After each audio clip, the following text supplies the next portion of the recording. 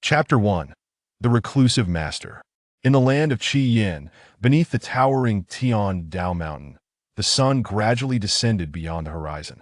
A handsome young man wiped the sweat from his brow, observing the saplings he had recently planted flourishing with remarkable vigor, growing sturdier by the moment, to the point where they bore fruit within mere moments. At last, the ripened fruits fell to the ground with a resounding thud. Ding! System notification. Walnut tree planting completed. Reward: Walnut Cracker X1. Picking up a walnut, Chen Bufan deftly cracked it open with the walnut cracker and swallowed it whole. Nothing compares to the fruits of my homeland. In this desolate realm of Xiantian, the material world is astonishingly barren, not a single fruit tree in sight. By the way, system, what is my next task? Please proceed to Shurha village at the foot of the mountain and assist the villager Wang Diju in curing his sow's infertility. Chen Bufan had long since grown accustomed to such peculiar tasks from the system. He was not a native of Xiantian. He had accidentally traversed into this world 3 years prior. Upon his arrival, he had bound himself to a system, initially believing he could showcase his skills, only to be informed that the outside world was filled with cultivators, and he needed to complete the system's tasks to grow stronger. But how strong was strong enough? Over the course of 3 years, the system had assigned him a myriad of tasks: planting trees, building bridges, sweeping floors, fetching water, and even trimming nails. He had even raised a brood of chickens, 2 pigs, and 3 golden monkeys on the mountain. The rewards from the system were as varied as they were trivial: nail clippers, water ladles, brooms, and even some smart devices. Chen Bufan had painstakingly transformed his mountain abode into a modern villa using these rewards. Yet, 3 years had passed, and Chen Bufan still felt no trace of spiritual energy within himself. Not even the most fundamental ability of a cultivator, flight. Say, system, does your insistence on sending me to Shurha village imply that my current strength confines me to this limited area? Invalid dialogue detected. System refuses to respond. Fine, your system is quite obstinate. I shall obediently heed your commands. Equipped with the pig-rearing guide previously provided by the system, Chen Bufan swiftly descended the mountain, determined to return before nightfall, lest the mountain path become perilous. However, the moment Chen Bufan departed, the entire villa radiated with brilliance. First, in the aquarium, a dazzling array of colors flashed as a golden dragon soared skyward. Yet, before it could ascend far, a large black dog pinned it down. You foolish creature of the dragon clan, the master has not yet departed. Do you seek death? Xiao Tian, release me. The phoenix ancestor by the chicken coop is even more arrogant than I. Why do you not confront him? Foolish dragon, do not attempt to sow discord between me and Xiao He. I have just laid a phoenix egg for the master. What harm is there in a little arrogance? Silence. If the master discovers this, you might find yourselves roasted or steamed. With a commanding bark, Xiao Tian quelled the commotion, and the courtyard fell silent.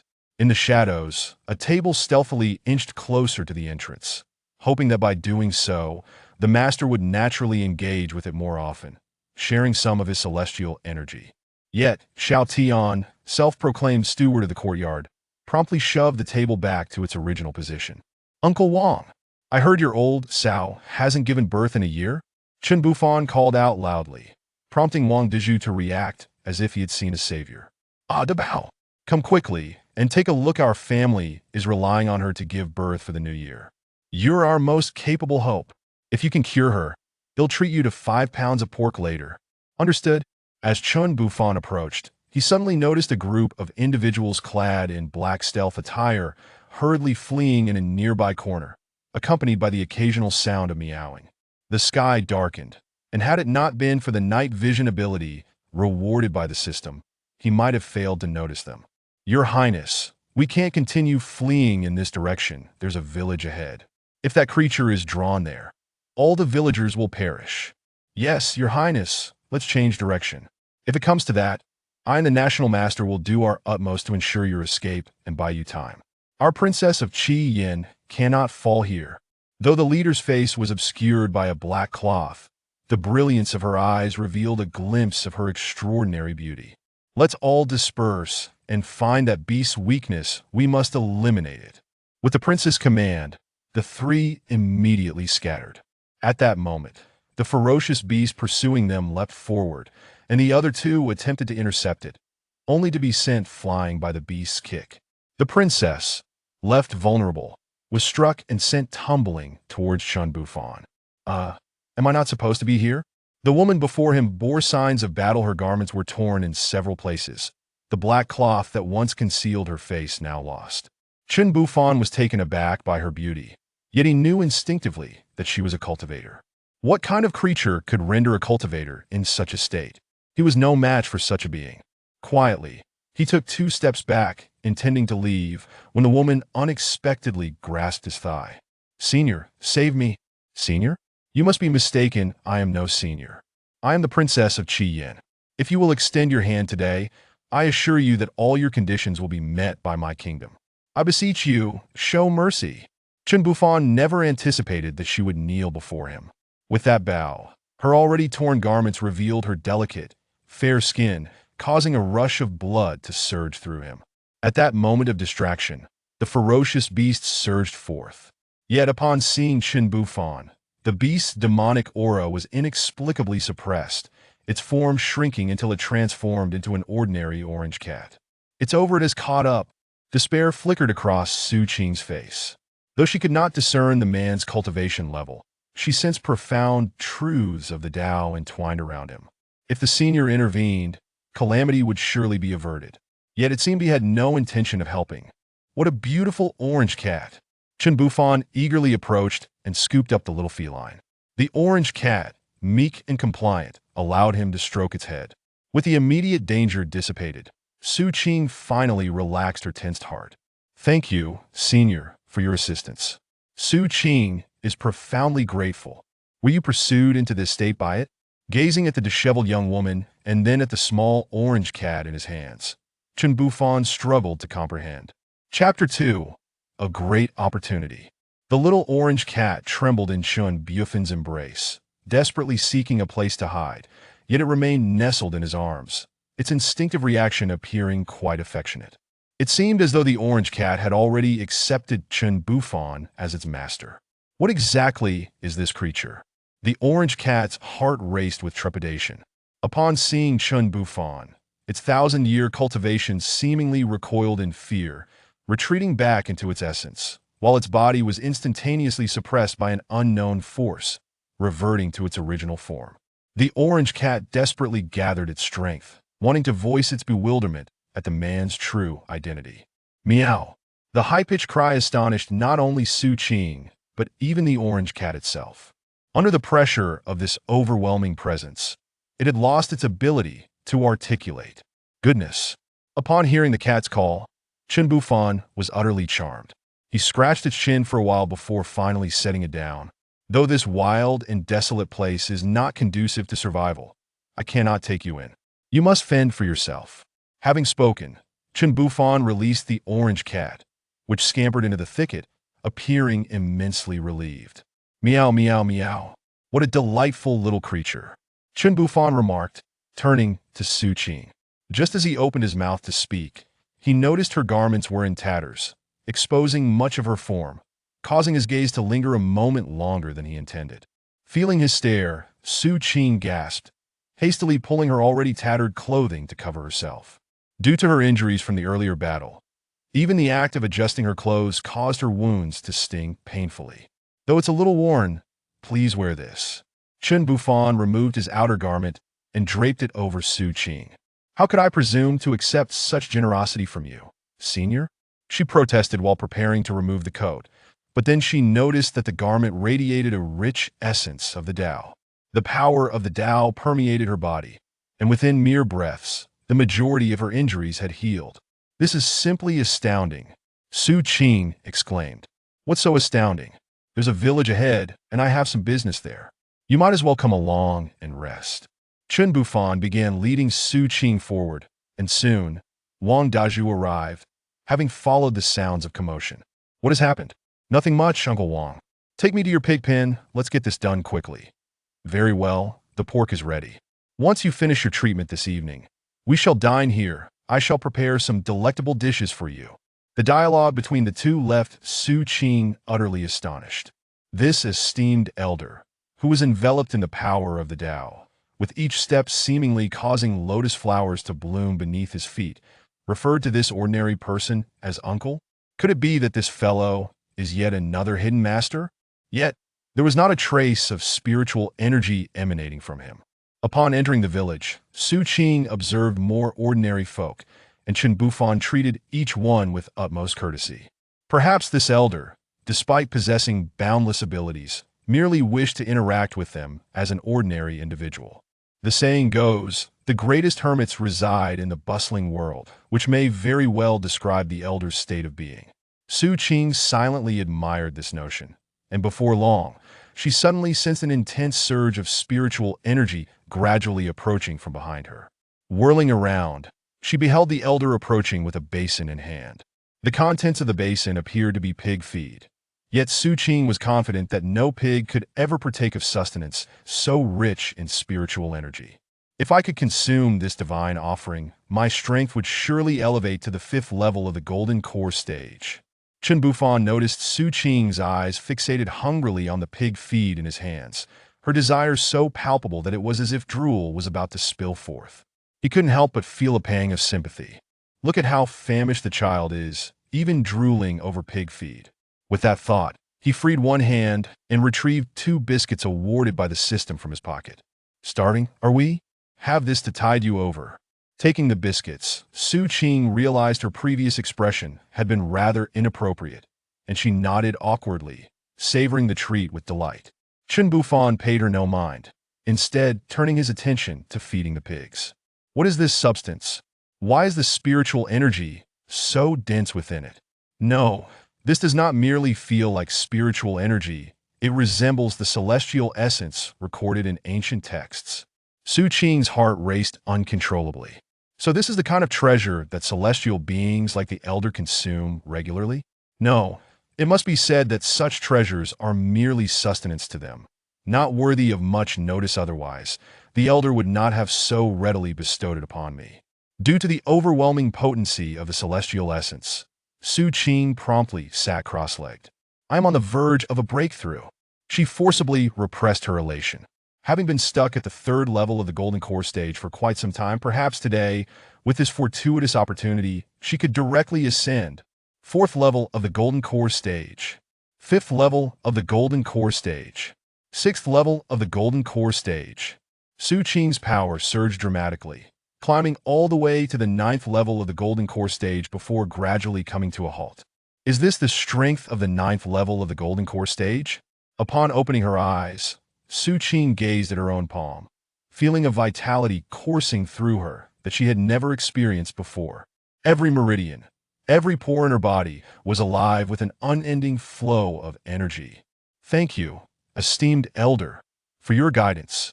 Su Qing knelt fervently before Chen Bufan, bowing deeply. In our chance encounter, not only did you save my life, but you also granted me this opportunity. Such immense kindness and virtue, Su Qing has no means to repay. Should you require any assistance from me or the royal family of the Qihua Kingdom, please do not hesitate to ask. I shall never utter a word of refusal to your requests. While Chen Bufan was still feeding the pigs, he froze upon hearing the mention of the Qihua Kingdom. He had assumed the previous lengthy discourse was merely the ramblings of a madwoman, but the royal family of the Qihua Kingdom was the overlord of his territory. You are a member of the Qihua Kingdom's royal family? I am a princess of the Qihua Kingdom. I came here seeking treasure, but I did not anticipate. Chen Bufan was taken aback, hastily placing the pig feed down before Su Qing. Your Highness, I truly beg your pardon. I was unaware of your identity, which is why I draped my tattered garments upon you. Please forgive me, Your Highness. What does the esteemed elder mean? I harbor no intentions of flaunting my status, and in your presence, my identity is hardly worth mentioning. As Su Qing spoke, she noticed Chen Bufan's apparent lack of reaction, and fearing she had inadvertently offended him, she hurriedly prostrated multiple times. Please forgive me, esteemed elder. I had no intention of causing offense. I implore you not to take it to heart. Chapter 3. The Divine Sword. Do not worry, do not worry. Please get up quickly. Otherwise, if you bump your head, it will only cause me more trouble. Chen Bufan's first impression of the princess was that she seemed somewhat dim-witted. Senior, I have one request. What could a princess possibly want from me? Senior, you jest, I have come near Tiandao Mountain in search of a certain treasure. However, my companions and I overestimated our strength and ended up gravely injured. I hope that you can lend us your assistance. If you agree, I assure you that the great favor from you will be repaid with the full might of the Qiyin kingdom. Upon hearing this, Chen Bufan's mind began to ponder. What kind of treasure could it be? Although the treasure was a royal secret, the princess, under the senior's inquiry, dared not withhold the truth. It is a sword. Sent by my father to retrieve, I humbly ask for your help. Though I am aware that the area is perilous and that there are many formidable beasts that once pursued me, I believe that with your abilities, you can easily subdue them. At this, Chen Bufan nearly laughed aloud. The large beast that pursued me was merely a common orange cat. If that is indeed the case, then there is no harm in investigating, particularly since it is a matter of great importance to the royal family. Uncle Wang, the medicine has been administered, and as for the meat, please keep it for yourself. Your pig will recover in no more than 2 or 3 days. Having said this, Chen Bufan followed Su Qing to the concealed location of the sword. Before them lay a sword tomb, where numerous finely forged blades were haphazardly thrust into the ground. The imposing statues of 2 tigers flanked the entrance. Senior, please be cautious. As soon as we approach the entrance, those formidable beasts will come rushing out. Su Qing cautioned, her words eliciting a slight tension in Chen Bufan. Yet, he could not fathom what Su Qing had to fear, as these so-called beasts were no more threatening than the orange cat he had encountered earlier. With these thoughts in mind, Chen Bufan stepped forward and entered the sword tomb. In an instant, a chaotic swarm of small animals rushed towards him. Some soared above, while others scurried below. Pigeons, sparrows, rabbits, and orange cats. Goodness, have I entered a zoo? Chen Bufan muttered in disbelief. Senior, be careful. These beasts are quite formidable. If they attack, we will be in serious trouble. Su Qing gripped the hilt of her sword, struggling to suppress her urge to assist. These creatures? Chen Bufan was at a loss for words. With a casual wave of his hand, an overwhelming aura radiated from Chen Bufan's sleeve, enveloping Su Qing in a wave of pressure that nearly caused her legs to buckle. There is no trace of spiritual energy. Has the senior merely used his own imposing presence to unleash such a powerful attack? This is utterly terrifying. Su Qing continued to retreat until she found refuge against a large stone, allowing her body to relax slightly. After casually waving off the birds, Chen Bufan turned his attention to the small creatures on the ground. You lot, do not hinder me. I have important matters to attend to. Chen Bufan waved his hand dismissively, yet the small creatures remained frozen in place, trembling with fear. They had ruled this territory for nearly a century, having bested countless challengers with their overwhelming might. Yet upon encountering this individual, they could not muster even an ounce of aggression. It was as if some primal instinct had reverted them to a state of submission. What kind of overwhelming strength is this? How can such a being exist in this world? The beasts gasped in astonishment, yet their voices, stripped of their former ferocity, were now meek and docile. Meow, meow, meow. Chirp, chirp, chirp. What on earth? In this desolate wilderness, where do all these small animals come from? Move aside. Do not block my path. Chen Bufan stamped his foot, sending the beasts fleeing in terror, each expending their last ounce of strength to escape. Well then, let us proceed. Chen Bufan beckoned, while Su Qing clutched her chest, a trace of blood at the corner of her mouth. What has happened to you? Chen Bufan inquired, perplexed. The pressure you exerted earlier was too intense, causing some internal injuries. However, now that you have retracted it, I shall recover shortly. Listening to Su Qing, Chen Bufan furrowed his brow. This princess, could she be attempting to shift the blame for her injuries onto me?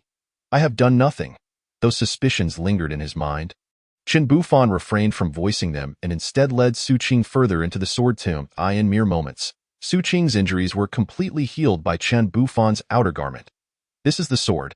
At the heart of the sword tomb, a long sword of azure hue was embedded in the sword-forging pool, though the water within had long since dried up. Is this the divine sword you spoke of? Chen Bufan exclaimed, astonished. While the sword appeared aesthetically pleasing, its blade was too thin, and the material, although steel, rendered it susceptible to wear in practical combat. In terms of functionality, even his woodcutting axe was superior to this blade. As Su Qing reached for the hilt, intent on drawing it forth, a group of individuals suddenly stormed in. Su Qing released the divine sword. The newcomers were two masked men who held captive Su Qing's two companions. One was Zhao An, a royal guard of the Qiyin kingdom, and the other was Sun Yizhao, the kingdom's sage. Both bore grave injuries, unable to resist their captors. Su Qing, do not make me repeat myself. If you do not comply, I will kill Zhao An to demonstrate that I am not jesting. Finally, under duress, Su Qing halted her actions, gazing incredulously at the two men. Who are you? Knowing my name. Do you not recognize my status? Of course, I know. You are the princess of the Qiyin kingdom. Today, seizing the divine sword and killing you would be a significant accomplishment for us. The man showed no concern for Su Qing's title, leading to a singular conclusion. Are you spies sent by another kingdom? Your Highness, I prefer the term intelligence operatives. Quickly, raise your hands and step aside. With that, the two men shouted, leaving Su Qing with no choice but to comply. Both men were pillars of the Qiyin kingdom. Should anything happen to them, the nation would suffer immeasurable loss. It's safe for me to leave now. At that moment, Chen Bufan scratched his head. An inappropriate gesture given the circumstances. Chapter 4. Recruitment. Who are you? The two masked men had sensed an overwhelming spiritual presence, initially believing it to be a treasure held by Su Qing, thus thinking they could force her compliance through her companions.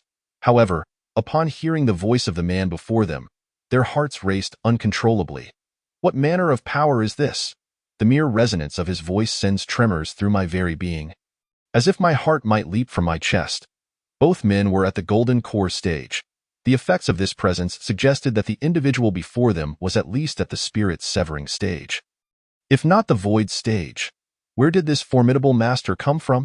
Such an individual would never aid a nameless figure like me. In that moment, neither knew how to react. Chen Bufan observed their silence with growing concern. It was clear that this individual stood with the Qiyin kingdom, and any attempt to ambush the princess would surely invoke the wrath of this powerful being. Though he could not discern the nature of Su Qing's apparent fortune, it was evident that lingering here was unwise. A man whose very speech could instill such fear surely possessed the power to obliterate them with a mere flick of his hand. As the two masked men exchanged fearful glances, it was evident that they both recognized the terror reflected in each other's eyes. A constant urge to flee, an overwhelming desire to vanish from this place. What do we do? If we provoke him, we will have no choice but to escape. He is an enemy we cannot afford to confront. The two men whispered to each other, yet they dared not make a move. For turning their backs on Chen Bufan would seal their fate. They had to wait for an opportunity. Seeing their hesitation, Chen Bufan's mind began to race. Surely, they did not intend to prevent my departure? While I agreed to assist this princess in assessing the situation, I have done nothing but clear a path and disperse a few small creatures. Contemplating this, Chen Bufan understood that he could not afford to delay any longer. Taking a deep breath, he stepped slightly forward. May I? Run. Quickly. He is about to strike. As soon as Chen Bufan spoke, the taut nerves of the two individuals crumbled in an instant. Without a second thought, they fled in the opposite direction, while Chen Bufan stood there momentarily dazed. They just ran away? Chen Bufan pondered, and at that moment, Su Qing stepped forward in agreement, stating, of course, after all, we are faced with an adversary they cannot afford to provoke. They may be ruthless, but they are certainly not foolish enough to seek their own demise.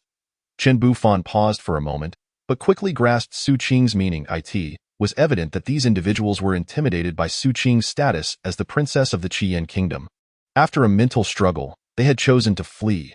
Honestly, I understand your noble status, but there's no need for such forced explanations. Why put on airs in front of a mere mortal? Chen Bufan silently scoffed. While a small smile graced Su Qing's face, she was not boasting. She understood that their flight was not merely due to fear of her identity and position. After all, with such a formidable senior present, how could they possibly remain? Her earlier remarks were subtly intended to flatter her esteemed predecessor. Such a venerable figure would surely dislike overt praise, thus necessitating a more roundabout approach. As she contemplated this, Su Qing found it increasingly difficult to suppress her smile.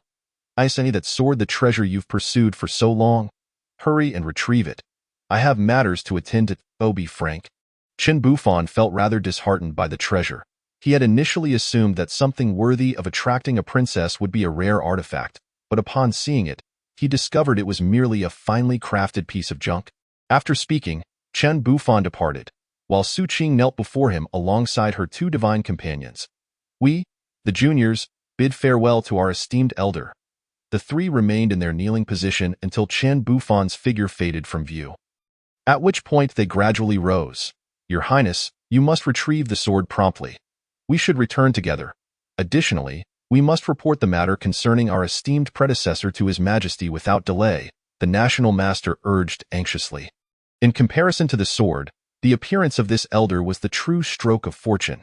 If they could entice him to the Qiyin kingdom, their nation would undoubtedly rise to dominance. Rest assured. Once I acquire the divine sword, a mere 2 days of flight will bring me back here. National Master, please return and inform the Emperor, so he may prepare a generous gift. Next time, I will certainly invite our esteemed elder back. As she spoke, Su Qing touched the coat draped over her shoulders, a gift from the elder, still retaining his warmth and ethereal aura. Feeling this celestial energy, her cheeks flushed, and she turned to gaze at the divine sword standing solemnly in the sword mound.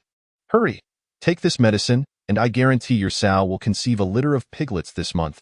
Chen Bufan clapped his hands, and Wang Dazhu beamed with joy. He never doubted Chen Bufan's abilities, having witnessed him resolve similar issues countless times before. Excellent, tonight, you must stay. Your aunt has specially prepared a pot of braised meat for you. Enough of that. I have matters to attend to, Chen Bufan replied. Uncle Wang, you can manage without me. Raising a couple of pigs is no small feat. There's no need for such extravagance. After saying this, Chen Bufan returned to Tiandao Mountain.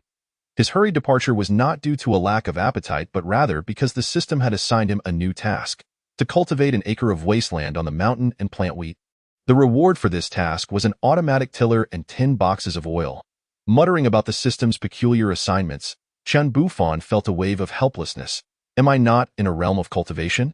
Why am I being tasked with such mundane chores? Although this device would indeed expedite grain cultivation, was he expected to sell crops in a world of immortals? He feared that after years of labor, a bandit would rob him of his hard-earned yield. Despite his complaints, Chen Bufan diligently worked the land. Perhaps this was the reason for his master's incredible strength. The celestial dog barked affirmatively at Chen Bufan. Of course, having reached such a level, why should you handle these trivial matters yourself? Let the celestial dog take care of it. Your master doesn't even need to use his celestial energy. Perhaps this is the essence of his realm. While nurturing her eggs, the phoenix blushed and mused. Chapter 5. The celestial fruit quickly. We mustn't delay any longer. 3 figures raced through the skies above the official road. It was Su Qing and her companions. Initially, she had instructed the national master, Sun Yizhao, to return to the palace to prepare generous gifts, and everything had been meticulously arranged. However, just as they were about to set off, a tribute from a foreign land arrived, a gemstone emanating a faint celestial aura. Although its exact nature was unclear, they believed it would surely please their esteemed elder more than the gifts they had prepared. In pursuit of the gemstone, they delayed their departure by a day. Although they obtained the gem and set off immediately, they dared not linger even for a moment. We, as mere ants in the presence of our elder, are fortunate he is willing to assist us. While he still remembers us, we must seize this opportunity to show our goodwill. Even if we cannot directly recruit him, we can reinforce his impression of us. However, this delay had cost them a day. Su Qing's expression grew increasingly anxious, and in her fluster, she nearly stumbled from the heights. Your Highness, please do not panic. If we do not encounter him, it simply means we are fated not to.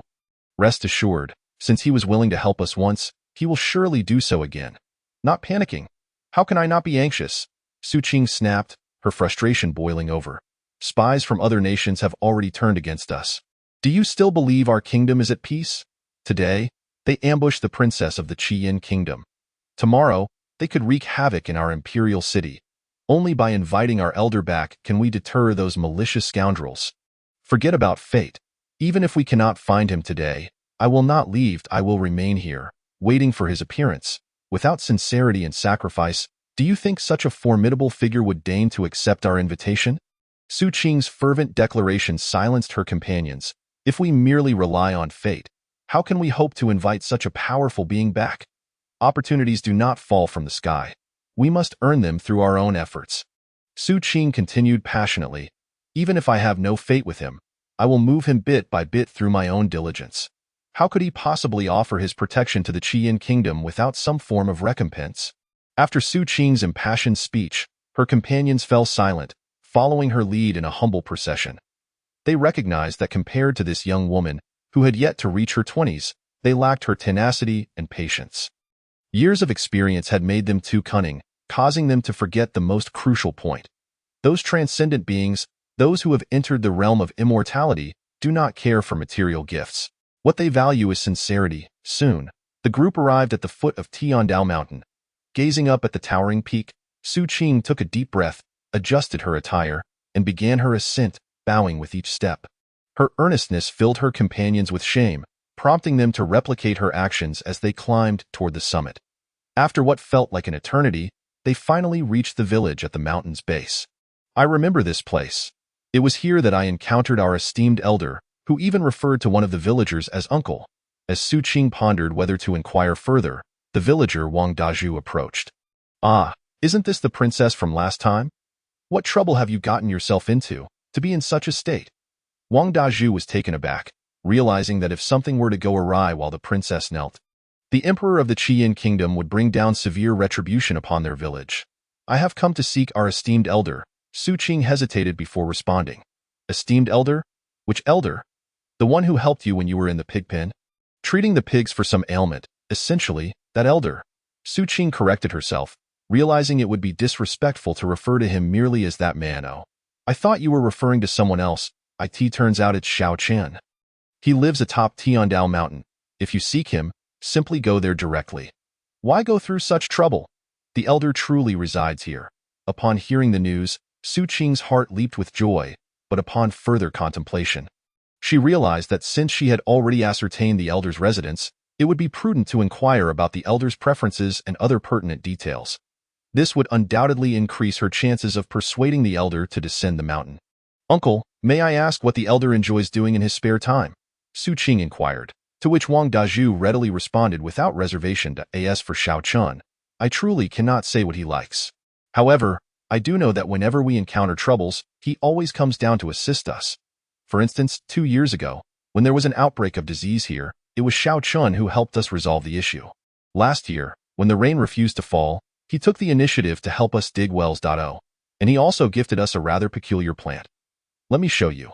Wang Dazhu led Su Qing and the others into the village and soon produced a dark, glossy object that shimmered in the light. Xiao Chen claimed this is quite delicious, but it must be stir-fried with sand and sugar. Tell me, where in the world do you find food that requires frying with sand? As Wang Dazhu handed over the item, Su Qing immediately sensed the abundant spiritual energy within it. What is this treasure? Even the most cherished elixirs in our royal treasury cannot compare to the vitality contained in this celestial fruit. Gazing at the object, Su Qing nearly drooled, imagining that consuming it would significantly enhance her strength. If she could acquire a few more, ascending to the nascent soul stage would not be out of reach. This, Xiao Chen told us, is called chestnut. I don't understand it well, but if the princess likes it, I can certainly give it to you. I have harvested a whole sack of them, if you wish. I can bring you the seeds along with these fruits. Upon hearing this, Su Qing felt as if she might faint from joy. Thank you. Thank you. If I can bring these celestial fruits back, the strength of the Qiyin kingdom will surely ascend to a new level. Su Qing's excitement left Wang Dazhu somewhat bewildered. He distinctly remembered when Chen Bufan had mentioned that these were merely for tasting, raising doubts about whether their lives in the mountains had rendered them so deprived of worldly goods. Chapter 6.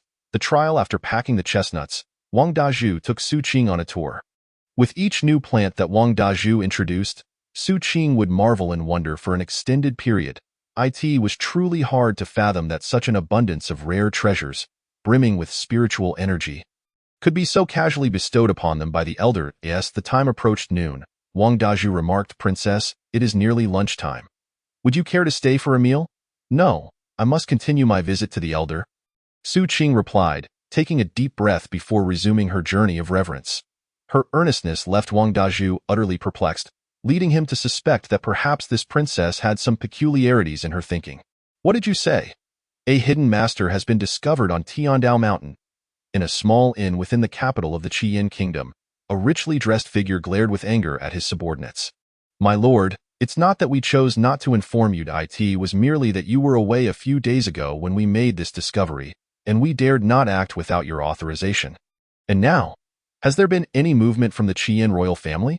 It is said that the princess named Su Qing has already gone to seek the elder's assistance. What shall we do? If she succeeds, calm down. They can invite him, and we can do the same. Bring the treasures we recently seized from the Qiyin border, and let us head to Tiandao Mountain. But my lord, Tiandao Mountain is their territory, and that elder resides within it. The richly dressed individual was visibly irritated by his subordinate's words. At his level, it is trivial to establish a nation. He would not concern himself with such matters. As long as we can invite the elder before Su Qing does, we can easily obliterate the Qiyin kingdom. Should we arrive too late, the consequences of their retaliation would be beyond our capacity to bear. System, could you assign me some tasks that can enhance my cultivation? After completing the task of cleaning the chicken coop, the system presented Qin Bufan with a head massager, which was essentially a soul extractor. What use is this to me? Truly vexing. Chen Bufan casually stored it in the system space and sighed as he gazed at the fully ripened walnut tree on the mountainside, preparing for another day of labor. Carrying a small basket, Chen Bufan soon spotted a group of individuals swiftly approaching him from a distance. Hurry! Stop! These individuals were indeed enemies infiltrating the Qiyin kingdom. Unlike Su Qing, who came with good intentions, they flew directly to Tiandao Mountain, ready to locate the hidden master at the fastest speed possible. Thus, despite departing half a day later than Su Qing, they were the first to find Qin Bufan. Senior, upon seeing Qin Bufan, they immediately confirmed his identity. With such an overwhelming presence of Dao power, who else could it be but the esteemed elder? Do I know you? Qin Bufan took a step back. Although they appeared friendly, there was no doubt that referring to him as senior indicated they were at least cultivators, individuals he could not easily provoke. Senior, we have come specifically to invite you down from the mountain. One among them declared, leaving Qin Bufan momentarily stunned. I am Qin An, the national master of the Feiyu Kingdom. If the senior would deign to visit the Feiyu Kingdom, I assure you that all your requests will be met. Qin An's unexpected proclamation left Qin Bufan utterly bewildered. What is this? You wish to invite a mere mortal down from the mountain? Please, do you think I wish to reside in the mountains? If I had even a modicum of spiritual energy, I too would yearn to venture out. Qin Bufan was engulfed in confusion, unsure of how to respond. Noticing Qin Bufan's silence, Qin An assumed he was waiting for conditions to be laid forth and continued. Senior, I have brought some humble gifts. Though not particularly rare, they are the most valuable treasures I could offer you, and I hope you will accept them. With that, Qin An produced a collection of items. However, to Qin Bufan's eyes, these were merely trivialities, lacking any true worth.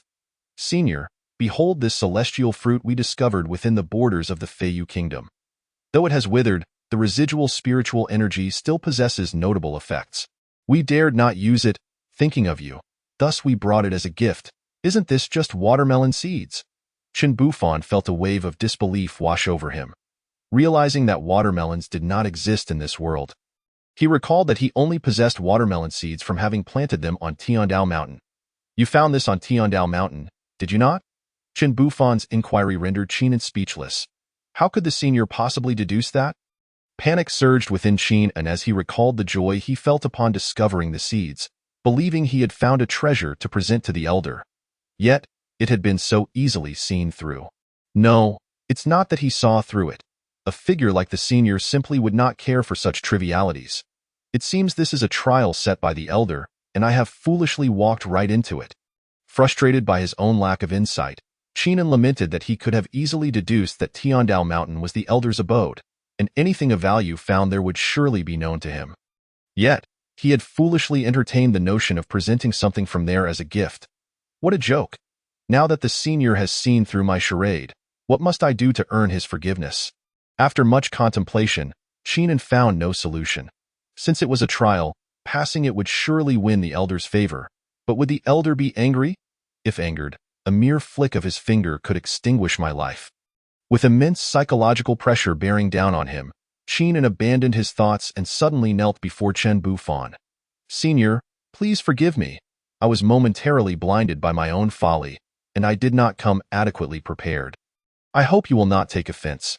However, I assure you, should you be willing to leave the mountain to assist me, I will offer whatever benefits you desire. The Feiyu Kingdom will provide them all. As Qin knelt, his subordinates, unsure of what transpired, hastily followed suit. All you can offer, but from the looks of you, it seems you possess nothing of value, Qin Bufan remarked, incredulous. A person who could consider watermelon seeds a treasure could hardly provide anything worthwhile. Was he merely trying to deceive me? With this thought, Qin Bufan, despite recognizing the disparity in their strengths, could not help but display a hint of displeasure on his face. Chapter 7. A burden too great, please forgive me.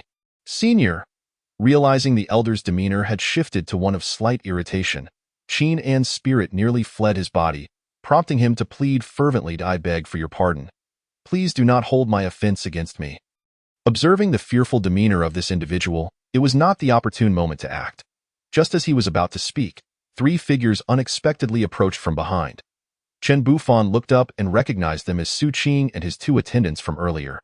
At that moment, Su Qing's forehead was marred with numerous wounds, clearly indicating he had just endured some ordeal that left him bleeding profusely. However, he seemed unconcerned, his eyes lighting up upon seeing Qin Bufan. Yet, instead of panicking, he knelt heavily on the ground, cupping his hands in salute, and respectfully presented the large coat that Qin Bufan had previously lent him for healing. Senior, this is the sacred object you lent me to mend my injuries.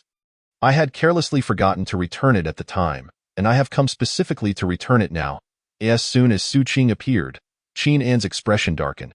He was acutely aware of the previous encounter when this reclusive master had assisted Su Qing. And judging by Su Qing's words, it seemed this master had bestowed upon him another sacred object for healing. What should he do? Could it be that they had forged some sort of alliance?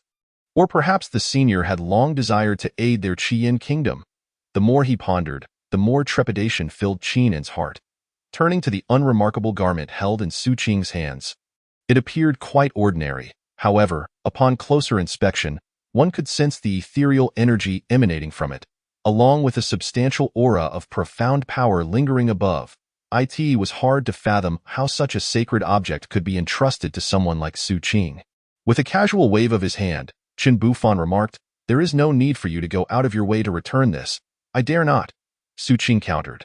Despite Qin Bufan's nonchalance, Su Qing regarded this item as far more formidable than all the magical artifacts within their entire Qiyin kingdom combined. If he were to keep it, the senior would likely say nothing. But would this not portray the people of Qiyin kingdom as greedy? If he were to leave a bad impression before the senior over a mere celestial artifact, it would be a grave misstep. Losing much for the sake of little, with these thoughts in mind, Su Qing gradually rose, holding the coat high above his head, approaching Qin Bufan with utmost reverence, ultimately halting before him. This is a sacred object. No matter what the senior says, I dare not keep it for myself, thus I must return it. After all, Su Qing was a princess from a foreign land. Qin Bufan had initially been indifferent to the garment. But given the princess's deep respect in presenting it, he felt compelled to accept it. Should he refuse, and the princess took offense, it could lead to dire consequences for him. Resigned, Qin Bufan accepted the garment once more. "Tell me, what happened to your head?" Qin Bufan asked, somewhat at a loss for words. Su Qing remained silent, but the two individuals behind him understood that he was not one to seek credit for his accomplishments. Yet failing to explain this matter would render Su Qing's previous efforts in vain. "Senior, our princess has made her way here, bowing at each step, to beseech your assistance for our Qiyin kingdom." Upon hearing this, Qin Bufan was taken aback. Why had the princess of two nations come to solicit his aid? Each of them was a cultivator who could soar through the clouds. Why would they require the help of an ordinary person like him? At a loss for how to respond, Qin Bufan awkwardly shifted the conversation. "Since you have come here bowing, your wounds must be treated promptly. Otherwise, if you were to contract tetanus, it would be troublesome indeed." With that thought, Qin Bufan retrieved a band-aid from his pocket. The moment he produced it, everyone present was left in astonishment. What is this? How can there exist such a potent fragrance of medicine in the world? Is this truly a medicinal scent? Even in the most fragrant medicinal fields I have encountered at home, I have never inhaled such a rich aroma, and within this fragrance, There even seems to be a hint of ethereal energy. Everyone could sense the celestial energy emanating from this small square object, and Su Qing, filled with trepidation, exclaimed, "Senior, please, I have only a minor injury. To use such a sacred object would be excessive." As he spoke, Chen Bufan had already unwrapped the band-aid, tearing off the packaging and applying it to Su Qing's forehead. The moment it adhered, Su Qing felt a warm current surge from his forehead, enveloping his limbs. His strength, which had already reached the pinnacle of the golden core stage, began to approach a breakthrough after absorbing this spiritual energy. Realizing this, Su Qing's heart raced. He had only met the senior twice before. The first time, the senior had helped him ascend several levels to reach the golden core stage, and now, with merely a single artifact, he was on the verge of breaking through to the nascent soul stage.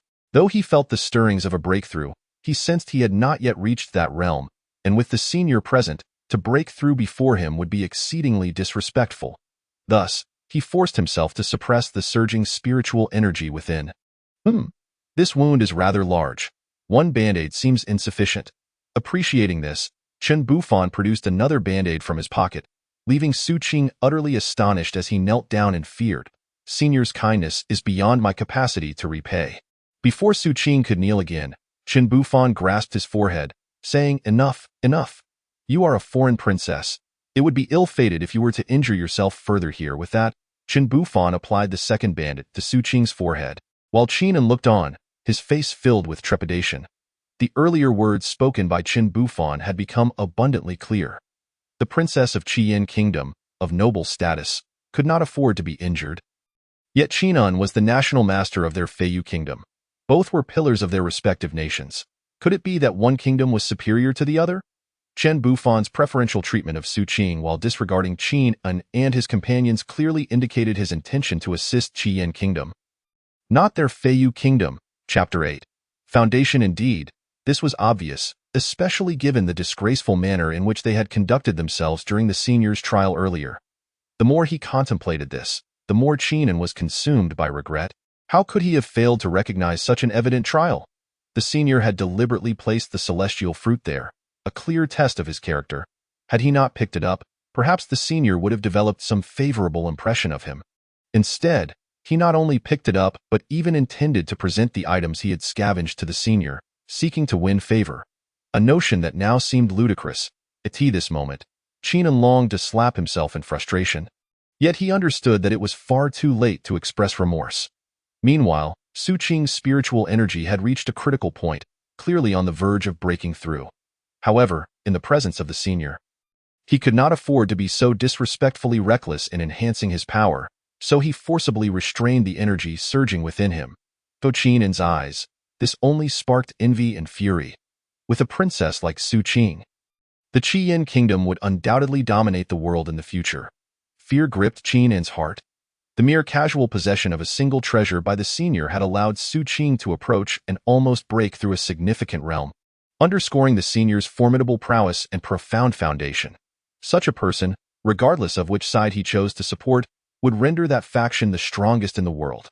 His inability to successfully recruit the senior, coupled with his negative impression left behind, meant that if a conflict were to arise between Qiyan Kingdom and Feiyu Kingdom, he would surely be among the first to perish. Realizing this, Qinan's anxiety intensified. He needed to secure a contingency plan for himself.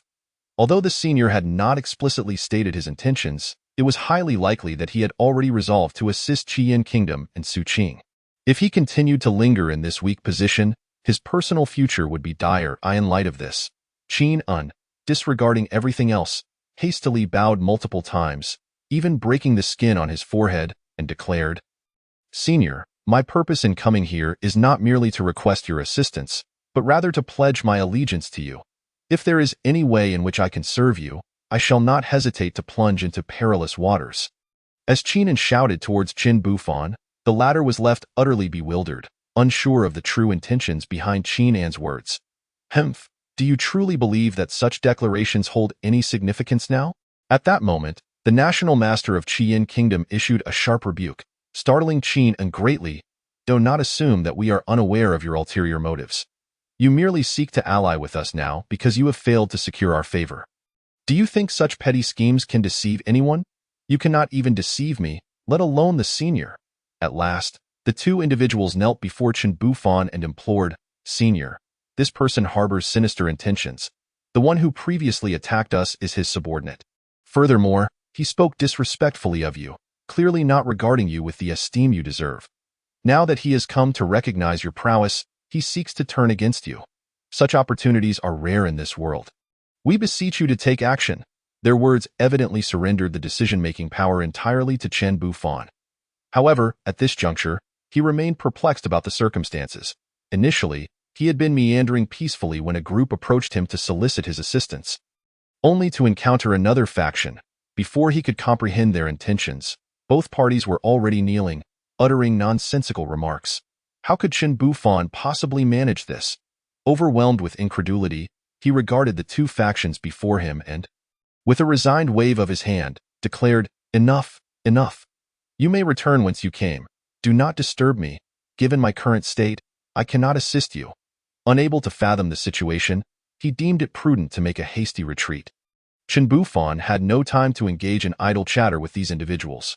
After speaking, he turned to depart. Meanwhile, Su Qing could no longer restrain himself and settled into a meditative posture, beginning to regulate his internal energy, preparing for a breakthrough. The other two remained to guard him. It was only after Chen Bufan's departure that Qin exhaled a sigh of relief. "I survived. I truly survived." Even at this moment, he could scarcely believe that the senior had released him so readily. However, upon reflecting on the senior's words before leaving, he sensed a deeper significance. The senior instructed them to return to their origins and remarked that he could not assist them in his current condition. What did this imply?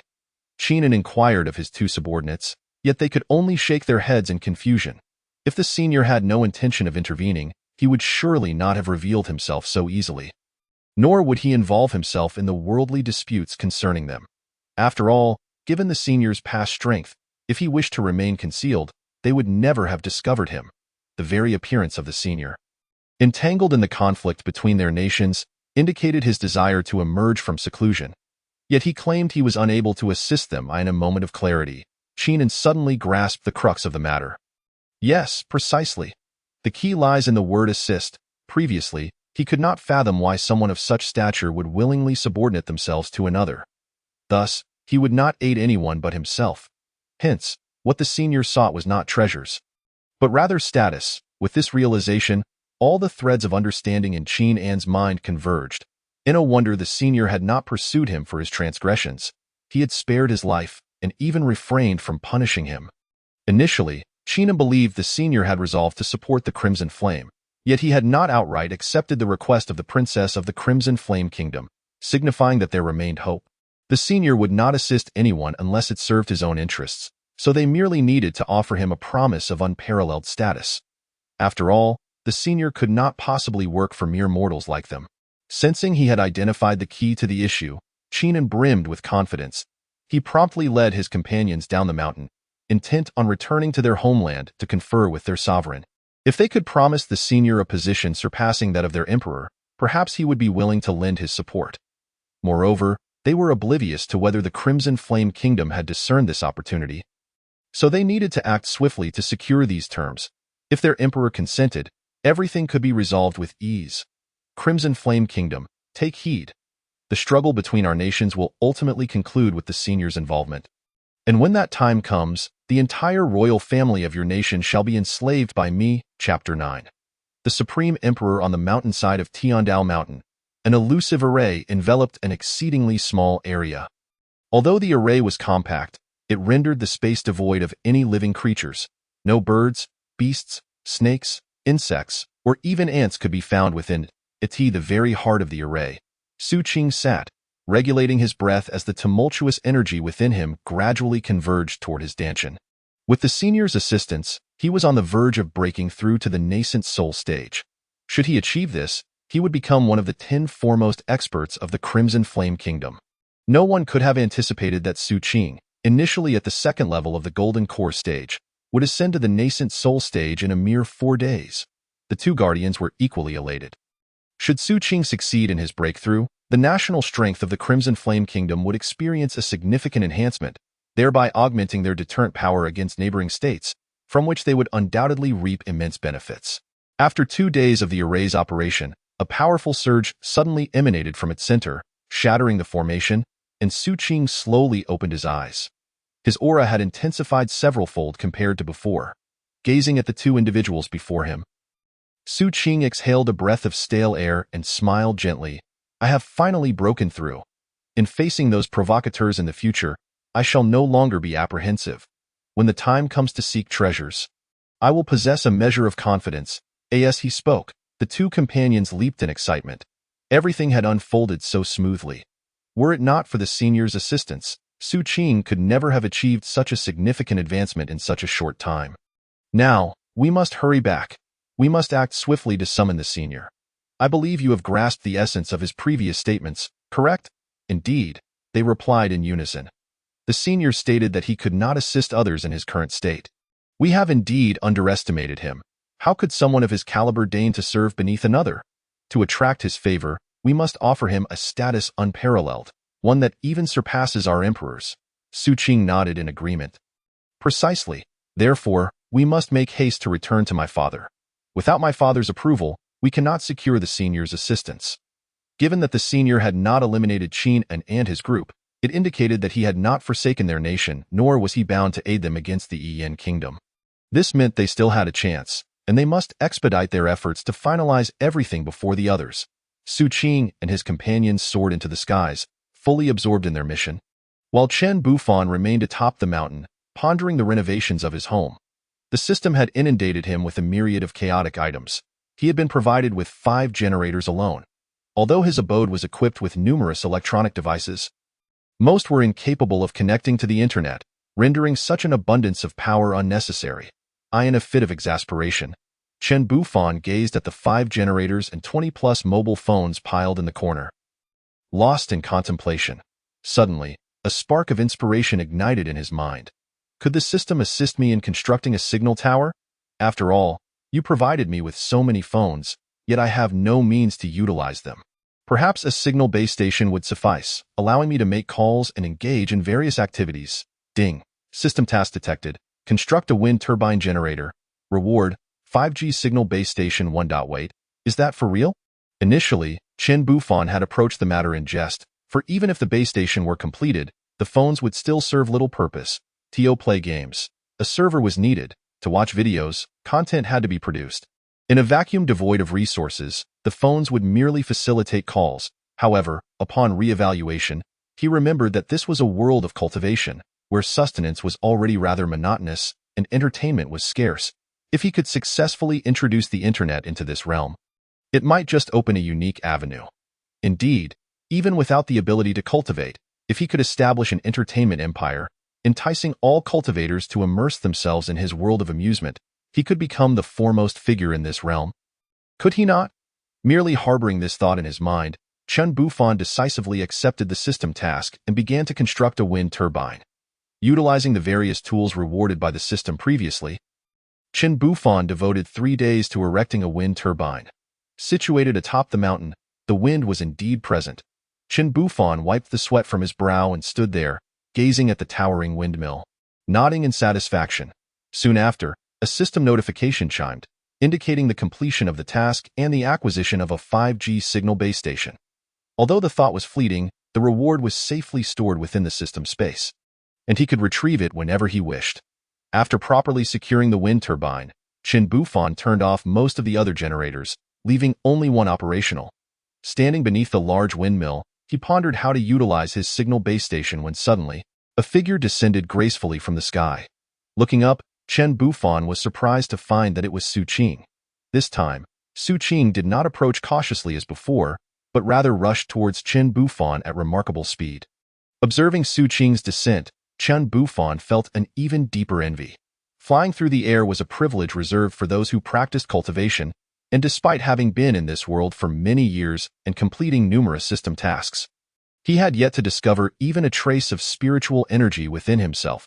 To traverse a world of cultivation yet remain estranged from its practices was an exceedingly frustrating predicament. Senior, what is this massive contraption? The younger one inquired. Sensing the abundant celestial energy emanating from it, Su Qing was taken aback, so astonished that she momentarily forgot her purpose for coming. It's nothing much. This is a wind turbine. A wind turbine? What is that? With no further inquiries, Chen Bufan pressed. What brings you here this time? It was only then that Su Qing recalled her intent, promptly looking up to respond, Senior, I have already discussed this with my father. The Emperor. As long as you agree, he will recognize you as the Supreme Emperor of our Qian Kingdom. Should you accept, the entirety of Qian Kingdom will be at your disposal, and your status will surpass that of my father and anyone else. Although I understand that our small Qian Kingdom may not be of significance to you, this is the utmost sincerity we can offer. I hope you will consider it. Chapter 10. Sincerity, what does that mean? Chen Bufan was somewhat bewildered upon hearing this. Senior, I realize that these terms may seem trivial to you. Yet this is the most sincere offer we can present, Su Qing continued, noting the hesitation in Chen Bufan's eyes. If you wish, I could also offer myself as a gift. Although I have no cultivation skills and my talents are solely due to your guidance, I believe I possess a measure of beauty. If you desire, I could. As she spoke, a blush crept across Su Qing's face, and she instinctively lowered her head, an act entirely witnessed by Chen Bufan. It must be said, Su Qing's beauty was indeed captivating. In both appearance and figure, she could be deemed a paragon of beauty. Upon hearing her words, Chen Bufan felt a rush of blood surging through him, yet the notion seemed exceedingly absurd. What do you wish for? I am not that kind of person, and besides, such matters cannot be so casually treated. Becoming your kingdom's supreme emperor is out of the question. Chen Bufan hastily declined, though Su Qing had anticipated this rejection. For a celestial being like him, obtaining anything was likely a trivial matter. How could he possibly settle for the position of supreme emperor? By accepting that title, he would be, in name, the father of the ruler of Qian Kingdom. This would create a nominal blood relation, which, although merely formal, would be a tremendous advantage for them. Of course, if you are unwilling, it would be entirely acceptable for you to be our kingdom's ruler. My father has already stated that he can issue an abdication decree at any moment, handing the throne over to you. What say you, Senior? This revelation left Chen Bufan utterly astonished. He had no idea what machinations were at play. Observing Su Qing's demeanor, he remained silent for a considerable time before resolutely rejecting the offer. Forget it. If I must choose, then I would prefer to be your supreme emperor. Chen Bufan resignedly shrugged his shoulders. Initially, he could not fathom why this individual sought to recruit him, but upon reflection, could it be due to the equipment he had on the mountain? Su Qing had mentioned that the energy produced by the wind turbine was imbued with a substantial celestial essence. Could it be that electricity served as the foundation for cultivation in this world? If so, wouldn't constructing additional turbines enable the cultivators of Qian Kingdom to rapidly enhance their powers? Realizing this, Chen Bufan felt a renewed frustration.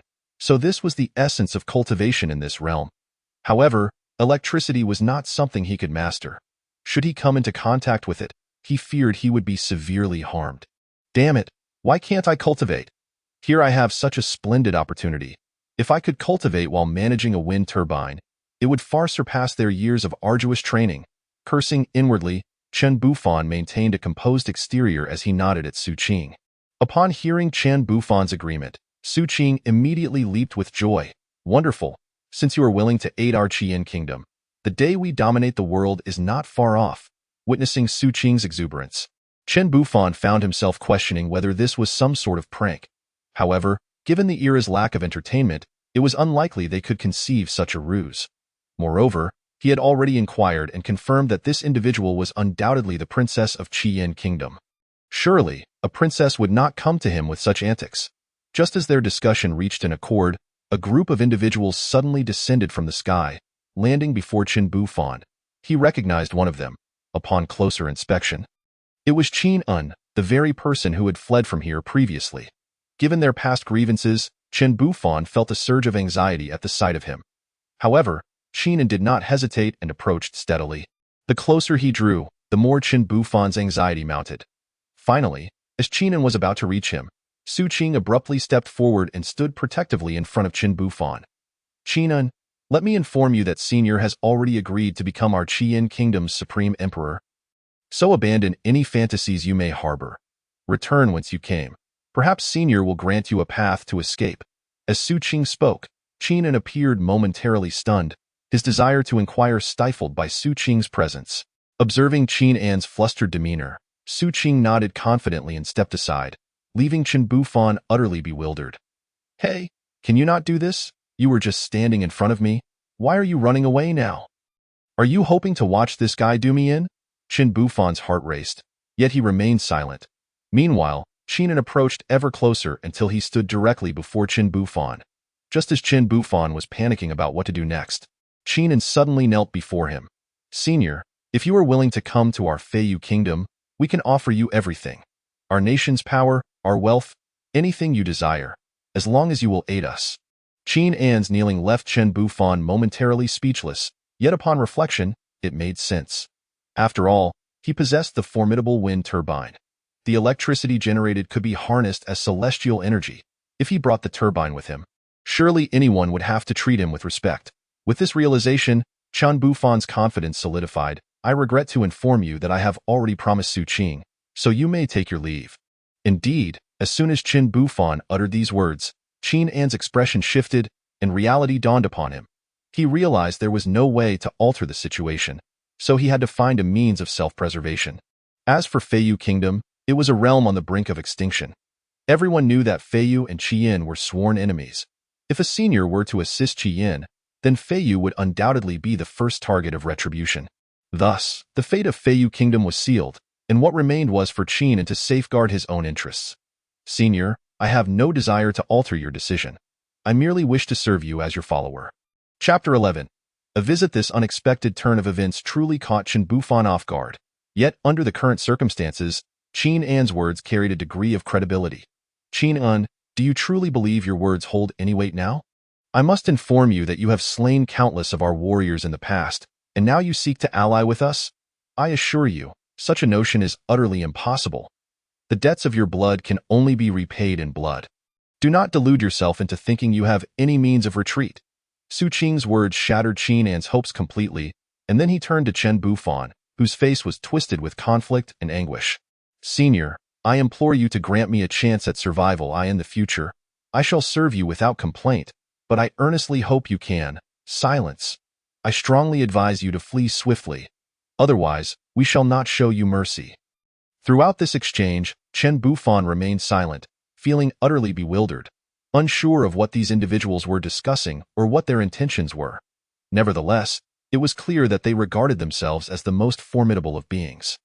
Ultimately, witnessing Chen Bufan's apparent disinterest in rescuing him, Qinan could no longer contain himself. He rose abruptly, glancing at Su Qing, and shouted, Su Qing, I warn you not to push matters to extremes. Otherwise what? Do you dare to act recklessly before our senior? Observing Su Qing's smug demeanor, Qinan could no longer restrain his frustration and surged towards Chen Bufan. Very well, if that is the case. I shall test your abilities. As he spoke, he seized a sword and charged toward Chen Bufan. Despite his initial concern, Chen Bufan soon realized that he posed no threat whatsoever. An invisible pressure sent Qinan flying. It dawned on him that Chen Bufan's mere aura was enough to keep him at bay, and the force of the impact had even left him internally injured, causing him to stagger back. During his retreat, he coughed up blood, fully aware that he had no chance of turning the tide and could only flee. Yet, deep down, he understood that mere flight held no significance, as long as he retained even a trace of spiritual energy. Chen Bufan would be able to track him down. In that moment of contemplation, he made a resolute decision and struck his dantian with a fierce palm. This blow stripped him of all his power, leaving him devoid of any spiritual energy. As long as I possess no spiritual energy, you will never be able to find me. Shouting this, he hastily fled, while Su Qing made no comment, recognizing that with Qin An's power diminished, there was no issue. Moreover, a person of Chen Bufan's caliber would not bother to dwell on such matters. Since the senior has already consented, shall we return together? Chen Bufan was taken aback. He had only just agreed. And now they were eager to leave. Was there truly such urgency? After a moment of silence, Su Qing seemed to realize something and, filled with regret, said, I failed to consider that a senior of your stature should not be so easily escorted by a junior. Rest assured, I shall employ the highest honors of our Yin kingdom to welcome you back. I guarantee that the arrangements we make will befit your status. Upon hearing Su Qing's intent to undertake such extravagant measures, Chen Bufan quickly waved his hand out. No, that is unnecessary. What I meant was that I need to gather a few belongings. I have many fowl and other matters to attend to on my mountain before I can depart. For a senior of such status to be so approachable is truly astonishing. Indeed, how could one attain such a high realm without possessing such a mindset? Without it, one could hardly reach your level. The extraterrestrials began to flatter Chen Bufin incessantly, leaving him somewhat embarrassed yet unwilling to voice any objections. Let us do this. Since we are to be allies henceforth, why not visit my home atop the mountain? Consider it a tour. Chen Bufan intended this suggestion to foster camaraderie, and upon hearing it, the others became ecstatic. Really, senior? May we truly visit your residence? Your abode is surely beyond the reach of mere mortals like us. Enough! We are all merely mortals here. Chen Bufan smiled awkwardly, while Su Qing and the others regarded him with immense admiration. Compared to ordinary people, they were hardly considered exceptional, but in the presence of someone like Chen Bufan, they felt utterly mundane. A mortal of such caliber, returning to simplicity, was indeed an exalted being, while they were but ordinary individuals. However, since the senior had extended an invitation, they could not refuse. Since the senior has invited us, we shall not impose. They followed behind Chen Bufan with utmost reverence. Soon, they arrived at the mountaintop, where they beheld the modest villa Chen Bufan had constructed, leaving them momentarily astonished. I never imagined the residence of a senior would be so unassuming. Compared to our palace, your realm is undeniably superior. Of course, individuals like the senior have long since cast aside worldly concerns. That is the essence of true elevation, Su Qing exaggeratedly remarked. Chen Bufan, however, said nothing in reply, as the group behaved like starry-eyed admirers, praising him at every turn. Although they struggled to comprehend it all, this flattery did not seem to harm him. Upon pushing open the door, as Chen Bufan stepped inside, a voice from the smart speaker greeted them. Welcome home. Today's weather is clear, with an outside temperature of 18 degrees Celsius and moderate humidity, ideal for spring outings. The voice startled Su Qing and the others, who had never encountered such phenomena. A voice emerged, yet they could not discern its source and felt no trace of spiritual energy. Oh no, there are assassins. Su Qing broke into a sweat, instinctively positioning himself in front of Chen Bufan, but then reconsidered. Chen Bufan's capabilities far surpassed his own. His interference would only hinder the situation, leaving him feeling utterly awkward. Calm down, there is no need for alarm. That is merely a smart speaker. Chen Bufan gestured toward a small white device on the table. Smart speaker? What is that? Su Qing's face was filled with curiosity, clearly unfamiliar with such a device, and the mere name intrigued him greatly. Well, it functions as a sort of assistant, providing weather updates and various other tidbits. Oh, it can even tell jokes. After explaining, Chen Bufan resumed gathering his belongings, while Su Qing became utterly captivated by the little gadget, rushing to engage it in conversation. Even the speaker's simple jokes had Su Qing laughing heartily, unable to contain his amusement. Is he truly so naive? Those old jokes can provoke such merriment in him.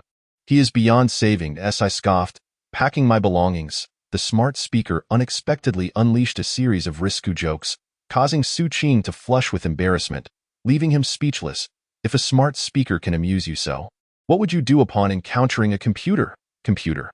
What is that? Su Qing's eyes sparkled with wonder. Noticing his silence, the smart speaker fell silent as well. Chen Bufan pointed to a desk where a computer sat, displaying the graphics of a game he had previously played, Sekiro. You can try pressing the keyboard. The characters will move in response to your actions. Su Qing was left dumbfounded, hesitating to approach. Observing this, Chen Bufan took Su Qing's hand, guiding him to the keyboard and instructing him on how to operate it. As the character on screen began to move, Su Qing was utterly astonished. Senior, who are these individuals? His face was pale with fear. The characters appeared breathtakingly lifelike, and the swordplay left him in awe. He struggled to fathom how such an immense world could be contained within such a small device. There are no real people here. It is merely a sequence of codes. Codes? What are those? Yet I see these figures so vividly, and they willingly submit to my control. It is truly remarkable, and their adversaries seem so formidable. If they were to appear before me, I fear I would not even be able to approach. Chen Bufan was utterly bewildered by his inquiries, unable to offer coherent explanations, and could only wave his hands dismissively. I still have some items to tidy up. You may entertain yourself here until I finish. After Chen Bufan finished speaking, He busily attended to his own matters, while Su Qing gazed at the computer before him. He was clearly eager to indulge in gaming, yet he hesitated to offend the formidable individuals present, eye in his eyes.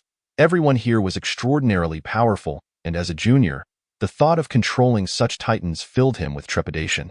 However, witnessing the imminent demise of his character due to inaction, he finally succumbed to the urge to play, driven by a desire to save.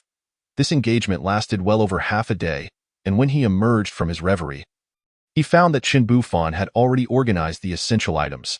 Having a system space proved convenient, allowing him to effortlessly collect the items with a mere thought. Qin Bufan observed Su Qing with a faint smile and remarked, "Senior, I must save him. This individual possesses great prowess, yet if I do not take control, he will surely perish. I cannot bear to watch him die before my eyes. I must act. The game has a save function." Qin Bufan found himself speechless. Save? What is that? He refrained from elaborating further and simply paused the game to save it in one fluid motion. Yet, this seemingly mundane action left Su Qing in awe. His eyes wide with astonishment. "Senior, how did you achieve this? You managed to pause time within this realm. Truly, your level of mastery is beyond my comprehension, something I cannot even begin to fathom." Faced with Su Qing's excessive flattery, Qin Bufan felt a touch of embarrassment. There is no need for such curiosity regarding this matter. In our world, even a 3-year-old child could accomplish it. Upon hearing this, Su Qing was even more astonished. Meanwhile, Qin Bufan had completed the organization of their surroundings. "Very well, let us set forth," he declared. After speaking, the group prepared to depart, but as they were about to take flight, they noticed Qin Bufan standing firmly on the ground, seemingly reluctant to join them. Realizing something, the others hastily descended and, with expressions of guilt, spoke up, "I sincerely apologize for the oversight. It is only appropriate that a senior like yourself leads the way." "We hope you do not take offense that it must be said that Su Qing was exceedingly cautious. For Qin Bufan, this was quite beneficial. The more they revered him, the greater his influence became. Should they reach the royal capital of the Qian kingdom, his elevated status would undoubtedly alleviate many burdens. How about we refrain from flying?" Qin Bufan suggested, concerned that the others might grow suspicious. Even walking is a form of cultivation. Upon hearing this, Su Qing eagerly concurred. "You are absolutely correct, senior. Every little effort accumulates, and persistence yields results. There are indeed no shortcuts on the path to becoming a strong cultivator. We should learn diligently from you." With that, they all began to walk. After a full day's journey, they finally neared the imperial city. However, as night fell, continuing their trek seemed ill-advised, prompting them to seek refuge at an inn. Once they had attended to Qin Bufan's needs, Su Qing gathered the other two and entered a room to sit down. This time, we truly failed to consider everything. Thankfully, the matter was not brought to light. Otherwise, I would not know how to handle it. Su Qing expressed that a senior of your stature cannot be treated so lightly. When we return, we must arrange a grand welcoming ceremony for you. Although you mentioned not desiring extravagance, proper etiquette must still be observed. If we were to return without proper preparation, it would surely embarrass you. Chapter 13. A vast disparity. Regardless of how much you may dislike ostentation, we must fulfill our obligations. Otherwise, we would be disregarding your dignity. Thankfully, I have already made arrangements. Once you arrive tomorrow, we will ensure a satisfactory welcoming ceremony." After Su Qing concluded, they discussed the specifics of the ceremony before finally retiring for the night. The following morning, nearly all the high-ranking officials of the Qian kingdom gathered at the city gates, aware that a significant figure was arriving. They feasted upon delicacies but remained uncertain of the visitor's identity. Only knowing that this person was esteemed enough to warrant the emperor's personal welcome, as the figures drew nearer, the crowd felt an overwhelming sense of pressure. The officials began to speculate, what kind of talent has our emperor summoned to warrant such grandeur? "I heard this individual was discovered by the princess from some remote wilderness. While the details are unclear, surely this person cannot be a fraud," another remarked. "Who knows? Our neighbor once went to great lengths to attract a self-proclaimed hermit, only for him to vanish after 2 months of receiving his salary. Let us proceed cautiously. It is wise to remain silent and observe the reactions of others first." As the crowd continued their discussions, a group of individuals slowly approached from a distance. The leading figure appeared unremarkable, yet with every step he took, A shiver ran through the onlookers. It was evident that he was not intentionally emanating his aura. Rather, it was an unconscious release of immense power. The mere act of breathing seemed to unleash formidable energy. Why heavens, where did the princess find this extraordinary person? One gasped. Just feeling the overwhelming force he exudes instills a sense of impending doom. This senior is truly remarkable. Many were left in awe, and some, weaker in strength, could not resist the urge to kneel before him, overwhelmed by the sheer potency of his presence. Even the exalted emperor of the Qian kingdom, Su Jianhong, found himself gasping for breath under the weight of this senior's might. It seemed the senior was demonstrating his power, and perhaps this display would instill fear and respect in neighboring nations. Finally, under such immense pressure, Su Jianhong approached Qin Bufan and declared, "With your willingness to assist us, the Qian kingdom shall surely rise to dominance within a year." Qin Bufan was at a loss for words. Not wanting to dampen the emperor's enthusiasm, "I kindly ask for your guidance as I visit your Qian kingdom," he stated politely to Su Jianhong. Upon hearing this, immediately became flustered. "Senior, you honor us merely by your presence. We could never presume to care for you. It is you who are extending your generosity towards us. Rest assured, anything belonging to Qian kingdom is yours. If you desire something, simply ask." "You seem quite alarmed." "I merely meant that I would provide what you seek," Qin Bufan replied, knowing they only desired the generator in his possession. "Senior, merely having you in our Qian kingdom is our utmost privilege. We would never dare to ask for more," Su Jianhong insisted. Qin Bufan was taken aback by their fervor over something as trivial as a generator, yet he welcomed the benefits it would bring him. "Let the music play. Welcome the senior into the city," Su Jianhong proclaimed, and the prearranged band promptly began to play traditional melodies. As Qin Bufan listened, he found the music grating, a stark contrast to the contemporary tunes he typically enjoyed via smart speakers. Yet, recognizing it was their highest form of celebration, he suppressed his frustration and continued to advance through the welcoming throng. "We, the citizens of the Qian kingdom, warmly welcome the senior into our city." They cheered, while Qin Bufan pressed forward under the weight of their expectations. Meanwhile, on a nearby hillside, a group of figures peeked out, their faces pale with fear. These individuals were the upper echelons of the Feiyu kingdom, who were acutely aware of the gravity of the moment. Frightened into a hasty retreat, the emperor's countenance darkened with fury as he declared that they must identify each and every one of those inexplicable individuals. Among these enigmatic figures was undoubtedly the so-called elder responsible for Qin An's self-inflicted loss of martial prowess and his subsequent flight from danger. However, upon their arrival, they were rendered utterly speechless. How could they possibly contend with an elder of such caliber? Merely observing him stride towards the imperial city, they could sense that they were certainly no match for this formidable individual. "Your Majesty, what shall we do now?" one of the guards inquired, noting the emperor's grim expression.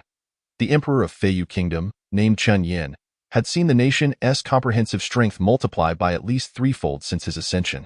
He had believed that through diligent governance, he could elevate his kingdom and subdue the neighboring states that harbored hostility towards them. Yet, he never anticipated that his years of toil and dedication would be rendered futile by the mere appearance of a single person. It was evident that with the rise of Qian Kingdom, their foremost intention would be to obliterate Feiyu Kingdom. With the situation now seemingly irreversible, he had to devise every possible means to salvage his nation. "Your Majesty, what are your intentions?" the guard called out anxiously as he watched Chen Yin step out from his concealed position, approaching the assembly ahead. Chapter 14. A visit. At this juncture, Chen Yin appeared somewhat dazed. While the officials of Qian Kingdom were reveling in celebration, one of them suddenly spotted Chen Yin making his way towards them. It was almost inconceivable that the sovereign of Feiyu Kingdom would venture alone to the gates of their imperial city. Soon, more and more eyes were drawn to Chen Yin, each gaze fixed intently upon him. How is it possible? He dares to come alone. Our two nations are sworn enemies.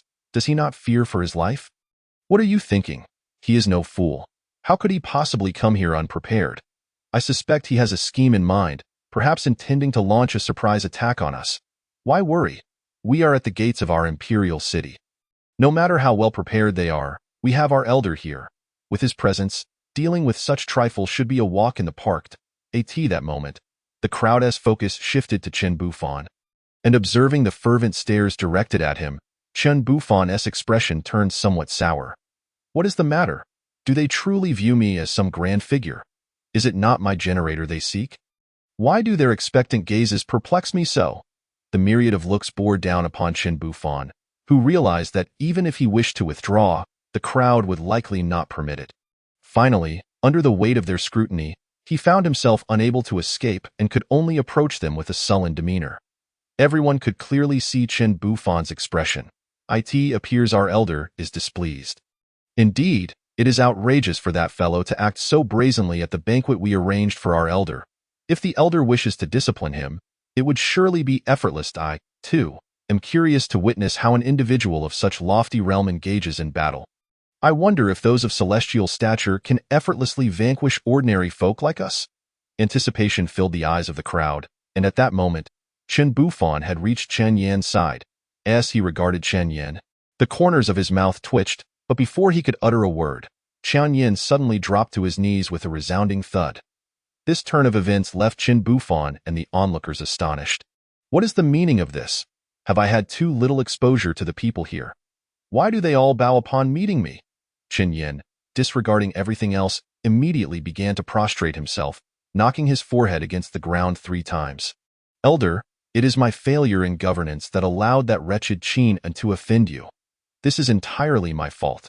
I take full responsibility and have come to seek your pardon. Having spoken, Chen Yin fumbled for a considerable time before finally producing a precious orb. This orb has been treasured in Feiyu Kingdom for centuries. We have nurtured it with celestial energy, imbuing it with significant spiritual essence. If the elder does not find it lacking, I would like to offer it as a token of my apology, hoping you might overlook this matter. Presenting the orb with both hands, Chen Bufon examined it. Though it appeared rather ordinary, its exquisite craftsmanship bore the marks of countless years of refinement. An intriguing trinket, he mused, and without further ado, he accepted the offering. Seeing the elder accept his gift, Chen Yin felt an immense relief wash over him. Thank you, esteemed elder, for your generosity. On behalf of the million citizens of Feiyu Kingdom, I express our deepest gratitude for your magnanimity. In a moment of exaggerated reverence, Chen Yin prostrated himself fully on the ground, leading Chen Bufon to wonder if the man had lost his senses. However, he had little time to ponder, as he had expected dire consequences. Yet this individual not only refrained from acting against him, but also displayed such subservience and presented a grand gift. With the gift accepted, Chen Bufon found himself uncertain of the current situation. Despite Chen Yan's evident trepidation, he feared that a misstep in his words could lead to unfavorable outcomes. Thus, after careful consideration, he resolved to remain silent and, with an air of nonchalance, turned to walk back down the path they had just traversed. Meanwhile, Chen Yin remained prostrate, not daring to rise, while the onlookers from Qiyin Kingdom regarded their esteemed sovereign, who had shown such deference to the elder, with renewed confidence. Behold, the elder has only just arrived, and already he has instilled fear in these men. Indeed, it seems fortune is on our side, with the elder's presence. What concerns do we have in dealing with these petty foes? The influence of the Feiyu Kingdom seems to have waned. They will undoubtedly hesitate to breach our borders henceforth. I believe we should seize this opportunity to subdue them once and for all. Enough! Let these matters be entrusted to His Majesty and the elder. We must focus on our own duties. The crowd debated as Chen Bufon, accompanied by Su Jianhong and others, proceeded into the imperial city, while Chen Yin remained on the ground until Chen Bufon had vanished from sight, at which point he slowly rose to his feet. This elder possesses not only remarkable abilities, but also a compassionate heart. It seems he would not easily extinguish my kingdom. I cannot afford to remain as I once was. I must cultivate a relationship with them that evokes a sense of mutual dependence. Otherwise, should they decide to act against us, I dread to think how I could contend with such a formidable elder. Summon our people. Quickly return to prepare an exquisite gift to pay our respects to this elder. We must ensure our relationship with him is solidified. With that, the assembly departed, and the guards at the gates of Qiyin Kingdom relayed the events to Su Jianhong. Elder, another piece of joyful news has emerged. Though it may seem trivial to you, it is monumental for us in Qiyin Kingdom. Do not linger beside Chen Bufon with such excitement, one guard exclaimed. The Emperor of Feiyu Kingdom has been thoroughly intimidated by your might. and he is hastily returning to prepare a grand gift to present to you. Chen Bufan, taken aback, pondered how he had done nothing extraordinary, and yet these individuals regarded him as a hidden master. Could it be that they are all slightly unhinged? He mused in confusion. Chapter 15. Attest, esteemed elder, this is the residence I have prepared for you. Should you find any aspect unsatisfactory, please do not hesitate to voice your concerns. I shall meet your standards without fail. Su Jinhong led Chen Bufan to a secluded courtyard located behind their council hall, a space regarded as their most confidential and secure area. Typically, the chambers within were reserved for storing various ceremonial artifacts and documents accumulated over the years. However, this time, in a show of respect, Su Jinhong had cleared it for Chen Bufan's use as his quarters. Finding the size suitable, Chen Bufan merely nodded in acknowledgement. Thank you for your efforts. Such words are unwarranted. It is our honor to serve you, esteemed elder. However, I do have a small request, and I hope you can grant it. As he spoke, Su Jinhong brought Su Qing before him. My daughter has benefited from your guidance, gaining a measure of strength. She feels profoundly indebted and wishes to remain by your side to serve you. I hope you will not find this burdensome. Upon hearing this, Chen Bufan was momentarily taken aback. Wasn't the implication of such service akin to being made a beast of burden? To summon a princess of a nation to serve him as a mere servant? Chen Bufan believed such extravagant treatment was entirely unnecessary. After all, she was a princess. If word of this affair were to spread, what face would your royal family have left? To be able to serve my elders is indeed an honor for a junior. And if such a magnificent opportunity were to fall upon me, I would surely awaken from dreams with laughter, eager to boast to others. As he spoke, a faint blush appeared on Su Qing's face. Despite Chen Bufan's numerous refusals, the two seemed resolute, unwilling to yield an inch. Eventually, Chen Bufan could only nod helplessly, accepting Su Qing's proposition. It was truly peculiar that they would offer their daughter to someone like him as a servant. After spending the better part of the day tidying up the courtyard, Chen Bufan sought a higher vantage point within the imperial city. Elder, what do you intend to do? He was asked. I noticed your interest in my wind turbine. Now that you're here, let me install one for you. Upon hearing this, Su Qing was overjoyed and immediately summoned the officials to pay their respects, for he had witnessed the energy produced by that device. All imbued with celestial essence, the elders' generosity in wanting to install one for them was indeed astonishing. Shortly thereafter, Chen Bufan retrieved the generator from his system space and, in mere seconds, completed its installation. He then connected the wires to a battery for storage. After all, these individuals claimed it was a celestial artifact, so let them ponder and absorb its energy themselves. Once everything was in order, Chen Bufan departed.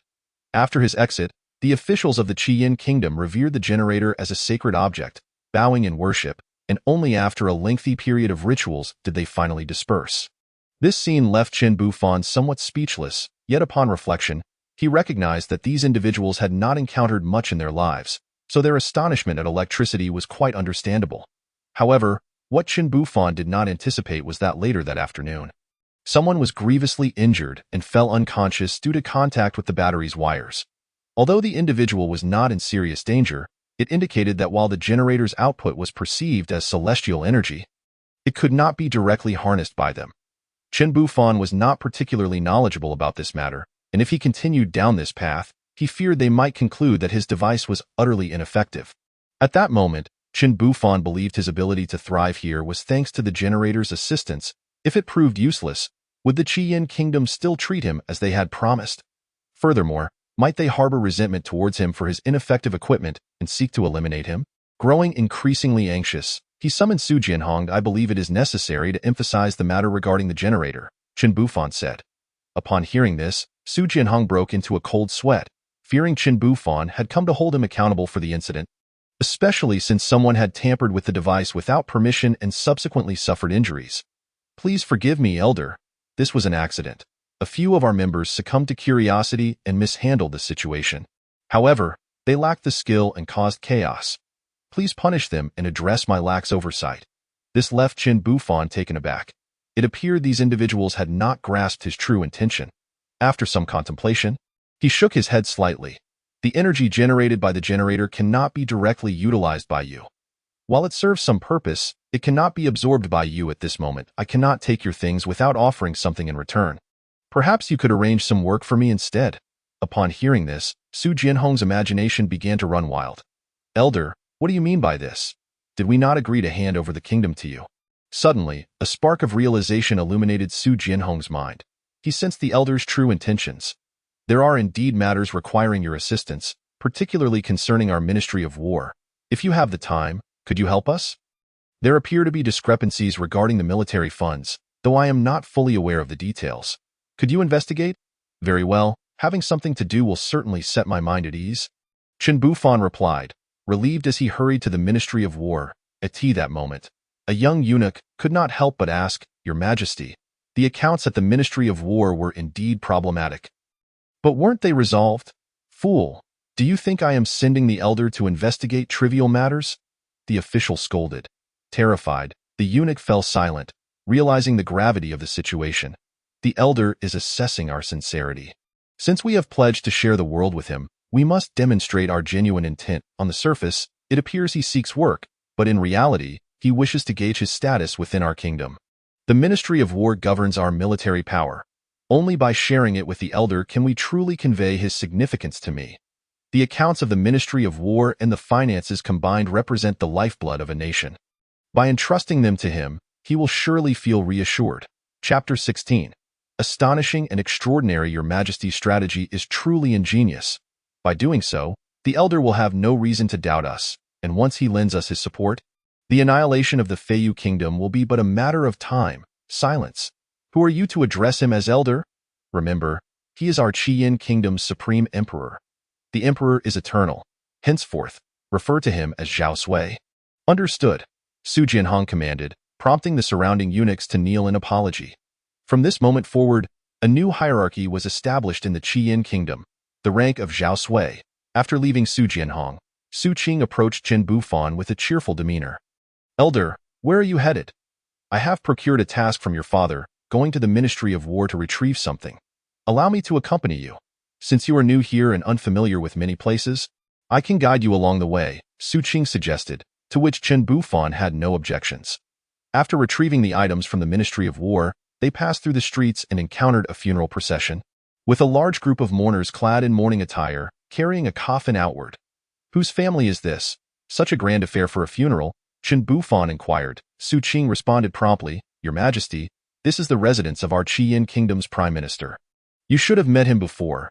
He was one of those who accompanied me to Tiandao Mountain. However, I have not heard of any elderly individuals in the state being gravely ill. This sudden funeral is quite concerning. With a hint of worry, Su Qing hurried to inquire about the situation. Is there a problem at the prime minister's residence? Upon noticing the princess's presence, the man prepared to kneel but was stopped by Su Qing. After some detailed questioning, he learned that the prime minister's daughter had developed numerous rashes days prior, rendering her body extremely uncomfortable, appearing as though she had contracted a severe illness. Despite consulting many renowned physicians, none could ascertain the cause of her ailment. At that time, the prime minister had been occupied with searching for treasures alongside Su Qing, and upon his return, he found his daughter in critical condition. This morning, the doctor had informed him of her passing. Su Qing expressed deep condolences, while Chen Bufan furrowed his brow at the description, sensing something amiss. What are you all doing? Are you prepared to delay my daughter's burial? Can you bear the consequences? At that moment, Sun Aizhao emerged from the house, his face a mixture of sorrow and rage. Sorrow for his daughter and rage at the servants for hindering such an important matter. After offering a few words of comfort, Su Qing quickly made way. Just as the mourners were about to lift the coffin again, Chen Bufan stepped forward, blocking their path. Elder?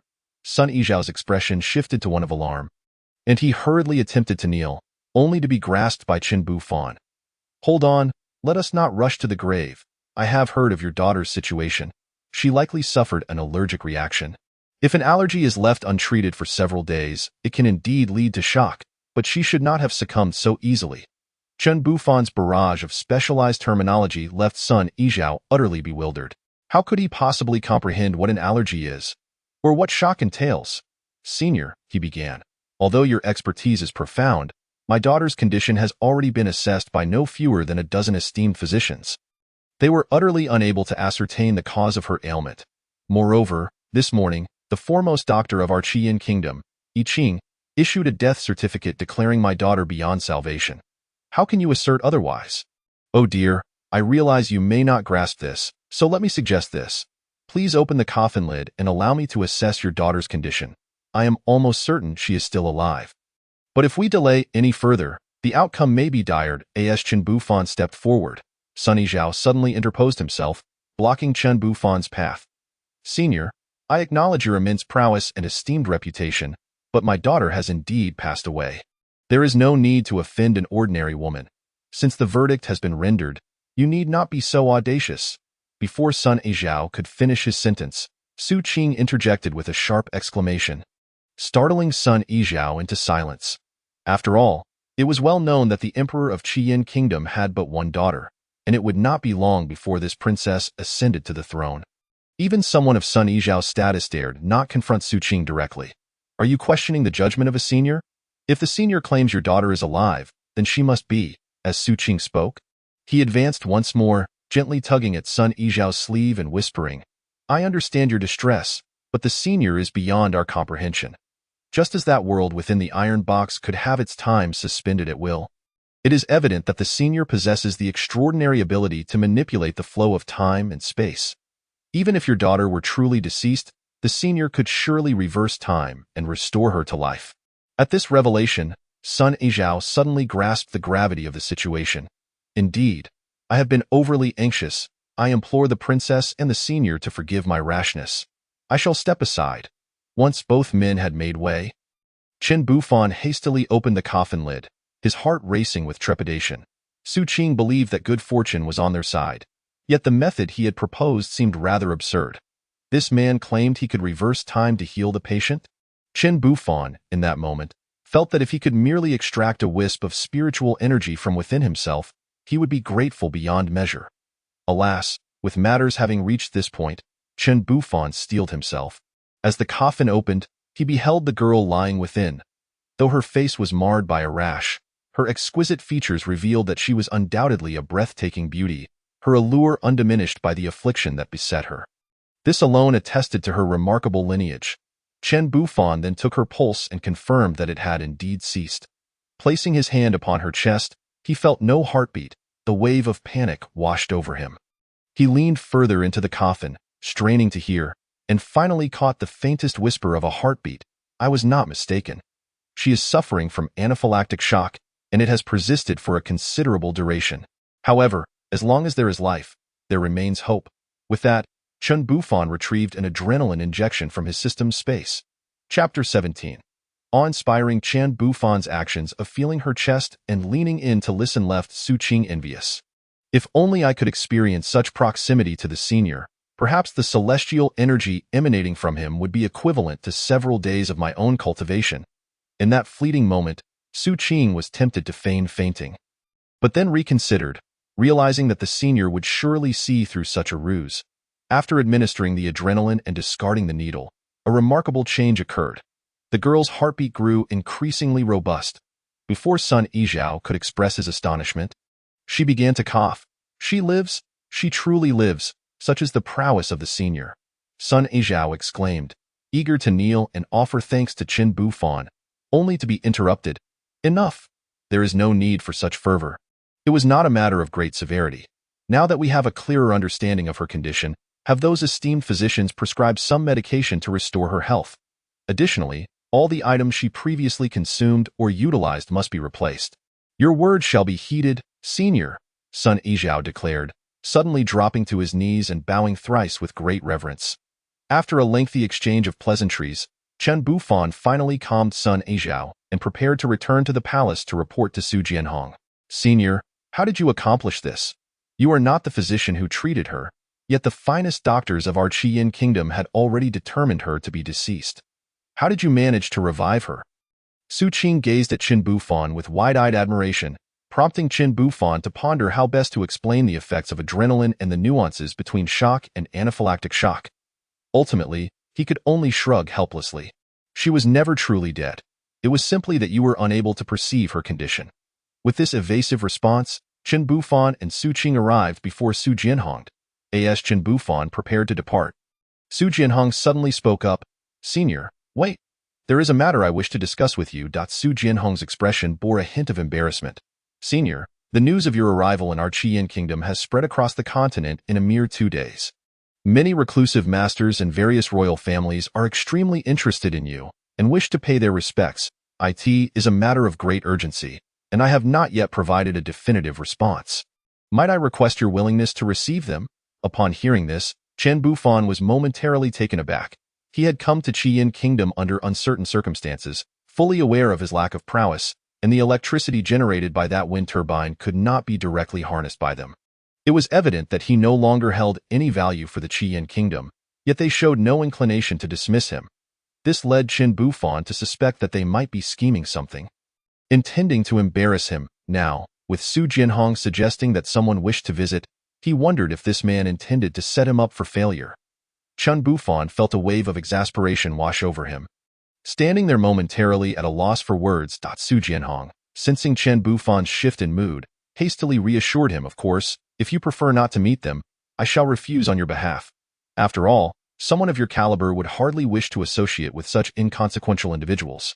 It is already a tremendous honor for them to have you in our kingdom, Su Jianhong fervently insisted, immediately dispatching someone to respond to the requests for an audience. At that moment, Chen Bufan felt a sudden jolt of realization. Could it be that this man genuinely believes I possess extraordinary abilities? His suspicions deepened as he considered that Su Jianhong might be orchestrating this situation. If Chen Bufan agreed to meet them, it would imply he was confident. Conversely, if he declined, it would confirm his lack of skill, prompting Su Jianhong to take drastic measures against him. The more he pondered, the more certain he became that he had no choice but to meet these individuals. Hold on, Chen Bufan called out, contemplating as he gazed at Su Jianhong. Meeting them is acceptable, but I have limited time. Let us arrange a unified meeting. If they wish to come, let them all come at the same time. Really? If the senior is willing, I shall make the arrangements immediately. After discussing the timing, they ultimately settled on a meeting 2 days hence. Chen Bufan departed, while Su Qing intended to accompany him but was halted by Su Jianhong. Father, is there something else? Indeed, there is. I never anticipated that the senior would agree to meet these individuals. I had presumed that someone of his stature would not deign to engage with mere mortals. However, since the senior has acquiesced, it is imperative that we organize this meeting well, allowing those individuals to witness the senior's prowess. Such an exhibition will surely instill awe in them.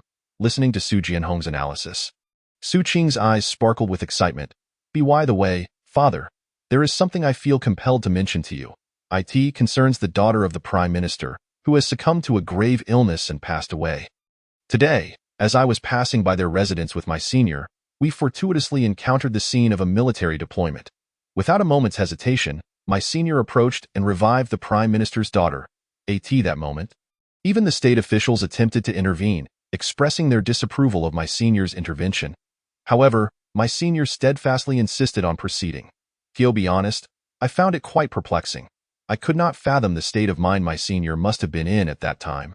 After Su Qing finished speaking, Su Jianhong pondered for a considerable time, stroking his chin, before suddenly erupting into an unrestrained fit of laughter. Splendid, splendid. This indicates that my senior harbors a high regard for our Qiyin kingdom. Just imagine, if you were to encounter ordinary citizens on the brink of starvation, and you offered them food, only for them to refuse and push you away, would you persist in pursuing them to provide sustenance? Naturally not. Such ungrateful individuals, showing such a lack of respect towards me, would not merit my continued efforts to save them. Yet, my senior did exactly that, relentlessly pursuing to revive Sun Yizhao's daughter. One of Su Jianhong's remarks instantly awakened Su Qing to the realization. So it is. My senior thinks this way. How wonderful! With my senior's assistance, our Qiyin kingdom is destined to rise. Chapter 18. Deluded fantasies. After leaving the Grand Hall, Chen Bufan gradually regained his composure. If this meeting were to be characterized as a test, it would imply that they were not fully aware of my background and capabilities. If that is the case, when those individuals arrive, I shall simply present them with some gifts to silence them. And all will be well. And I recall Su Qing mentioning that the chestnuts I cultivated contain considerable celestial energy. Perhaps I shall offer them those, along with some fine wine, items that are undoubtedly treasures in their eyes, as they have never encountered such things in this world. Qin Bufan checked his system's inventory and found that he had at least several thousand pounds of chestnuts and several tons of aged wine. Just a fraction of these items could likely leave those individuals utterly astounded.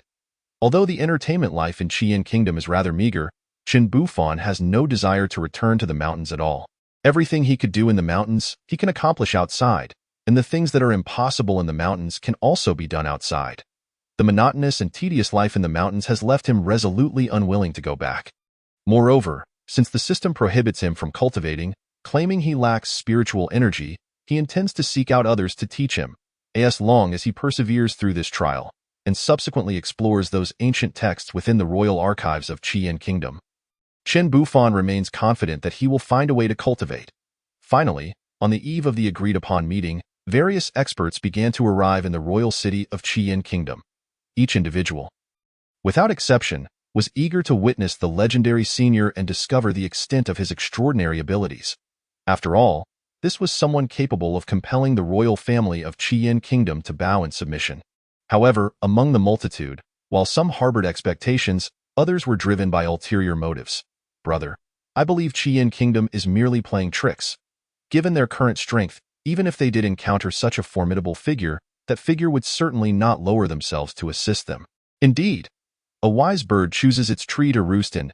If there truly exists a powerful figure, they would undoubtedly prefer to align with someone as formidable as us, rather than casually select a small nation. Enough! Let us not speak further. We shall soon ascertain the truth. After all, this grand show put on by Qian Kingdom has piqued my curiosity. I wish to see what capital they possess to warrant such commotion. Brother, your insight is brilliant. This time, we must ensure that the people of Qian Kingdom understand that mere small fry remain mere small fry no matter what schemes they concoct. They could never hope to be our match. Do they truly believe that by finding a powerful ally to intimidate us, they can evade paying protection fees? Such delusions are laughable. Now, each of you, conceal your true intentions well. This time, we shall demonstrate the might of Xuantiangmen. Upon arriving in Qian Kingdom, the trio from Xuantiangmen did not proceed directly to the palace, but instead began inquiring around the royal city about this senior. To their astonishment, they learned that upon arrival, this senior had been granted the title of Grand Emperor, and Su Jianhong had even instructed everyone to address him as Zhao Sui. It appeared that the pomp and circumstance were thoroughly prepared. Thus, further inquiries seemed futile. They resolved to visit the palace and uncover the true nature of the situation. The following day marked the agreed-upon meeting time, and the members of Xuantiangmen hurried to the royal city. Upon their arrival, the guards were momentarily taken aback, their faces reflecting considerable trepidation. This was understandable, as Xuantiangmen had become a nightmarish presence for Qian Kingdom. Due to geographical factors, a main road of Qian Kingdom ran directly beneath the domain of Xuantiangmen. Xuantiangmen, being a conglomerate of various factions, had little regard for the morals of the martial world. Each time goods passed beneath their mountain, they would inevitably rob them. Over time, Qian Kingdom could no longer bear such pressure and thus sought a truce, ultimately agreeing to pay a certain amount of protection fees annually. When the fees were paid, they would refrain from raiding Qian Kingdom's roads. Although they often reneged on their promises, the power dynamics lay firmly in Xuantiangmen's hands. And the royal family of Qian Kingdom, though displeased, had no recourse. This upcoming encounter would present a challenge for both parties. If Xuantiangmen could successfully suppress this senior from Qian Kingdom, they would undoubtedly receive an increase in protection fees. Conversely, should they fail, they would find themselves receiving not a single coin in protection fees thereafter. Upon their arrival in the royal city, the three brothers of Xuantiangmen first bribed a eunuch to gather information about the Grand Emperor. Unsurprisingly, all the intelligence they acquired revolved around the extraordinary prowess of this individual. Tales of sweeping through armies and bringing the dead back to life flowed freely, which only served to irritate the members of Xuantiangmen. These fellows truly enjoy deluding themselves. Do they believe this to be effective? True.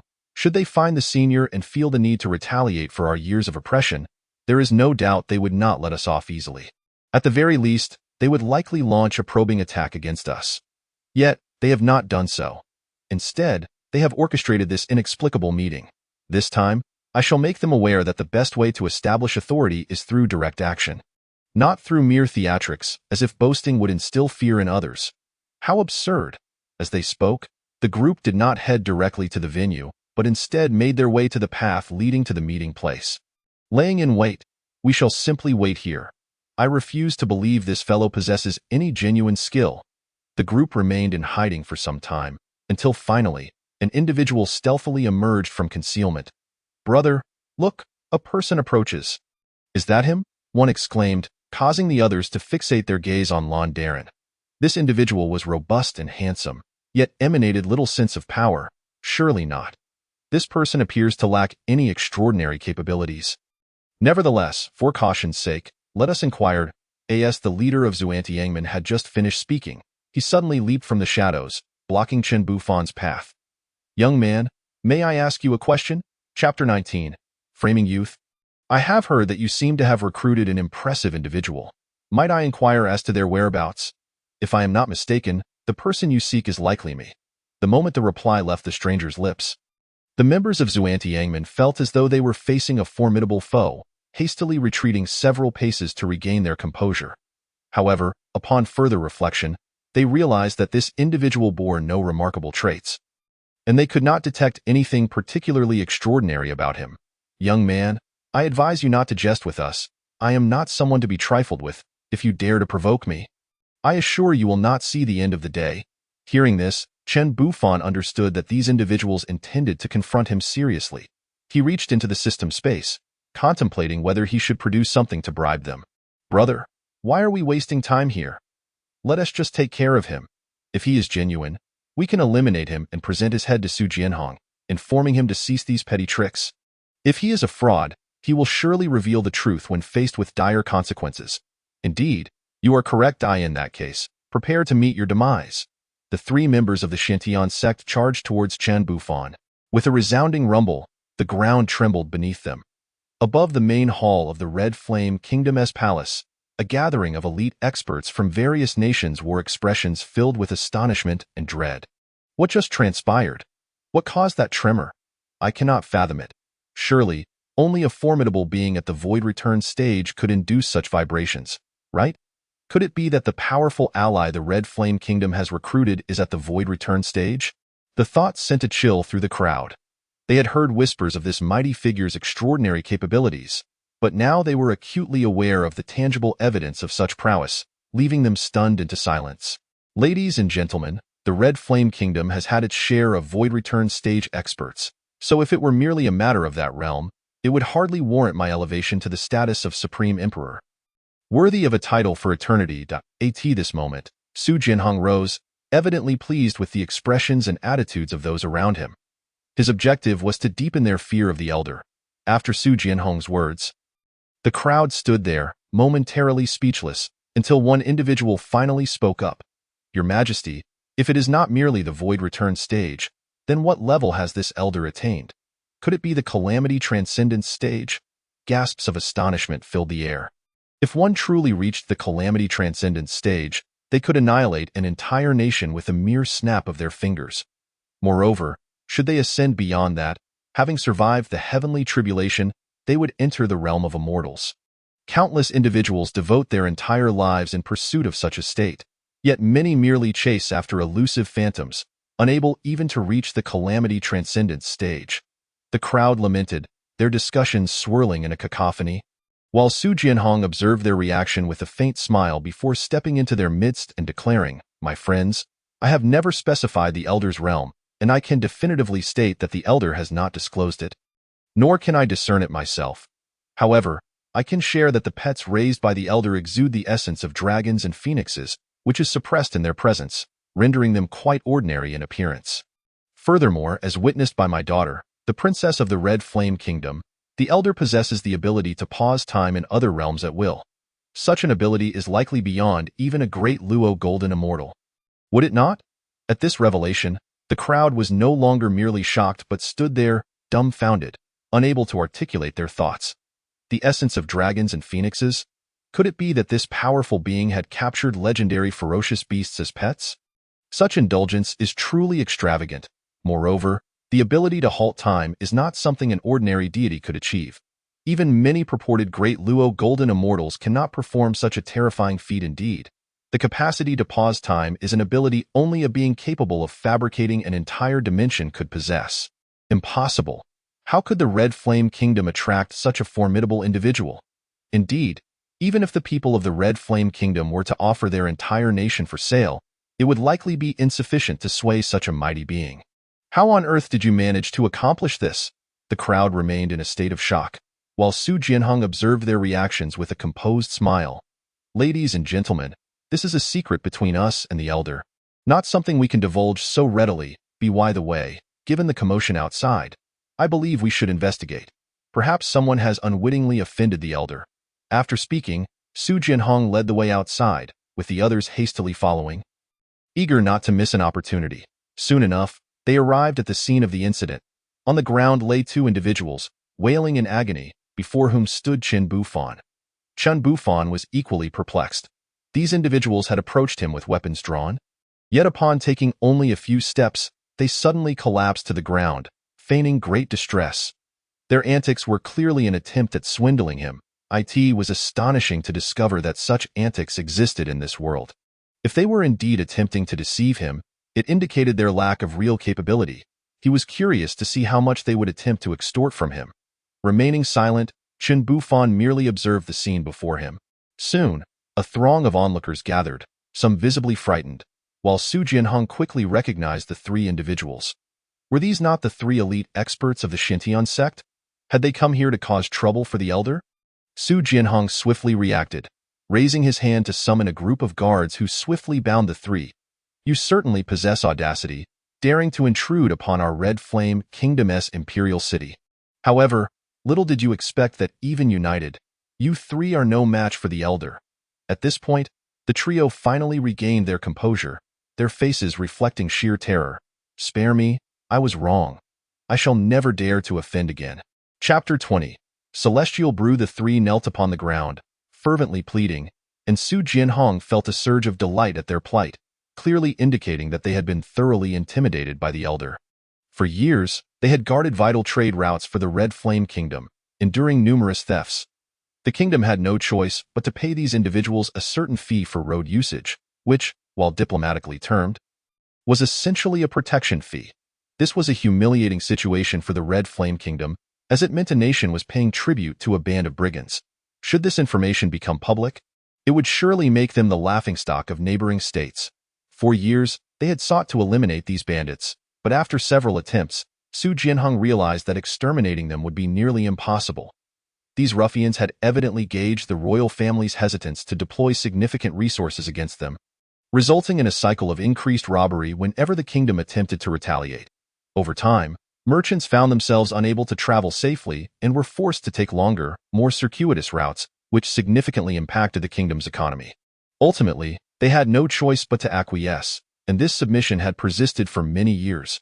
Now, at long last, they had found themselves on the receiving end of retribution.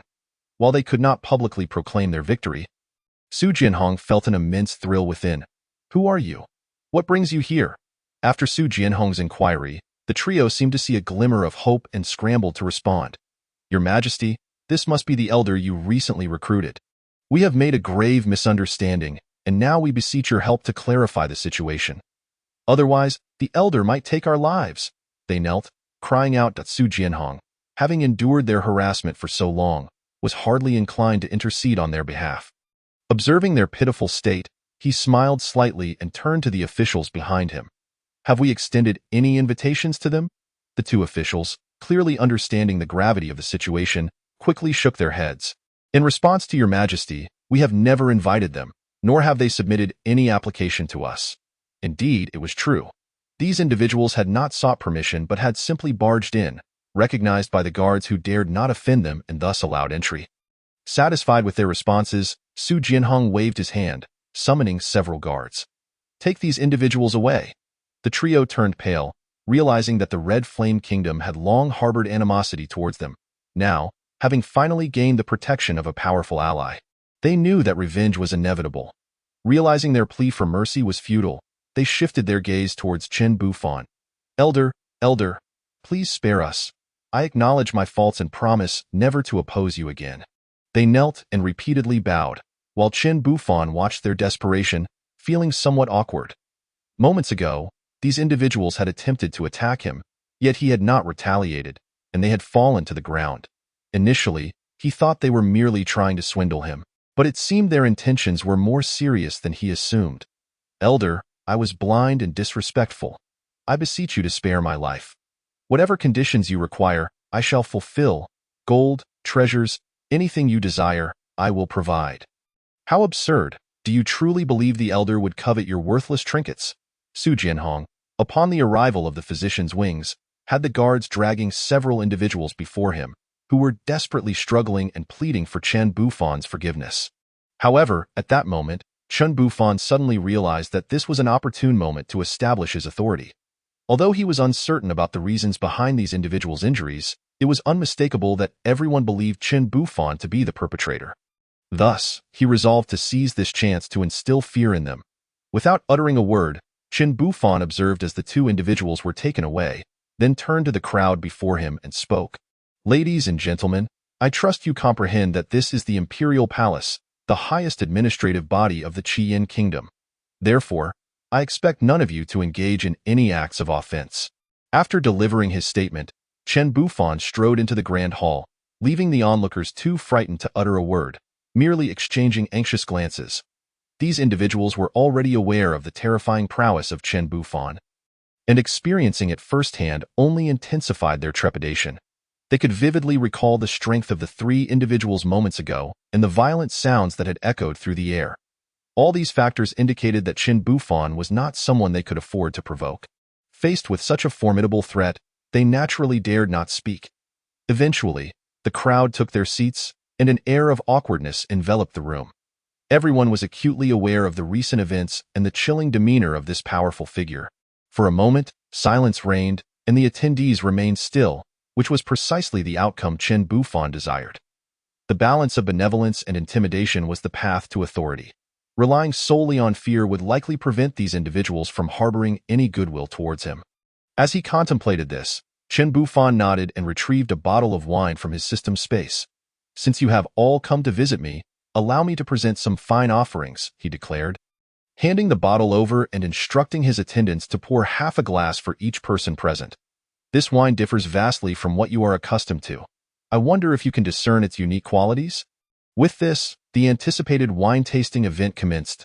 "Senior, the aroma of this wine is already intoxicating, and simply savoring it makes my spirit feel invigorated," one individual exclaimed.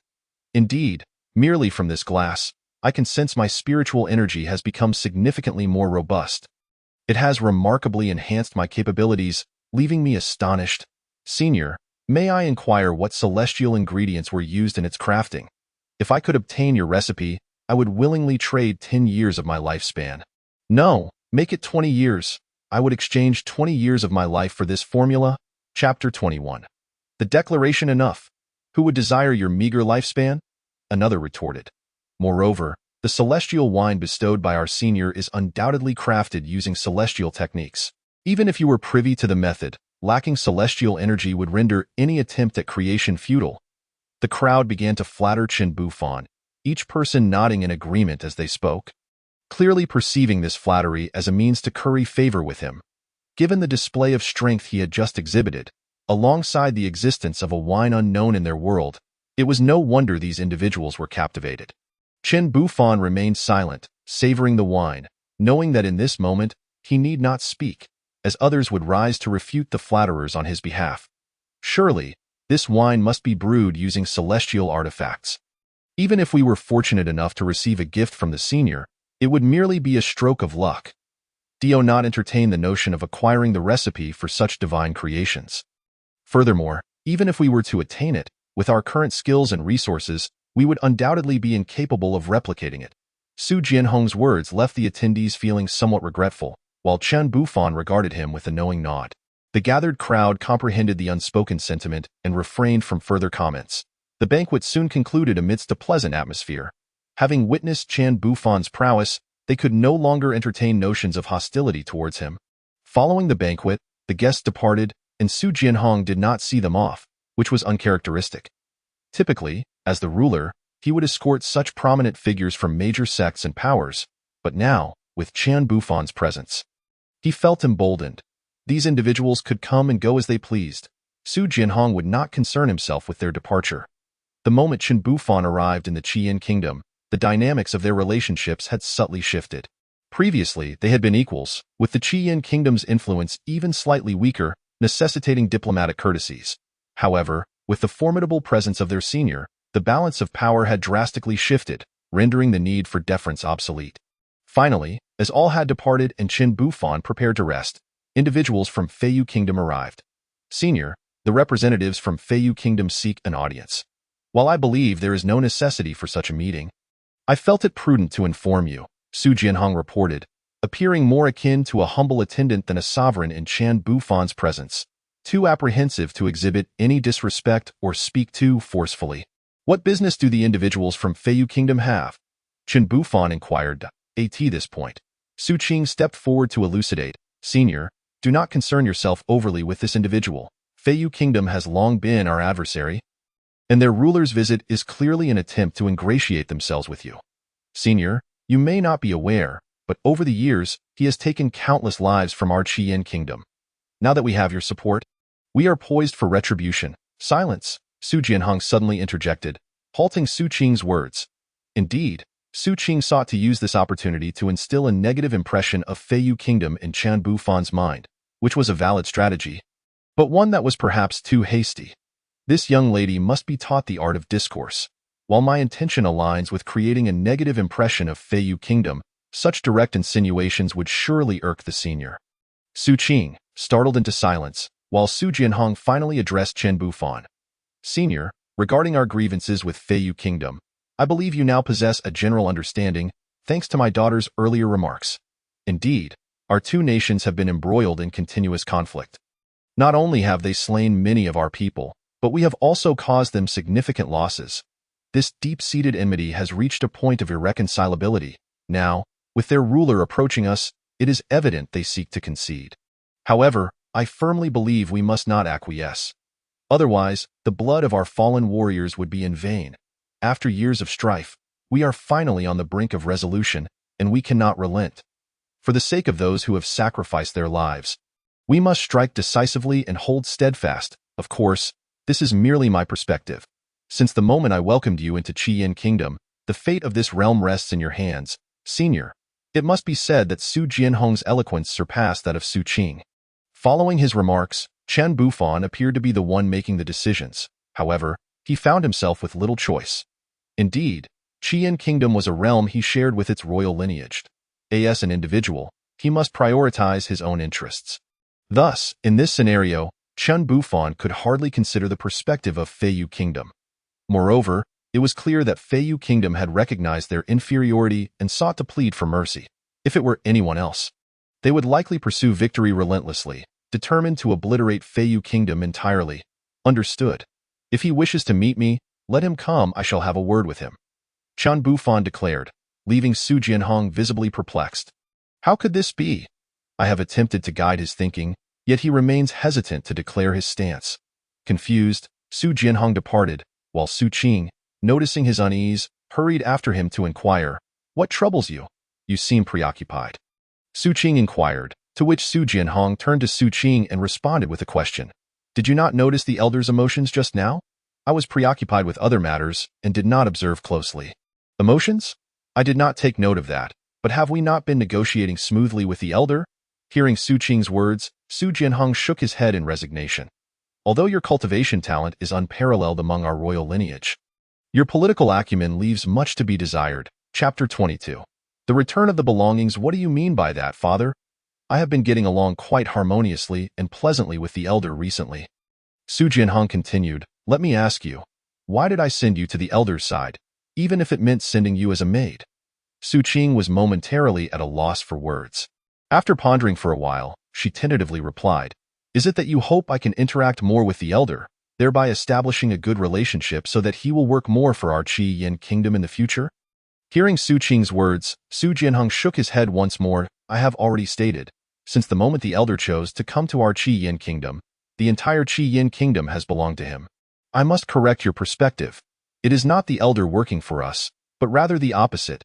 We are the ones serving the elder. As long as we can strengthen our Qiyin Kingdom, we will be seen as contributors to the elder, and in the end, we shall undoubtedly receive considerable benefits from him." Su Jianhong's words left Su Qing somewhat bewildered. Your task is not merely to interact with the elder, but to ensure he understands that everything we do now is for his benefit. The stronger we make this kingdom, the more advantages will accrue to him, though I know the elder likely does not care for such things.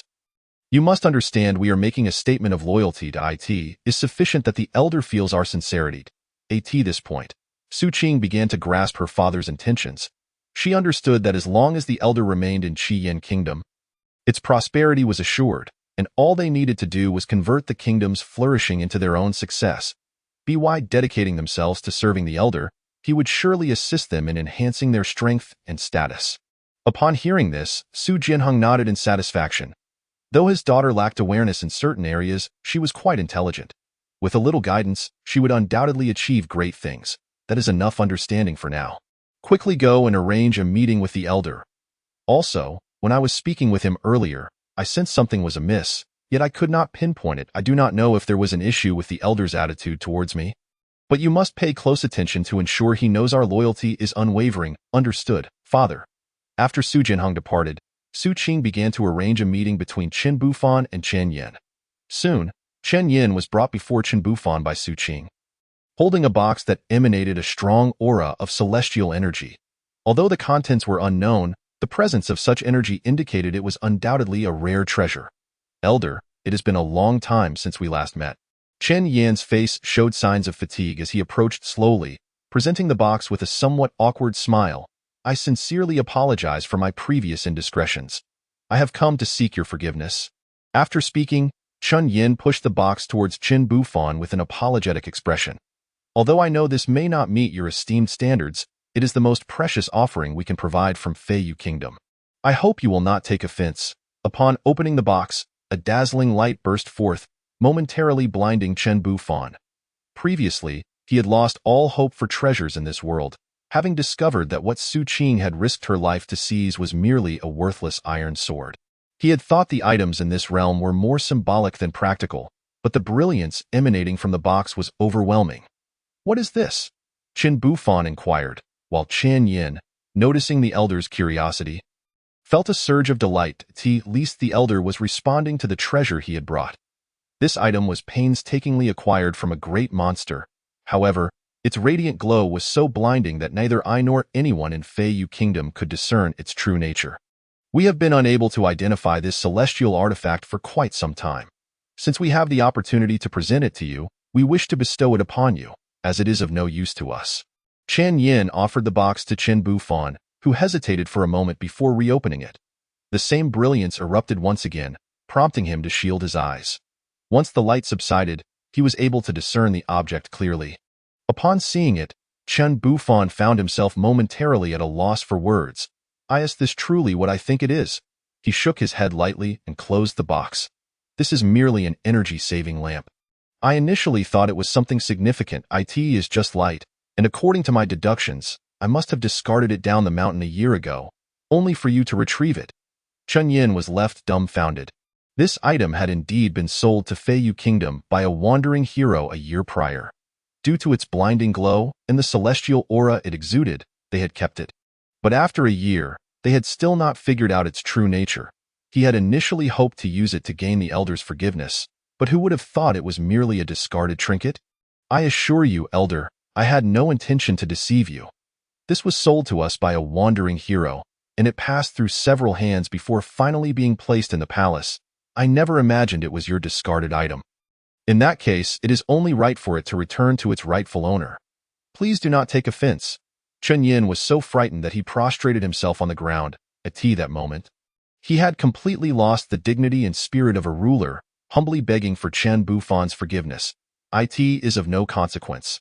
It was something I no longer wanted. Since you have found it, keep it. Chapter 23. A matter of great importance, elder. I must admit my faults. It was my mismanagement and my inability to recognize your greatness that led to such a significant problem. You may punish me as you see fit, whether it be in money, resources, or even cultivation grounds. I am willing to relinquish it all, as long as you spare our Feiyu Kingdom. Chen Yan's desperate pleas were in vain. Qin Bufan sat in contemplation, pondering how to respond. After considerable thought, he struggled to come up with a suitable punishment. Initially, he had intended to propose a condition that the Qi Yin Kingdom's trade caravans receive free lodging and not be taxed when passing through Feiyu Kingdom. This could have granted the Qi Yin Kingdom substantial benefits. However, realizing this was a world of cultivation, he questioned the utility of such monetary gain. What he truly needed was to enhance the overall strength of the kingdom. But he was utterly ignorant of cultivation. Seeing Qian Bufan's silence, Chun Yan's face turned pale, fearing he would not escape unscathed. Elder, our Feiyu Kingdom has a population of over 1 million. It would be unjust for everyone to suffer due to my single error. I beseech you to spare our citizens. This was all that Chen Yin could hope for at this moment, and upon hearing his words, Qin Bufan waved his hand. I would never commit an atrocity against innocent civilians. Rest assured, whatever grievances exist between you and Qi Yin Kingdom are irrelevant to the common people. With that, a thought suddenly struck Qin Bufan. How about this? If you agree to establish a pact with me here and now, then in the future, if any disputes arise between Qi Yin Kingdom and your nation, no innocent lives shall be harmed. Whether it be Chen Yin or Su Qing, no one could have anticipated that the conditions he proposed would be so remarkably simple. After hearing these words, Chun Yan's expression shifted unpredictably. He was uncertain if there lurked some hidden trap within. However, upon further reflection, he realized that if there were indeed a trap, it would hardly be a challenge for a senior of such caliber to eliminate him effortlessly. After exchanging some trivialities, Qin Bufan instructed Su Qing to escort Chun Yin away. Su Qing, utterly perplexed by the situation, sought out Su Jianhong immediately after sending Chen Yin off to report the preceding events. Initially, Su Jianhong was equally baffled by the unfolding circumstances, but after some time, a chilling realization struck him, a terrifying hypothesis. Could it be that the senior was issuing a warning to me? Su Jianhong murmured to himself. And upon hearing this, Su Qing was even more bewildered. Father, what do you mean by this? Clearly, the senior was discussing matters with Qian Yin regarding the Feiyu Kingdom. How could it possibly be a warning directed at you? This is where you fall short of my understanding. Ultimately, Su Jianhong seemed to confirm his suspicions, slumping despondently into his chair. Indeed, I should not have attempted to guide the conversation. The senior's intent was not to devise a strategy against the Feiyu Kingdom, but rather to deliver a stern warning. Observing Su Qing's look of confusion, Su Jianhong realized he needed to clarify matters. With the senior's presence, do you believe there remains any uncertainty regarding the war between the Qi Yin Kingdom and the Feiyu Kingdom? Of course, there would be no uncertainty.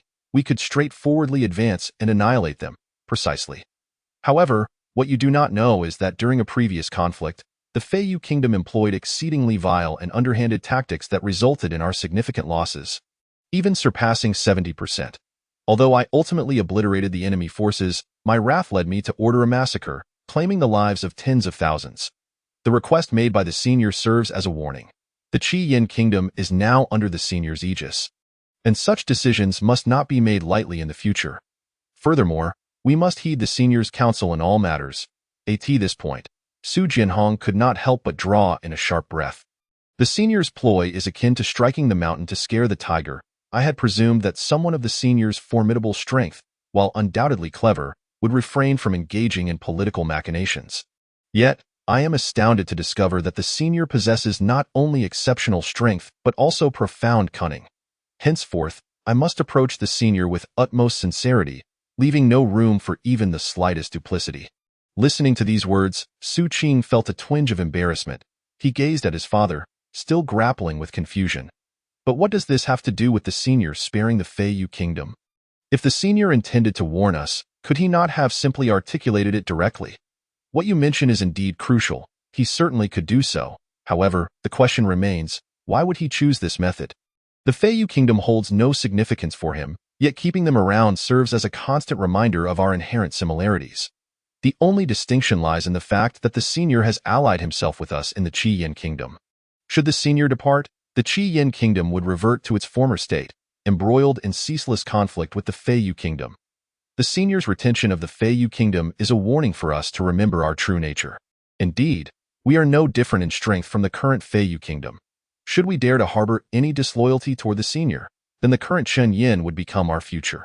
After absorbing Su Jianhong's analysis, Su Qing was left in a cold sweat, realizing the depths of imperial strategy were beyond his comprehension. In his father's words, the senior appeared vastly different from his own impressions. Yet, he was reluctant to accept this notion. I can see that your perspective holds merit, father. However, during my time with the senior, I have come to understand that he is not such a person. When I first encountered him, he even saved my life. So he would certainly not act in this manner. Having expressed his thoughts, Su Qing rushed out, eager to seek clarity from Chen Bufan. Su Jianhong, observing Su Qing's departure, chose not to intervene. Perhaps this approach to interacting with the senior would indeed strengthen their relationship. Ultimately, sincerity was paramount in the presence of the senior, and he resolved to let go of other concerns, as for the Feiyu kingdom. As long as the senior remained, they would pose no real threat. What I must do now is offer the senior more options, demonstrating my unwavering sincerity. It's merely a tool, much like the candles you typically use.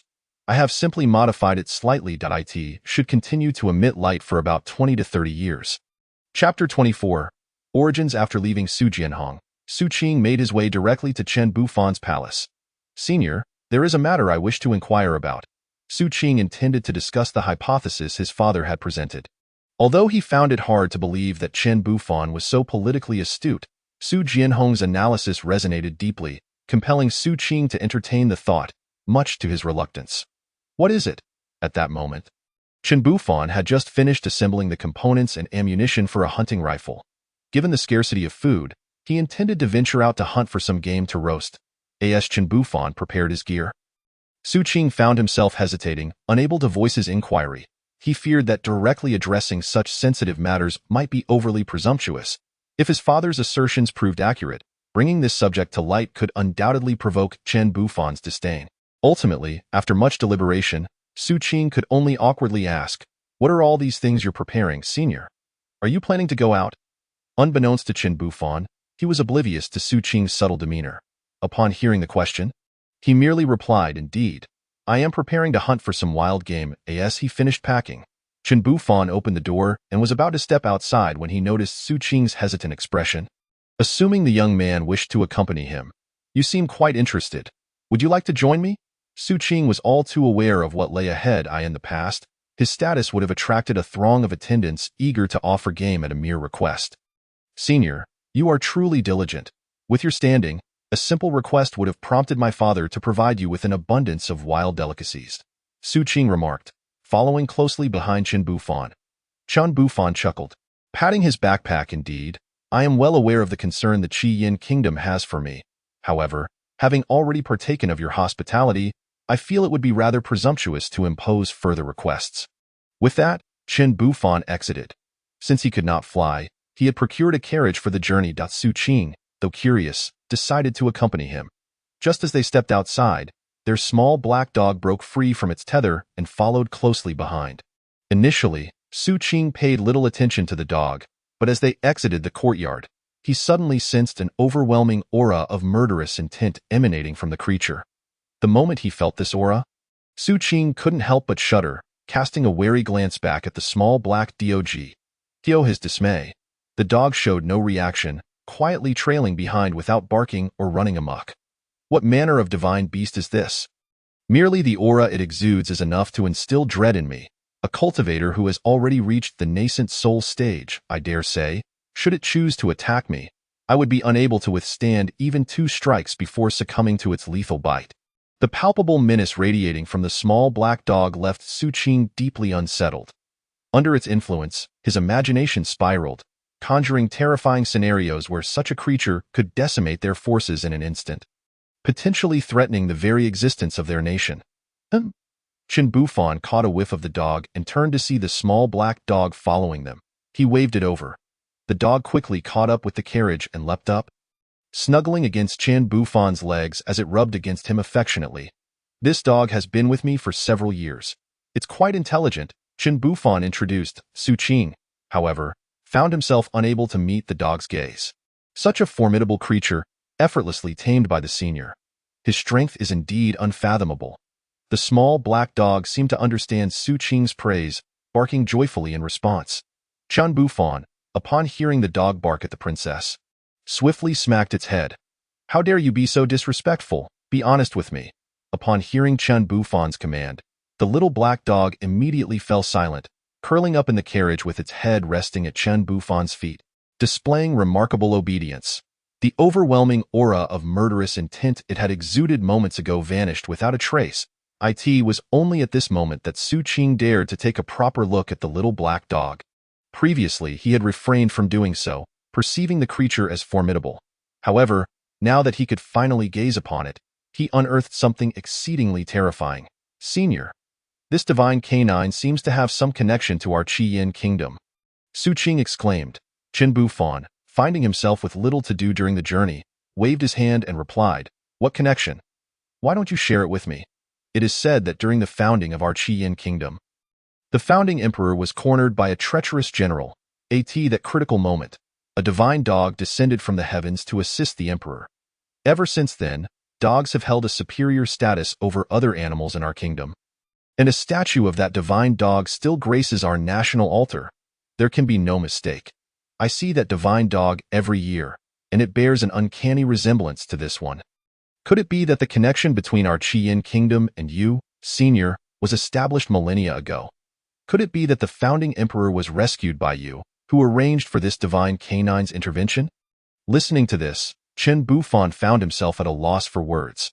After all, he had only traversed into this world a few years ago, and this little black dog was a reward from the system. How could he possibly have any ties to the monarch of Qi Yin kingdom from millennia past? However, seeing Su Qing's excitement, he refrained from dousing his enthusiasm with cold water, offering only a faint smile and remaining silent. Indeed, after witnessing your demeanor, I am convinced that you, Senior, assisted the founding emperor. Su Qing concluded with conviction. If that were the case, everything made sense. The Senior had shown some fondness towards their Qi Yin kingdom and orchestrated the divine dog's rescue. Perhaps out of boredom or other reasons, the Senior now desired to venture forth, and given the pre-existing fondness for Qi Yin kingdom, she chose to reject Feiyu kingdom in favor of their own. All the previous trials and choices were merely figments of his imagination. With this realization, Su Qing found himself increasingly convinced that Su Jianhong's remarks were unfounded conjectures. A powerful figure like the Senior could never engage in petty schemes with mere mortals like them. Chapter 25. The Divine Dog. With this clarity, Su Qing's spirits lifted. He had always felt that the Senior was not one to indulge in cunning games, and now that he had confirmed his suspicions, he felt considerably more cheerful, even finding time to play with the little black dog. With Chen Bufan present, the little black dog dared not misbehave, merely indulging Su Qing in playful antics. What they did not realize was that it was indeed this little black dog that had once saved the founding monarch of the Qi Yin kingdom millennia ago. At that time, the little black dog had just become the howling celestial dog and was enjoying itself in the mortal realm when a group of people intruded. At that moment, the emperor of Yinghua was fleeing in terror. While the treacherous general showed no regard for the howling celestial dog, even attempting to strike it with a blade, provoking the wrath of this divine creature, their fate was sealed. Ultimately, the traitors were all obliterated with a mere swish of the little black dog's tail. Their bodies torn asunder. Such were the fortuitous events that led the Qi Yin kingdom to honor the little black dog with a statue on their altar, praying year after year for the divine canine's return. Yet, no one could have anticipated that it would return in such a manner. After spending a considerable time in the carriage, they finally arrived outside the royal city of Qi Yin kingdom, in a dense forest approximately 3 kilometers away. This forest was thick with trees and, more importantly, often harbored various fearsome beasts. Additionally, there were rumors that powerful monsters, rivaling those at the Yuanying stage, had been spotted within its depths. While the truth of these claims remained uncertain, they were enough to deter many timid hunters that, of course, where there were the timid, there were also the bold. Just moments before Chen Bufan and Su Qing's arrival, a hunting party had stealthily infiltrated the area. Everyone, be cautious. We are hunting a monster at the Yuanying stage. We must not let our guard down. The leader, clad in a Taoist robe, bore a frightful scar on his face, one he did not attempt to conceal, flaunting it as if it were a badge of honor. Chen Chong, I don't see the need for such caution. Although that beast possesses Yuanying strength, so do you. We have no reason to fear it. One member remarked. Xiao Huan is right. Chen Chong, you are being overly cautious. With our squad's strength, how could we possibly lose? Enough, both of you. One does not walk by the river without getting wet. Do you think our strength alone is sufficient? This forest is fraught with peril. No matter how strong we are, we may still encounter even stronger demons. We must exercise the utmost caution. If anyone falls, I won't have the time to retrieve your bodies." The three continued their stealthy advance. Their strength was formidable, and they hailed from the same sect known as the Tianyin sect. While not the most powerful in the world, they were a significant force in their jurisdiction, capable of obliterating an entire faction if they so desired. Chun Chang was the pillar of this sect, and his Yuanying power made him the strongest elder within. His purpose for this venture was to hunt down the Yuanying beast. And should he succeed in slaying it and claiming its core, his strength would undoubtedly ascend to new heights, granting him greater authority within the sect. While I treat you as brothers, do remember that as long as I live, I shall always be your elder, understand? I brought you here to grant you an opportunity. Should any of you harbor divided loyalties or disobey my commands, you shall not escape this forest. The group pressed on silently, while Chen Bufan and Su Qing finally halted, securing their carriage to a sturdy tree before surveying the vast forest. In forests like this, there are surely delectable beasts with tender, savory flesh. Chen Bufan wiped his mouth and led the way, though Su Qing felt some trepidation.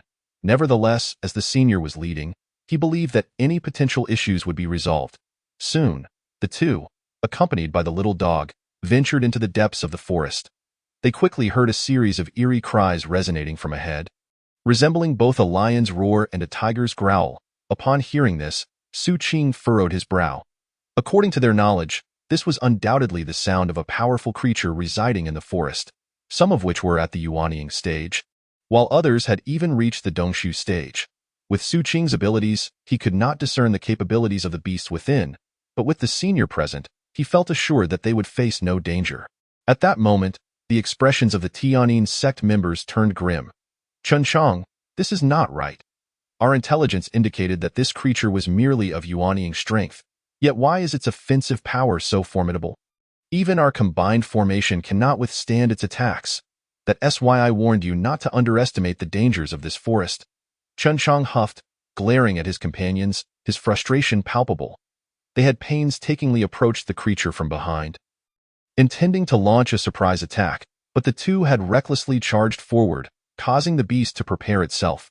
Now, the situation was dire. The monster was attacking with reckless abandon, forcing them into a desperate flight. Its strength was overwhelming, far beyond their comprehension. "Chun Chang, this doesn't make sense. I cannot perceive this creature as merely Yuanying level. Has it somehow broken through to the Dongshu stage?" His words sent a chill through the group. If he was correct, then their chances of leaving this place alive were slim. Enough with the speculation. Instead of pondering these trivial matters, we should focus on how to escape. Chapter 26. Faith at this point. Killing the creature seemed impossible. Their only option was to flee and devise a new plan. Chun Chang let out a loud cry, yet the question of how to escape remained an insurmountable dilemma for them. They had come to the grim realization that their situation was utterly hopeless, and thus chose to flee. However, how could this formidable beast possibly allow the intrusion of humans into its territory? They ran frantically, pursued relentlessly by the great demon. Eventually, a few of them, utterly exhausted, collapsed to the ground. It was over. They were doomed. Who would have thought that they would meet their end here? Who would have imagined that the strongest elder of the Tianying sect, accompanied by a few of them, would suffer such a disastrous fate? The expressions of the group turned ashen, and although the elder wished to continue resisting, he understood all too well that defiance held no significance in the face of such overwhelming power. Despite their myriad methods, they would be rendered utterly ineffective. Roar! The massive beast drew ever closer, soon standing before them. They gazed at this opponent, already resigned to their fate, their faces etched with despair. "No, I cannot perish yet. My sect still relies on me to thrive. What will become of it if I die?" Although Chen Chang's legs could no longer move, he refused to surrender. Desperately, he clawed at the ground, attempting to drag himself forward. Yet, the more he struggled to escape, the more the great demon seemed intent on tormenting him. The demon even took pleasure in prodding his body with its claws, urging him to run faster. Undoubtedly, it was merely toying with its prey. Yet, Chun Chang could think of nothing but one singular thought: to flee, to escape from this place at all costs. Time lost all meaning as he fled, suffering under the relentless pursuit. Finally, the great demon approached Chen Bufan. Upon seeing the unfamiliar figure before it, the demon's expression shifted to one of frantic desperation. It howled in anguish, begging for salvation. "Save me. If you can rescue me, I will grant any request you have. Whatever you desire, I will provide," it cried out. However, upon noticing the two individuals and a dog before it, its demeanor darkened once more. It felt no formidable spiritual energy from the two, and even though the woman appeared to possess the strength of the nascent soul stage, she had only recently entered that realm. There was no way this man could assist it. In an instant, the enemy charged at its face, and after a considerable pause, it resigned itself to the harsh reality, slowly collapsing to the ground. Indeed, had it truly reached the end of its road? Chen Chong lay on the ground, beginning to wail in agony. He understood that no miracle would occur. He had no chance of survival. He was undoubtedly doomed. His earlier struggles had only exacerbated his torment. What on earth is happening? I should have known better. There was never any hope for me. I was already destined to die. How ridiculous it is to imagine encountering a savior. Long Gu wept bitterly. And at that moment, the wounds sustained during battle began to fester rapidly under the strain of his intense emotions. Upon sensing his despair, Chen Bufan furrowed his brow slightly. This individual was weeping so pitifully. Could there be something here that I cannot contend with? Chen Bufan's heart began to falter, yet he did not voice his concerns. Instead, he surveyed the surroundings once more. After all, the inhabitants of this world seemed to be rather eccentric. Perhaps it was merely an unexpected turn of events. With this thought, Chen Bufan scanned the area but found no sign of the great demon. He then turned to Su Qing and asked, "What do you think?" Being no cultivator himself, Chen Bufan could only rely on Su Qing's perceptive abilities to inquire about the situation. However, to his surprise, Su Qing shook his head. Undoubtedly, this individual had been pursued by some great demon. Yet the younger generation lacked the keen sight to discern any formidable foes nearby. Perhaps the great demon sensed the presence of a senior and fled in fear. Suddenly, a compliment caught Chen Bufan off guard. Cough, cough, in that case, "Hey, Xiao He, what are you doing?" The little black dog at his feet suddenly darted away. Staring at the dog's retreating figure, Chen Bufan felt momentarily bewildered, but this confusion was short-lived as Xiao He returned. Proudly carrying a corpse in its mouth, it was an exceedingly large rat. Chen Bufan stared at the rat's lifeless body, feeling a wave of revulsion wash over him. He had encountered many rats before, but never one of such size. Moreover, it appeared that this rat had put up considerable resistance, rendering its corpse even more grotesque. Yet, Xiao He seemed oblivious to Chen Bufan's reaction, wagging its tail excitedly. Eager for praise. "You are a dog, not a cat. Why are you so obsessed with catching rats?" Chen Bufan chastised, and Xiao He, understanding the reprimand, lowered its head dejectedly. This scene left Chun Chung utterly dumbfounded. The great demon they had been battling was precisely this rat, which must have cultivated for centuries, or it would not possess such formidable power. Yet, this mighty demon had been effortlessly slain by this dog? No matter how he rationalized it, he could not comprehend how this was possible. How could this be? This is a demon of the Dongshu realm. How could it be so easily defeated by this dog? This is unfathomable, Chen Chong shouted, as if the foundation of his beliefs and years of cultivation had crumbled in an instant. However, his cries only served to anger Xiao He, who barked fiercely at him. Adopting a fearsome demeanor that frightened Chen Chong considerably, Chen Bufan quickly pulled Xiao He back. "What are you doing? Are you looking for a fight? How dare you bark at others?" Chen Bufan scolded Xiao He. And the dog fell silent, further deepening Chen Chong's disbelief. Tio effortlessly hunt such a powerful demon. This little dog must possess strength at least equal to that of the Dongshu realm, if not several levels higher. And yet, such a divine creature was being scolded by an ordinary person, obediently refraining from retorting. Chapter 27. Confusion. When Chen Chong looked at Chen Bufan, his expression could no longer be described as merely astonished. He realized that the person before him was undoubtedly a powerful figure, a hidden master who had concealed all his strength. Such a formidable individual, should he feel the slightest offense, could extinguish Chen Chong's life with a mere wave of his hand. "I see you're so frightened. Is there danger lurking here?" Chen Bufan inquired, at which point Chen Chong finally regained his senses, staring at Chen Bufan, unsure of what to say. merely nodding vigorously if there is danger. We should hasten our retreat. Regardless of how tempting it may be to stay, one's life must take precedence, Chen Bufan mused. However, this statement left Chen Chong in disbelief as he scrambled to his feet, grasping Chen Bufan's arm. What are you saying? Hasn't the greatest danger already been eliminated by you? Senior, who are you? Why have I never heard of such a powerful immortal in the Qian kingdom? Chen Chong exclaimed incredulously. Chen Bufan felt a bit awkward upon hearing this. It was always like this. He had done nothing yet was surrounded by a throng of admirers calling him a great master. I am merely a passerby on a hunting expedition. With that, Chen Bufan turned to leave. However, as he began to walk away, Su Qing suddenly blocked his path. Senior, be careful, Su Qing interjected. He sensed a powerful demon approaching from afar. Merely the aura emitted by the great cat had rendered Su Qing's legs weak with fear. Nevertheless, he stood resolutely before Chen Bufan, recalling the words of Su Jianhong, who had emphasized the importance of demonstrating loyalty to the senior. Though Su Qing understood that as long as Chen Bufan was present, no harm would come to them, appearances still mattered. Soon, the great demon drew nearer, and upon closer inspection, Su Qing realized it was a leopard. How is this possible? I have never heard of such a powerful demon residing here. Su Qing panicked. The leopard was the fastest of all four-legged creatures. Even with a senior present, he doubted Chen Bufan could effortlessly protect him from the leopard's onslaught.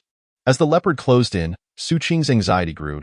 He turned back to Chen Bufan, but to his dismay, Chen Bufan showed no inclination to confront the approaching threat. Could it be that my intentions have been seen through? Yet, it seems odd that such thoughts would go unnoticed in a fleeting moment. Su Qing found himself beset by a twinge of remorse. It became evident that engaging with others cannot be approached with cunning tricks. If one desires genuine affection, it is imperative to reciprocate with sincerity. To rely on such petty stratagems to win hearts is nothing short of naive and juvenile. Su Qing felt an overwhelming sense of helplessness. Yet he understood that the elder's unwillingness to assist him stemmed from his own transgressions, a reality he could not alter. Ultimately, he fervently adjusted his breathing, resolved to fight for his own survival. Should the elder choose to abandon him in his hour of need?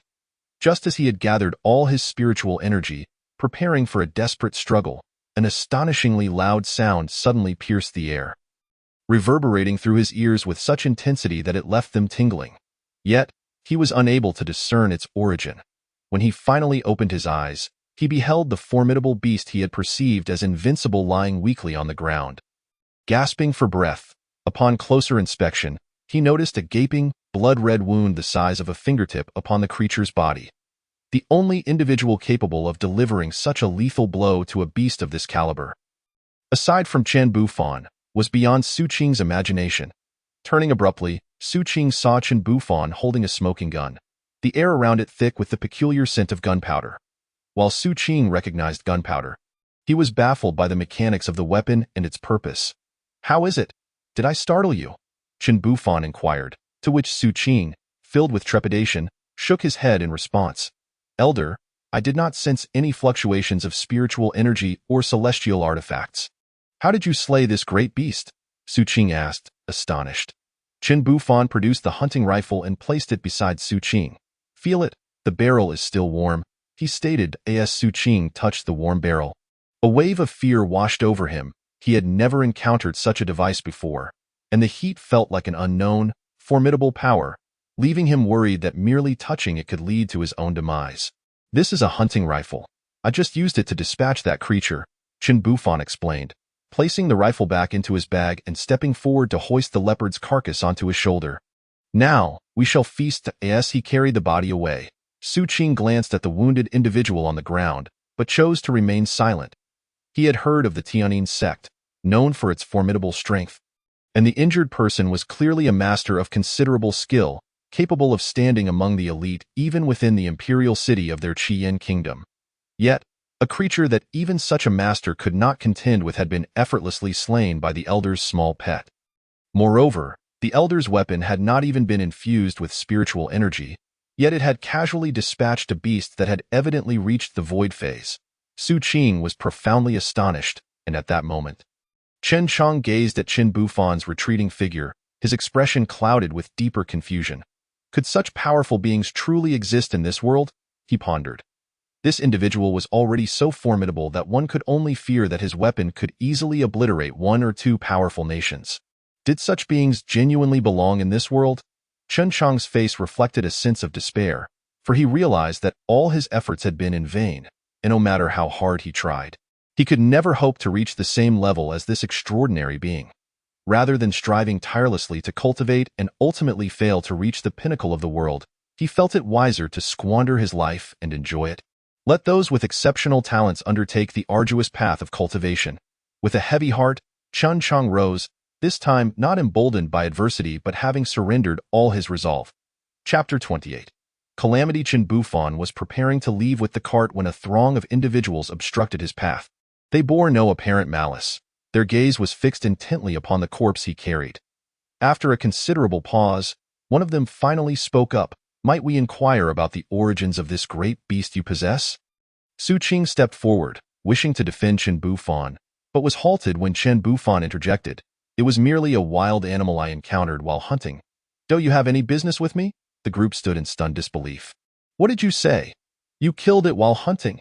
Their astonishment was palpable, and after a prolonged moment of hesitation, they lowered their heads to confirm the identity of the beast once more. It truly is a sacred beast. How can this be? This is disastrous. The sacred beast has been slain. Does this not mean we are forever deprived of any possibility of resurgence? We have searched for decades, and after so much effort finally pinpointed the sacred beast's location, only to find it dead. There is no hope left. With the sacred beast's demise, our sect's future is doomed. We must inform others immediately and devise a plan to navigate this crisis. Each member of the group spoke with a sense of tragic resignation. While Chen Bufan listened in bemusement, it is merely an ordinary leopard. Have you all made a grave mistake? Upon glancing at the leopard once more, their faces contorted with indignation. What are you saying? You have slain our sacred beast. The fact that we have not sought retribution is already an act of mercy. Dare you speak such flippant words? Are you truly unafraid of death? Enough. If he has the strength to slay a sacred beast, we would be wise to avoid provoking him, lest we all perish. The leader's expression darkened with anguish, and he reluctantly shook his head. After a moment of silence, he addressed Chen Bufan with a tone of desperation. Elder, while I understand my request may be unreasonable, I implore you to consider granting me the inner core of this sacred beast. With it, perhaps our sect can weather this dire situation. The inner core, a vital essence within a great beast, contained much of its spiritual energy. Though he recognized the absurdity of his request, the leader felt compelled to try. The inner core? Chen Bufan recalled the inner core he had previously given Su Qing, which resembled a mere rock. If you truly desire it, I can give it to you. With that, he sliced open the leopard's body and extracted a stone that appeared to be a common mineral. Since you wish for it, consider it yours. As he carelessly tossed the stone to them, the group panicked, scrambling to catch it. Once they secured the peculiar inner core, their anxious hearts finally found solace. This is splendid. With the inner core, my strength will surely ascend a significant tier. In a moment of gratitude, one of them suddenly knelt before Chen Bufan. Elder, I am filled with trepidation. Please rest assured that the Tianshi sect will never forget your immense kindness. As this individual revealed his identity, Chen Bufan realized that he was no ordinary person. He recalled hearing that aside from the royal family of the Qian kingdom, the largest cultivation sect within its borders was indeed the Tianshi sect. You are of the Tianshi sect? To respond to the elder, I am indeed Qianan, the 9th generation leader of the Tianshi sect. Our sect faces calamity and sought the sacred beast's aid. However, we never anticipated. As Qianan spoke, he suddenly sensed that his words might have offended the elder, and hastily waved his hands, saying, Please do not misunderstand, elder. I meant no offense. The sacred beast encountered its fate at your hands, which was simply its destiny. It could not be avoided. Qianan hastily apologized, but Chen Bufan, observing his demeanor, did not take offense. Instead, he contemplated the potential to learn a modicum of the path of cultivation from this individual. Should he indeed be the leader of the Tianshi sect? Now the entire Qian kingdom regards it as a unique cinematic edifice, rendering the prospect of learning the art of cultivation within its borders nearly impossible. After much contemplation, Chen Bufan perceived this as an exceptional opportunity. Why not?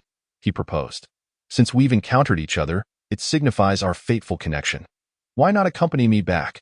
I shall treat you all to a barbecue. Chen Bufan's words elicited a profound sense of admiration from Su Qing, who stood behind him, unable to contain his astonishment at the elder's approachable demeanor. It appeared that once one attained such a lofty realm, matters diverged greatly from his preconceived notions. Though he understood the arduous journey to reach such heights, he resolved to strive diligently towards emulating the elder's path. Meanwhile, Chen Bufan had successfully persuaded the individuals before him. The Tianshi sect was currently facing significant tribulations, and should they enlist the assistance of this esteemed elder, they might indeed navigate through their calamity. The dialogue between the two parties flowed harmoniously as Chen Bufan swiftly escorted them to the royal residence prepared for him by the Qian kingdom. Upon their arrival, the visitors were left utterly astounded. They were aware of the elder's formidable prowess, but they had not anticipated that it would garner the attention of the royal family of the experimental nation. Undoubtedly, the royal court of the Ji Yuan kingdom had elevated this elder to the status of a distinguished guest, making it unlikely for them to invite him back to their sect. Upon entering the palace specifically designated for Chen Bufan within the Qian kingdom, they were once again struck by the grandeur of their surroundings. It was difficult for them to fathom that such a vast expanse of land would be allocated solely for the construction of a palace for one individual. As they stepped into the courtyard, a robotic servant emerged, preparing the appropriate number of slippers and tea for the guests. At that moment, the members of Tianning felt an overwhelming sense of trepidation. One of them instinctively retreated several paces and drew his weapon, aiming it at the robot. He sensed an immense reservoir of spiritual energy within the machine, but it was not merely the presence of energy that instilled fear. Rather, it was the utter absence of any semblance of a living being emanating from it. The robot exuded an aura of celestial energy, yet displayed none of the characteristics of a sentient creature. Casting a significant psychological shadow over him, Chun Chang's heart raced with anxiety. There is no need for alarm. This is merely a service-oriented robot, Chen Bufan reassured him. Having witnessed Chun Chang's reaction, Chen Bufan was unfazed. Recalling how Su Qing and the others had similarly reacted upon their first encounter with smart devices, to alleviate Chen Chang's concerns, Chen Bufan personally demonstrated the robot's functions, explaining that it would immediately assess the situation upon his return, determining the necessary actions to take, such as preparing 5 pairs of slippers for their arrival. After elucidating the robot's capabilities, Chun Chang's wariness gradually subsided. Such a powerful contraption. I can even sense formidable celestial artifacts within this device. It seems the elder truly possesses unparalleled resources. The machines you employ are driven by celestial energy, he began to extol, and Chen Bufan, accustomed to such flattery, merely smiled awkwardly before guiding his guests to a sitting area. Rest assured, the cuisine here will undoubtedly satisfy your palates. Chen Bufan thought to himself, fully aware of the importance of cultivating a favorable relationship with these individuals. Should he acquire their methods of cultivation, augmented by the assistance of the system, he could potentially soar to great heights in this realm. Having settled his guests, Chen Bufan promptly retrieved a barbecue grill from the system's space. Through their recent interactions, he had discerned that the inhabitants of this world led materially deficient lives. Thus, a simple barbecue would surely delight them immensely. While preparing the meal, Su Qing took the opportunity to show the Tianshi sect members around. However, their tour was abruptly interrupted when a frantic figure burst into the room. Su Jianhong had received word from the Tianxiang Palace regarding an impending celestial phenomenon on the 5th day of the coming month. Though the specifics remained unclear, he deemed it necessary to inform Chen Bufan. Upon entering, he was taken aback to find Chen Bufan engaged in barbecue preparations while Su Qing escorted several individuals throughout the room. Although he could not discern the elder's activities, he could feel the overwhelming heat radiating from the flames and the presence of a large demon's corpse nearby. The demon's body, though cold, emanated a chilling aura that made Su Jianhong shudder. He recognized it as a formidable creature, likely of the Dong Su realm. The combination of such power with the searing flames manipulated by Chen Bufan sparked numerous conjectures in his mind. Not wishing to disturb the elder, Su Jianhong approached Su Qing. Upon recognizing the individuals present, he paused, realizing they were members of the Tianshi sect, known for their previous associations with the Qian kingdom's royal family. What brings you here? This is the royal palace, and the presence of these individuals, representatives of the martial world, poses a considerable risk, he remarked. Your Majesty, please do not misunderstand. It was the elder who invited us here for a meal. Chun Chang responded anxiously.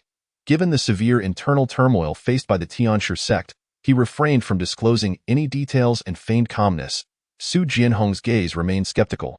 Sensing his doubt, Su Qing stepped forward to corroborate their account, prompting Su Jianhong to fall into contemplation. The Tianshi sect, being a martial faction, would typically not engage closely with any nation's military. Thus, the notion that they had come to the royal palace solely for a meal seemed implausible. If it were merely a matter of dining, the elder could summon anyone like him without hesitation. After all, the martial factions would eagerly seek guidance from someone of the elder's caliber. However, reflecting on the information he had received, he realized that the direction from which the celestial phenomenon was expected to manifest aligned precisely with the location of the Tianshi sect. In an instant, all the pieces of information coalesced in Su Jianhong's mind. Indeed, the elder was perceptive, always a step ahead. While he pondered the implications, the elder had already devised a plan. With a resigned shake of his head, Su Jianhong declared, "In that case, I shall not intrude further." As he prepared to leave, Su Qing sensed her father's urgency. Seeing him about to exit after encountering these individuals, she couldn't help but wonder if his haste was due to their presence. After hastily arranging a few words, she quickly pursued him. "Father, is there something you cannot disclose?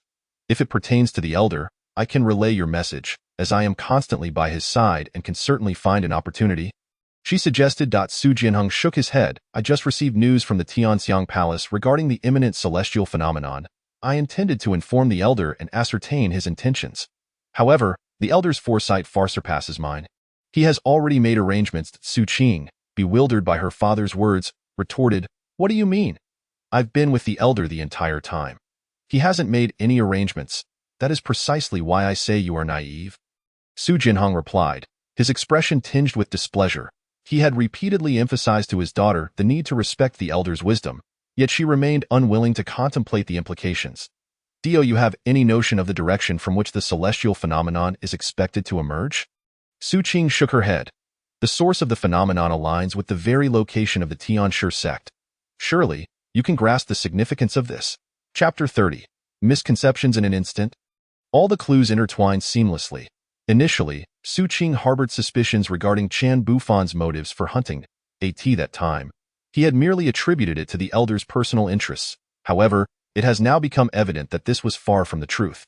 Given the intelligence at hand, it is clear that this elder must have learned through some means about the celestial phenomenon, prompting him to hunt, to establish the Tianshi Min, and ultimately to orchestrate today's grand spectacle. Consider this. It is indeed plausible that he utilized the hunting expedition to create a chance encounter, thereby facilitating a natural connection with the individuals from Tianshi Min, who now seem to be entangled in some predicament. Upon discovering their troubles, the elder, without hesitation, brought them back, opting to invite them for a meal rather than inquiring about their issues. "Oh, foolish child, have you finally realized the formidable nature of our elder?" Su Jianhong hinted, to which Su Qing responded, filled with trepidation. "The elder is showcasing his strength. Their sect is currently facing difficulties, and once the elder demonstrates his capabilities, they will undoubtedly come seeking his assistance without even needing to ask." Upon hearing Su Qing's remarks, Su Jianhong nodded in approval. "It appears your instincts are rather sharp. You simply have been reluctant to acknowledge it. Remember, such a figure has likely lived for thousands of years. Do not underestimate the elder's prowess. Imagine, if this method were employed previously, would they not have approached him voluntarily? After the elder aids them, they would owe him an immense favor. When the celestial phenomenon truly erupts in their realm, would they dare not extend an invitation to the elder?" After delivering these words, Su Jianhong patted Su Qing on the shoulder and advised, "Observe and learn diligently from the elder." With that, Su Jianhong departed to prepare for matters concerning the celestial phenomenon. Su Qing, watching his retreating figure, felt a sense of helplessness wash over him. Upon returning to the courtyard, Su Qing happened to catch Chen Bufan's eye. "Why do you seem so troubled? Has something occurred?" Chen Bufan inquired, and after a moment of hesitation, Su Qing finally voiced his concerns. "Elder, there is something that confounds me. The beautiful Su Qing is facing a dilemma. As a man, Chen Bufan believed it was his duty to alleviate her distress, all while potentially enhancing his favorability. Whatever it is, do not hesitate to speak. If I can assist you, I shall not decline. Chen Bufan remarked as he fiddled with the roasted meat, while Su Qing hurriedly expressed her inner turmoil. Elder, I have a friend, and I have recently come to realize that he may not be the person I once thought he was. I am uncertain whether I can continue our friendship. Upon hearing this, Chen Bufan smiled faintly. Indeed, youth is characterized by such concerns. Let me ask you this. If you have a friend who treats you exceptionally well, but as your relationship deepens, you discover he is not as perfect as you imagined, perhaps he has numerous flaws, would you sever ties with him over these shortcomings? Certainly not. I am not that kind of person. Everyone has flaws. I cannot simply. Then what are you wrestling with? Chen Bufan interrupted Su Qing, who finally recognized that her thoughts had fallen into a trap of misconceptions. Indeed, even if the elder is cunning, so what? Regardless, all his actions are in service of the interests of the Qi Yin kingdom. As long as he is aiding us, I have no right to harbor disdain or doubt. Reflecting on this, Su Qing felt a wave of shame wash over her. Though the elder had assisted them numerous times, she had persistently questioned his intentions. Having resolved her inner conflict, Su Qing understood that she had no grounds to criticize the elder. With this clarity, she dismissed her errant thoughts, acknowledging that the elder's actions were ultimately for the benefit of their Qi Yin kingdom. Even if one were to argue otherwise, the elder's reasoning would stand firm.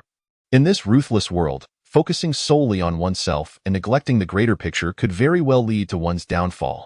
With these thoughts in mind, Su Qing resumed her tour, introducing the few individuals from Tianshi to the elder's meticulously prepared courtyard, which had yet to host any visitors since its inception. As she elaborated on the smart speaker and various intelligent facilities, it became evident that these visitors were utterly captivated. They had never encountered such impressive innovations. While their sect possessed many intriguing tools, they were solely for cultivation, lacking any form of entertainment. After concluding her presentation, Su Qing seized a moment to sip her tea and began. First and foremost, if one possesses such an identity, there should be no trouble they cannot resolve. Would you not agree? Su Qing broached the subject, yet the two individuals remained oblivious to her intent, nodding repeatedly. The elder has already bestowed upon you such a precious inner core, signifying his willingness to befriend you. Coincidentally, did you not mention that your sect is facing difficulties? If that is the case, I personally suggest that you seek the elder's aid.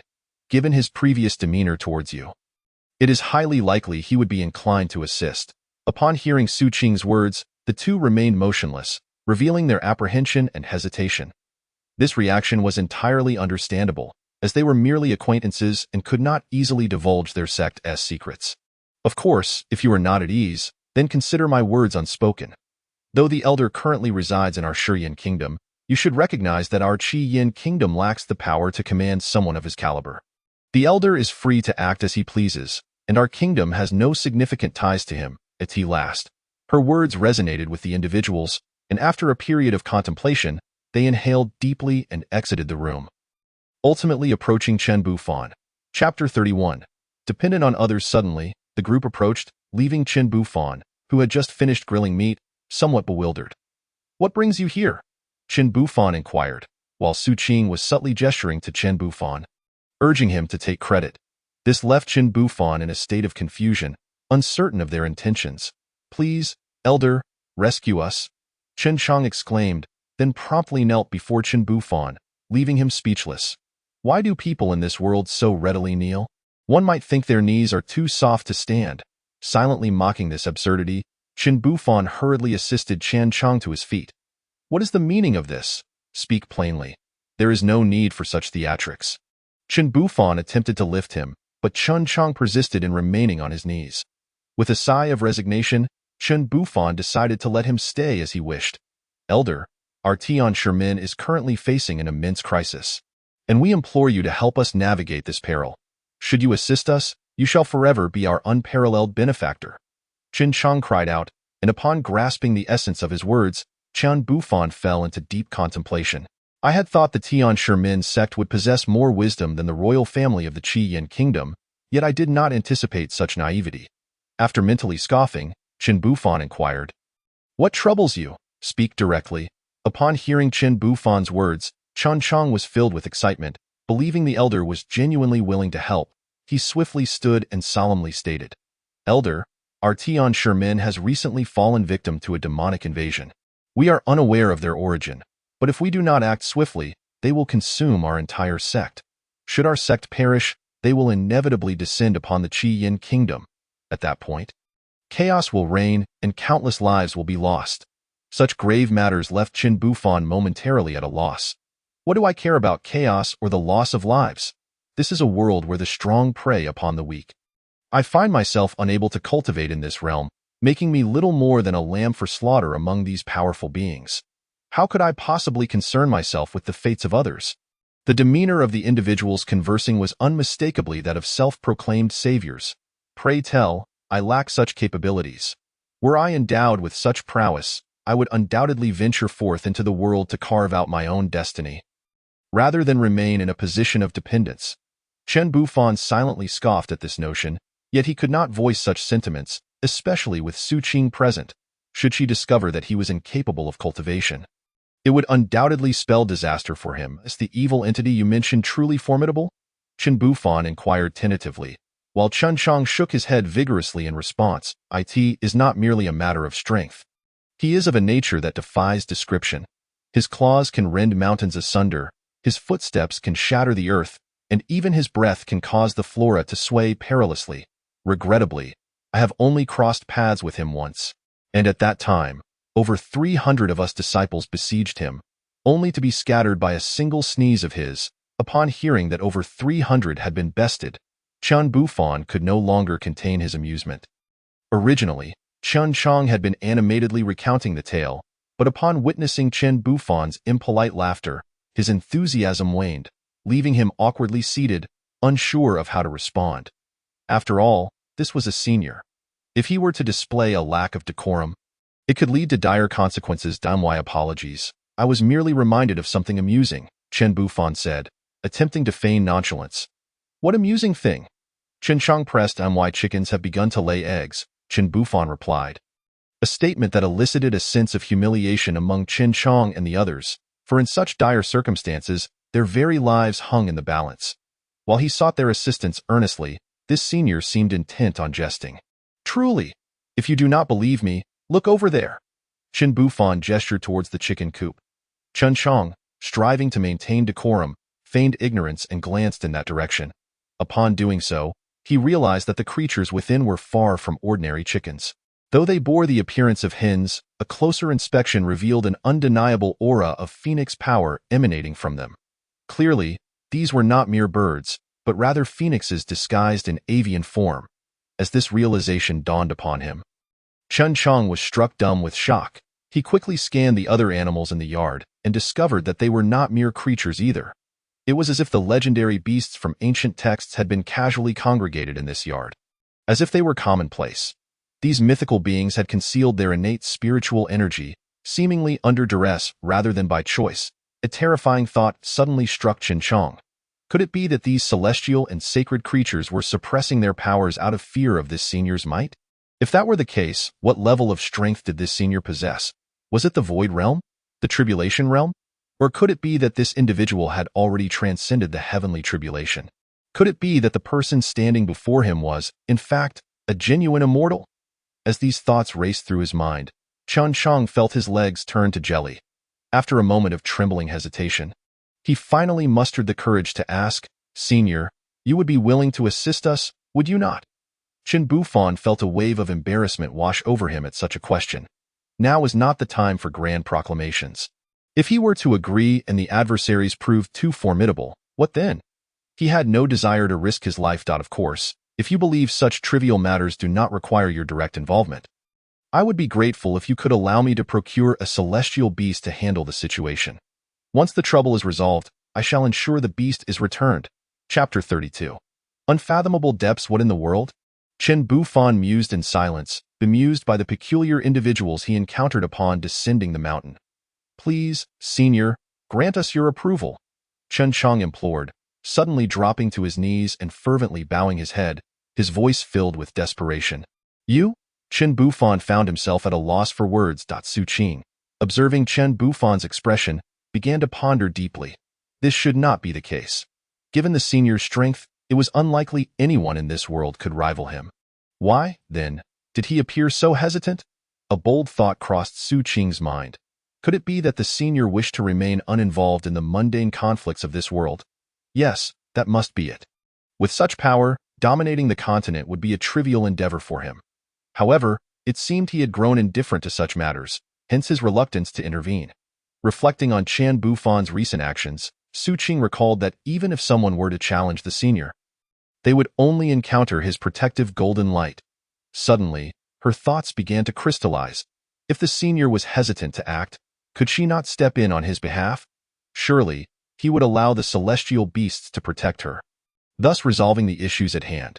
With this notion in mind, Su Qing stepped forward, turned to face Qian Bufan, and respectfully declared, "Senior, would you permit me to venture to the Tian Sherman and fight? I, Su Qing, shall not disappoint your name and shall vanquish all malevolent beings." Huh? Qian Bufan was momentarily taken aback, gazing at the delicate visage before him. "You wish to go to the Tian Sherman? How bold of you," he thought, stifling a chuckle. Did she not hear Chen Chang mention that even 300 were no match for the evil spirits? With her slender arms and legs, would she not be merely offering herself as a feast?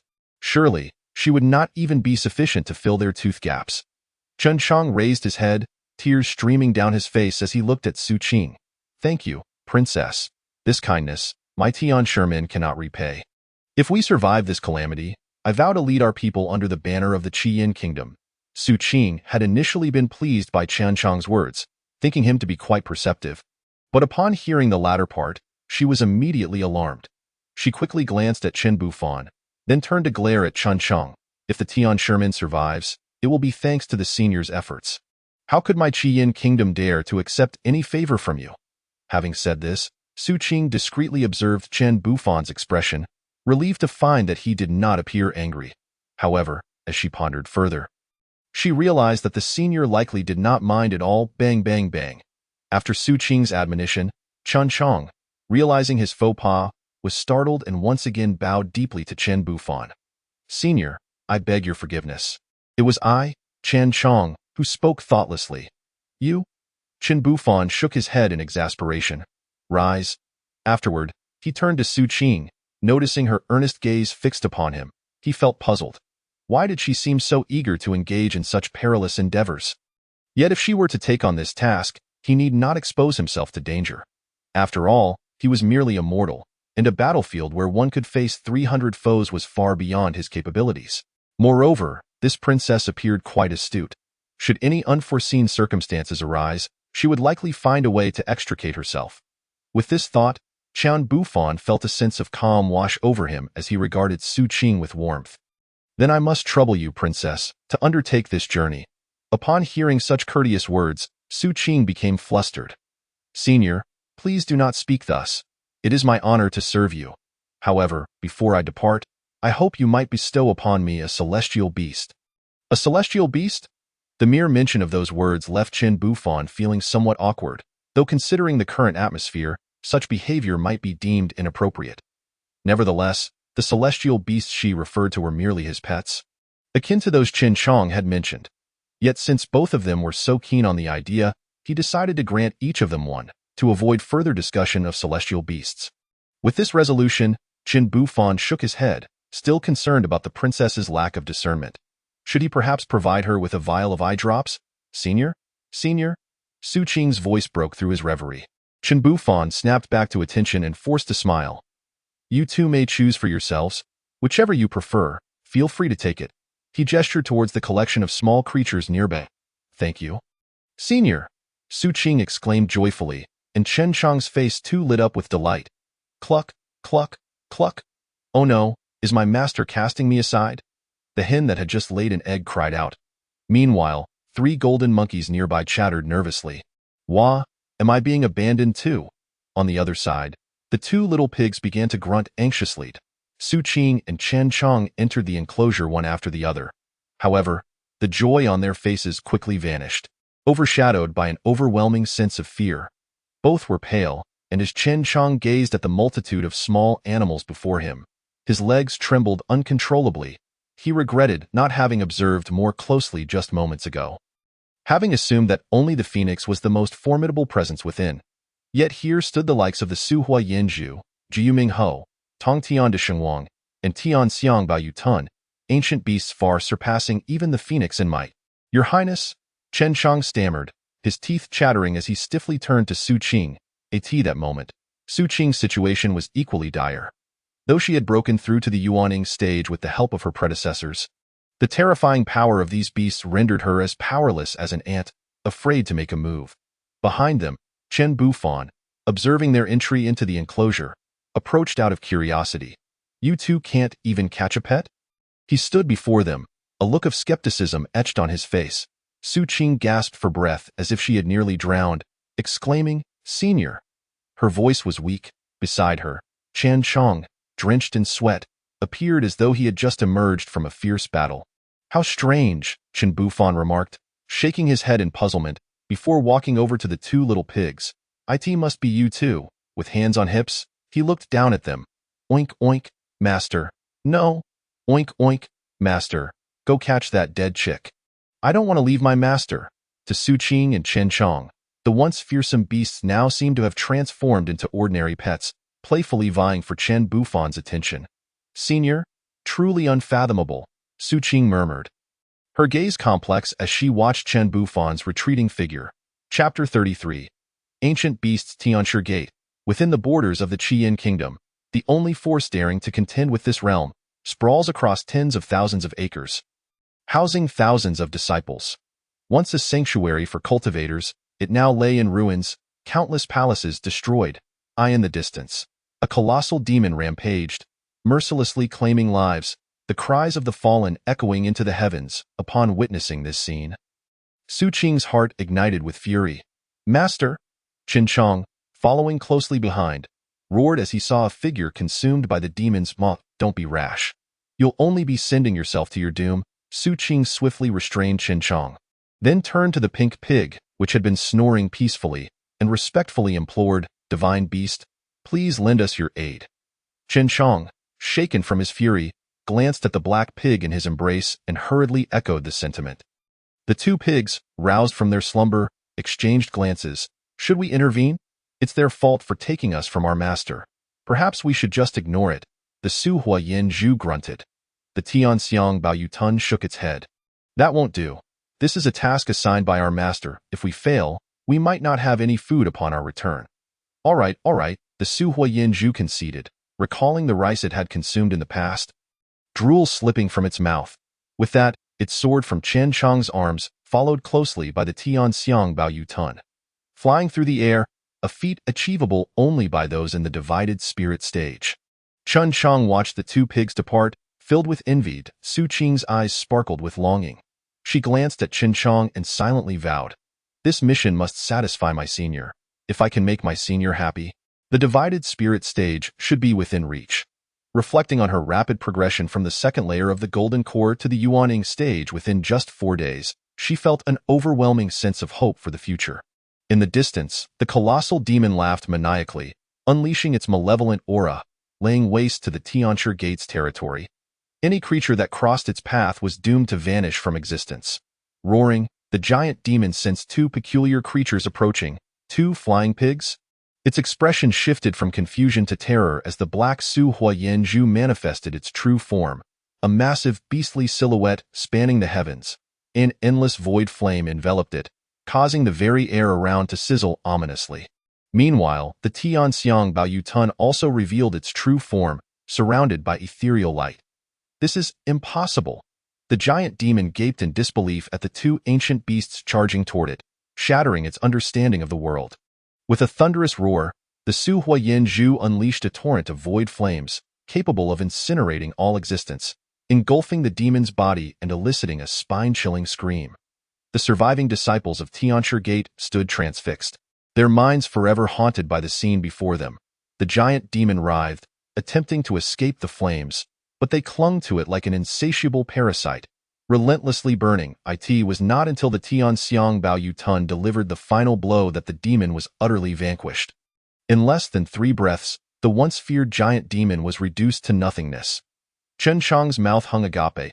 He had anticipated that the two divine beasts would be formidable, but he had never imagined they would be this unstoppable. At that moment, he and Su Qing exchanged a glance. an unspoken understanding passing between them as they recalled how they had cradled these creatures in their arms. A wave of trepidation washed over them. "Your Highness, this ordeal has passed, yet Tianshur Gate has suffered grievously. Many elders have perished, and I fear I cannot return to the kingdom to face our senior. I implore you, Your Highness, to intercede on my behalf. Once Tianshur Gate is restored, I shall personally seek out our senior to atone for my failure." Chen Chang solemnly bowed. Su Qing nodded slightly, saying nothing further, and when the two pigs returned, she turned to leave. Chen Chang rubbed his face, steeling himself for the tasks ahead, fully committing to the rebuilding of the sect, 1,000 miles away from Tianshur Gate, in a cave shrouded by a great formation. Two figures, one red and one purple, stared blankly at the scene within a crystal sphere, the very moment of the demon's demise. "These are ancient beasts, are they not?" the purple figure murmured uncertainly. "The Su Huayin Zhu and Tian Xiang Bao Yu Tun, renowned ancient beasts," the red figure replied gravely, fixated on the terrifying silhouettes within the sphere. The former possessed the innate ability of void flames capable of incinerating all things, while the latter bore celestial energy that could dissolve spiritual essence. Yet, these creatures had long been thought extinct. How could they possibly exist in this era? A tumult of emotions surged within the red figure. They were the enforcers of the Ghost Sect, known as Ghost 7 and Ghost 8, the masterminds behind the giant demon's invasion of Tianshur Gate, though they were merely following orders. They had never anticipated that what seemed a simple task would spiral into such unforeseen events. Ghost 7 composed himself, turning to his companion. "Regardless, as long as our master achieves the desired outcome, the mission's failure is inconsequential. But what should we do now?" Ghost 8, clearly troubled by the implications, shared a look of alarm. They were acutely aware of their master's methods. "Our only course of action now is to investigate these two beasts thoroughly and report back to our master. That may spare us the consequences of this failure," Ghost 8 suggested after a moment of contemplation. "Indeed, the emergence of these ancient beasts in the present likely harbors significant secrets. You speak true. Perhaps we can reap substantial rewards from this." Ghost 7's eyes gleamed with avarice. When the prospect of immense gain loomed, even ancient beasts could not deter their ambitions. Soon, the two figures vanished from the cave, leaving behind the crystal sphere that continued to display the battle against the giant demon. In the Qiyin Kingdom, within a courtyard specially designated for Chen Bufan, he lamented, "System, why is it always this kind of task?" Before him, a screen revealed a message. "Please proceed to Shirley Alley and locate the lost kitten belonging to Granny Wang." "Isn't there any cultivation method available?" Chen Bufan clenched his fists in frustration. Detected ineffective dialogue. System refuses to respond. Ultimately, Chen Bufan released his clenched fist and rose to make his way towards Grandma Wang's house in Shirley Alley. At the same time, countless gazes fixated on Chen Bufan hurriedly reported back to their respective masters. In an instant, the winds of the Qiyin Kingdom converged upon Shirley Alley. Chapter 34. The practitioner of the demonic path Shirley Alley. Although Chen Bufan's arrival in the capital of the Qiyin Kingdom had caused quite a stir, with the emperor personally welcoming him and officials gathering to meet him, for the ordinary citizens of the capital, life remained as tranquil as ever. Chen Bufan entered the last courtyard situated in Shirley Alley. Not far off, Su Jianhong gazed at Chen Bufan's retreating figure with a look of confusion. "Predecessor, where is he going?" "I am not quite sure," replied the Qiyin Kingdom's master, shaking his head. However, considering the predecessor's profound cultivation, there must be something of great importance. "Indeed," echoed the imperial guards behind Su Jianhong, clearly in agreement. After all, it had been some time since Chen Bufan arrived in the capital, and he typically remained within the courtyard, never venturing out. This sudden departure surely indicated that something unknown to them had transpired. Meanwhile, the various noble families and ministers scattered around Shirley Alley were also speculating in their hearts. Inside the courtyard, Chen Bufan looked at the kindly old woman before him and spoke softly, "Grandma Wang, is this the little kitten you have been raising?" As he spoke, he gently handed the petite and adorable cat into the old woman's embrace. With a toothless grin, Grandma Wang laughed heartily. "Thank you, young man. I thought little Huang was surely lost this time." Chen Bufan waved his hand, exchanged a few pleasantries, and turned to leave. Yet, just as he reached the door, a sudden loud bang echoed behind him. Chen Bufan exclaimed, "What?" Turning around, he was met with a shocking sight. The previously amiable old woman now lay on the ground, her face stricken with terror, drenched in blood. You dare? The old woman struggled to extend her trembling hand, pointing at Qin Bufan, blood spilling from her mouth. What the hell? Qin Bufan was momentarily dazed. I asked this a scam, but I didn't do anything. Grandma Wang, are you all right? Qin Bufan's voice was dry as he asked, his concern evident. He glanced around, noticing that no one was observing them, and felt a brief sense of relief. However, he quickly registered the absurdity of the situation. Why am I so anxious when I haven't done anything? Whatever, I don't know what is happening, but it seems she is still alive. I should save her first. If she dies, I'll have a lot to explain. What he thought would be an exceptionally mundane task had unexpectedly turned into a quagmire. Damn this system! Qin Bufan stepped forward cautiously, squatting down beside the old woman. He poked her shoulder gently and said innocently, "Just to clarify, this isn't my doing, all right? If someone comes, you need to explain it clearly." The old woman gazed at him in terror, her mind screaming, "Don't come any closer." She finally understood the horror of the person before her. The protective golden light she had seen just moments ago had nearly cost her life. Initially believing this task to be simple, she now realized that the sheep she thought she had encountered had transformed into a wolf. With that thought, the old woman coughed up another mouthful of blood. Alarmed, Qin Bufan instinctively stepped back. Hey, are you all right? Qin Bufan called out urgently, watching as the old woman seemed to be on the verge of death. After a brief pause, he noticed she was fixated on him without speaking. I'll take you to find a doctor. Perhaps you still have a chance to live, Qin Bufan decided, reaching out to help her up. This is ridiculous, he mentally grumbled. What on earth is happening? Why is she gravely injured and bleeding? Ever since I descended from the mountain, things have been off. Just as Qin Bufan prepared to touch the old woman, a cacophony of footsteps erupted from outside. Thank you, predecessor, for intervening to save the 30,000 citizens of the capital. Su Jianhong was the first to burst through the door, calling out loudly, Huh? Qin Bufan, bewildered, turned to Su Jianhong, pointing at himself. You mean me? His tone was laced with disbelief. Su Jianhong hurried closer, his gaze wary as he scrutinized the old woman. Predecessor, you may not know, but this woman is a practitioner of the demonic path, wanted by several nations. Qin Bufan's hand trembled involuntarily, retracting from the old woman. A practitioner of the demonic path, he thought, feeling a wave of unease wash over him. Goodness, this old woman has quite the background. Indeed, her name was Gu Yinv, notorious for her many crimes, having cruelly slaughtered the innocent in small towns to cultivate her dark powers. She had been wanted by numerous nations and had somehow infiltrated the Qiyin kingdom unnoticed. Su Jianhong, filled with fear, looked gratefully at Qin Bufan. Thank you for subduing this demon. Otherwise, our citizens would surely fall victim to her wickedness. Thank you, predecessor, echoed the voices of many ministers behind Su Jianhong. Qin Bufan glanced at the old woman and then at the grateful crowd, his emotions a tangled mess. He was about to explain when he realized he had no idea how to clarify the situation. Clearing his throat, he addressed Su Jianhong. In that case, hand her over to you for proper handling, but ensure she does not escape. Yes, predecessor, Su Jianhong exclaimed, then turned to the imperial guards, instructing, take this demon to the dungeons and ensure she is closely monitored.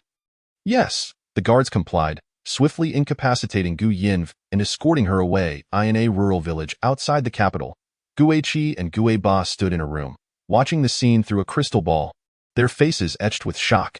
After a moment, Gu Qi regained his composure and rasped, Gu Ba, did you see his abilities? Gu Ba shook his head without hesitation, his gaze filled with trepidation as he watched Qin Bufan in the crystal. Gu Yinv is among the top practitioners in our clan. I never expected her to fall so easily. Gu Qi, I fear this matter is beyond our capacity to intervene. What should we do next? Gu Qi licked his dry lips, filled with regret. Just moments ago, they had reveled in the ease of finding someone connected to ancient beasts, only to discover they had stumbled upon a monster instead. We must report to our master. Wait, Gu Qi, do you think he has noticed us? Gu Ba suddenly exclaimed. Gu Qi was startled, his neck stiffening as he turned to the crystal ball at that moment. Qin Bufan was indeed gazing in their direction. Chapter 35. Joyful water in the courtyard of Shirley Alley. Qin Bufan looked up at the blazing sun, wiping the beads of sweat from his forehead. "What sweltering weather! It's far better to return home and enjoy the air conditioning," he murmured. Standing nearby, Su Jianhong observed as Qin Bufan lifted his head, his imposing figure imprinted in Su Jianhong's mind. Strangely, he felt as though he were gazing upon a magnificent sun, radiating brilliance upon him. "Predecessor, you remain as formidable as ever," Su Jianhong thought, bowing his once noble head, his respect for Qin Bufan deepening. Returning to the Qingxin courtyard, the space designated for Qin Bufan by Su Jianhong, the latter immediately hung a plaque upon hearing the name Qin Bufan had chosen. Wang Wang. Upon entering, Xiao He rushed over, panting with excitement. Seeing Xiao He's eagerness, Qin Bufan understood that the dog also craved the cool air. Back on Tiandao Mountain, Xiao He had always enjoyed lounging beneath the air conditioning. "Let us go." Qin Bufan scooped up Xiao He, stroking its incredibly soft fur as he made his way inside. He turned on the air conditioning, and a refreshing breeze filled the room. "Ah, delightful." Qin Bufan collapsed onto the sofa, while Xiao He quickly settled beneath the air conditioning unit. Closing its eyes in blissful contentment, ding system notification. Cat catching task completed, reward, happy water 3. Qin Bufan's eyes widened in astonishment. Goodness, is my long-awaited treasure finally here? With a flick of his wrist, a chilled bottle of happy water appeared in his hand. Condensation glistening on its surface. "I love you, system!" Qin Bufan shouted joyfully, promptly twisting off the cap and savoring the delightful flavor of the drink. Meanwhile, Xiao He, lying beneath the air conditioning, seemed to sense something, instantly leaping to Qin Bufan's side, wagging its tail and gazing at the happy water with longing. "Wang Wang!" Qin Bufan let out a hearty belch, lowered his head to gaze at Xiao He, the mirth in his eyes unmistakable. "Would you like a drink as well?" "Wang Wang!" Xiao He barked joyfully, its tail wagging even more vigorously behind it. With a chuckle, Qin Bufan shook his head, retrieved a cup, and poured half a glass for Xiao He. Indeed, whether human or beast, none could resist the allure of the delightful beverage. Xiao He lapped up the drink with great pleasure, internally exclaiming, "Struck it rich." Just as I anticipated, this truly is the holy water capable of refining the celestial body, a rare treasure in this world. Its tail wagged faster than ever.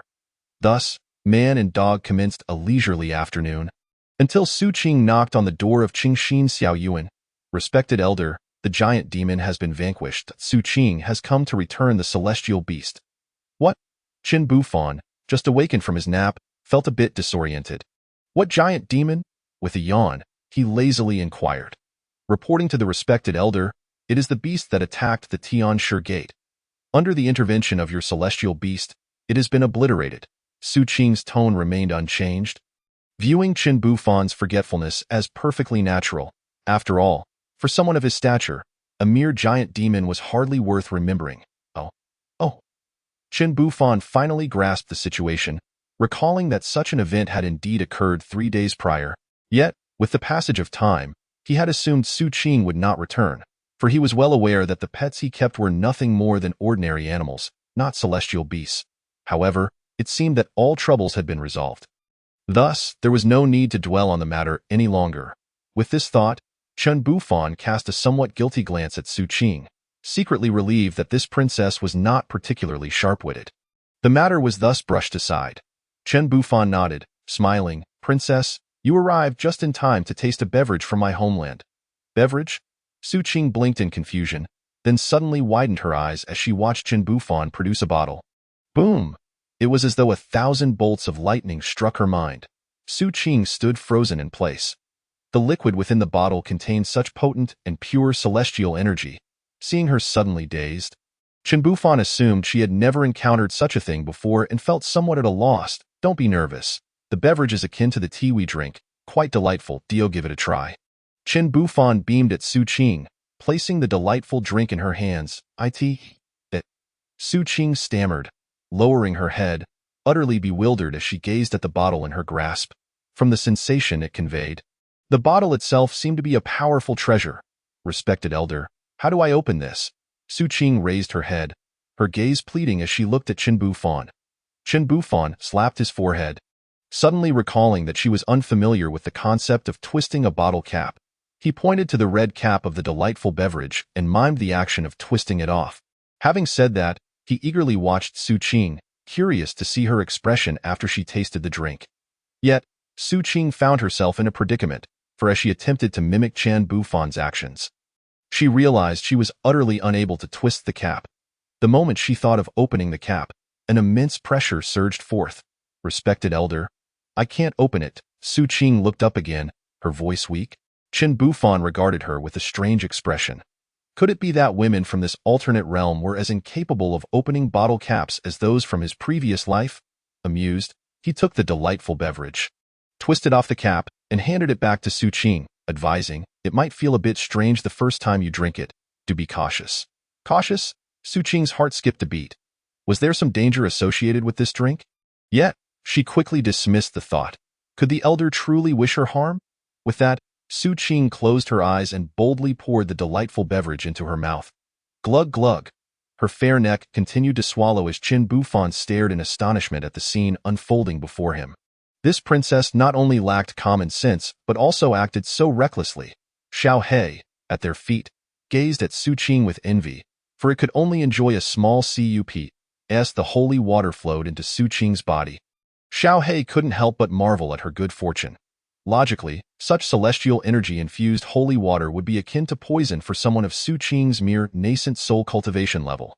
Yet, for some reason, in Xiao He's eyes, a significant portion of the holy water remained hidden within her body's various acupoints, with only a small fraction radiating the energy to refine her body, precisely the amount Su Qing could withstand. As for Su Qing, after consuming the delightful beverage, she felt a remarkable transformation within her body. Chapter 36. The princess becomes a maid upon drinking this peculiar liquid, which the elder referred to as a beverage. Su Qing found herself far more attuned to the spiritual energy of the world around her, exuding a newfound charm. Moreover, the cultivation technique she practiced, the Crimson Flame Heart Sutra, began to operate autonomously. In just a few breaths, she matched the progress that would typically take her at least 3 years of diligent practice.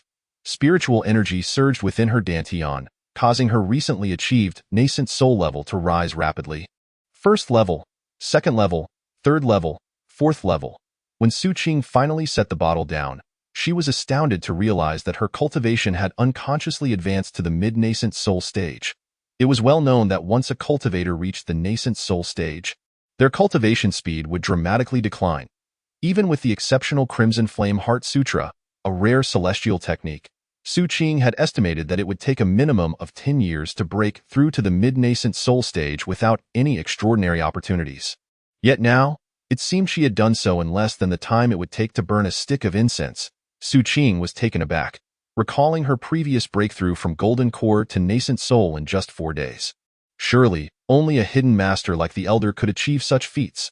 Su Qing's thoughts spiraled, contemplating that if this continued, perhaps ascending to immortality was not as difficult as she had once believed. No. Su Qing suddenly slapped her own face, chastising herself for such foolish thoughts. Chen Bufan looked at Su Qing in bewilderment. This silly princess had simply drunk a bottle of delightful beverage, yet here she was, slapping her own face. "Are you all right?" Chen Bufan inquired, his gaze peculiar. Beneath them, Xiao He regarded her with disdain. This foolish girl, having struck such luck, would have exploded had it not been for the vast majority of the holy water's energy being concealed. Shaking its head in envy and jealousy, Xiao He returned to the air conditioning unit to lie down once more. Huh? Su Qing snapped back to reality, her gaze fixed on Chen Bufan, her admiration evident and uncontainable. "Respected elder, no, Zhao Sui." Su Qing's cheeks flushed crimson. Her beautiful eyes locked onto Chen Bufan as she declared, "I am at a loss for how to repay the favor of Zhao Sui. All I desire is to be by your side in the days to come. Serving you tea and water. That would be enough for me." Chen Bufan.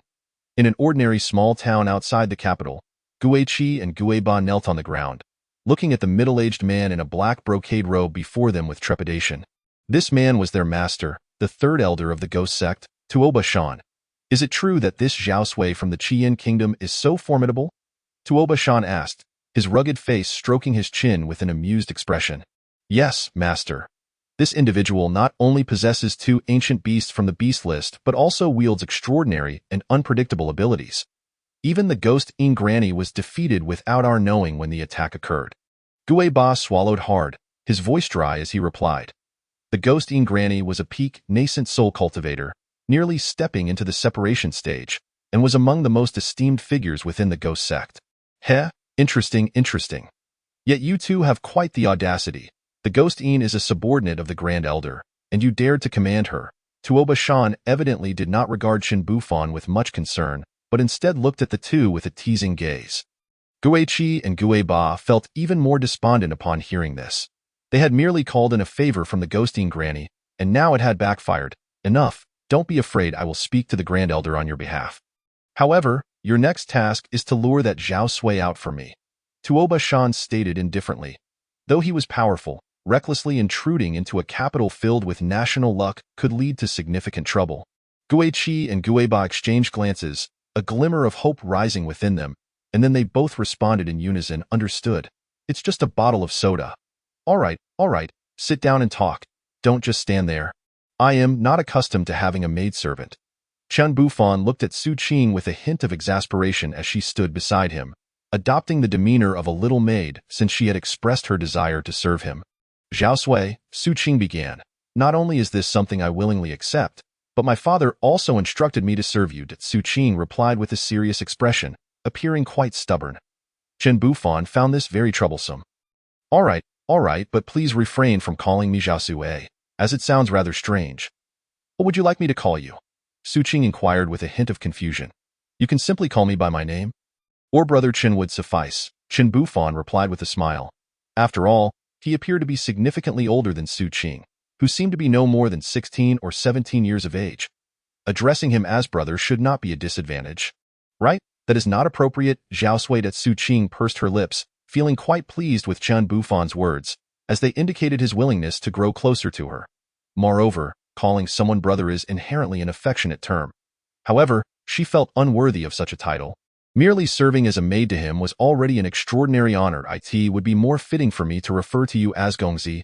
After all, I am but your maid, Su Qing said shyly, biting her silver teeth.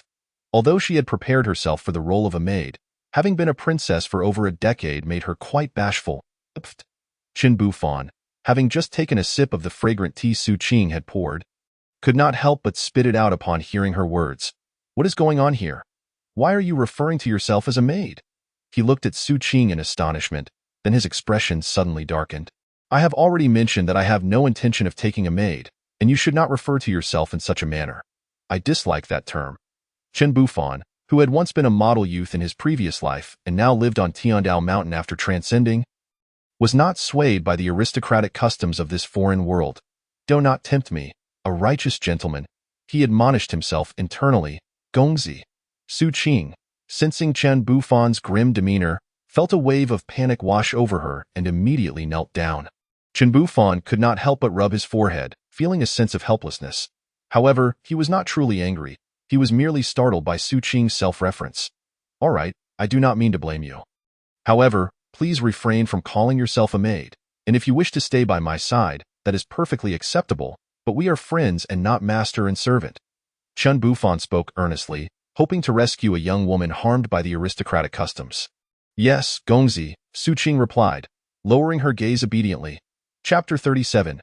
Game instruction. Seeing this, Qin Bufan's expression turned melancholic. Well, what a waste of effort. It seems I shall have to find another opportunity to speak with her. In the blink of an eye, 3 days passed. During this time, the ministers from the Qiyin kingdom seemed to have arranged a schedule, each one queuing to enter.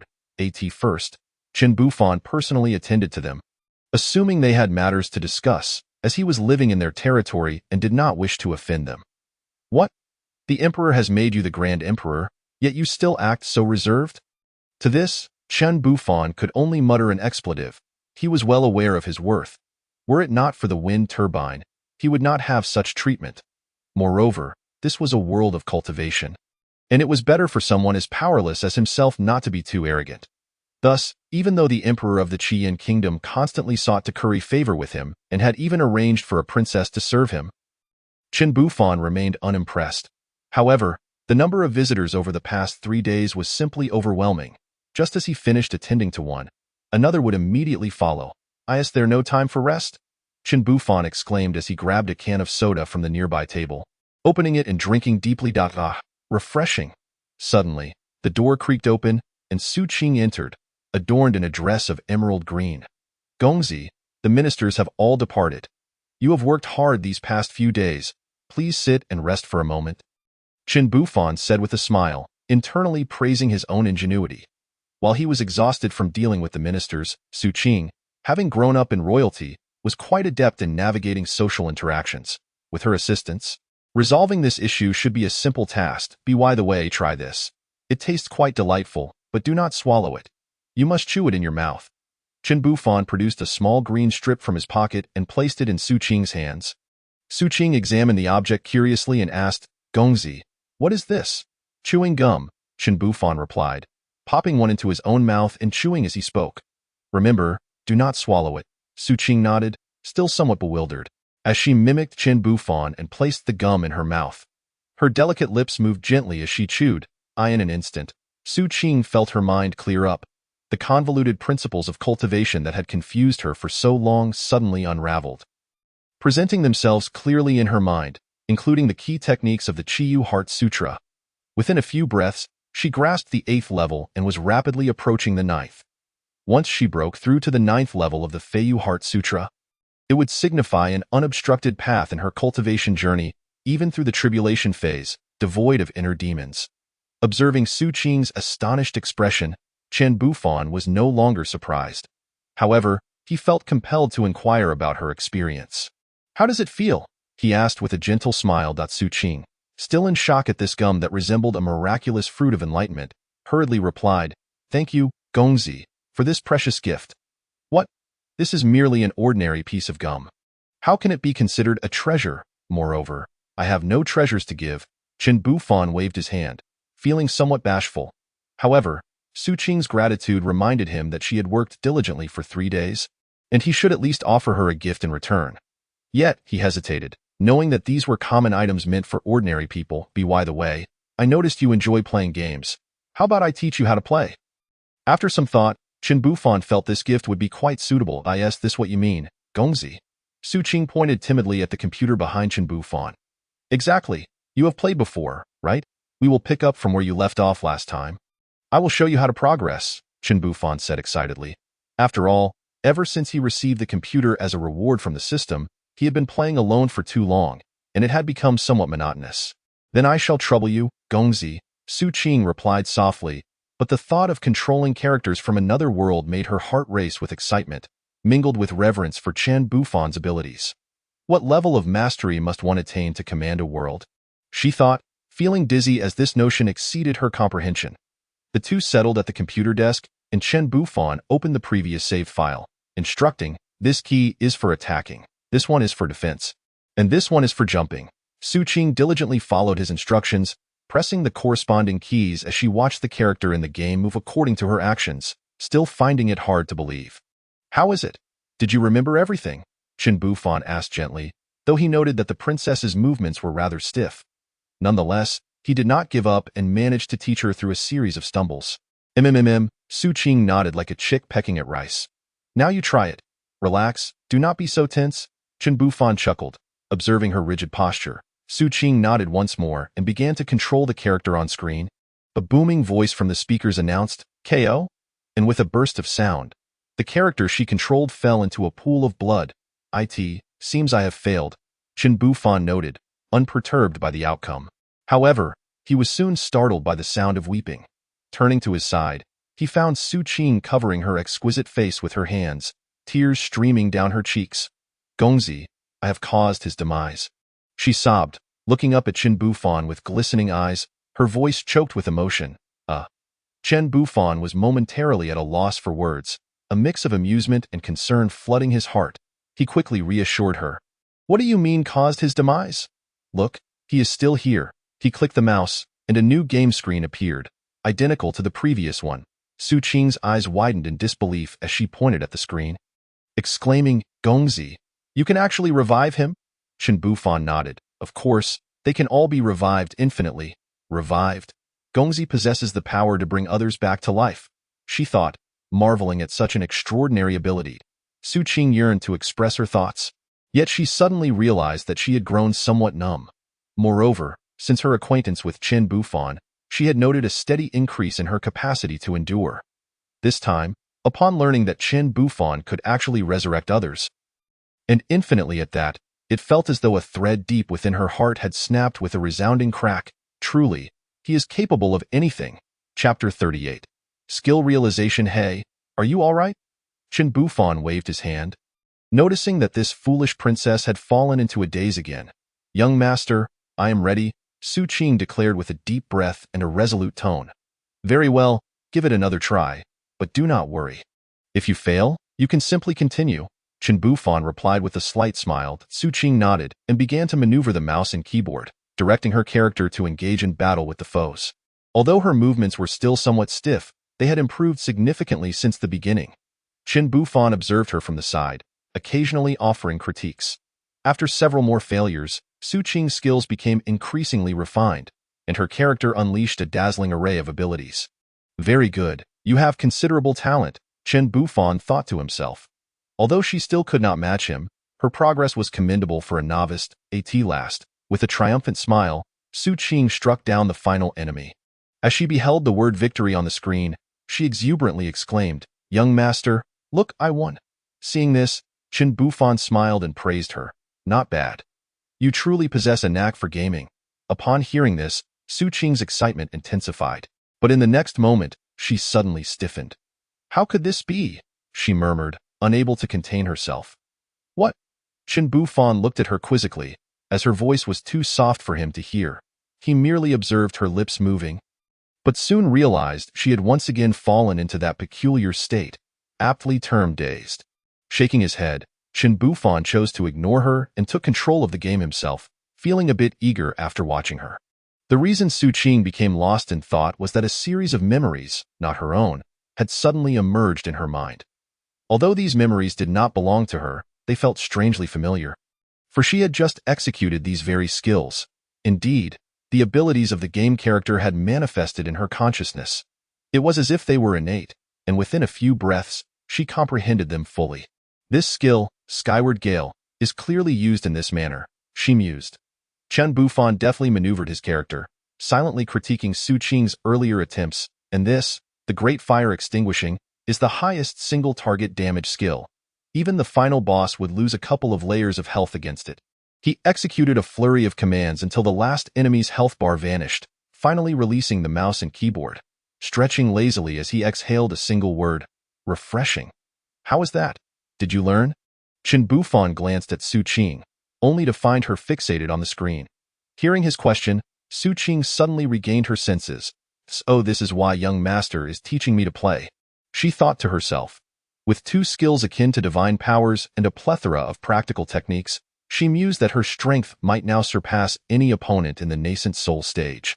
Though her cultivation remained at the mid-nascent soul level, with such formidable divine abilities and exquisite combat skills, Su Qing had undoubtedly become the foremost powerhouse in the Qi Yin kingdom and even among the neighboring nations. I learned it, young master. Thank you for your guidance. Su Qing rose from her seat, intending to kneel and express her gratitude. However, Qin Bufan swiftly grasped her arms. No need for such formalities, he interjected. After all, you have been a great help to me. Without you, I would have been plagued by those bothersome individuals. Clearing his throat, he suppressed any unwelcome thoughts and continued. You really don't need to go through all these unnecessary motions. Su Qing discreetly glanced at Qin Bufan, feeling the warmth radiating from his arms, her cheeks gradually flushing a rosy hue, before obediently standing upright. Also, I see you enjoy gaming quite a bit. In the future, if you want to play, just come over on your own. I've grown a bit weary of it myself. Qin Bufan chuckled. Thank you, young master, Su Qing responded promptly. At this point, she had gained a profound understanding of the game. By controlling her character to complete missions, she could acquire the skills of the character and fully assimilate them. Such a method, if it were to spread, would surely cause a frenzy throughout the continent. Despite Qin Bufan's fervent attempts to dissuade Su Qing from the notion of becoming a maid, she had managed to assert her wishes in the name of Su Jianhong, and consequently, she resided next door under the guise of a maid, claiming it was to better serve Qin Bufan. Thus, when Qin Bufan awoke the following morning, he found Su Qing standing beside his bed, holding a basin of warm water. What a disgraceful, decadent life. Chen Bufan splashed some water on his face, catching a glimpse of Su Qing's graceful figure and lovely visage out of the corner of his eye. "Young master, do you have any plans for today?" she inquired curiously as they had breakfast together. "Today?" Chen Bufan replied, taking a bun while glancing at the system screen to check the tasks. "Today, we are planting vegetables." "Planting vegetables?" Su Qing's face was immediately adorned with a large question mark. In the morning, the sun blazed high in the sky. Chen Bufan wiped the sweat from his forehead, straightened his back, and turned to Su Qing, who was squatting nearby, smiling. "All right." Su Qing's small face bore a look of confusion, as she had not descended since breakfast. "Young master, I can help you with this. You need not do it yourself," she suggested, observing the seeds that Chen Bufan had buried, appearing quite ordinary. "Oh, you simply do not understand.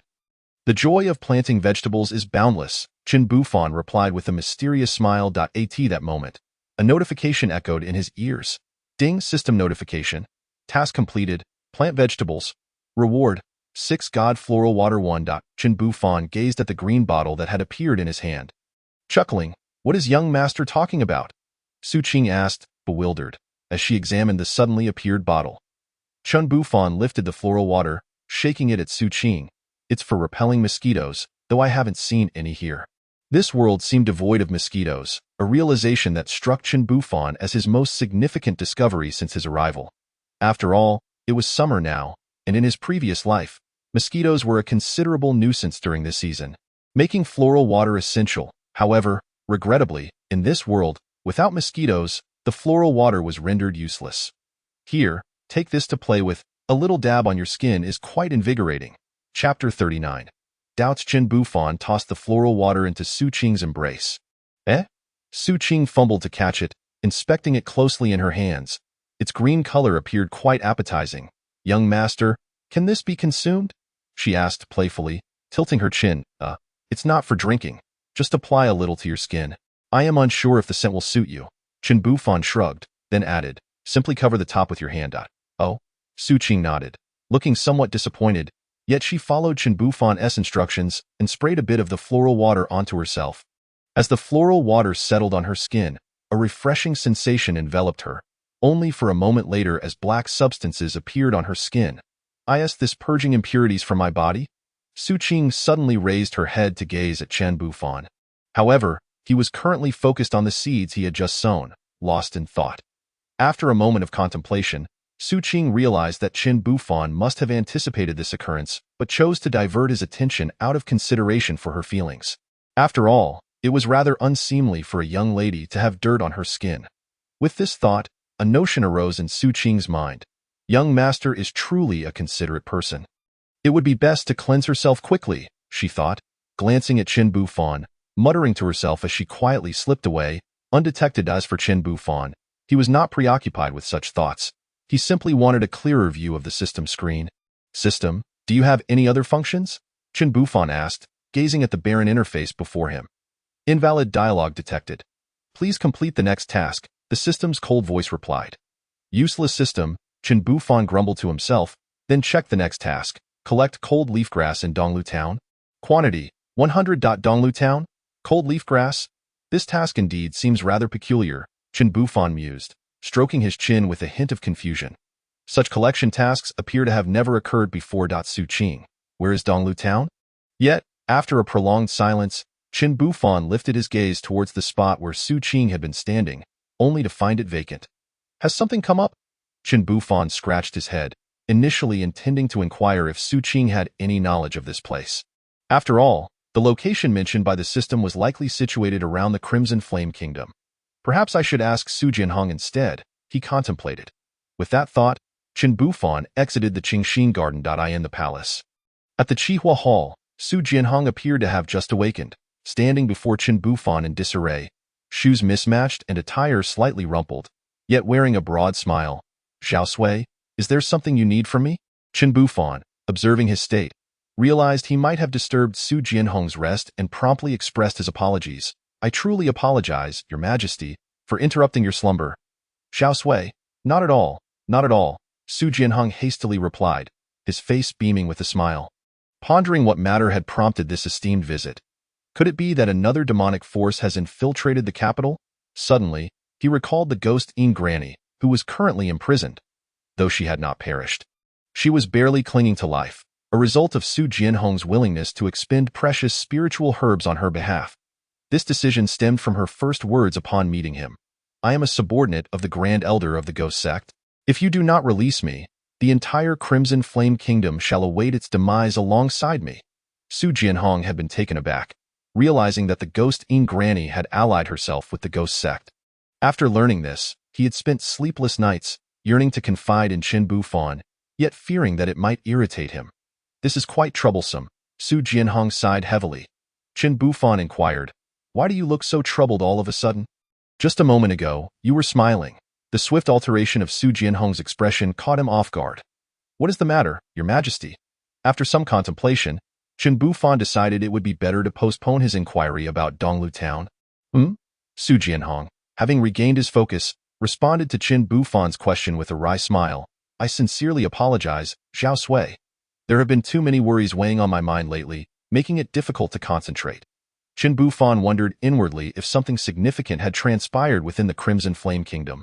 He tentatively asked, is there something troubling you, Your Majesty? He silently added, if it involves cultivators, I hope it has nothing to do with me. Su Jianhong regarded Qin Bufan with a deep gaze, aware that his forthcoming response could be pivotal in resolving this dilemma. However, upon meeting Su Jianhong's eyes, Qin Bufan felt a pang of apprehension. Could it be? Su Jianhong sighed. It is all due to that assassin who ambushed Zhao Sui a few days ago. That Granny? Qin Bufan frowned. Internally alarmed, I did nothing at all, indeed, Zhao Sui. After interrogation by the Department of Justice, it was revealed that she hails from the Ghost Sect, serving under the Grand Elder, Bloodhand Demon. Su Jianhong's expression darkened further. Although he knew that once he divulged this information to Qin Bufan, it would likely alleviate any issues, he still felt compelled to feign greater concern. The Ghost Sect? Bloodhand Demon? My goodness! Qin Bufan gasped inwardly, realizing the gravity of the situation. How on earth did I attract the ire of such a fiend? Please, Your Majesty, elaborate further. Are they formidable adversaries? Qin Bufan suppressed his growing unease and inquired. Upon hearing this, Su Jianhong immediately shook his head. Not particularly strong. Qin Bufan, relieved by Su Jianhong's response, began to contemplate how to persuade him to take action. However, he seemed to forget that if they were indeed weak, Su Jianhong would not be so distressed. Su Jianhong continued, to Zhao Sui, they are certainly insignificant. His gaze towards Qin Bufan brimmed with admiration. Please, brother, do not jest. Qin Bufan felt a sudden tightening in his throat. I am but an ordinary person, after all, nonetheless. The Ghost Sect posed a significant threat. It was one of the 100 sects of the Xintian realm, with its leader reputedly a formidable being in the harmonization stage. Their primary sphere of influence extended across numerous neighboring nations. However, due to their affiliation with the demonic path, they typically refrained from excessive activity. As for Bloodhand Demon, he was the Grand Elder of the Ghost Sect, a half-step harmonization cultivator known for his ruthless nature and for having slaughtered entire cities. My goodness. Qin Bufan's heart raced at the chilling narratives. Should I just return to Tiandao Mountain? Why must I encounter such troubles immediately upon descending? At this moment, Qin Bufan found himself questioning his luck, as well as the system's decision to have him reside in Tiandao Mountain for 3 years. Indeed, it seems that Tiandao Mountain is far more suited to me. Chapter 40. Donglu Town. Indeed, Tiandao Mountain is far more suited to me, Qin Bufan mused inwardly. The world outside is far too perilous, and I possess no cultivation to defend myself. Curse this wretched system. Day in and day out, it only tasks me with mundane chores like watering plants, farming, and sweeping. In my previous life, I witnessed protagonists in novels swiftly achieving immortality and conquering the world. Yet here I am. Enough already. I'm weary of this. Let it all come to an end. What does Your Majesty imply? Noticing Su Jianhong's increasingly peculiar demeanor, Qin Bufan cautiously probed. With a flourish, Su Jianhong gracefully knelt before Qin Bufan, exclaiming, I beseech you, Zhao Sui, to save us. Should the Ghost Sect come knocking, the Crimson Flame Kingdom will be doomed, and the lives of 300,000 citizens in the capital will hang by a thread. Su Jianhong was acutely aware of the Ghost Sect's history. 40 years prior, an entire nation had been annihilated for offending them, with over 300,000 lives lost, leaving a place haunted by vengeful spirits that no ordinary cultivator dared to enter. Chen Bufan's scalp prickled at Su Jianhong's words. Although he had sensed something amiss during this period, with Su Jianhong and others perceiving him as a formidable figure, the reality was starkly different. While he remained oblivious to what had clouded their judgment, Chen Bufan was all too aware of his own limitations. It's best not to get involved in such matters, he thought to himself. However, the pressing issue at hand was that he needed to complete the system's task. Once the task was concluded, he could return directly to Tiandao Mountain. If I cannot even ensure my own survival, I cannot concern myself with others' fates.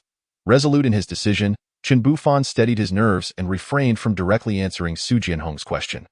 Let us discuss this matter later, Your Majesty. I have come primarily to inquire if you know of Donglu Town, as I need to visit this place. Donglu Town? Su Jianhong rose from the ground, a hint of puzzlement in his expression. It should be outside the capital, but I am not very familiar with it. Chen Bufan nodded. Tasks assigned by the system were generally in proximity, and it was unlikely a small town would exist within the capital itself.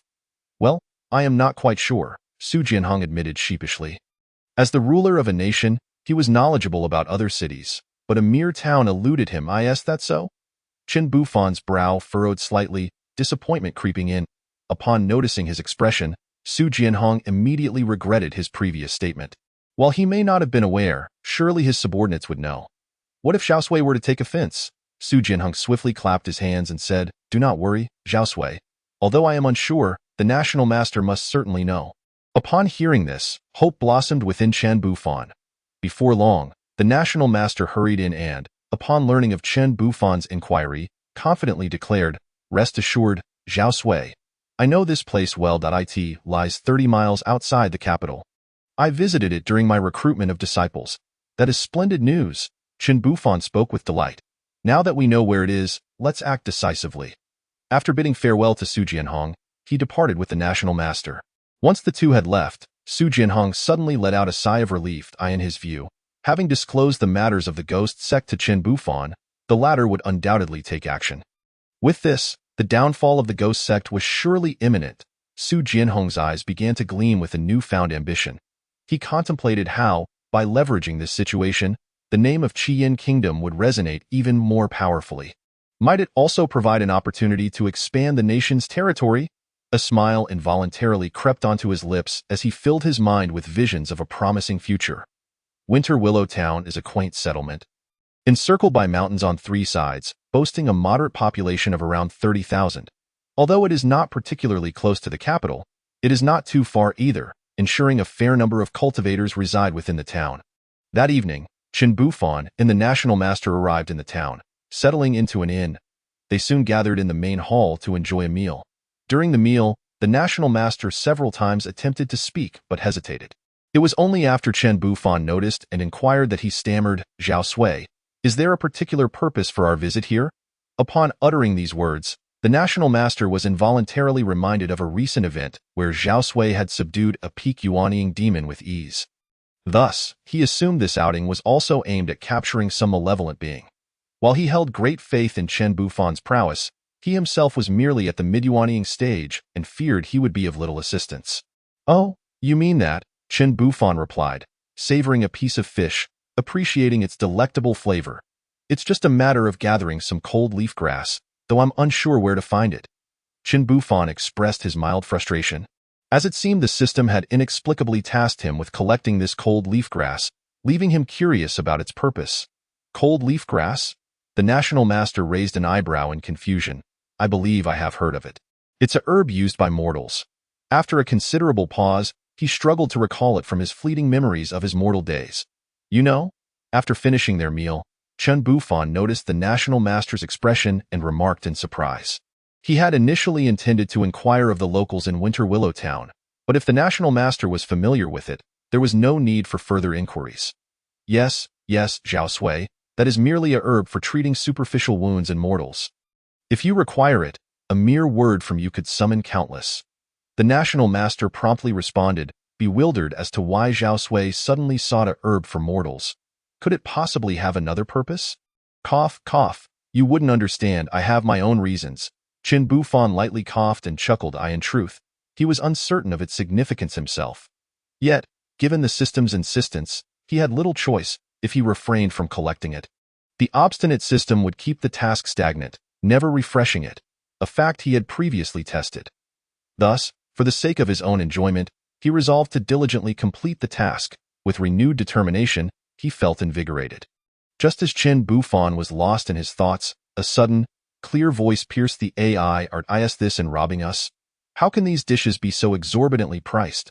Are you taking advantage of us simply because we are women?" Turning in curiosity, Chen Bufan saw a young woman at a table near the entrance, vocally confronting the innkeeper. A long sword in hand and exuding an aura of spiritual energy, clearly a cultivator. Chapter 41. The Cold, Immortal Sect. However, Chen Bufan found it curious that the innkeeper was merely a mortal, and yet the young woman was not using her status as a cultivator to bully him. Instead, her words seemed merely heated. The innkeeper stood before her, looking perplexed, rubbing his hands in a gesture of helplessness.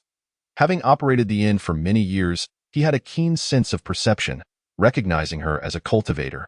"Dear lady, you possess great magnanimity. Please do not lower yourself to the level of a mere innkeeper. Consider this meal as a token of my apology," he proposed, hoping to placate her. Yet, upon hearing this, the young woman appeared even more enraged. "What do you mean? Do you think my sister and I cannot afford our meal? The prices are simply extortionate." "I had no such intention, dear lady," the innkeeper quickly denied, shaking his head in fright.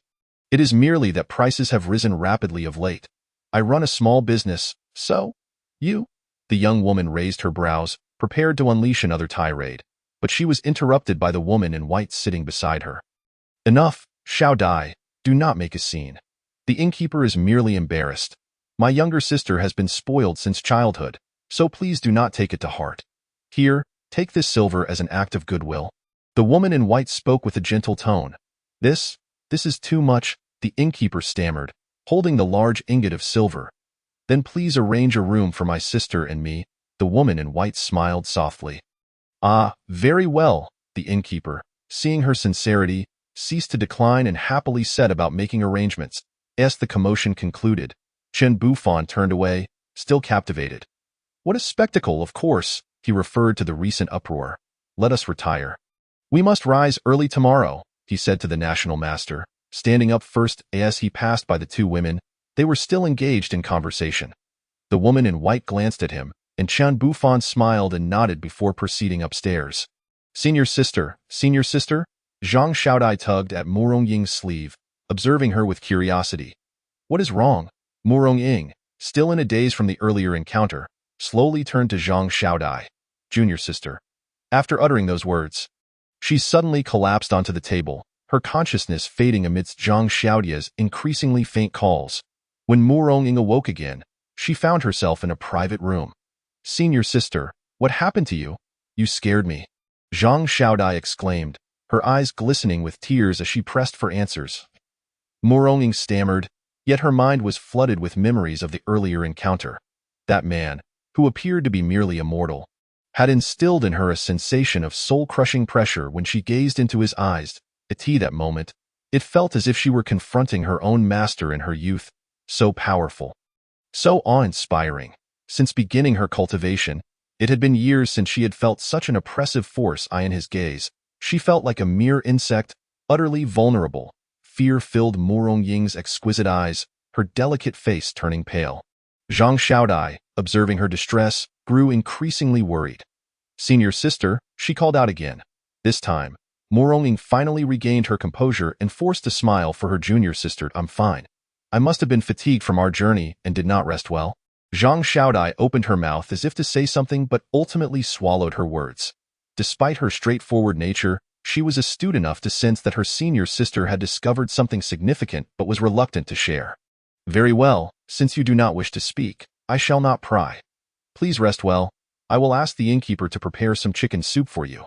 Though it may not be as good as what we have at the sect, it should provide some nourishment," Zhang Xiaodai said softly. "Thank you, Xiaodai," Murong Ying replied, pursing her lips, uncertain about how to discuss the man with her. After all, given Zhang Xiaodai's curiosity, revealing the truth would only endanger her. The man's terrifying presence was not something they could provoke. Never mind. Once this task concludes, I shall return to the sect and inform my master, she resolved quietly. After a while, the innkeeper brought the chicken soup. Morong took a few sips before claiming fatigue and falling into slumber. Zhang Xiaodai, burdened with her own thoughts, also settled down for rest.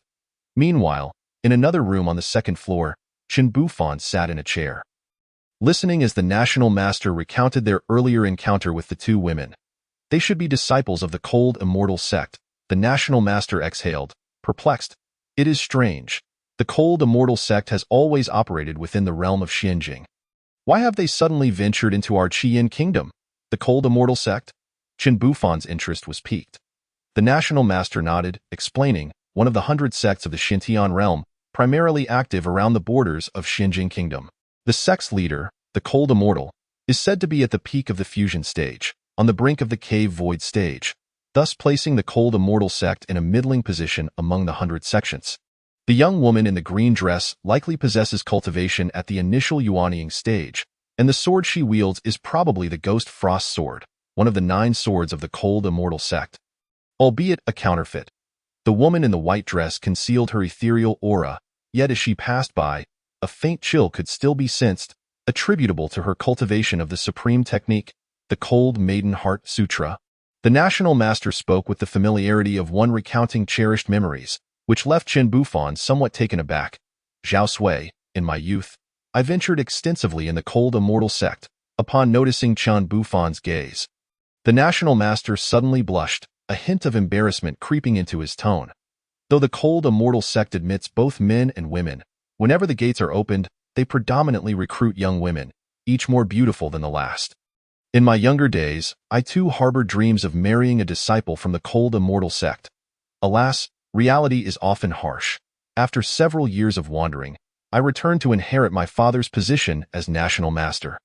Qin Bufan found this narrative quite amusing, though he regarded it merely as a source of entertainment, recognizing that he was but a mortal, too distant from those celestial beings.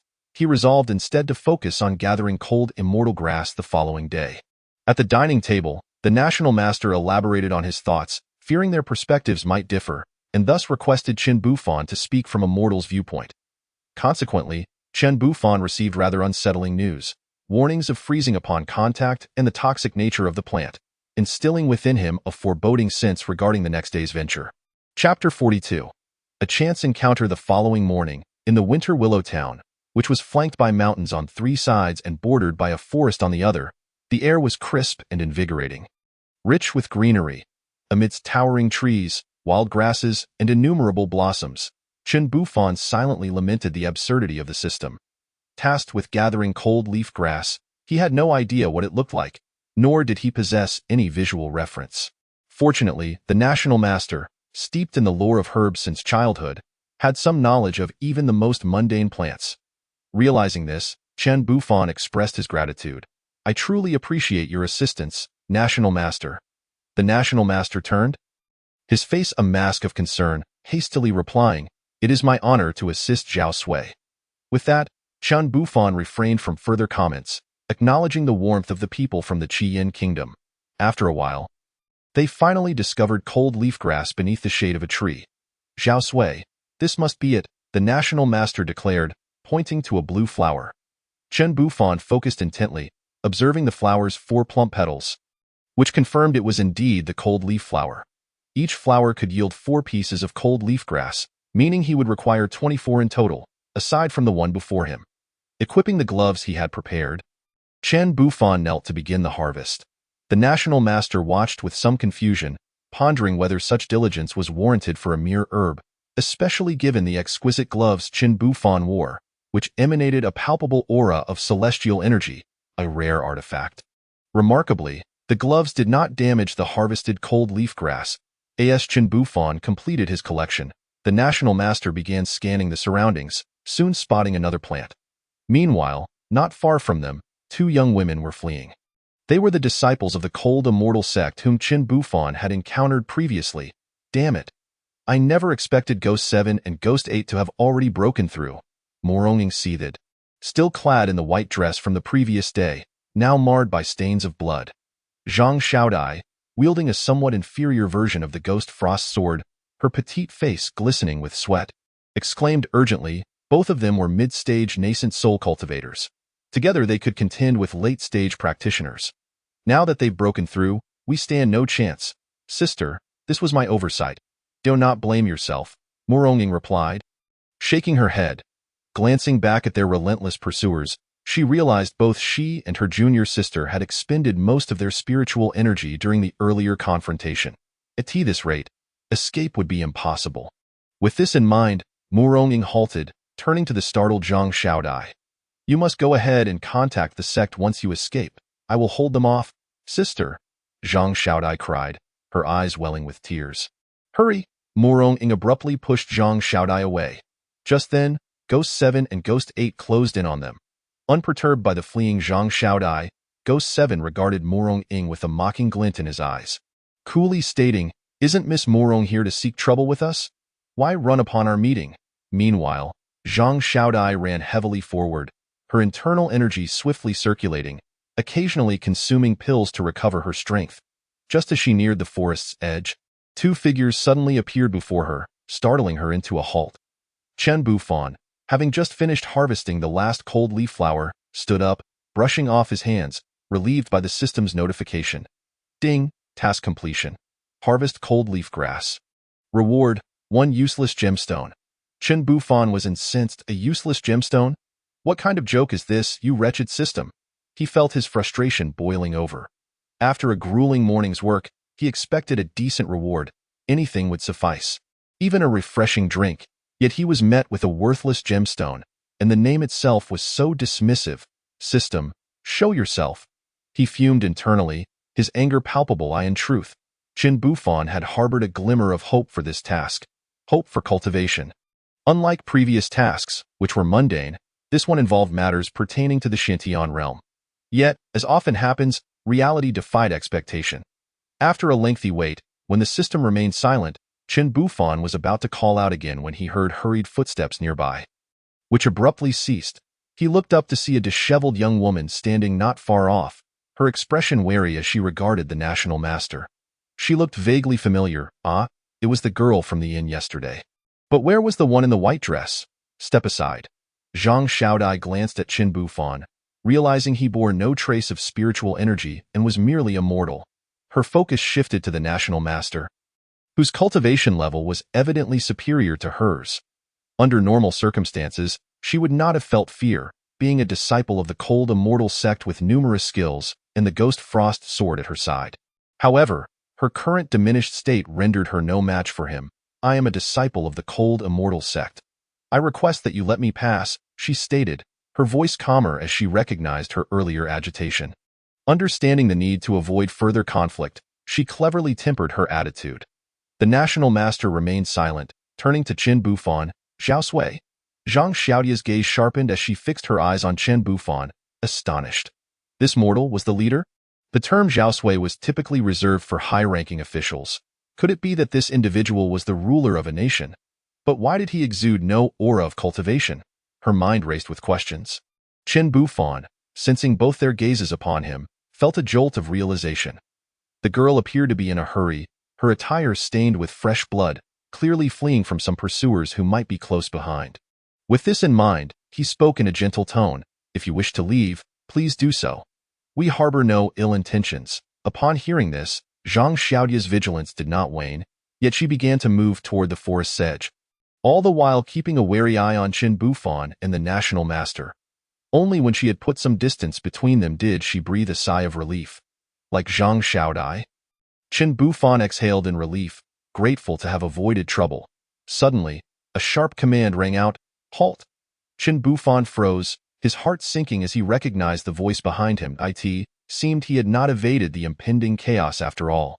Ghost 7 regarded Chen Bufan's retreating figure with a sense of familiarity, puzzled by the sensation.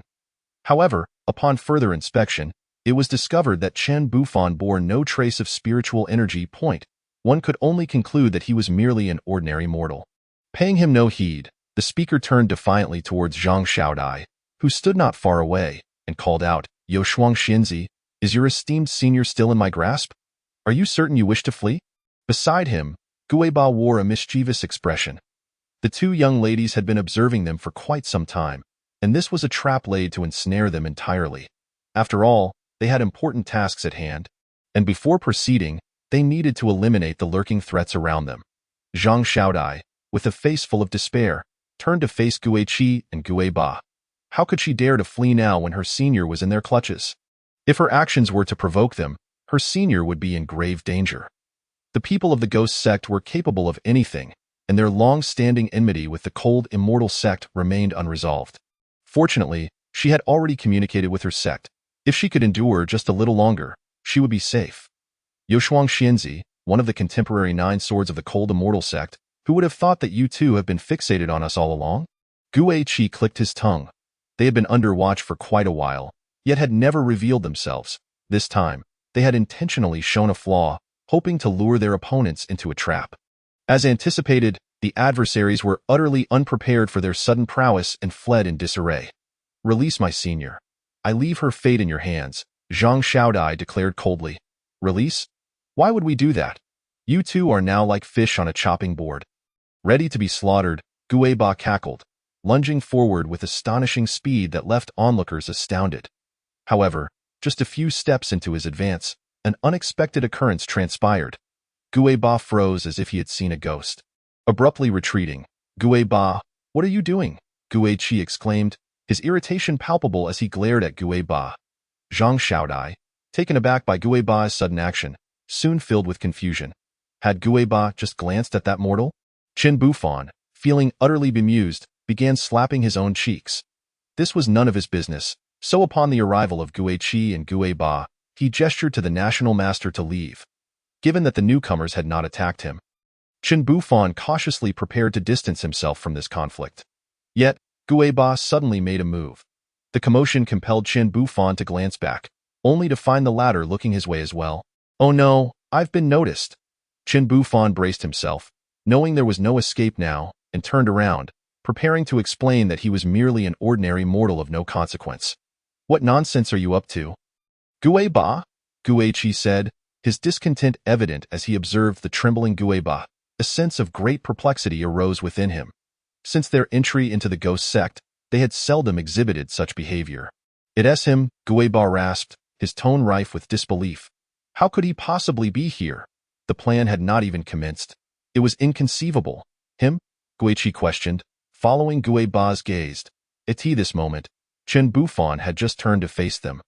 Gui Qi's pupils constricted in shock that it was indeed this person. He had never forgotten the image in the crystal orb. This individual possessed unfathomable abilities, having even bested the ghost-in matriarch, showcasing his terrifying prowess. How could he be here? Gui Qi hissed under his breath, observing the panicked Gui Ba, yet suddenly felt a wave of calm wash over him. We must inform the master first. I had intended to lure him out with a demonic beast. Which is why I sought to deal with these two nuisances first. I never expected he would emerge on his own. Gui Ba, do not panic. If we cannot handle him, surely our master can. Gui Qi's words offered Gui Ba considerable comfort. He understood that Gui Ba was often blustery, and while he had a fearsome reputation in the outside world, it was merely a fade to intimidate the weak. Oh, right. Let us hurry and inform the master, Gui Ba said, steadying his nerves.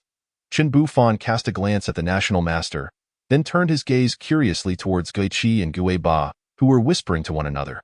Qin Bufan contemplated for a moment before deciding to speak up. Swish, upon hearing his voice, Gui Qi and Gui Ba instantly darted back. Qin Bufan. It seemed that the situation had taken a turn for the worse. You? Qin Bufan began. Yet the two men exchanged glances and vanished without a trace. Zhang Xiaodai stood behind, her mouth agape as she witnessed the unfolding events. She was now certain that this individual was no mere mortal. Otherwise, how could the notoriously fearsome Gui Qi and Gui Ba have fled at the mere sight of him? However, the pressing concern remained her senior's injuries.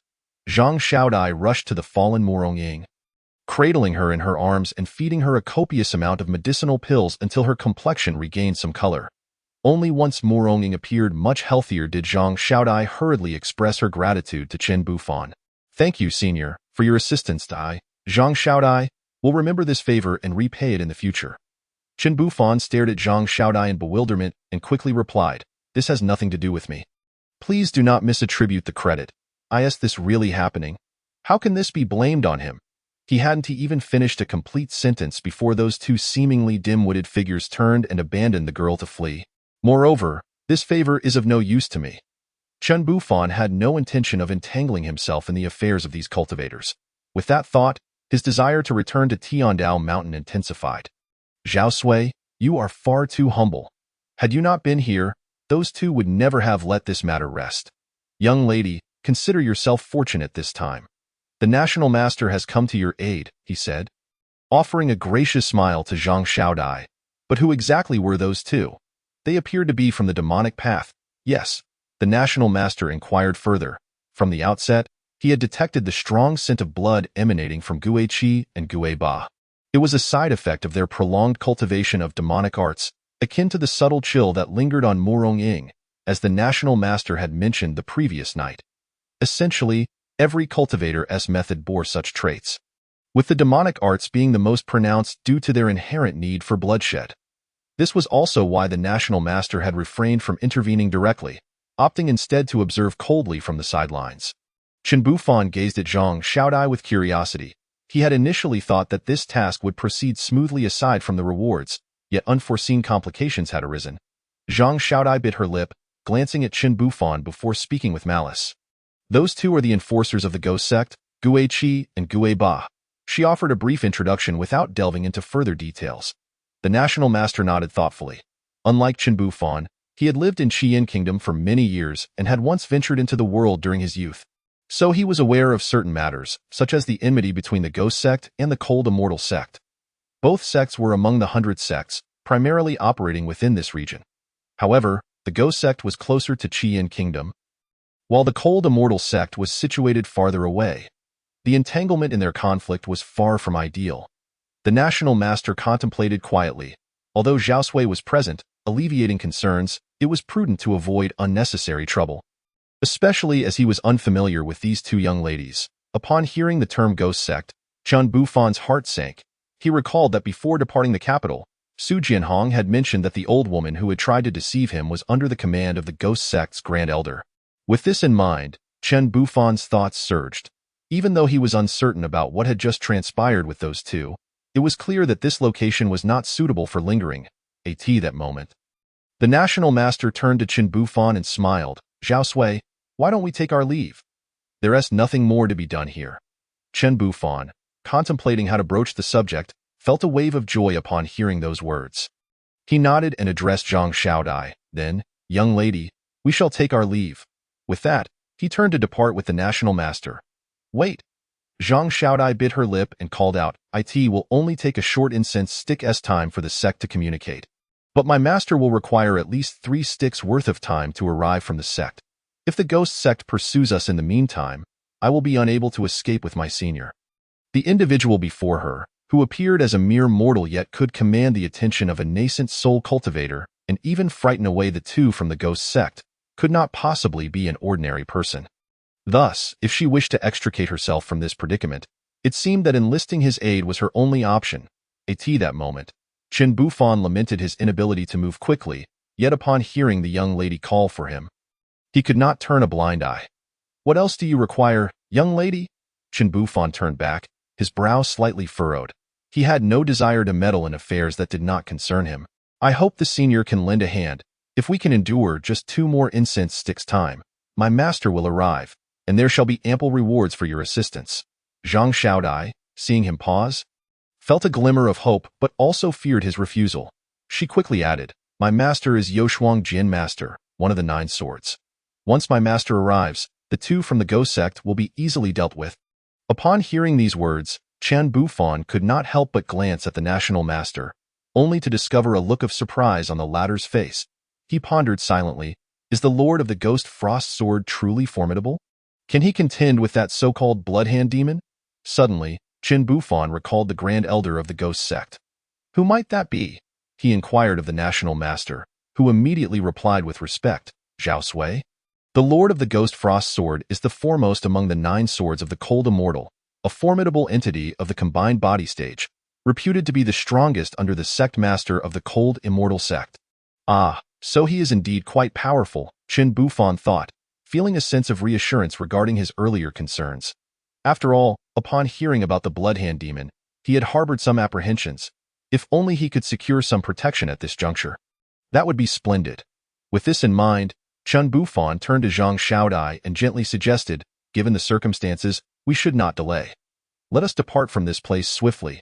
Zhang Xiaodai's face lit up with joy. Wonderful. With this esteemed senior here, I am certain I can endure until my master arrives. The national master naturally had no objections. Thus, the three of them hastily made their way towards the edge of the forest. In the depths of the forest, Ghost 7 and Ghost 8 stood before a dark and foreboding cave. Ghost 7 produced a finely crafted 8-trigram device and inquired, "Has the master made contact yet?" Ghost 8 nodded, his expression tinged with worry as he gazed at the device in Ghost 7's hands. "The master will be arriving shortly, but are we truly releasing the azure-eyed demon monkey?" Ghost 7 snorted coldly, "Of course. This has been a prearranged plan. Besides, there is no better opportunity than now." Originally, Ghost 7 and Ghost 8 intended to unleash this beast, just as they had done at the Tianshi Gate, to lure out Qin Bufan. They speculated that Qin Bufan was responsible for addressing the beast incursions from the Qi Yin kingdom, which is why their previous endeavor had been thwarted. Most likely, he was still in Donglu town. "Hemph, I shall ensure he does not return." Ghost 7's expression was icy, seemingly oblivious to his earlier fears. "Very well." Ghost 8 hesitated to speak further but eventually nodded in agreement, adding, "Then let us activate it. After we do, we must leave quickly. This creature has been confined for so long that its ferocity will be overwhelming. I reckon that after this, Donglu town will meet its doom." Upon hearing Ghost 7's tone, which bore a hint of regret, Ghost 7 cast a blank glance at him, secretly mocking his pretense of virtue. However, he chose not to comment further, exhaling slowly before activating the device. Once the device emitted a faint glow, Ghost 7 swiftly placed it inside the cave and then hurriedly made his way into the distance, with Ghost 8 closely following. The device's glow intensified within the cave until the air was suddenly filled with the sound of shattering glass, at which point the device crumbled. Subsequently, a dense aura of demon energy surged forth from the cave. With a loud crash, the cave erupted, revealing a massive monkey demon, which howled angrily at the sky. Its cries relentless as it vented its fury and bloodlust. At the forest's edge, Qin Bufan and his companions halted upon hearing the enraged roars from behind. "They have released the demon monkey." Zhang Xiaodai turned pale, for her and her senior's mission was to prevent Ghost 7 and Ghost 8 from unleashing the demon monkey. Yet they had failed. Demon monkey? Qin Bufan wondered, but he did not dwell on it and continued forward, while the others dared not delay. Unfortunately, just as they emerged from the forest and caught sight of Donglu town in the distance, a thick, suffocating aura of demon energy enveloped them. The demon monkey has arrived. Chapter 45. Beast Taming Technique. Zhang Xiaodai, with her keen senses, gasped and quickly shielded the unconscious Morong Ying, her eyes warily scanning the surroundings. The national master also drew forth his flame dust, preparing for any eventuality. Meanwhile, Qin Bufan stood still, bewildered as he surveyed his surroundings. It was still morning. Why had a fog suddenly descended? Then he heard a series of squeaks and looked down to find a small monkey clinging to his pant leg, resembling his pet Xiao Mao. Qin Bufan was astonished by the sudden appearance of this monkey, which was one of the 3 golden monkeys he kept at home. Bending down, he grasped the monkey by the neck and lifted it up. The little monkey, or rather, the recently freed azure-eyed demon monkey, gazed up at the man before it, filled with trepidation.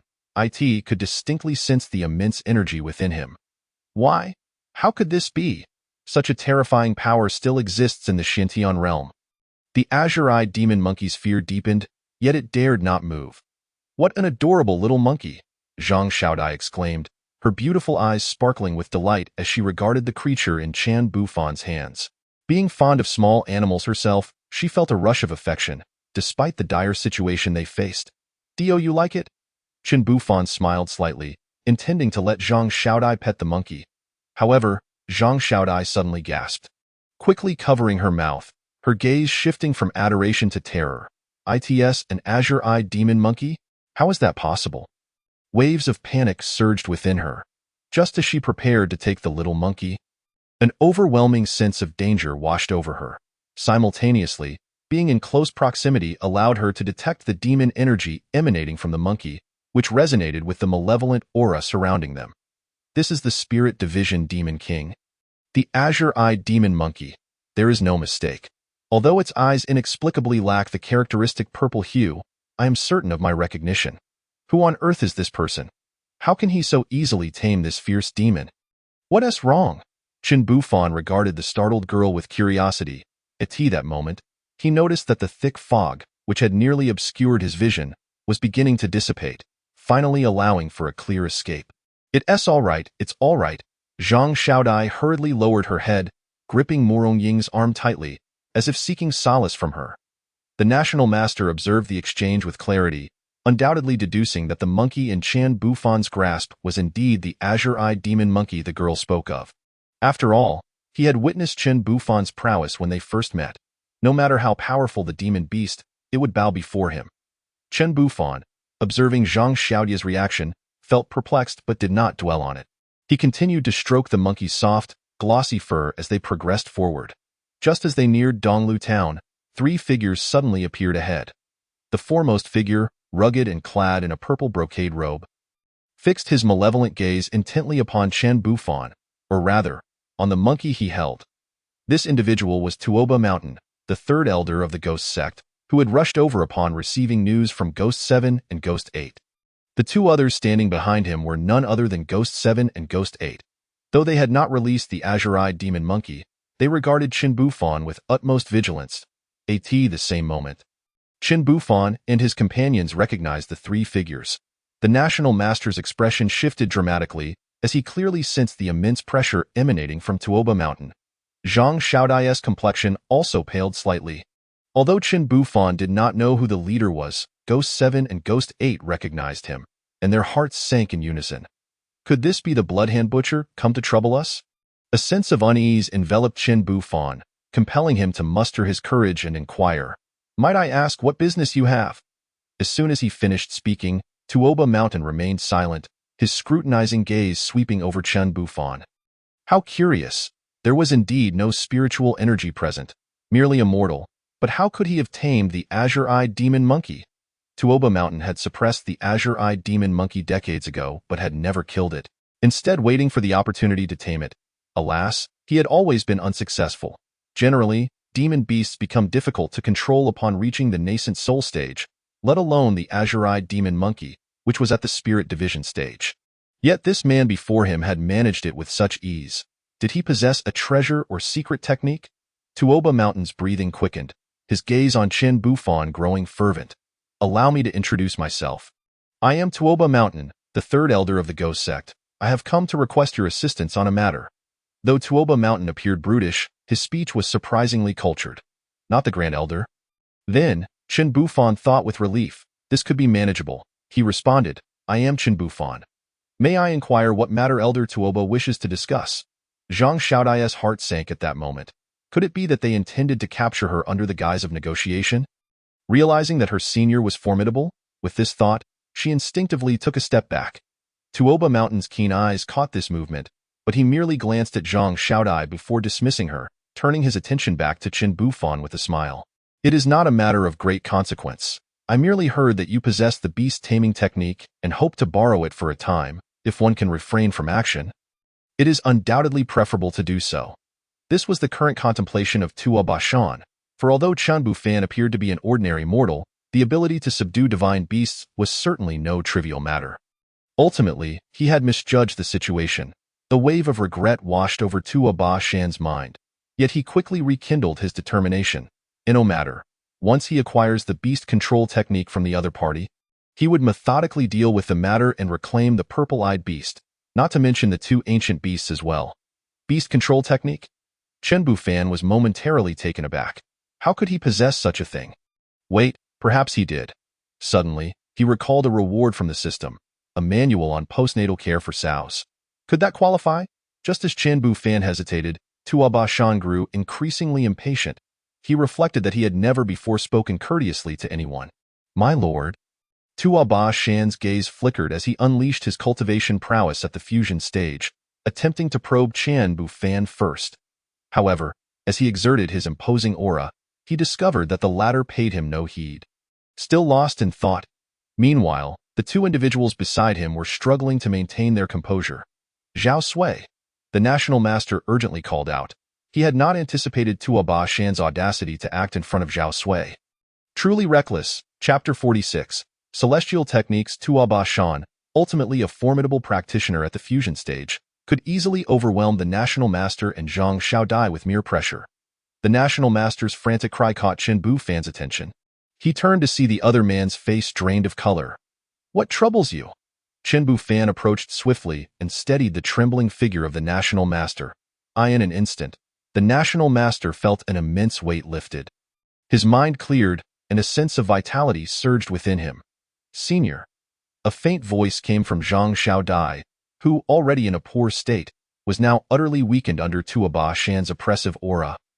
On the verge of collapse, Chen Bufan, noticing her precarious condition, felt a jolt of concern and hastily supported her. "Are you both all right?" Chen Bufan regarded the national master and Zhang Xiaodai with curiosity, puzzled by their sudden appearance of severe injury. This young man.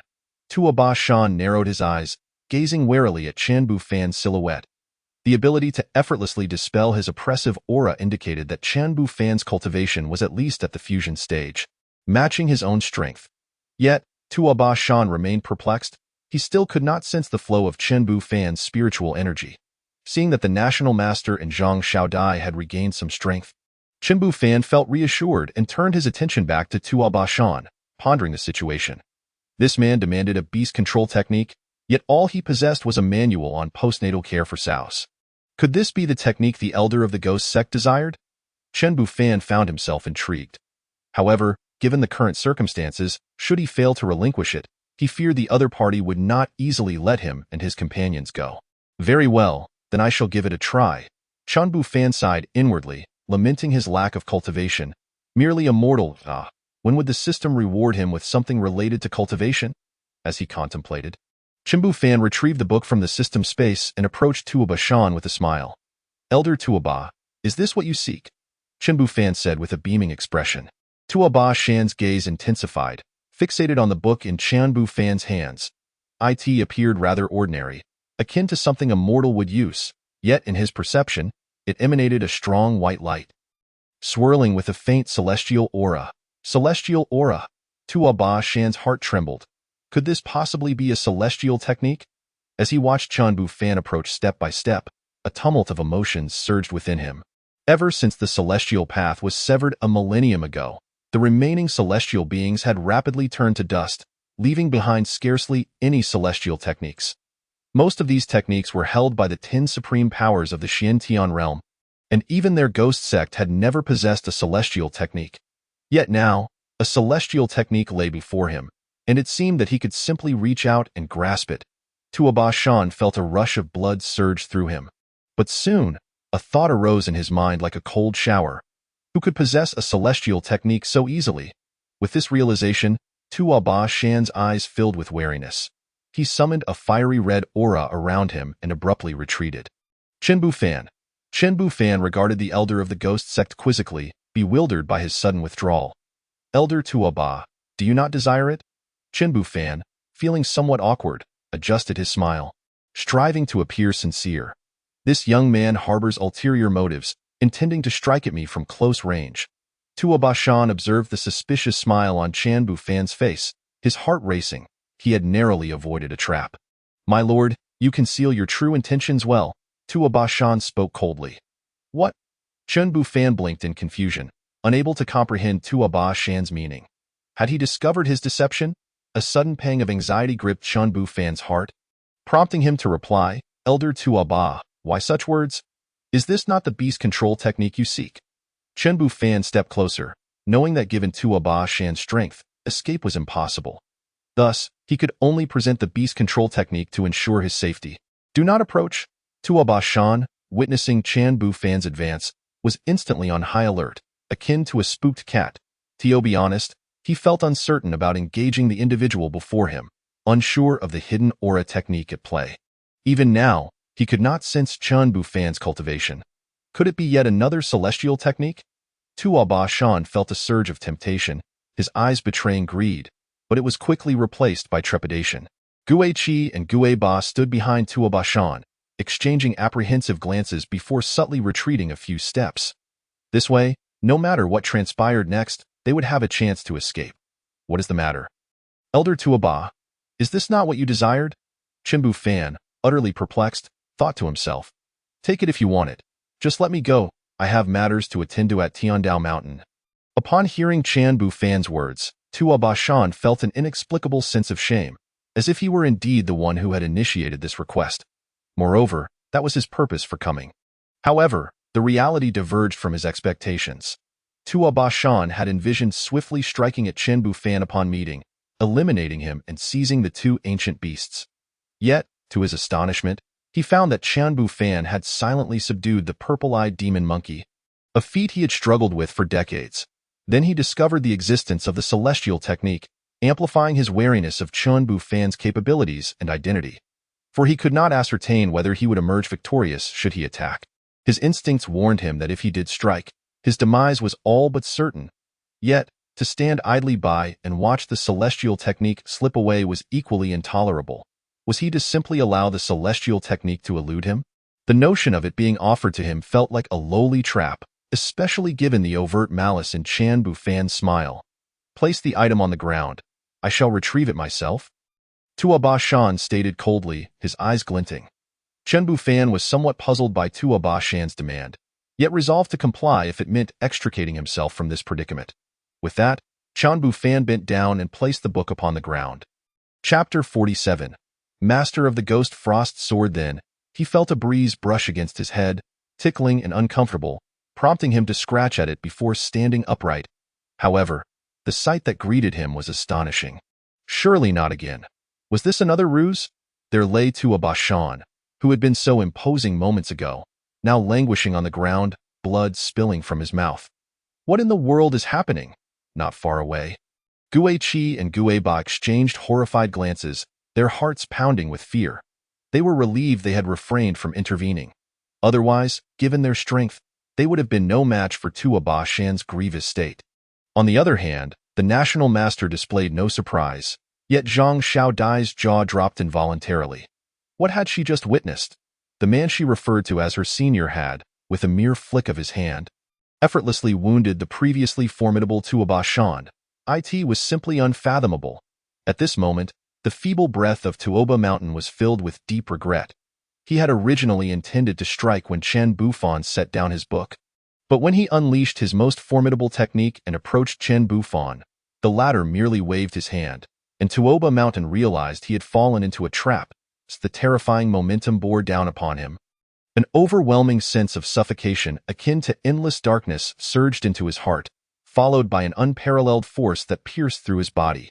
Despite being in the integration stage, having survived the three calamities, and having fortified his physical form, he still felt utterly fragile. At that moment, Chen Bufan's gaze fell upon him, and his heart was once again consumed by boundless fear. He hastily rose to his knees, enduring the pain coursing through his body, and cried out in a loud voice for mercy. Please spare my life, esteemed senior. Please spare my life. As he spoke, Tuoba Mountain repeatedly bowed his head in supplication. Once a formidable elder of the ghost sect, now a powerful practitioner of the integration stage, he resembled a dying old dog, begging for mercy. Ghost 7 and Ghost 8 watched in horror, and upon realizing that Chen Bufan was not paying attention to them, they exchanged a glance and swiftly retreated in unison. A thought sparked in their minds. This matter must be reported to the Grand Elder and the sect leader. Observing this sudden turn of events, Chen Bufan rubbed his nose, feeling somewhat confused. However, the current situation seemed favorable. At least the elder of the ghost sect could no longer impede their departure. Although he was unsure why things had unfolded this way, what did it matter to him? After all, he was merely a mortal. We shall take our leave, Chen Bufan remarked, glancing at Tuoba Mountain before addressing the two national scholars. Then he stepped forward towards Donglu town. The national scholars immediately followed suit, while Zhang Xiaodai, belatedly realizing the situation, clutched Morong Ying and departed alongside them. Before long, only Tuoba Mountain remained in the scene, his face a mask of relief. Although his earlier behavior had been cowardly, at least he had salvaged his life as long as he was alive. There was hope. Tuoba Mountain encouraged himself, but soon his body stiffened in an instant. A middle-aged beauty clad in a black dress appeared before him, and he bitterly murmured, "The ghostly frost sword." Then, a blinding cold light pierced through his chest. In Donglu Town, at the Yuanfu Tavern, a table near the window was laden with various exquisite delicacies. Chun Bufan feasted heartily. Having harvested the frostleaf herb all morning, his stomach indeed feeling a bit hungry. After a while, Chen Bufan finally set down his chopsticks, satiated. It was then that he sensed a gaze intently fixed upon him. "What is the matter?" Chen Bufan inquired, puzzled, lifting his head to see Zhang Xiaodai hastily avert her gaze. "Nothing." Zhang Xiaodai stammered, quickly shoveling food into her mouth. How peculiar, Chen Bufan thought, slightly pouting. Ever since descending from Tiandao Mountain, he had encountered nothing but abnormal individuals. With that in mind, he found no nostalgia for his days on Tiandao Mountain. This time, he would not return to Qian Nation but would head directly home. As for those matters, he could leave them for Su Qing. After all, the system would still issue tasks to him. This wretched system, he muttered inwardly, then turned to the national scholar, offering a warm smile. "Esteemed scholar, there is a matter I wish to discuss with you. Of course, esteemed one. Please feel free to command me," the national scholar responded promptly, his tone respectful. Seeing the national scholar's politeness, Chen Bufan felt a bit embarrassed to speak. After all, he had initially agreed when invited, but given the current circumstances, perhaps he should not have. With a sigh, he prepared to speak candidly. "Master." Zhang Xiaodai suddenly called out. At the sound, Chen Bufan turned to see a beautiful middle-aged woman in a black dress approaching. Her peach blossom eyes filled with concern. This was the master Zhang Xiaodai had mentioned, the mistress of the ghostly frost sword. Lu Hanshuang came to Zhang Xiaodai's side, her gaze filled with worry as she softly inquired, "Are you all right? Are you hurt?" Upon hearing this, Zhang Xiaodai's eyes instantly brimmed with tears, and she rushed into Lu Hanshuang's embrace, her long-held grievances pouring forth. "Master, why did it take you so long to arrive? I nearly didn't get to see you. My senior sister. She was captured by the ghost sect while trying to cover my escape and is still unconscious. All right. I rushed over as soon as I received your message. As long as you are safe, that is what matters. Now, please get up and leave me to see your senior sister's condition." Lu Hanshuang gently patted Zhang Xiaodai's back, who then remembered that Mu Rongying was still in a critical state of unconsciousness. Without delay, Zhang Xiaodai rose and grasped Lu Hanshuang's hand as they made their way to the guest rooms on the second floor. However, after taking just a few steps, Zhang Xiaodai halted, turned back, and respectfully said to Chen Bufan, "Esteemed senior, please wait a moment. After my master checks on my senior sister, I shall express my gratitude." Lu Hanshuang, who had initially not paid attention to Chen Bufan, was now taken aback. She understood her disciple well. Zhang Xiaodai was typically fearless and rarely respectful to others. Yet now, she was showing such deference to this mere mortal gratitude. Could it be that this mortal had saved them? Lu Hanshuang was filled with questions but refrained from voicing them, allowing Zhang Xiaodai to lead her upstairs. Chen Bufan, feeling quite vexed, lifted his wine cup. He had initially intended to leave, but given the circumstances, it would be impolite to do so. Moreover, with the arrival of the mistress of the ghostly frost sword, perhaps he could enlist her help in addressing the crisis in Qian Nation. After all, he had received considerable assistance from Su Jianhong and his daughter in the capital.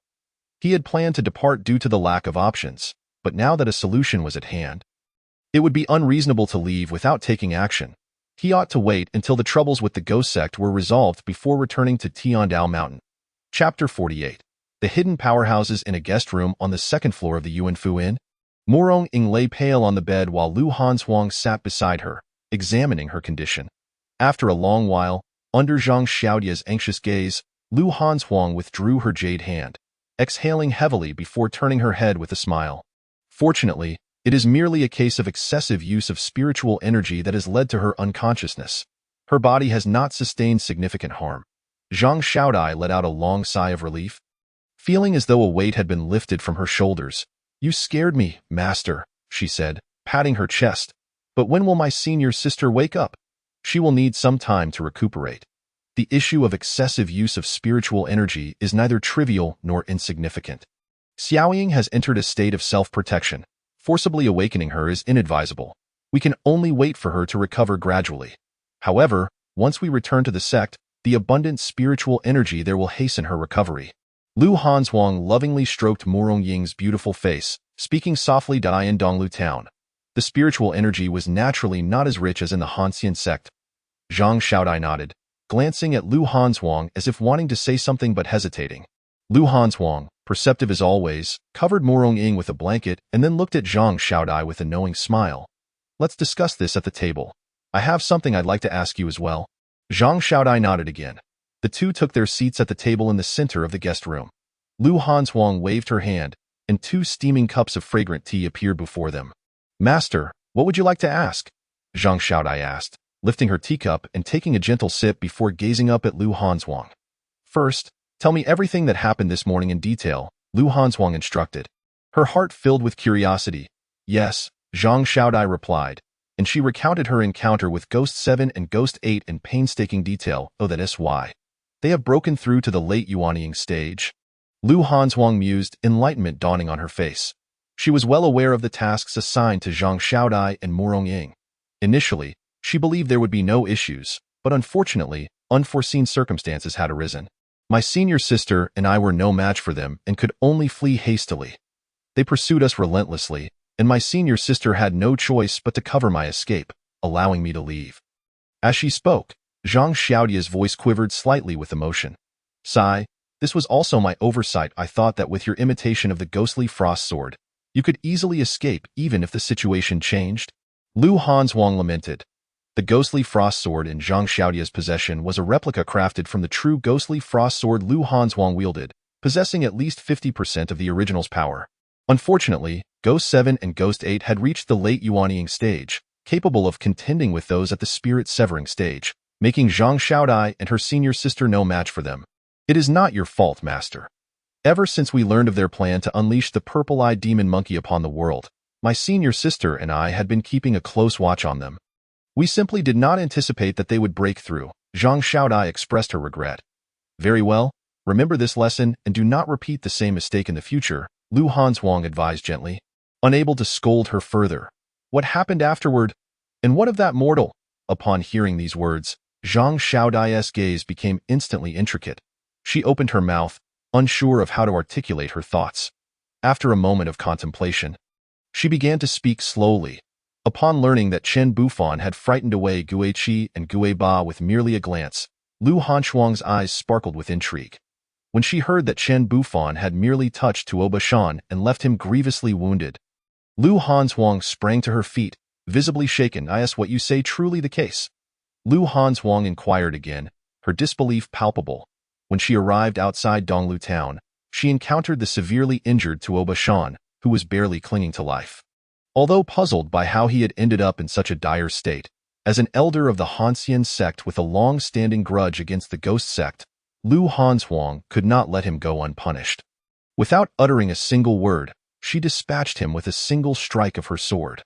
The fact that Tuo Bashan was vanquished by that mere mortal was astonishing, now that she was aware of this revelation. Lu Hanzhuang's composure shattered completely. It is indeed true, Zhang Xiaodai affirmed with a nod, struggling to comprehend how Chen Bufan, devoid of any spiritual energy fluctuations, could cause a cultivator in the integration stage to crumble with a mere touch. How could such a formidable individual exist in this world? Lu Hanzhuang asserted with certainty. It seems he must be a hidden master. She was well acquainted with the renowned powerhouses of the Xintian realm. Yet she had never heard of Chen Bufan before. Moreover, master, he possesses a beast-taming technique. The violet-eyed demon monkey released by Gue Qi and Gue Ba was effortlessly subdued by him, Zhang Xiaodai suddenly recalled, hastily adding. Upon hearing this, Lu Hanzhuang's reaction intensified, her eyes gleaming with excitement. Are you certain? Zhang Xiaodai nodded emphatically, having witnessed Tuo Bashan's extreme desire for Chen Bufan's beast-taming prowess. Though she couldn't discern its true value, it was undoubtedly not an ordinary technique, given Tuo Bashan's discerning eye. Let us go. We must express our utmost gratitude to this esteemed senior, Lu Hanzhuang declared resolutely, pulling Zhang Xiaodai along. If he is truly a hidden master with unparalleled beast-taming skills, Then the troubles of the Hanxian sect may very well be resolved. At the Yuanfu Inn, on the first floor, Zhao Sui, may I inquire what instructions you have? The national master asked with utmost respect. At that moment, Qin Bufan had just clarified his future plans. Thus he shook his head, deftly changing the subject with a smile that it's nothing. But do you happen to know the circumstances regarding that woman from earlier? The national master pondered briefly before responding. I have a general understanding. Her name is Lu Hanzhuang, the current leader of the 9 swords of the Hanxian sect, known as the Frostblade Mistress. Her cultivation level should be at the integration stage. Though that information is somewhat dated from when she published her works, he paused, noting that this Frostblade Mistress had not made a public appearance in quite some time, and her current strength was unknown. However, she was certainly no match for the esteemed senior. After all, the dismal state of that ghost sect elder was still vividly etched in the national master's memory. Upon hearing the national master's account, Chen Bufan disregarded the last statement. What a farce! He was merely a mortal. How could he possibly compare to this Frostblade Mistress? Subsequently, Chen Bufan began to contemplate. The Hanxian sect and the Ghost sect were roughly equal in power. Therefore, the leader of the 9 swords should be able to engage in a few exchanges with that bloodhand demon. With this thought, Chen Bufan hesitated momentarily before tentatively asking, how does she measure up against the Grand Elder of the Ghost sect? The national master frowned, hesitating as he replied, they should be evenly matched. Although they have never engaged directly, both are the strongest among those at the integration stage. Chapter 49. An unwelcome request. Upon hearing this, Chen Bufan couldn't help but clap his hands in delight. Excellent! Given the debt of gratitude owed to her disciple, I should be able to request her assistance, right? Yet, he still needed to devise a proper plan to avoid giving the impression that he was leveraging his gratitude. With this in mind, Chen Bufan took a joyful sip of his drink. Tiandao Mountain, await me. I am returning soon. At that moment, Lu Hanzhuang and her companion descended the stairs in quick succession, making their way toward Chen Bufan. As soon as they spoke, Chen Bufan nearly spat out the wine he had just sipped. Lu Hanzhuang, with a demeanor of utmost respect, bowed slightly, her cool voice emerging as she said, Thank you, esteemed senior, for intervening and saving my disciple. Esteemed senior? Esteemed senior. Chen Bufan was momentarily taken aback, rendered speechless. Xiaodai has already informed me that had it not been for your timely intervention, she would likely have perished. Lu Hanzhuang continued respectfully, having not addressed anyone in such a manner for quite some time. Even when facing the leader of the Hanxian sect, she maintained a demeanor of icy composure. Thus, she found it somewhat awkward to speak in this manner now. Not at all, Chen Bufan snapped back to reality, hastily waving his hand. When did I ever intervene? This is truly perplexing. However, this could prove beneficial to his plans, he mused. By the way, I haven't introduced myself yet. My name is Chen Bufan, he said with a smile. I am Lu Hanzhuang. Should you not mind, you may simply call me Hanzhuang. A faint smile graced Lu Hanzhuang's face, though she wished to express herself more warmly. It was indeed quite challenging. Hanzhuang. Chen Bufan involuntarily twitched his mouth. How could he dare address such a formidable integration stage cultivator so casually? In truth, Chen Bufan believed he should refer to her as esteemed senior. Yet, who would have thought that she would address him as esteemed senior first? Ahem, Lu Jun. How is that young lady faring? Chen Bufan cleared his throat, attempting to mask his embarrassment as he swiftly changed the subject. Lu Hanzhuang regarded him curiously. He seemed devoid of the airs of a powerful individual and exuded a warm demeanor. This was rather agreeable. Little Sakura has merely overexerted her spiritual energy and will recover with a few days of rest. Thank you for your concern, esteemed senior, Lu Hanzhuang replied with a flicker of her gaze, smiling. As they exchanged pleasantries, the national master and Zhang Xiaodai observed in bemusement. After a while, Lu Hanzhuang felt it was time to broach the main topic, and Chen Bufan sensed the atmosphere had arrived at that juncture, prompting him to request Lu Hanzhuang's assistance. Thus, they both dramatically spoke in unison. Esteemed senior, I wish to Lu Jun. I hope. This left Chen Bufan somewhat flustered, and he awkwardly said, Please, Lu Jun, go ahead. Lu Hanzhuang tucked a few stray strands of hair behind her ear, biting her silver teeth. I would like to request that the esteemed senior visit my Hanxian sect. Visit the Hanxian sect? Chen Bufan was perplexed, a question mark appearing above his head. I seem to have misunderstood. Would you kindly elaborate, Lu Jun? Chen Bufan inquired, tentatively. Lu Hanzhuang straightened her expression, gazing seriously at Chen Bufan as she spoke. A month ago, a great demon broke the seal on the back mountain of our Hanxian sect. This demon was sealed by our ancestors 100 years ago. For a century, it remained undisturbed, leading the sect elders to be caught off guard when it finally broke free. Chen Bufan clenched his fists beneath the table, a sense of dread washing over him. It seemed this young lady was implying that she wanted him to go to his doom. Chen Bufan remained silent, only to hear Lu Hanzhuang continue. After the great demon broke free, it swiftly slaughtered our sect's disciples. The elders could only hastily attempt to reseal it, but this seal would only hold temporarily. Therefore, she hoped the esteemed senior could lend his assistance, as she had heard from Xiaodai that he possessed an unparalleled beast-taming technique. Lu Hanzhuang finally revealed her intent. In truth, the Hanxian sect had been troubled by this great demon for some time, seeking aid far and wide, yet to no avail. Even the most skilled array masters who came to the sect declared themselves powerless. However, unexpectedly, Xiaodai had informed her that this person standing before her could easily subdue a demon at the spirit division level. This was like finding light in the darkness for Lu Hanzhuang. With hopeful eyes, she awaited Chen Bufan's response. Chen Bufan hesitated, at a loss for words. What unparalleled beast-taming technique? If he truly possessed such a skill, how could he still be merely a mortal? Esteemed senior, is there a dilemma? Lu Hanzhuang, perceptive as she was, could see through his hesitation. Indeed, Chen Bufan replied, following Lu Hanzhuang's lead. Before I left the kingdom, the monarch informed me that the Grand Elder of the Ghost Sect might invade the Qian Kingdom. So I fear I will be unavailable to assist you for the time being. Changing the subject, Chen Bufan deftly steered the conversation toward the Qian Kingdom. The Grand Elder of the Ghost Sect, rumored to be known as the Bloodhand Demon, was said to be ruthless and cunning. Lu Hanzhuang nodded. The enmity between the Ghost Sect and the Hanxian sect was long-standing, and she was well acquainted with this Grand Elder. I see, Lu Hanzhuang acknowledged, then added, in that case, I shall accompany you back. The Elder Seal will likely hold for another 10 days before the great demon breaks free completely. Once the troubles in the Qian Kingdom are resolved, would it be agreeable for you to return with me to the sect? After speaking, Lu Hanzhuang noticed Chen Bufan still appeared hesitant, so she added, of course, we shall not impose upon you for nothing.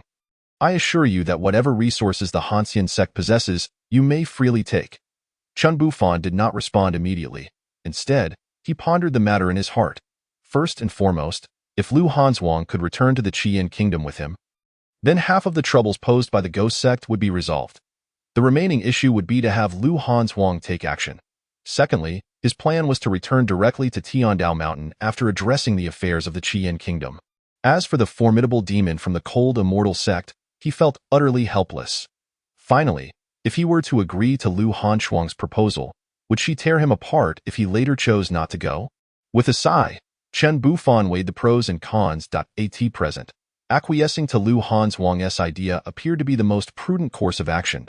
As for subsequent developments, he could adapt as necessary. Very well, Miss Lu, I shall acquiesce. Chen Bufan nodded, a faint smile gracing his lips. Thank you, esteemed elder. Upon seeing him finally nod, Lu Hanzhuang beamed, her smile radiant, reminiscent of a spring garden in full bloom, captivating all who beheld it. Chen Bufan found himself momentarily entranced. Ahem. Lu Hanzhuang lowered her head, softly clearing her throat, as a delicate blush crept onto her cheeks. It was her first genuine smile in a long time. Chen Bufan, realizing his own lapse in composure, quickly turned his gaze to the splendid scenery outside the window. Meanwhile, the National Master and Zhang Xiaodai exchanged bewildered glances, at a loss for words. Chapter 50. A plan realized in the capital of the Qian Kingdom. Within the Imperial Palace's Crimson Fire Hall, Su Jianhong stood at the center of the Grand Hall, his gaze blankly fixed on those before him, momentarily at a loss for words. After a long pause, he regained his composure and spoke slowly. This lady, is she the Yushuang fairy of the cold immortal sect? Lu Hanzhuang raised an eyebrow, her expression tinged with curiosity. You recognize me? Following their agreement earlier that morning, Chen Bufan had decided to return to the Qian Kingdom immediately. Thus, their party traveled tirelessly until they reached the capital by afternoon. Of course, Lu Hanzhuang's pace was far quicker, but she found it puzzling that Chen Bufan chose to travel by carriage. Though unable to comprehend his reasoning, she could only follow suit. I once accompanied my father to meet the fairy, and I never imagined that after all these years, she would remain as enchanting as ever. Su Jianhong reminisced, a flicker of nostalgia in his eyes. After all, she was a cultivator of great renown, blessed with a lifespan of millennia, and despite the passage of time, her appearance remained unchanged, still as youthful as ever. Oh, Lu Hanzhuang acknowledged with a nod, choosing not to elaborate further, her demeanor rather aloof. Su Jianhong, not surprised by her coldness, turned his gaze to Chen Bufan and remarked, "Zhao Sui, has your journey been fruitful?" Chen Bufan nodded. His tone gentle, "I must extend my gratitude to the national master for his guidance. Otherwise, I would have surely encountered considerable hurdles. It is my honor to assist Zhao Sui. Please do not be so courteous." The national master replied with utmost respect.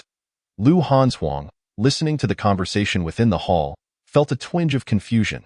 If even the monarch referred to Zhao Sui as an elder, why then did the elder exhibit such humility? Lu Hanzhuang pondered for quite some time but could not arrive at a satisfactory conclusion. Subsequently, Chen Bufan conversed with the monarch for a brief while and then glanced at Lu Hanzhuang.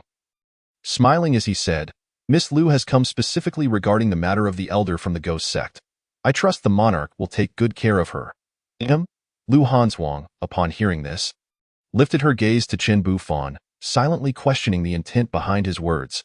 With the elder's strength, dealing with that bloodhand demon would surely be effortless. Moreover, he had not mentioned this matter to her during their time in Donglu town. Could it be? A sudden thought struck Lu Hanzhuang.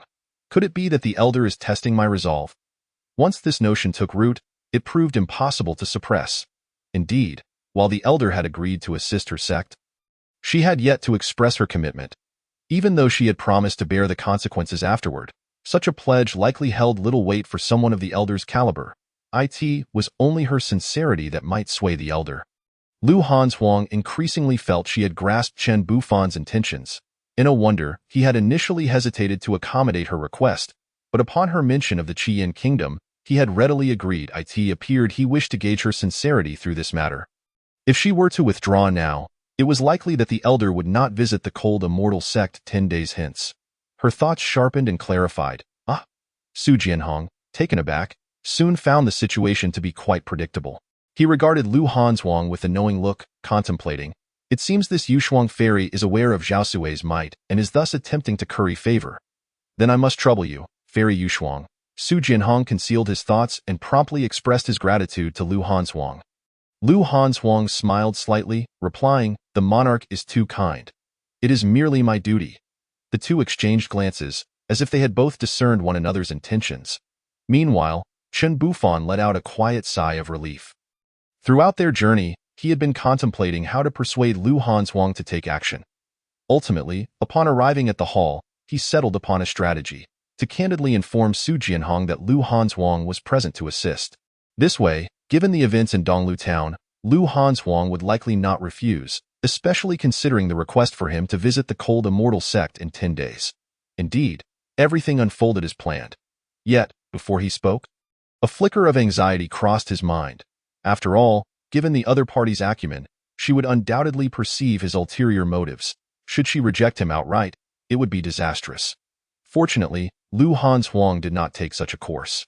Chen Bufan caught a glimpse of her expression from the corner of his eye and noticed no signs of reluctance, allowing him to breathe a sigh of relief. "Zhao Sui, after a day of travel, you must be tired. Perhaps you should rest. Miss Lu, I have arranged accommodations for you.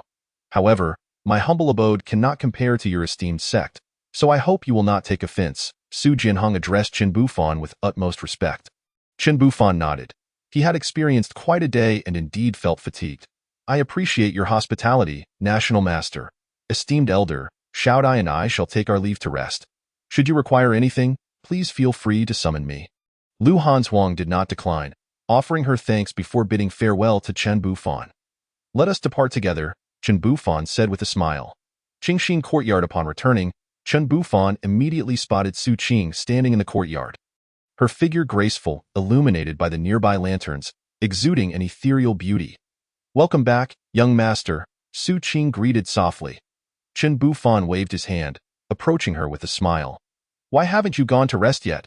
My father sent someone to inform me of your return. Su Qing replied gently. Ha ha ha, I have no such demands. You should hurry back and rest. Qin Bufan chuckled, shaking his head. He found her diligently fulfilling her duties as a maid rather endearing, though he did not particularly enjoy it. Nevertheless, returning home to find someone waiting for him was a pleasant feeling. Yes, young master, but I just prepared some porridge, which is on the table in the room. I hope you won't find it unpalatable. Su Qing said, her face adorned with a gentle smile. Seeing this, for some reason, Chun Bufan's heart began to race unexpectedly. How odd, I will certainly enjoy it. Now, you should go rest. I will return to my room. Chen Bufan hastily replied, then quickly made his way to his chamber. Su Qing stood rooted to the spot, watching Chen Bufan's retreating figure, feeling as though he had fled in a panic. Suddenly, a smile crept onto her lips, growing increasingly radiant.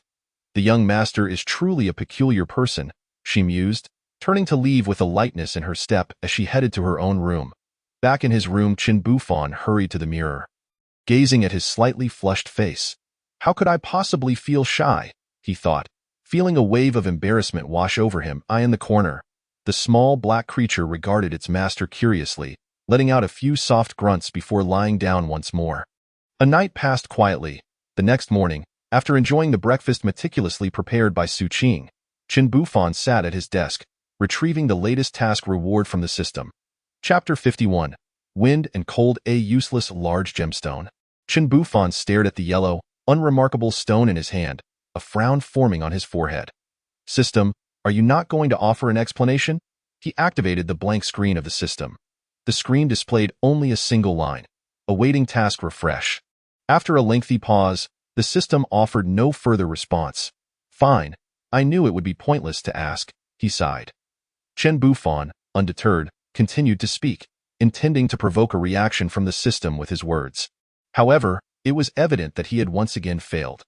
Thus, Chen Bufan redirected his attention to the seemingly worthless large gemstone before him. Although it was termed a gemstone, it was, in fact, nothing more than a rough stone, lacking distinction save for its unusual color. Chen Bufan touched it, noting its hardness, and then, nothing more followed. After spending half a day in fruitless research, Chen Bufan, disheartened, concluded that he had gleaned no results. Ultimately, he resignedly returned it to the system's space, deciding to await the system's response.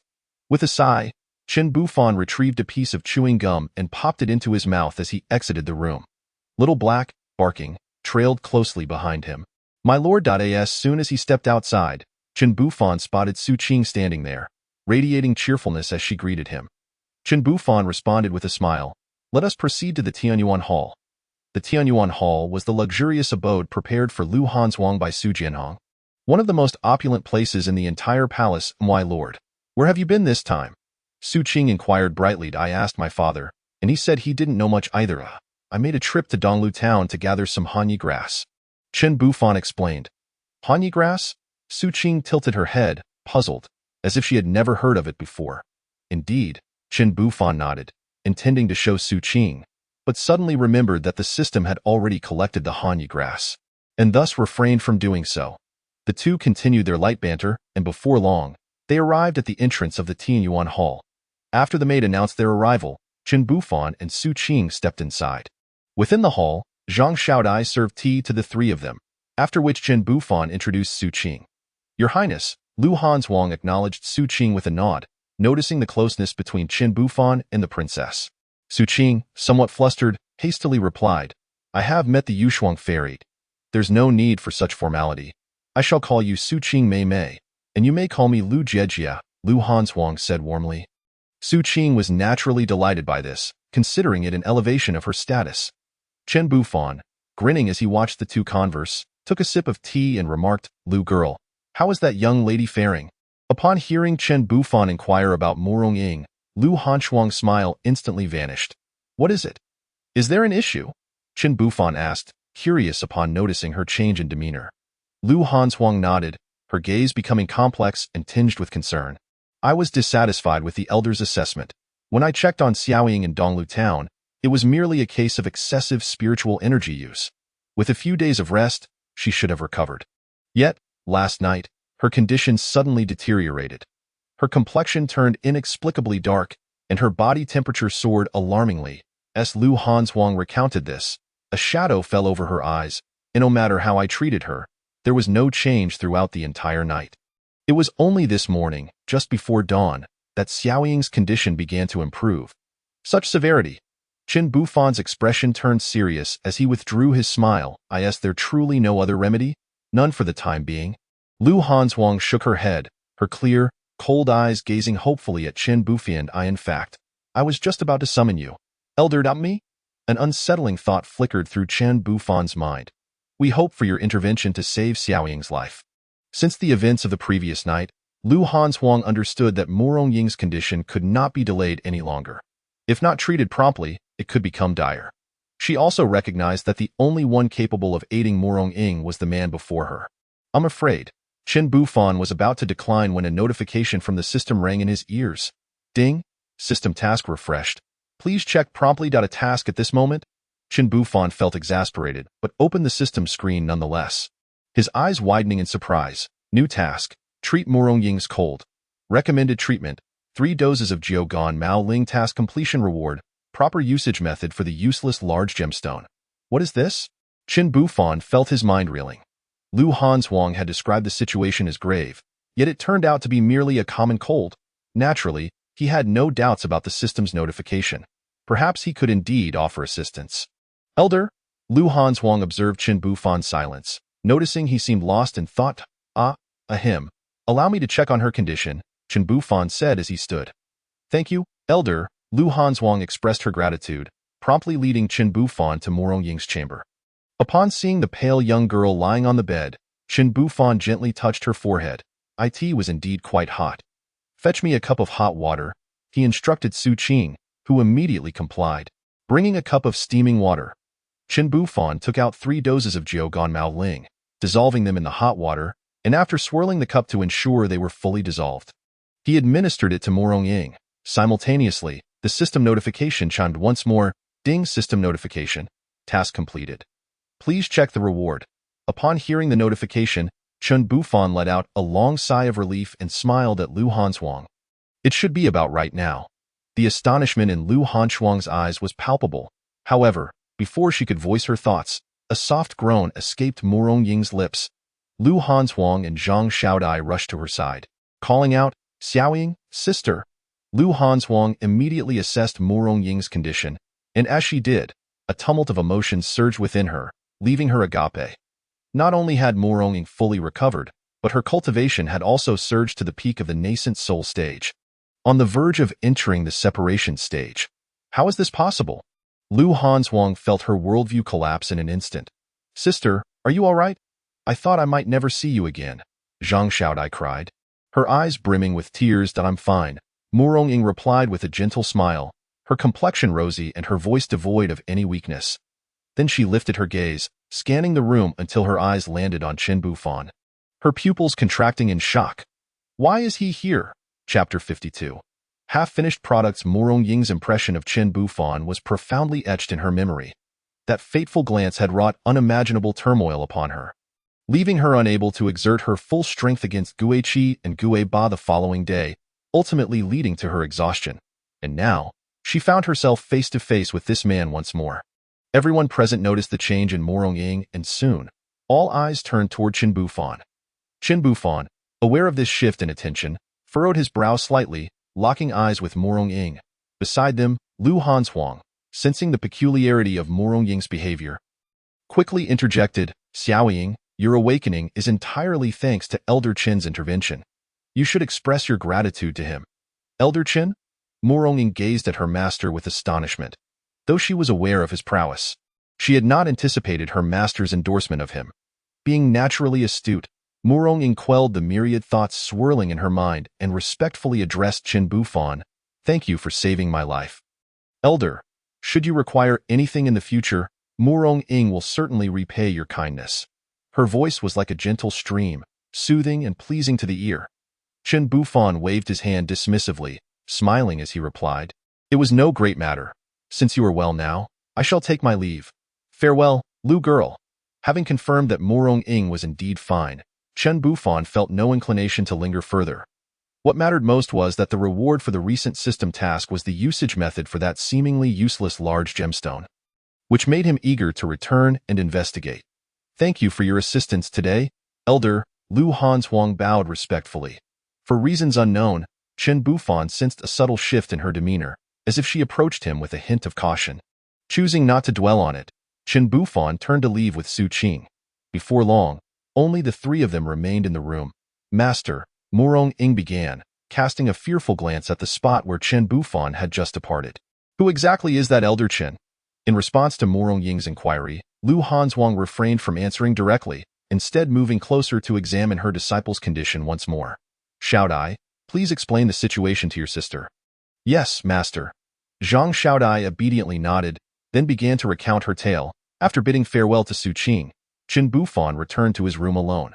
Sitting at his desk, he retrieved the seemingly useless gem and proceeded to activate the system screen. A line of text refreshed on the display. Please place both hands on the surface of the gem and contemplate with your heart. Chen Bufan, bemused by the vagueness, silently complained but complied with the system's instructions. Soon, he felt a warm current flowing through his palms, followed by a torrent of vast memories flooding into his mind. The 72 Methods of Alchemy, a guide to herbal appreciation, essential knowledge for alchemy. Recipes for blood-replenishing pills, formulas for warming pills, universal alchemical techniques. The immense and intricate memories flashed through Chen Bufan's mind like vivid scenes. After immersing himself for a while, a chilling notification echoed, startling him awake. Ding! System prompt. The host panel has been activated, and the skill alchemy proficiency has been acquired. Chen Bufan's eyes widened in astonishment. There had been a shift in the system. Open the panel, he exclaimed hurriedly. The screen soon displayed a transformed panel, previously blank, now divided into two sections. On the left was a sketch resembling Chen Bufan's visage, while the right side presented a series of information. Host. Chen Bufan age. Insufficient privileges cultivation. Insufficient privileges status. Insufficient privileges physique. Insufficient privileges divine powers. Insufficient privileges skills. Alchemy. Chen Bufan's thoughts raced. Goodness, this system is half-baked. It would have been better not to look at all. Growing increasingly frustrated, he glared at the screen and muttered fiercely, System, do you wish to come forth and explain this to me? The system responded, to borrow tasks, please return to the initial interface. Excellent, an evasion. Chen Bufan couldn't help but slam his fist down on the table. Beneath the table, the little black creature curled up tightly, trembling. All right, fine, I've truly had enough. Chen Bufan sighed in resignation, closing the screen and focusing on the rewards unlocked by the useless gem. After a while, a smile graced his face. This seemingly useless gem had proven to be quite beneficial. The memories in his mind felt as though they were experiences he had lived through, deeply familiar. Chen Bufan now felt confident in his ability to perfectly concoct those elixirs. Remarkable, he opened his eyes, spread his hands, and began to examine them, sensing that his control had become increasingly refined. Yet, Chen Bufan took up a pen and began to write. Before long, a recipe from his memory materialized on the paper. The materials for the warming pill included the frost leaf herb. After a brief contemplation, he rose and headed outside. Su Qing, sitting idly in a pavilion within the courtyard, suddenly noticed Chen Bufan approaching with measured steps. Young master, she called out to Su Qing, could you gather all the items listed on this paper for me?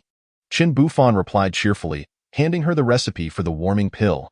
Yes, young master. Su Qing's eyes sparkled with delight. This was the first time he had asked her to undertake an errand. She vowed to do an excellent job. With renewed determination, Su Qing focused on the unfamiliar names on the paper. Frostleaf herb, 3 water flower, white camel peak, pure spirit dew. Young master, these items? Su Qing inquired, tilting her head in confusion. What's the matter? It's nothing. Young master, please wait. I will bring them to you this afternoon, she answered quickly, glancing again at the unfamiliar names. All right, I appreciate your help, Chen Bufan replied with a smile. Once Su Qing departed, Chen Bufan surveyed his surroundings. Noting the pleasant scenery, he settled down to relax, awaiting Su Qing's return. Inside the Tianyuan Hall, upon hearing Zhang Xiaodia's account, Murong Ying's mouth fell agape in disbelief. She had never anticipated so many events transpiring during her unconsciousness, especially concerning the man named Chen Bufan, who turned out to be far more formidable than she had imagined. And a wonder, Morong Ying's expression suddenly shifted to one of realization. In a wonder, what? Lu Hanzhuang inquired, retracting her probing method, her tone laden with complexity. That day at the inn, when I glanced at her, my soul was injured, resulting in a significant reduction in my strength. I suspect my recent fainting spell is related to that fleeting glance. Morong Ying replied, tinged with apprehension. Chapter 53. Transforming Decay into the Marvelous Him? Lu Hanzhuang was unaware of this detail and urged, please elaborate. Morong Ying nodded, recounting the experience from start to finish. But I saw her too that day. How come I was unharmed? Zhang Xiaodai interjected, perplexed. Morong Ying shook her head, but Lu Hanzhuang seemed to grasp the situation, explaining, it must be due to your possession of the Yushuang sword. Although it is merely a counterfeit, it possesses some semblance of a spirit artifact's power, inadvertently shielding you from the harm.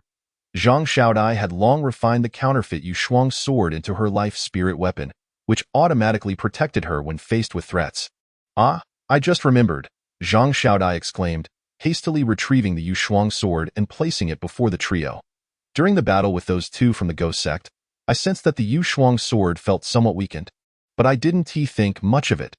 Lu Hanzhuang picked up the sword, its ethereal blue sheen captivating her attention, before she sighed. Its spirit has sustained damage. At this point, some of her lingering doubts unraveled. No wonder Morong Ying and the others were unable to prevail. Their strength had been subtly diminished, compounded by the opponent's cultivation breakthrough. Nevertheless, fortune and misfortune are interlinked. Reflecting on this, Lu Hanzhuang looked at Morong Ying and smiled. After awakening, have you noticed any changes in yourself, me? Morong Ying was taken aback, then focused inward, examining her dantian. Within, the spiritual energy was abundant. There's nothing peculiar. Ah? This is the peak of the nascent soul stage? Morong Ying's awareness returned, and she stared at Lu Hanzhuang, stammering, Master. I think I am on the verge of a breakthrough to the divided spirit stage. Lu Hanzhuang maintained a calm demeanor. Her prior investigations had confirmed her suspicions. However, Zhang Xiaodai was taken aback, leaping to her feet in disbelief. Senior sister, weren't you only at the mid-nascent soul stage? Zhang Xiaodai exclaimed, astonished. For just 3 days prior, their cultivation levels had been nearly equivalent. Yet now, a dramatic shift had occurred. I'm not sure, Master. What could this possibly mean? Morong Ying's gaze was filled with confusion as she stared blankly at Lu Hanzhuang. The latter shook her head, slowly sharing her hypothesis. I don't know much either, but I suspect it may be related to the substance you consumed earlier. Lu Hanzhuang had witnessed Chen Bufan mixing a bag of dark granules into water. Yet she had found nothing particularly unusual about it, however. The prospect of a means to elevate a cultivator by an entire realm was indeed terrifying. The three women exchanged glances, their apprehension toward Chen Bufan deepening. At Qingxin Xiaoyuan, Su Qing placed the gathered items on the small table in the center of the pavilion and turned to Chen Bufan, saying, Young master, everything on the paper is here. You've worked hard? Chen Bufan observed the fine beads of sweat on Su Qing's forehead and expressed his gratitude softly. Su Qing shook her head, her expression tinged with curiosity. Young master, I wasn't familiar with these items before purchasing them. So I consulted the national master, who said they are all herbs for mortals. Upon realizing her words might imply doubt towards Chen Bufan, she instantly regretted them. Chen Bufan paused in surprise, then chuckled. Indeed, I asked you to buy herbs for mortals. What else would I have you procure? Herbs for cultivators. Those infused with spiritual energy are of no use to me. I'm sorry, young master. Su Qing's face flushed crimson as she quickly lowered her head to apologize. It's no issue, Chen Bufan reassured her. With that, he eagerly picked up a small three-legged cauldron from the side and placed it before him. Ignite a fire, he instructed. Chen Bufan rubbed his nose, feeling a bit awkward as he addressed Su Qing. Huh? Su Qing raised her head, puzzled, then glanced at where Chen Bufan pointed, finally realizing. Without further inquiry, she swiftly gestured and began to channel her spiritual energy. Whoosh! A flame erupted beneath the small cauldron, and Chen Bufan felt a wave of familiarity wash over him. As if strolling leisurely through a garden, one by one, he placed the nearby herbs into the cauldron. Before long, a rich aroma of medicinal fragrance wafted upwards from the cauldron. Su Qing's eyes widened in astonishment as she beheld this scene. The cauldron emanated a soft white light, and the sudden surge of dense spiritual energy within left her utterly bewildered. How could mere herbs, devoid of any spiritual essence, produce such abundant energy once placed inside this small cauldron? Suddenly, a phrase echoed in Su Qing's mind, transforming decay into the miraculous. Such a feat, aside from the young master, seemed beyond the capabilities of anyone else in the world. After a moment, Chen Bufan abruptly reached out, lifting the lid of the cauldron. Inside lay a pill, perfectly round and the size of a longan. Exuding an extraordinary medicinal fragrance, the cold-expelling pill could eliminate a portion of cold energy from the body and was typically used to treat ailments like rheumatism. Chen Bufan gazed at the pill in his hand with satisfaction, feeling a significant reduction in his earlier grievances with the system. Well, this skill is quite practical. Su Qing. What do you think of this? Chen Bufan asked, a hint of pride in his voice as he placed the pill into Su Qing's hands. Eagerly awaiting her assessment, Su Qing swallowed hard, scrutinizing the pill that could incite chaos in the outside world. As the princess of the Qiyin kingdom, her experience was considerable and based solely on the pill's richness and spiritual energy. It rivaled that of a 7th-tier elixir, something that even integration-level cultivators yearned for. Yet here it was, effortlessly concocted by the young master using only common herbs. It was simply unbelievable. Since meeting Chen Bufan, Su Qing had thought her capacity for astonishment had reached its peak, but now she found herself once again shattering her own limits. "Young master, you truly are remarkable," she said, lifting her gaze to him. Her eyes filled with admiration. Chen Bufan rubbed his nose, pleased with her reaction, and then smiled. "If you like it, then it's yours." Su Qing nearly lost her grip, hastily responding, "Young master, this is far too precious. I cannot accept it. It's just a pill that wouldn't be of much use to me anyway. I merely found the process of alchemy quite enjoyable." Chen Bufan shrugged, having never crafted pills before, and now that he had the skill, he wished to experience it. It was quite gratifying. If he ever found himself bored in the future, he would have another means of amusement. Noticing Su Qing's hesitation to accept, he changed the subject. "You've been in the capital for quite some time. You haven't had much chance to explore it. Let's go out and have some fun today." Without waiting for Su Qing to refuse, Chen Bufan left the pavilion and made his way towards the small garden outside. Chapter 54.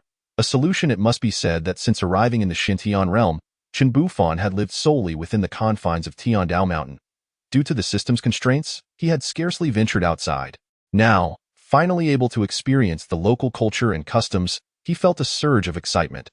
With a population of 300,000, the capital was undoubtedly bustling, filled with an array of shops. Su Qing, having lived in the capital for over a decade, was intimately familiar with it and spent the entire afternoon guiding Chen Bufan through its streets. They returned to the Qingxin garden only after nightfall.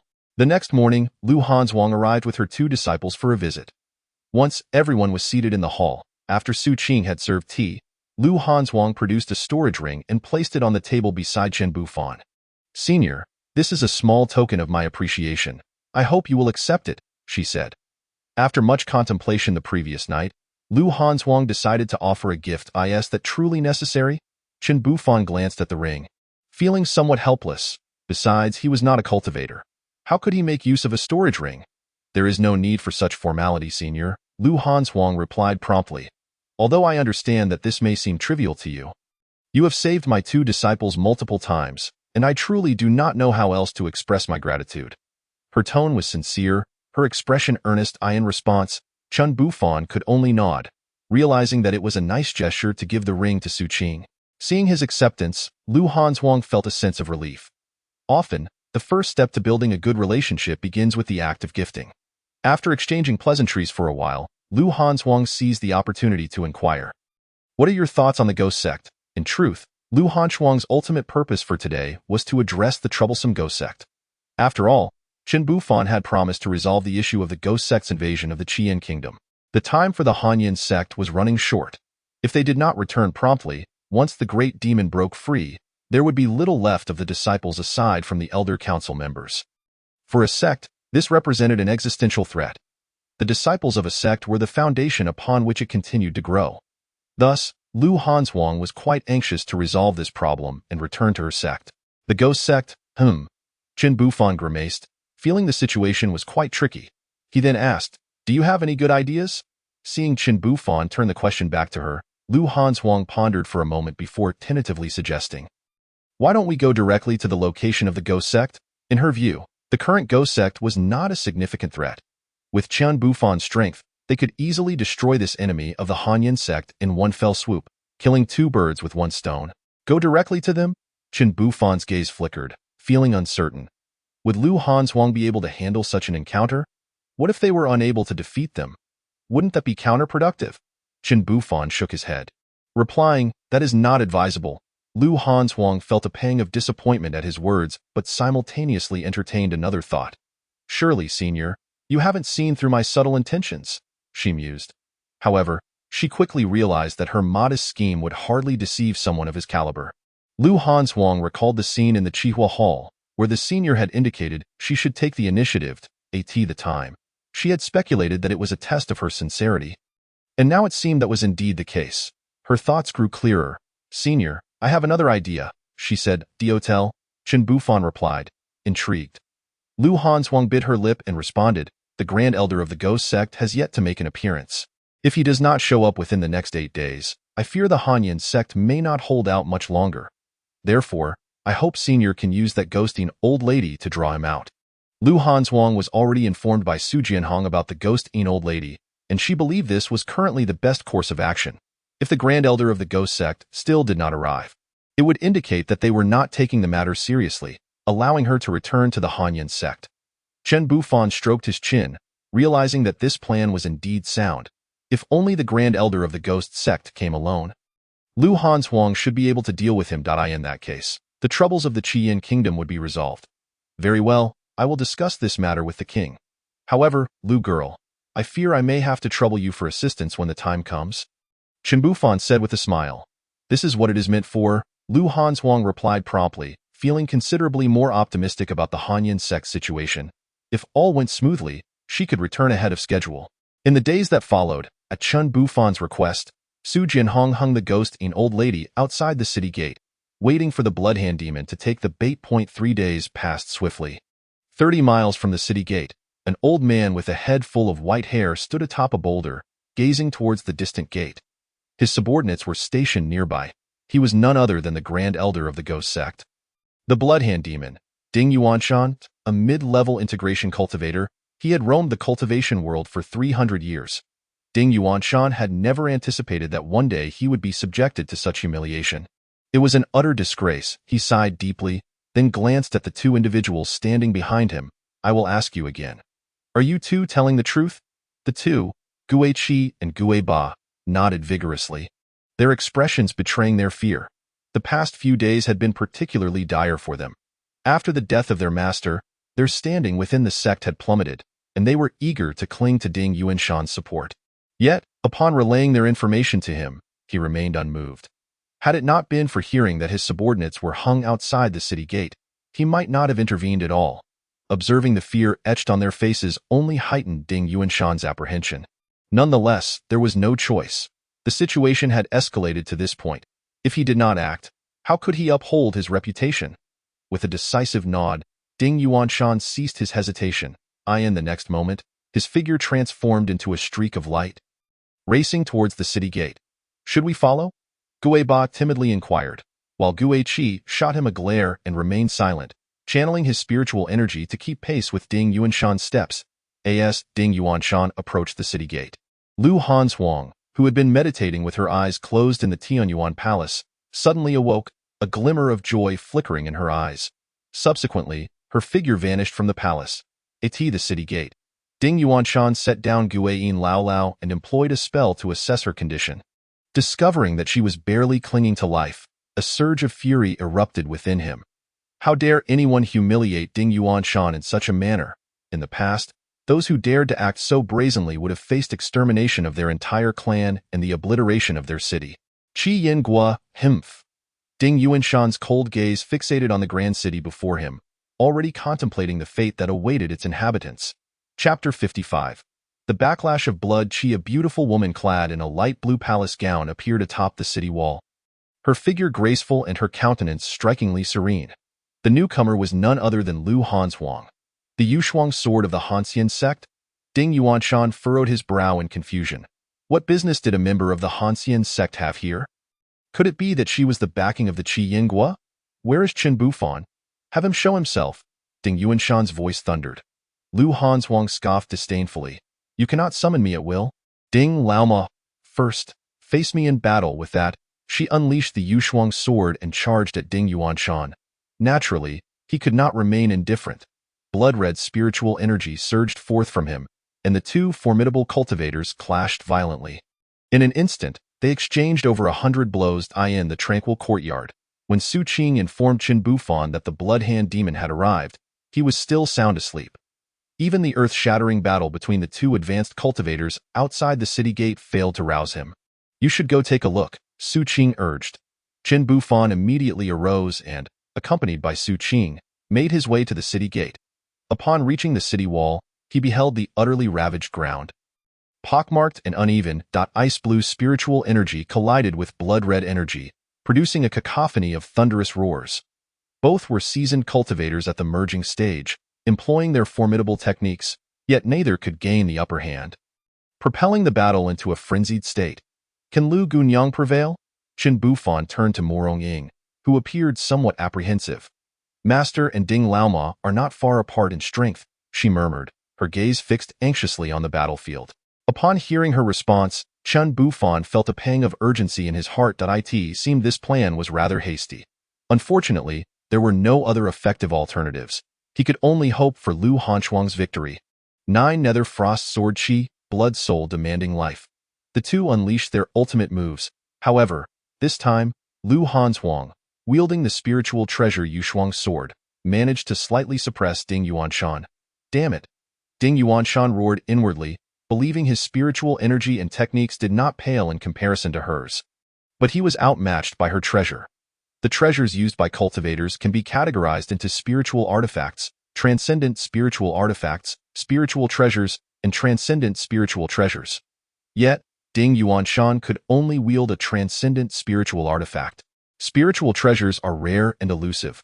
Only the sect leader of the ghost sect possesses one. You have pushed me to this. Ding Yuanshan glared fiercely at Lu Hanzhuang, realizing this was originally his trump card prepared for Qin Bufan. Upon noticing his gaze, Lu Hanzhuang was suddenly engulfed by a sense of impending doom and prepared to retreat. But Ding Yuanshan would not grant her such an opportunity. Blood Demon Great Technique. He bellowed, an overwhelming torrent of sanguine energy enveloping his body, and countless wails echoed throughout the heavens and earth. This is bad. Lu Hanzhuang gasped in horror, swiftly activating her defensive technique. In the next moment, a nearly corporeal blood-red line shot toward her like a venomous serpent, its speed astonishingly swift. Lu Hanzhuang coughed up blood, sent flying backward. Master! On the city wall, Zhang Xiaodai and Morong Ying hurriedly descended, quickly supporting the gravely injured Lu Hanzhuang. It truly hopeless. Qin Bufan's eyes betrayed a flicker of despair. What shall we do now? Nearby, Ding Yuanshan, having unleashed the Blood Demon Great Technique, disregarded Lu Hanzhuang and set his sights on Qin Bufan. Though this technique could augment his power, its duration was limited, and the aftereffects were considerable. Therefore, he needed to conclude the battle swiftly. Ding Yuanshan had never lost sight of the fact that Qin Bufan was his ultimate target. You little brat, it's your turn. Ding Yuanshan grinned maliciously, vanishing from his position, only to reappear before Qin Bufan in the next heartbeat. He struck down with a palm. Blood Demon Great Hand Seal. From the moment he attacked, he poured all his strength into it. Ding Yuanshan dared not underestimate his opponent, yet the ensuing scene left him utterly astounded. He watched as his technique, capable of obliterating those at the initial merging stage, inexplicably dissipated before Qin Bufan. Moreover, Ding Yuanshan perceived no fluctuations in Qin Bufan's spiritual energy. Had he concealed it? Or was he simply too swift? Ding Yuanshan furrowed his brow and activated another technique. Blood Demon Soul-Seizing Sword, a massive blood-red sword, 3 feet in length, thundered toward Qin Bufan. But in the latter's bewildered gaze, it suddenly vanished. Not again, damn it. Who is this little brat? Ding Yuanshan seethed in fury. As for Qin Bufan, when Ding Yuanshan charged at him, he felt as though death was imminent. Yet, when the latter stood before him, he began to contort his body, grinning widely. the handprint he released fizzled out like a damp firecracker. Vanishing in an instant, Chen Bufan scratched his chin, feeling utterly perplexed. "Hey, what are you doing?" he inquired curiously, regarding Ding Yuanshan. Upon witnessing Chen Bufan's reaction, Ding Yuanshan nearly spat blood. Then, he thought, since my techniques are ineffective, what about close combat? While techniques may falter, striking him directly should yield results. With this in mind, Ding Yuanshan grinned widely. "Kid, you're dead." In the next moment, Ding Yuanshan's figure flickered and he appeared right in front of Chen Bufan. The two mere fists apart, Ding Yuanshan unleashed a punch. Chen Bufan, puzzled, regarded the incoming strike, wondering why it felt so lackluster. Contemplating this, he instinctively raised his hand and gently made contact. In an instant, Ding Yuanshan was sent hurtling backward. Fear etched across his face. Chen Bufan, witnessing this, glanced around in confusion, only to find Su Qing and Su Jianhong, who had appeared out of nowhere, looking at him with admiration. Is this person trying to pull a fast one? Chen Bufan thought, utterly exasperated. However, this turn of events was fortuitous. The troubles posed by the Qi Yin Gua were finally resolved. He could later visit the Hanxian sect and then return to Tiandao Mountain, living a tranquil life henceforth. Having unleashed the blood demon great technique, Ding Yuanshan felt an unstoppable force coursing through his fist, wreaking havoc upon his internal organs. Simultaneously, the blood demon great technique abruptly failed. In that moment, Ding Yuanshan resembled a decrepit old man, exuding an aura of death. He lay exhausted on the ground, surrounded by dense blood energy that transformed into countless heads, some male, some female, some old, some young, all bearing grotesque visages, rushing toward Ding Yuanshan to devour his flesh and siphon his soul. Nearby, Lu Hanzhuang, having been supported up, observed Ding Yuanshan's tragic plight amidst the blood mist and softly remarked, "The backlash of blood qi. The retribution of karma, he is undoubtedly doomed." Chapter 56. The spirit vessel. The Xintian realm is a vast domain, governed by numerous sections. The Go sect and the Hanxian sect occupy the northwestern region of the Xintian continent, alongside 7 other sects also established in this area. Each of these sects boasts formidable cultivators at the half-step tribulation stage. On their journey to the Hanxian sect, Lu Hanzhuang imparted various knowledge of the cultivation world to Chen Bufan, leaving him feeling quite overwhelmed. It had now been 3 days since the battle at the city gate. During this span, the northwestern continent of the Xintian realm had been tumultuous, owing to the successive fall of 2 elders from the Ghost sect. As one of the 100 sects, the Ghost sect held considerable influence in the northwestern continent, bordering several major sections. The eyes of various sects were undoubtedly everywhere. Thus, following the demise of 2 prominent figures from the Ghost sect, they launched aggressive assaults, brazenly encroaching upon territories. Consequently, the Ghost sect found itself unable to spare any attention to the Qi Yin Guo. As the group rested in a small town, Lu Hanzhuang spoke slowly. Chen Bufan nodded in understanding. Having left the Qi Yin Gua, he had no intention of returning, which naturally left him worried about its future. Recently, he had learned much from Lu Hanzhuang's revelations. If the Ghost sect sought full-scale revenge, the Qi Yin Gua would be unable to withstand it. Unfortunately, my Hanxian sect is hindered by that great demon. Otherwise, we would certainly gain significant benefits from this conquest of the Ghost sect. Lu Hanzhuang expressed her regret, saying, "The Ghost sect is indeed one of the 100 sects, established for over a millennium, and naturally possesses an abundance of resources. Now that the Ghost sect is severely weakened, it presents a prime opportunity for plundering." Upon hearing this, Chen Bufan shook his head dismissively and inquired, "Miss Lu, how far are we from the cold immortal sect?" "Approximately 3,000 miles, Lu Hanzhuang replied after a moment's contemplation, though her tone was tinged with a hint of resentment. The predilection of this senior for walking is quite troublesome. Under normal circumstances, even with the likes of Zhang Xiaodai slowing us down, I could have returned to the cold immortal sect within a day. Yet, due to Chen Bufan's fondness for traveling on foot, we have wasted 3 whole days before finally entering the territory of the cold immortal sect at noon today.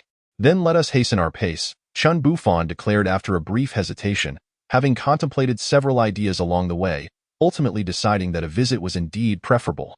After all, he had promised this himself, and he had noted Lu Hanzhuang's considerable contribution during the battle at the city gate. Although he felt he might not be of much assistance this time around, Lu Hanzhuang's eyes lit up at his words.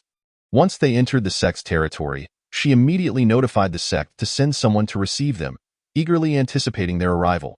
As everyone regarded Chen Bufan with respect, they promptly packed their belongings and hastened out of the city toward the cold immortal sect.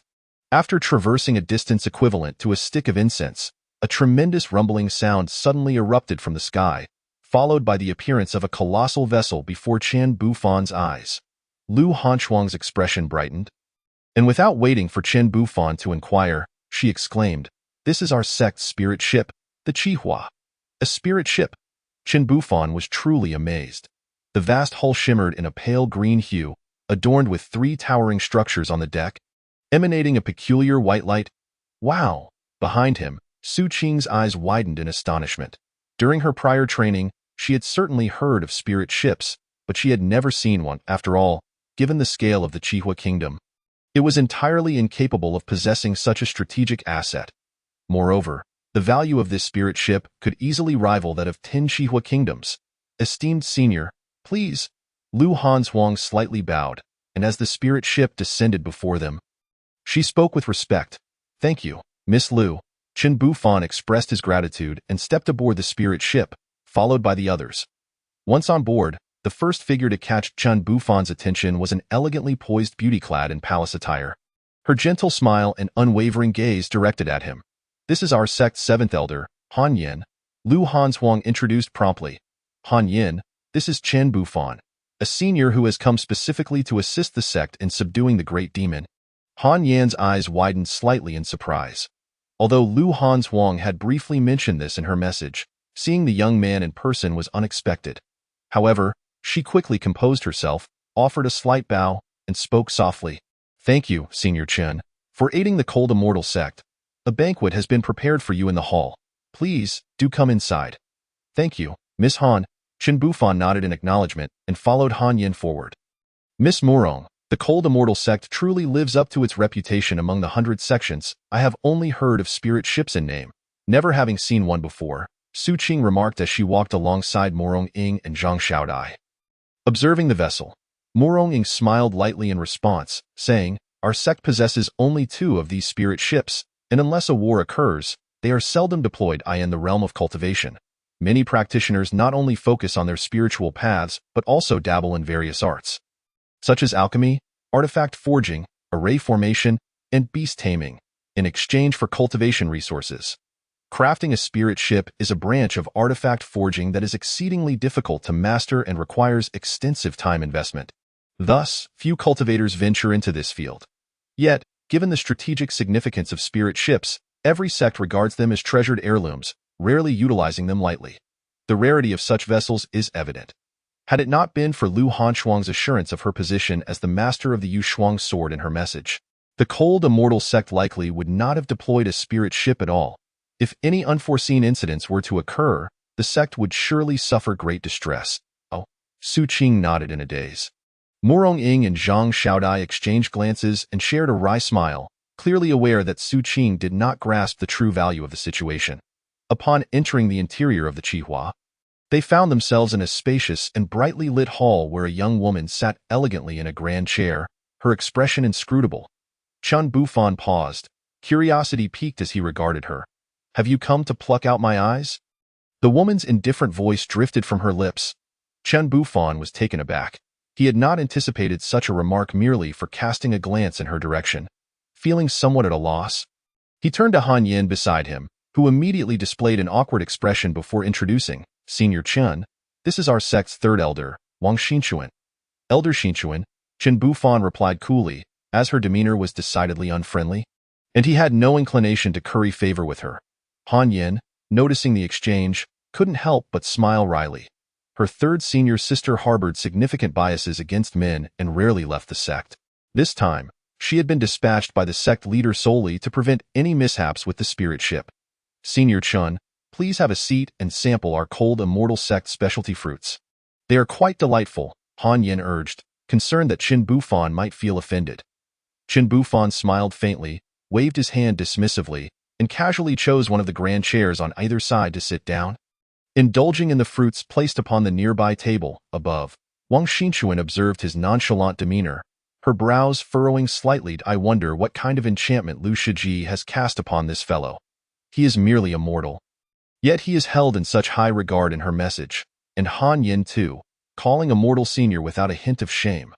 Wang Xingchuan felt considerable dissatisfaction in her heart, with the entire sect deeply concerned about the great demon. Time was of the essence. She was tirelessly occupied each day, striving to resolve the issue. Yet now, she found herself personally greeting a mere mortal, recalling Lu Shiji's request for her to maintain a respectful demeanor. Her anger flared. It was a desperate move to trust a mortal. "You are Chen Bufan, a mere mortal?"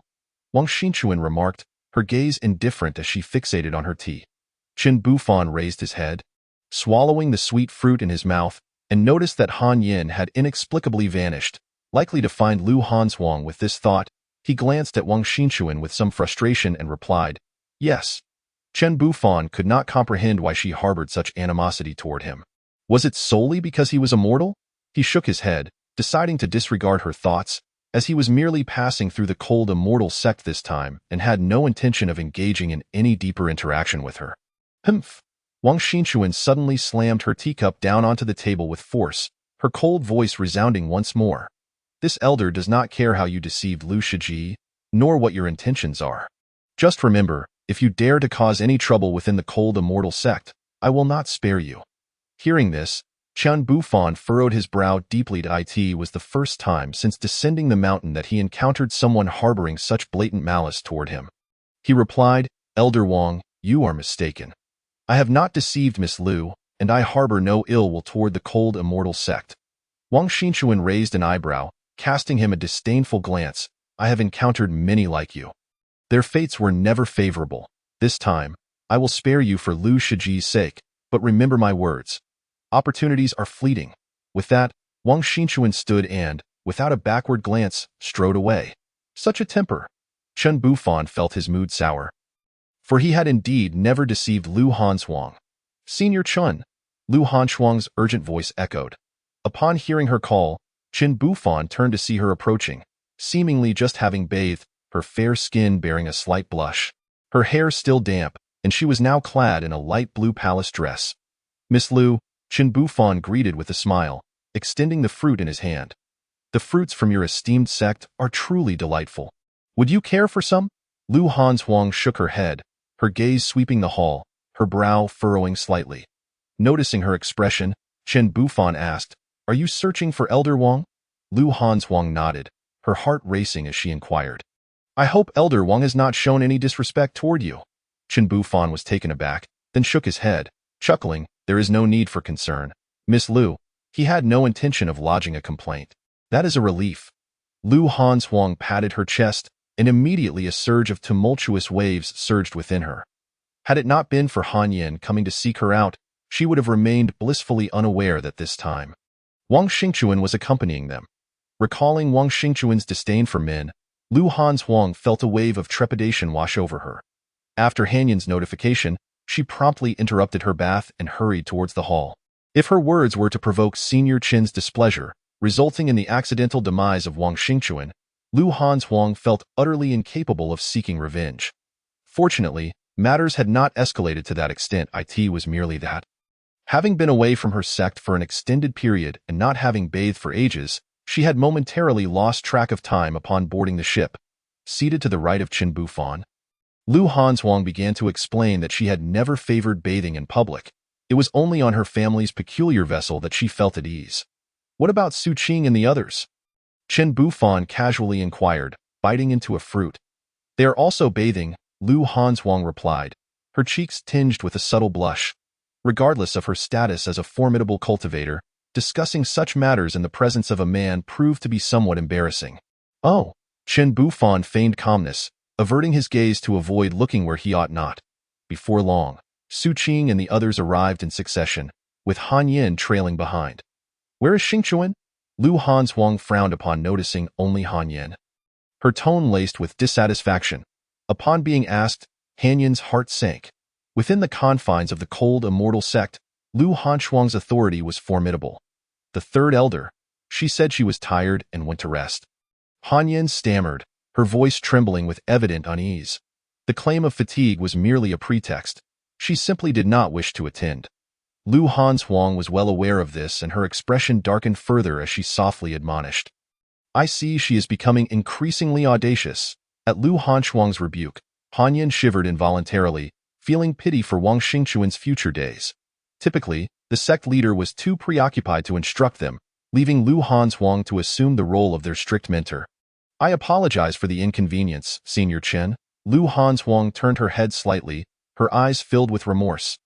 There is no need for such formality, Miss Lu, Chen Bufan replied, while simultaneously feeling a bit unsettled. He had not anticipated that the seemingly gentle Lu Hanhuang would possess such a fierce demeanor. Goodness! If she knew I had no means of resolving the plight of her sect's great demon, would she take offense and strike me down? This thought surged in Chen Bufan's mind, refusing to dissipate. As he believed it to be the most probable outcome, I need to devise a plan. As Chen Bufan maintained a facade of calm conversation with Lu Hanhuang, his mind raced with anxiety over what to do next. The spirit ship's speed was incomparable to that of human effort, and the Qihua vessel swiftly traversed the clouds.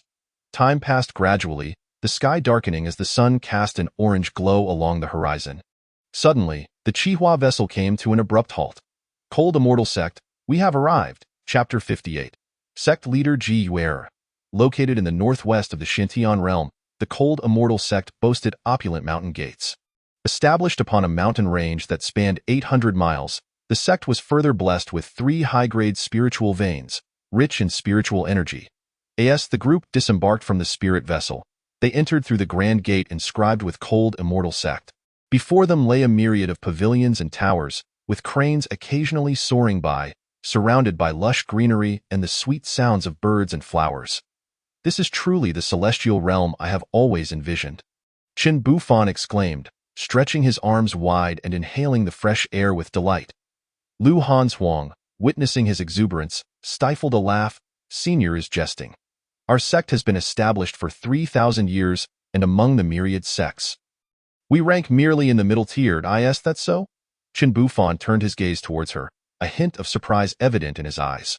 Lu Hanhuang nodded, recalling her youth spent accompanying the sect leader to the central regions of the continent, where the sects were all ranked among the top 100.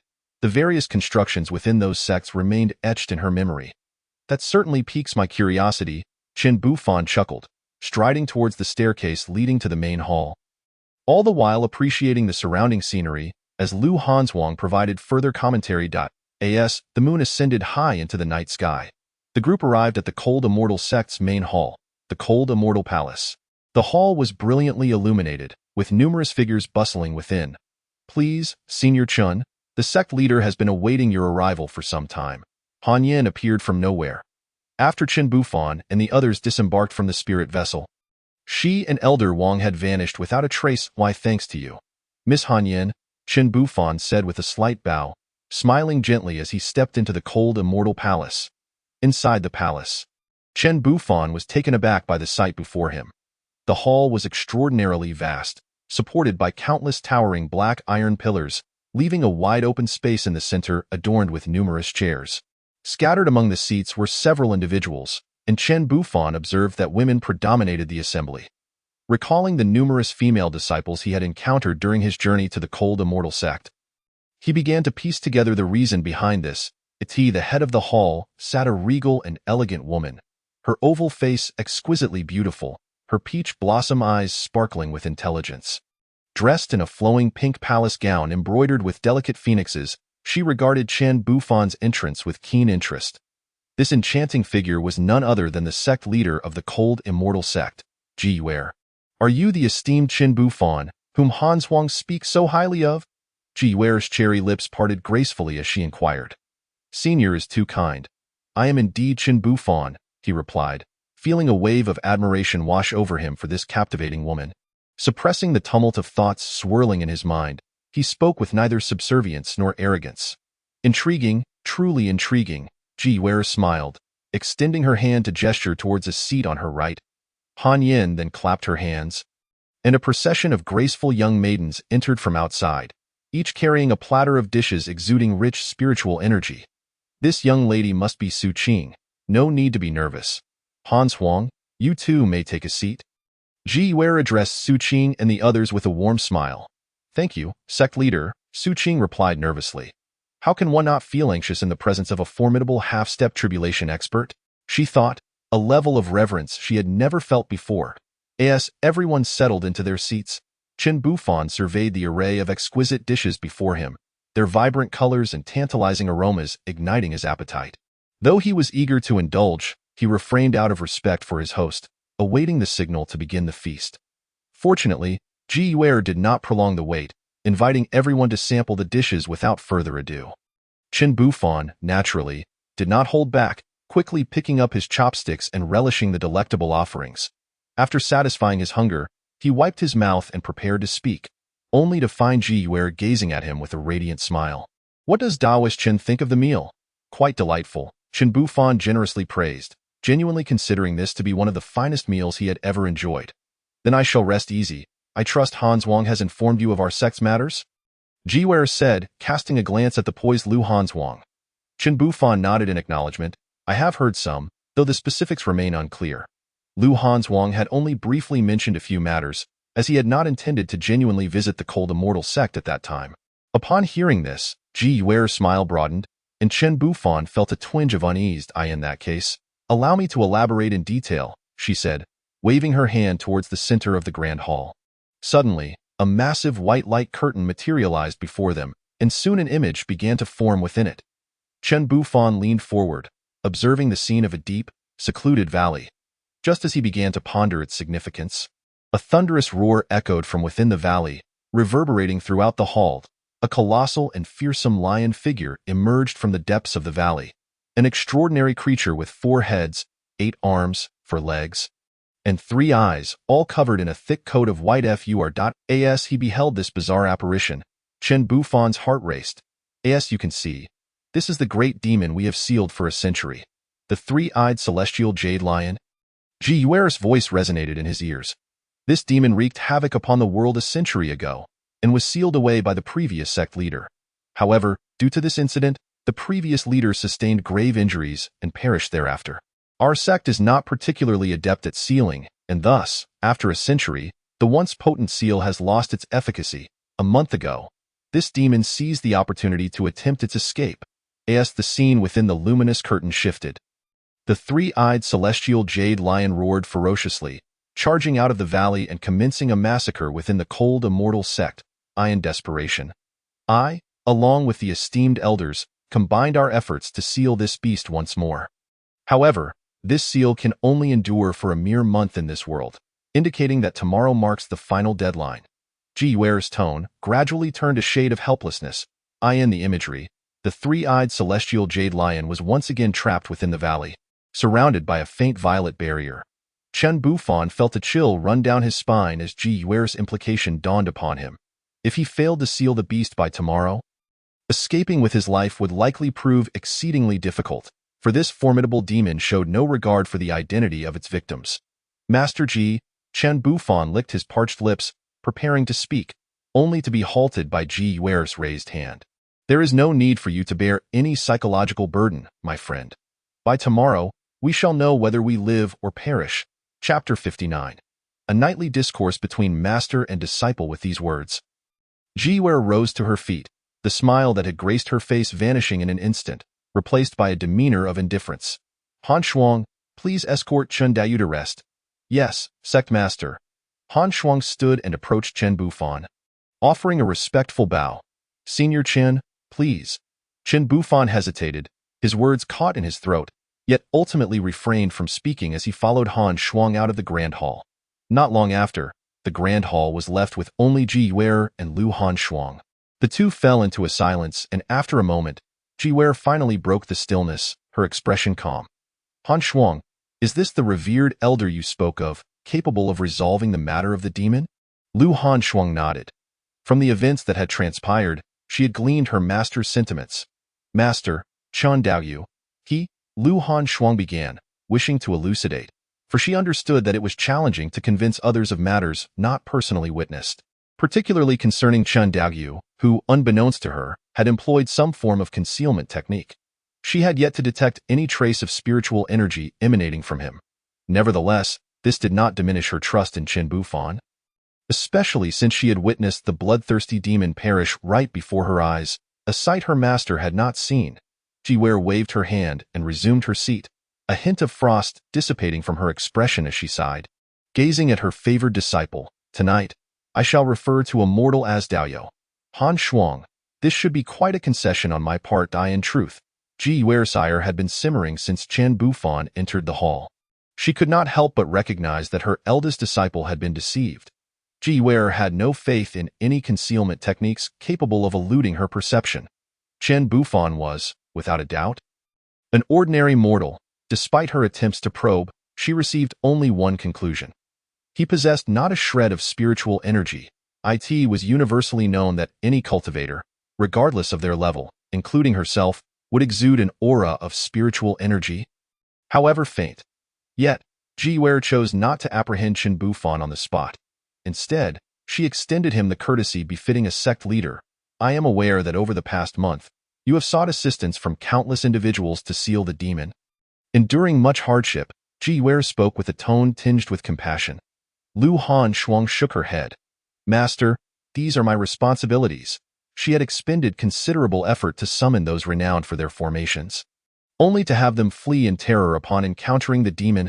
Alas, the Xintian realm has languished in its cultivation of myriad arts since the calamity of the Middle Ages, and thus I have never held those masters in high regard. For I know they lack the capability. Jiwei intoned slowly. "Now, Han Shuang, you have brought forth this Chen Bufan. While I am aware, I do not wish to extinguish your hope, as I mentioned earlier. Tomorrow shall reveal the outcome of life or death." Han Shuang nodded bitterly in acknowledgement. "Enough of this discourse. The disciples have mostly dispersed, yet we, the higher echelons, cannot retreat," Jiwei declared, a resolute glint in her eyes. Han Shuang comprehended. She lifted her chin, her gaze unwavering as she addressed Jiwei. "I understand your intentions, master, yet please rest assured. Senior Chen is not deceiving us.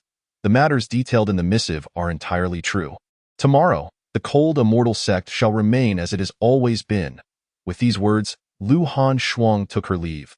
Watching her disciple's retreating figure, Jiwei sighed helplessly, grasping the wine jug on the table and pouring its contents into her mouth, murmuring, "Master, is it truly destined for the cold immortal sect to perish by my hand?" The following day, dawn broke over the cold immortal sect's forbidden grounds on the back mountain, outside the barrier sealing the three-eyed celestial jade lion. Numerous figures hovered in the air, their diverse energies soaring into the sky before converging upon the barrier. Jiwei cast a fleeting glance at Chen Bufan, refraining from further commentary as she made her way to a vacant space at the summit. Today marked the last day of the temporary seal's effectiveness, and she needed to oversee the proceedings. Yet, she found herself somewhat perplexed. After all, the demon would inevitably emerge, rendering their efforts seemingly futile. However, Jiwei swiftly dispelled the chaotic thoughts from her mind, focusing intently on channeling her spiritual energy into the barrier. Immediately, with Jiwei's participation, the faint violet barrier deepened in hue. A roar erupted from within the barrier, as if the enraged demons sensed the shift. "Senior Chen, I truly must rely on you this time," Han Shuang implored softly, biting her lip. After departing the cold immortal hall and returning to her quarters, she found herself unable to sleep, her mind consumed by Jiwei's words. For a fleeting moment, she felt as if she may indeed have been deceived. Yet, she quickly dismissed the thought, for her experiences in Donglu Town and the Qiyin Kingdom had proven otherwise. She had merely been overthinking. Chen Bufan replied absently, not noticing the change in her demeanor, as his focus remained solely on the system screen before him. Upon awakening this morning, he had instinctively checked the system and was astonished to discover that after several days of inactivity, it had suddenly refreshed with a new task related to today's events. Task content: administer a tranquilizer to the irritable three-eyed celestial jade lion to calm it down. Task item: tranquilizer 1. Task reward: useless sapphire 1, perhaps after the last useless gemstone was utilized. The system had undergone a transformation, but he had been oblivious until this task resurfaced. The task item was something entirely novel to him. Chen Bufan opened his palm, observing the syringe containing a gently swirling azure liquid. He couldn't help but sigh. This task had indeed arrived at a most opportune moment. He had been contemplating his next course of action day and night, yet had yet to formulate a solid plan. The emergence of this task conveniently resolved that issue. However, administering an injection to such a monstrous demon. System, are you certain you are not jesting with me? Chen Bufan felt a wave of frustration wash over him. This was a being that had caused the very sect master of the cold, immortal sect endless headaches. How could an ordinary person like himself possibly manage such a feat, let alone administering an injection? He doubted he could even approach the demon physically. As such, Chen Bufan found himself in a state of dismay. Senior Chen, observing her hopeful mentor suddenly lost in thought, Lu Han Shuang felt a flicker of unease in her heart. Do not worry, I have a plan. Taking a deep breath, Chen Bufan turned to her with a slight smile. Chapter 60. Entering the forbidden ground, Lu Han Shuang chose not to say more.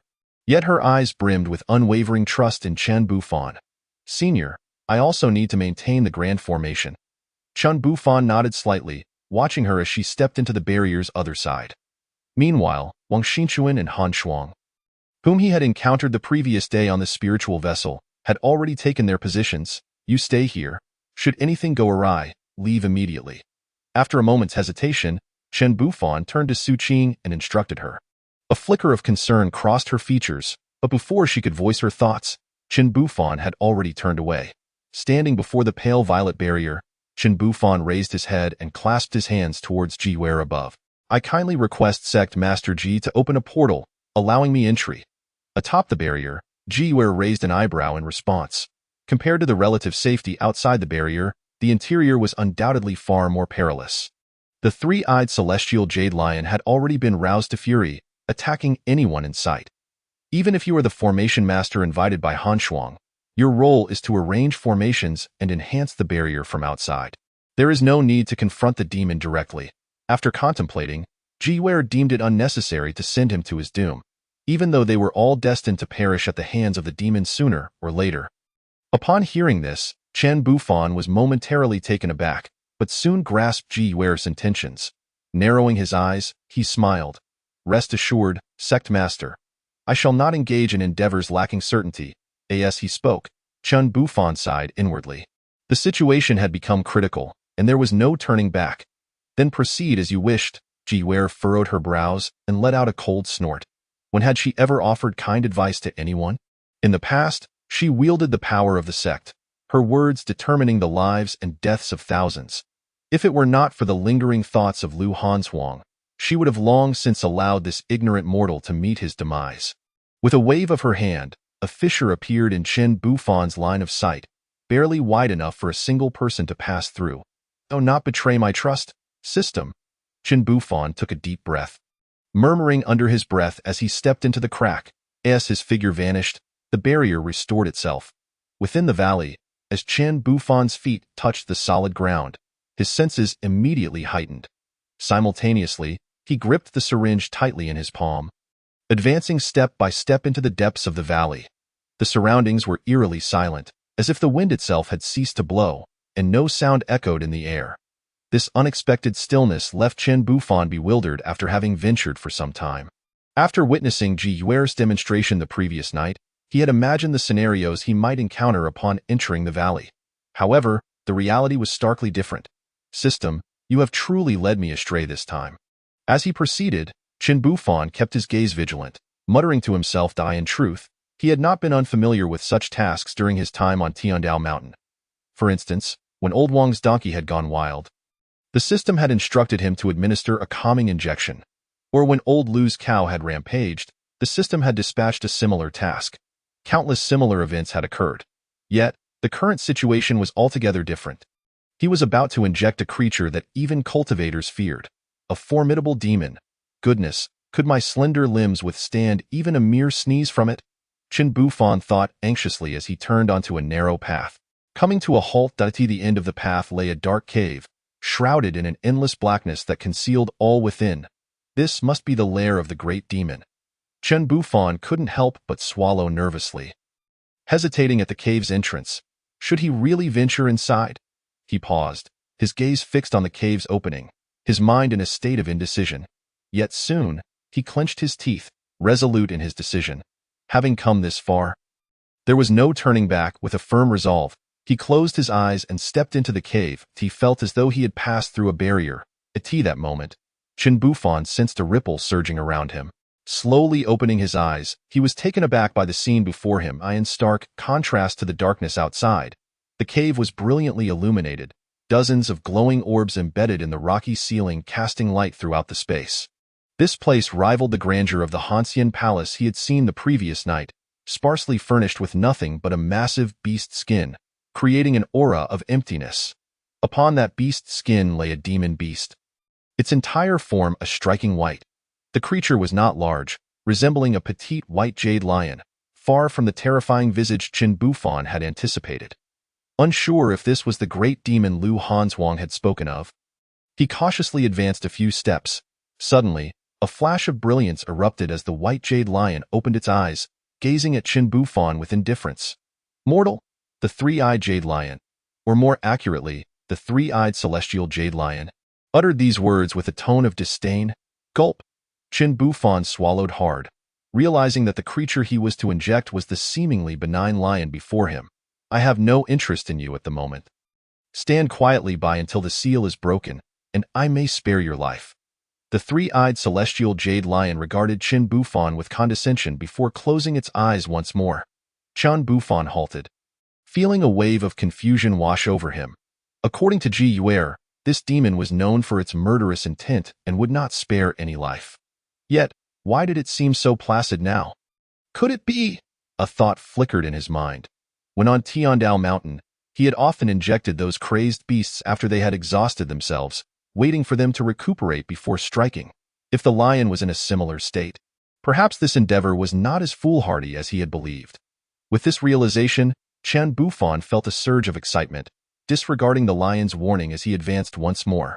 His footsteps stirred the three-eyed celestial jade lion, which opened its eyes in irritation, regarding the bold mortal before it had remained in this cave to recover its strength after breaking through the barrier a few days prior, preparing to strike when the barrier's power waned.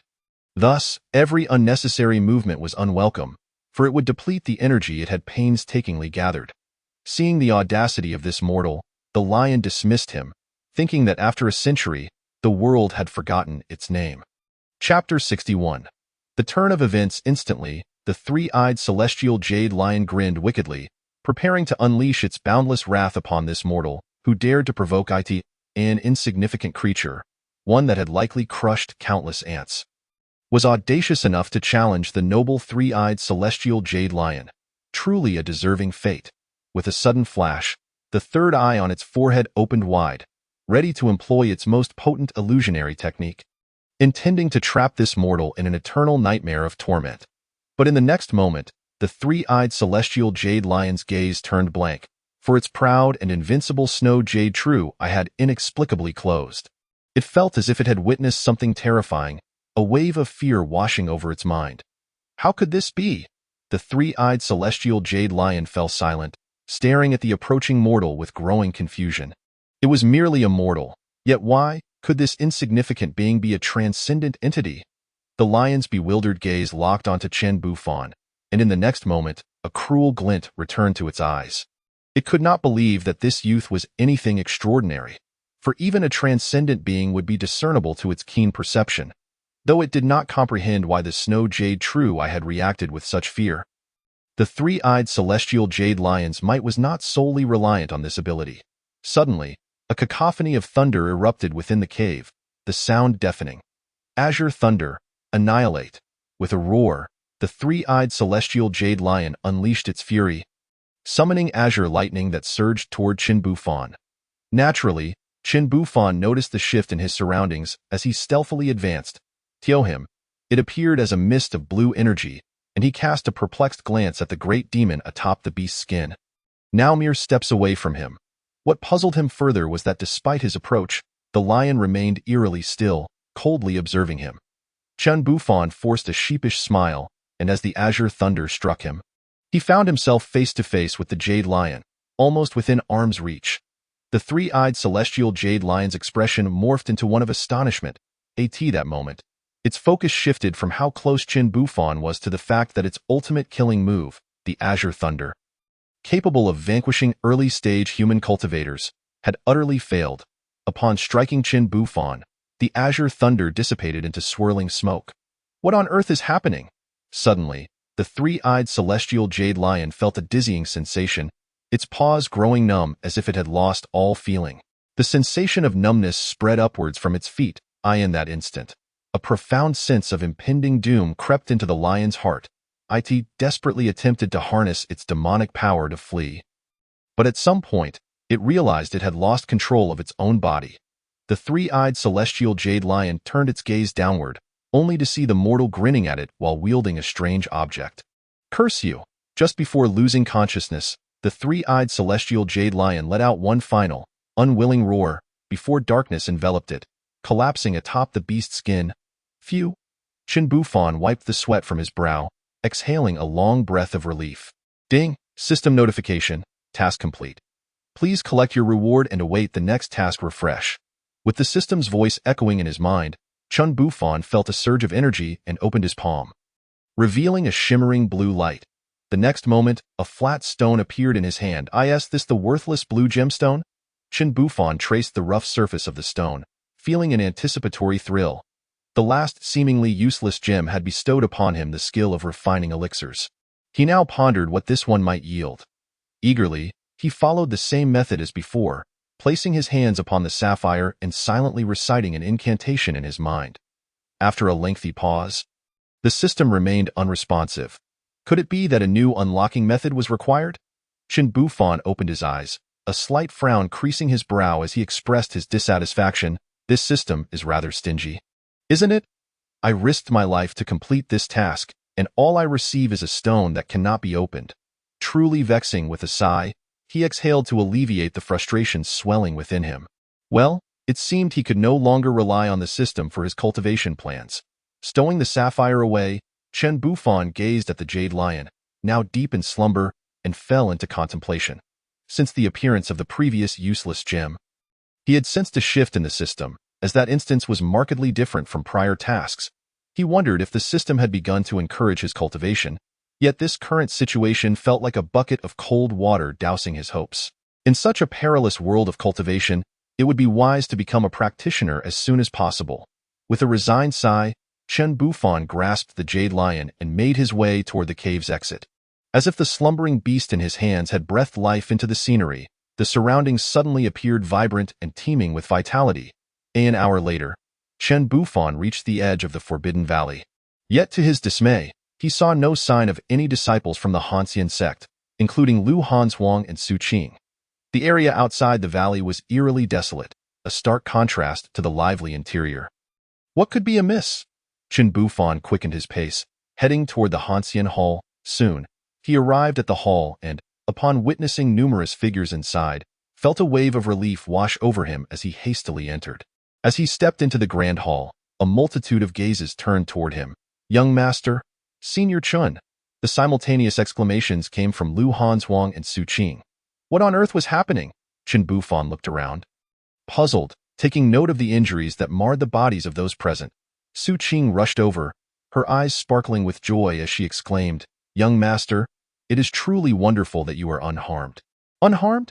Qin Bufan's confusion deepened. He cleared his throat and surveyed the hall, noticing Ji Yuer looking at him intently. What happened? In just half a day, how have you all sustained injuries? As soon as he finished speaking, he heard Su Qing gasp, Young master, it has been 10 days. 10 days? Qin Bufan was taken aback, believing his sense of time to be quite accurate. It had only been half a day since he entered the valley that morning. Moreover, judging by the current light, turning to gaze outside the hall, he fell into silence. Chapter 62. The Cosmic Law WEB.AT. That moment, the sun hung low in the sky, casting a warm glow, definitely not just half a day's passage. Qin Bufan's heart raced. Having discovered that Lu Hanzhuang and the others were missing upon leaving the valley, he had rushed to the Hanxian Hall, neglecting to notice the change in daylight. Meanwhile, Lu Hanzhuang's voice echoed in his ears. Senior Lu, indeed. It has been 10 days since you entered the valley. Qin Bufan turned to face her, noticing the joy in her expression. I distinctly recall it being merely half a day. However, deep down, Qin Bufan had begun to accept that 10 days had indeed passed since he entered the valley. The sheer implausibility of it all left him astounded. I can aid in explaining this matter. Dao friend, Ji Wei interjected, rising from her seat to approach Qin Bufan, her delicate features still reflecting the shock she had yet to shake off. 10 days had passed, and she had not anticipated Qin Bufan's actual emergence, especially since he bore no visible injuries. Please, do enlighten us, sect leader, Qin Bufan replied, his tone calm and respectful. It seems that you may have unknowingly entered the cosmic law web, a relic of our sect's past. Ji Wei parted her lips and began to elucidate, while the others in the hall listened intently, intrigued by the unfolding tale.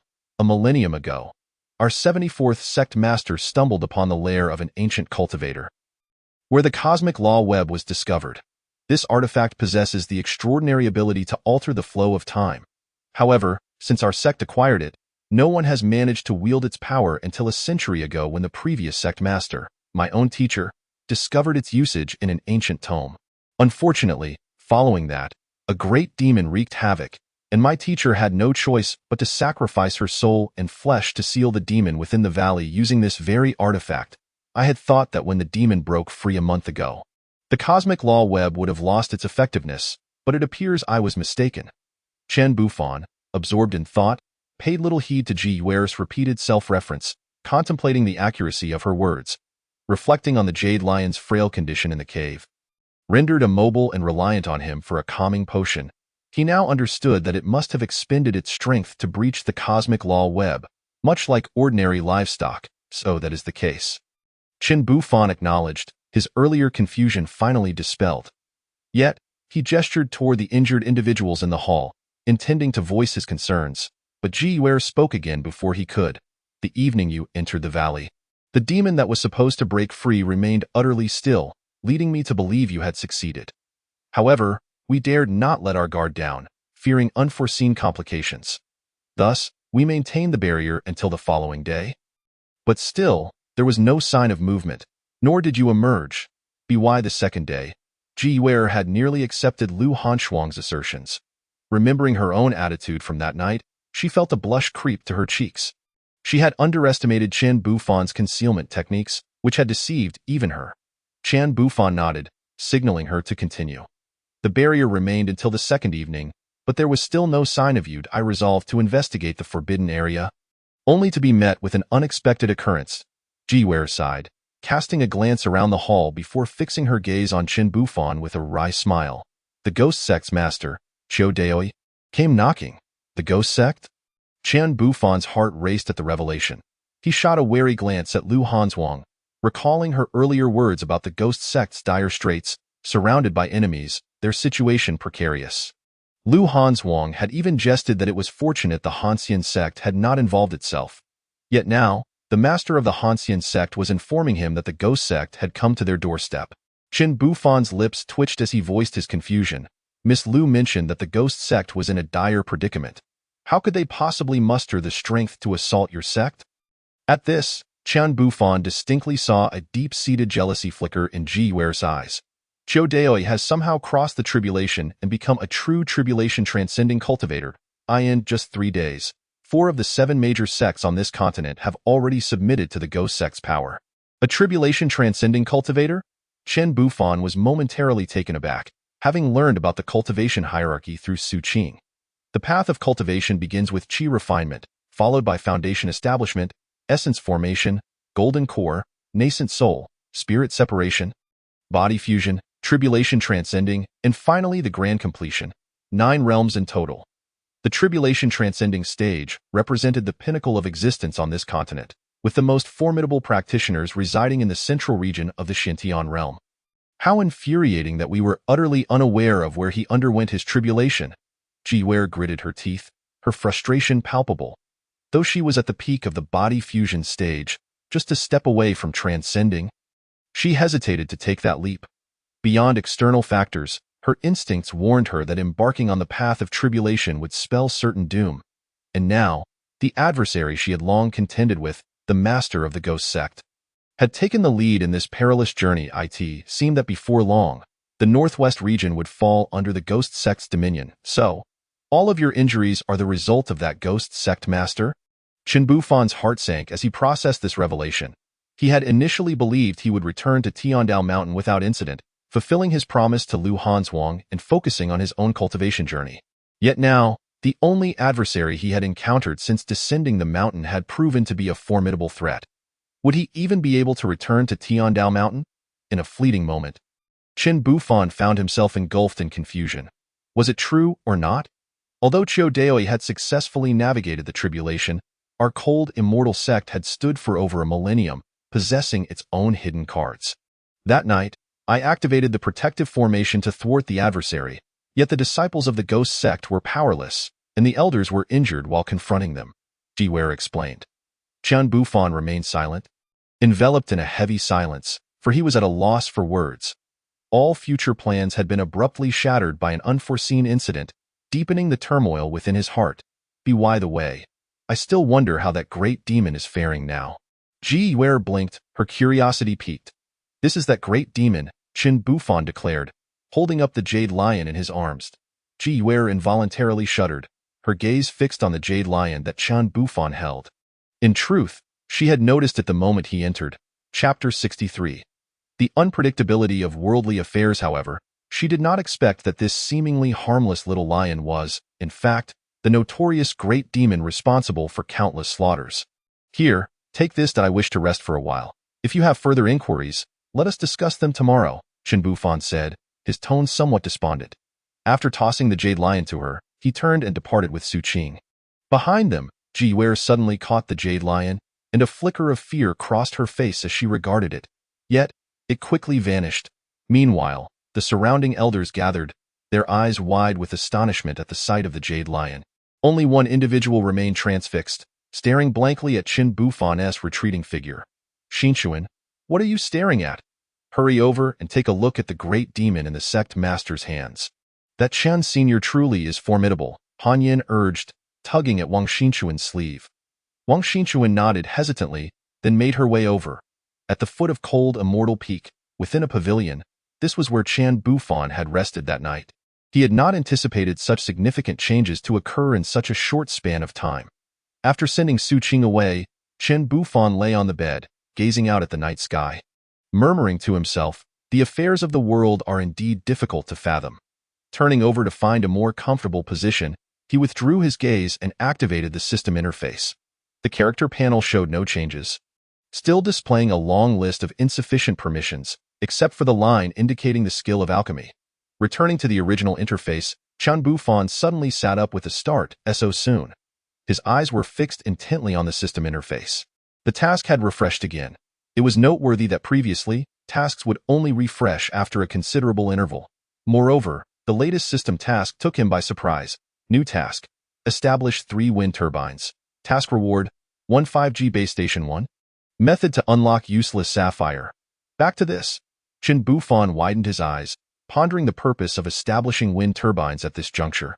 Could these truly withstand the onslaught of the ghost sect's leader? Qin Bufan mulled over the system's intentions, yet by the time dawn broke, he remained perplexed.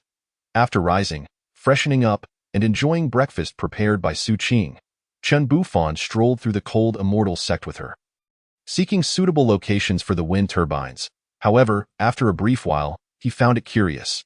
Are there very few disciples in the cold immortal sect? Why is there hardly anyone around? Su Qing surveyed their surroundings and felt it odd as well. Logically, as a major sect, there should be a considerable number of disciples. Young master, I am not certain, Su Qing replied, shaking her head. Never mind, it matters not. But Su Qing, you do not regret coming with me, do you? I had hoped you would remain in the Qiyin kingdom. Qin Bufan paused, standing at the edge of a cliff, overlooking a lush forest below, gazing at the sun rising on the horizon. The gloom of the previous night dissipated significantly. Indeed, beautiful scenery always has a way of soothing one's spirit. When he first arrived in the Xintian realm, Qin Bufan would often stand atop Tiandao Mountain, admiring the picturesque landscape. I have never regretted it, young master, Su Qing replied earnestly. Qin Bufan looked at her, noting the steadfastness in her expression, and he couldn't help but smile, choosing not to speak further. He understood Su Qing's thoughts to a degree. She believed him to be an unparalleled powerhouse due to the system's rewards, an extraordinary being in seclusion, yet he knew he was merely an ordinary mortal. Once the wind turbines were constructed, he intended to visit the sect's scripture repository to search for suitable cultivation techniques. Chen Bufan mused silently that his cultivation plans must be executed sooner than anticipated. "Let us head that way," Chen Bufan said, pointing to a mountain peak on the right before leading Su Qing toward it. The next morning, Chen Bufan busied himself with constructing the wind turbines. In truth, the construction did not take long. However, the abundance of high mountains within the cold immortal sect necessitated frequent ascents and descents, consuming considerable time. By noon, the 3 wind turbines were finally completed. Ding! System notification. Task completed. Please claim your reward and await the next task refresh. Chen Bufan glanced at the system space before shutting it down. He intended to visit the scripture repository that afternoon, so there was no time to claim the reward yet. After lunch, Chen Bufan sought out Lu Hanzhuang. After explaining his purpose, she led him to the scripture repository. One of the conditions Lu Hanzhuang had proposed back in Donglu town was that Chen Bufan could freely browse the sect's techniques, regardless of their rarity. "Thank you, Miss Lu," Chen Bufan said, bowing slightly before a 6-story pavilion. "Senior Chen is too kind. It is thanks to your efforts that the cold immortal sect has been spared." Lu Hanzhuang replied with a radiant smile, increasingly confident in her earlier decision. In retrospect, it was perhaps the wisest choice she had made in her life. After exchanging a few more words, Chen Bufan turned and stepped into the scripture repository. Upon pushing open the door, he encountered an elderly woman, her face gaunt and garbed in simple attire, reclining in a wicker chair with her eyes closed in meditation. Upon hearing the noise at the entrance, she opened her eyes and looked over at a mortal. The old woman regarded him with uncertainty. When did the most crucial scripture repository of the cold immortal sect allow mortals to enter? Yet the next moment, upon seeing the token in Chen Bufan's hand, she closed her mouth, suppressing her inquiries. "Since you possess the sect master's token, you are free to browse the entire 6 floors of the repository." "Young friend," the old woman stated before closing her eyes once more, returning to her meditation. "Thank you." Chen Bufan expressed his gratitude before heading directly to the staircase leading to the 2nd floor. Prior to this, he had learned from Lu Hanzhuang that the 1st floor contained common knowledge about the cultivation world and introductions to various powers within the Xintian realm, intended to broaden the disciples' horizons. Only upon reaching the 2nd floor would he find the true cultivation techniques. However, Lu Hanzhuang had been somewhat perplexed as to why Chen Bufan wished to peruse such materials, given that she was aware he already possessed at least 2 cultivation techniques. On the 2nd floor of the scripture repository, Chen Bufan leafed through numerous cultivation techniques, occasionally exclaiming in astonishment. After an hour, he ascended to the 3rd floor. After spending another hour there, he continued upward. 4th floor, 5th floor, 6th floor. Finally reaching the top floor, Chen Bufan came to a halt and began to study earnestly. Chapter 64. The scripture repository on the 6th floor of the scripture repository. Chen Bufan lowered his head, diligently perusing the technique in his hands. According to Su Qing, the techniques of the world, whether for cultivation or combat, were classified into 9 ranks, corresponding to the 9 realms of cultivators. At this moment, the technique Chen Bufan held was a 7th-rank cultivation method, one of the 3 major inherited techniques of the cold immortal sect, the Yu Shuang sword classic, which was also the technique practiced by Lu Hanzhuang. However, Chen Bufan soon returned the technique to its original place, having essentially reviewed all the cultivation techniques available in the scripture repository. "None of these are useful," he sighed, taking a few steps back and surveying the techniques laid out before him. Capable of inciting bloodshed in the outside world. Beginning from the 2nd floor, as he delved into the cultivation methods, he had endeavored to channel the spiritual energy of heaven and earth through his meridians. Yet, no matter how he attempted it, he could not succeed, not even sensing a trace of spiritual energy. Initially, he thought it was due to the low rank of the techniques, but after reaching the 6th floor, he finally resigned himself to the reality that he simply could not cultivate. "Could it be that I lack a spiritual root?" Chen Bufan spread his hands, staring at his palms while murmuring to himself. But the next moment, he shook his head. This question had also been posed to Su Qing, who had informed him that even without a spiritual root, one could still perceive the spiritual energy of heaven and earth. An insulator. After a prolonged moment, Chen Bufan raised his head. Having attained a fundamental understanding of his own circumstances, he realized that his desire for solitary cultivation was utterly unattainable, leaving him to ponder whether the system might provide a solution in the future. Inwardly, he mused, and then turned to descend the stairs. On the first floor, the elderly woman remained reclined in her rattan chair, peacefully resting with her eyes closed, unchanged from the moment he ascended. Chen Bufan expressed his gratitude once more before making his way out of the loft.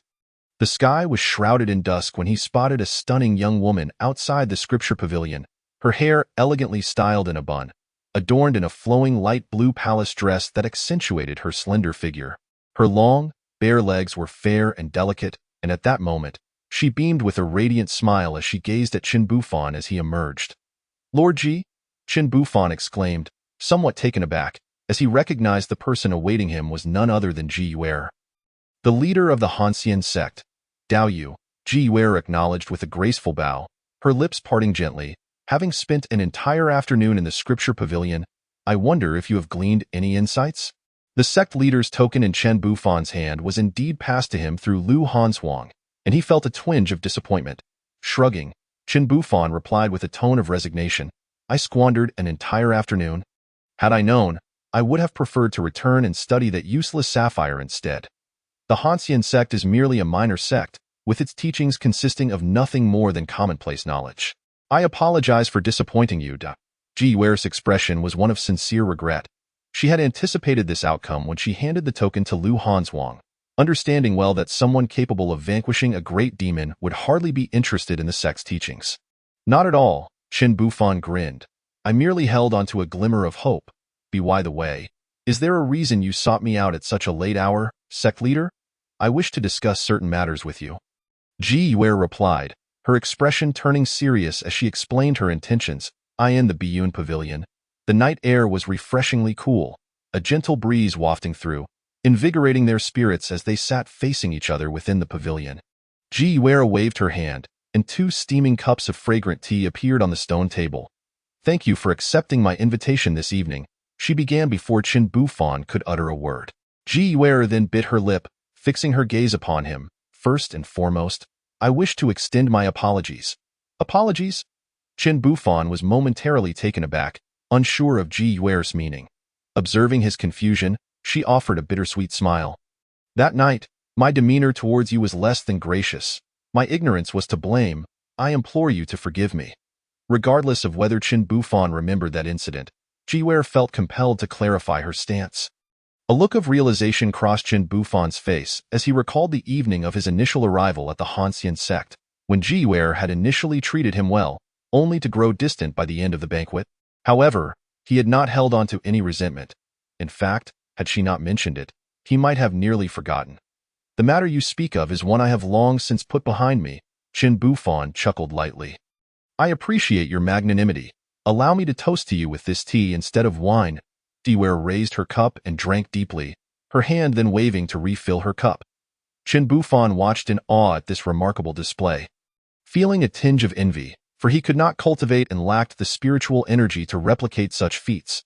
"Regarding the second matter, I hope you will pardon my boldness, but I am curious about how you managed to seal that great demon in the Forbidden Valley." "And how long that seal is expected to last?" Ji Yuer inquired, her eyes flickering with intrigue. Even now, she found it hard to believe that the formidable demon, which many array masters deemed impossible to subdue, had been effortlessly quelled by the man before her. The demon's power was terrifying. Even with her peak cultivation, she knew she would not last long against it. Thus, during her late-night conversation with Lu Hanzhuang, she had harbored thoughts of desperation. This, Chen Bufan hesitated, realizing that he struggled to articulate an explanation as it pertained to the system. However, he suddenly recalled Lu Hanzhuang's mention of a beast master, which might serve as a plausible diversion. "If there are matters you find inconvenient to disclose, you need not share," Ji Yuer expressed, sensing his predicament. "It is not that." Chen Bufan smiled reassuringly. "In my estimation, that great demon must have suffered significant depletion of power due to the array's effects. Thus, when I encountered it, it was already incapacitated, allowing me to administer a sedative to induce its slumber." He added, "This is a unique method of mine as a beast master." "A sedative?" Ji Yuer's brow furrowed slightly in confusion, as she had never heard of such a thing. Then, she gasped, "So, the demon is not sealed but merely asleep." she preferred the notion of it being sealed rather than asleep. Chen Bufan nodded, then feigned reluctance. Indeed, however, regarding the sedative, I fear I cannot divulge that information to you. Sect leader.as for the duration of its slumber, it should be quite prolonged, so I advise you not to worry excessively. Despite his skepticism towards the system, he held some faith in its capabilities in this regard. I understand, Jiware said, her emotions a complex tapestry as she refrained from pressing for further details. Suddenly, her expression turned conflicted, as if she hesitated to speak. Chen Bufan raised an eyebrow. If you have something to say, please do not hesitate, sect leader. For the third matter, I humbly request that you remain and assist our Hanxian sect in confronting the Ghost King. Jiware stated earnestly, rising from her seat and bowing slightly to Chen Bufan. I acknowledge that this request may be rather audacious, but given the current circumstances, having just dealt with the great demon, we now face the calamity of the Ghost King, and we are left with little choice. Originally, with the Hanxian sect's profound heritage accumulated over millennia, they would not have crumbled as swiftly as the three sects that submitted to the Ghost King, and could have rendered the Ghost King powerless even in the face of a tribulation-level cultivator.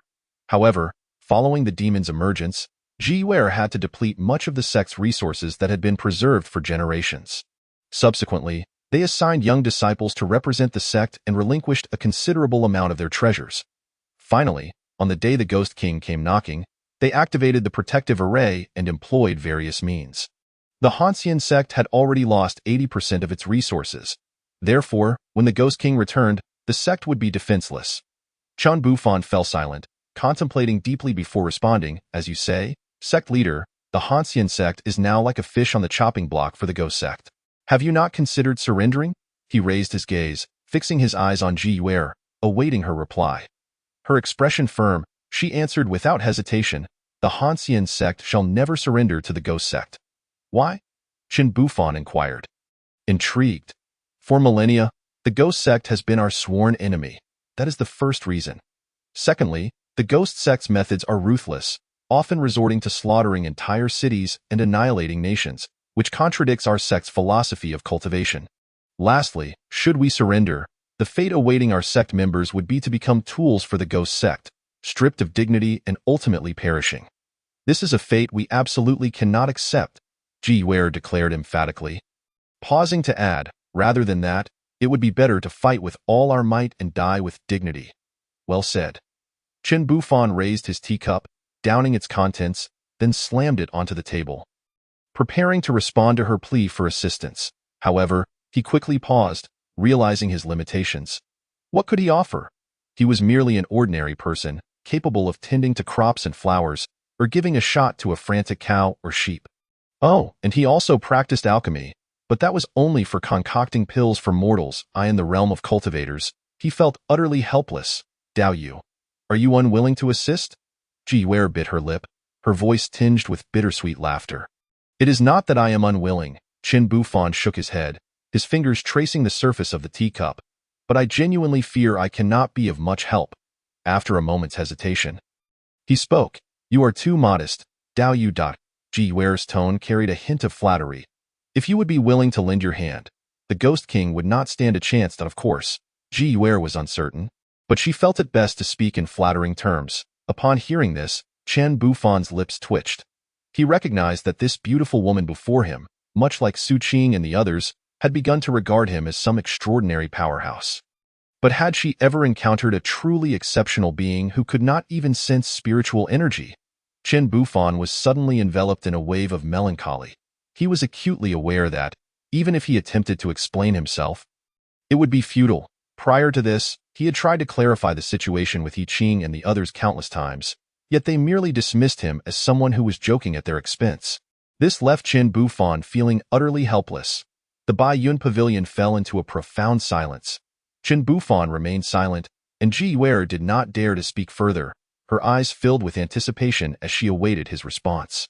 After a while, Chen Bufan loosened his grip on the teacup and smiled at Jiware, saying, I can't agree to stay. This was one of the many scenarios he had contemplated the previous night. Yet it was only now that he had made his decision. In truth, the path he most desired to take was to leave the Hanxian sect, having fulfilled his promise. However, he felt that departing in such a manner would undoubtedly lead to a future fraught with uncertainty. For someone like him, that was an exceedingly terrifying prospect.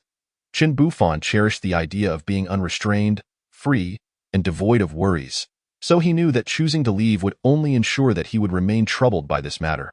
Moreover, even if he did leave, where would he go? According to Ji Yuer, the Ghost King sought to dominate this region, and thus would undoubtedly not spare Tiandao Mountain. Furthermore, he was, to some extent, connected to the demise of the two elders of the Ghost sect. Thus, upon reflection, it seemed that remaining there would yield the same outcome. Thank you, fellow cultivator. Ji Yuer let out a long sigh of relief, feeling as though the taut string in her heart had snapped. With such a formidable ally present, how could the Ghost King in the tribulation phase pose a threat? Ji Yuer encouraged herself, and in that moment, she did not consider the consequences if Qin Bufan turned out to be inadequate. She simply felt that there was hope for the Han Xian sect. After bidding farewell to Ji Yuer, Qin Bufan returned to his residence. Throughout the journey, he pondered the words he had just spoken, a wave of guilt rising within him towards Ji Yuer, for he had ultimately conveyed that he would stay, rather than that he would lend his assistance. After all, that was a promise he lacked the capability to fulfill. However, seeing Ji Yuer appear utterly unconcerned, Qin Bufan found it difficult to shatter her illusion. After conversing with Su Qing, who had been waiting outside, and sending her off to rest, Qin Bufan pushed open the door to his room. The moment the door closed, he exhaled heavily. Never mind. Let's take it one step at a time. In the days that followed, Qin Bufan and Su Qing meandered through the Han Xian sect, while the sect's higher-ups, including Ji Yuer, diligently practiced in anticipation of the Ghost King's arrival. However, to their astonishment, a month passed without a single sighting of the Ghost sect, nor any news from the Ghost King, Qiu Daoi. The people of the Han Xian sect, Qin Bufan included, began to believe that the adversary had abandoned their plan to seize the Han Xian sect. Just as they breathed a sigh of relief, one day, a sudden surge of ghostly energy enveloped the area, accompanied by chilling winds. The once clear and bright sky was instantaneously shrouded in darkness. Immediately, Lu Hanzhuang activated the protective array of the sect. Confronting the advancing ghost sect cultivators, Qin Bufan stood atop the mountain where the Han Xian Hall was situated, gazing into the distance at the throngs of cultivators outside the mountain gate. His mind momentarily unsettled. During this period, he had received no notifications from the system, leaving him with dwindling hopes of turning the situation around with its aid. What was the current status outside? Why had there been no news? Standing beside Qin Bufan, Ji Yuer coldly inquired of the second elder, responsible for external matters. Chapter 66. The Sword Formation of 10,000 returning to one out upon discovering the Ghost Sect's ambition to unify the northwestern region. Ji Yuer had instructed the second elder to probe for information, keeping a vigilant eye on the Ghost Sect's movements. However, from the outset, this plan yielded little fruit, and subsequently, they were unable to obtain any fresh intelligence from the outside world. Until today, when the Ghost Sect arrived, the Han Xian sect remained blissfully unaware. In response to the sect leader's query, the second elder replied with a face full of regret. I am sorry, sect leader. The Ghost Sect has likely severed all our external communication channels. Ji Yuer's expression remained impassive as she turned to gaze at the Ghost Sect cultivators beyond the protective array, a sense of sorrow welling up within her. At this point, the Ghost King Qiu Daoi had yet to make an appearance, and they already felt overwhelmed. Young master, what should we do? Su Qing whispered to Qin Bufan, standing beside him. Qin Bufan cast a glance at Ji Yuer and shook his head slightly, suggesting they observe the situation for now. That moment, outside the mountain gate of the Han Xian sect, a middle-aged man clad in a black robe slowly ascended into the air. His pallid face and hawkish gaze were fixed indifferently upon the people of the Han Xian sect. Ji Yuer, lower the protective array and submit to the Ghost Sect. I shall spare your lives. The hoarse, grating voice resonated, amplified by spiritual power, throughout the confines of the Han Xian sect. This was Qiu Daoi, the current Ghost King of the Ghost Sect. Lu Hanzhuang's voice echoed in Qin Bufan's ear, and he turned to see her expression filled with concern, yet devoid of fear. Quite the imposing figure. Indeed. Qin Bufan chuckled. Qiu Daoi, spare us the idle chatter. If you wish for battle, let us engage. Ji Yuer's demeanor was frigid as she levitated into the air, maintaining a parallel distance with Qiu Daoi. The two locked eyes, and Ji Yuer could distinctly perceive the mockery dancing in his gaze. This old fool, how did he manage to break through to the tribulation phase?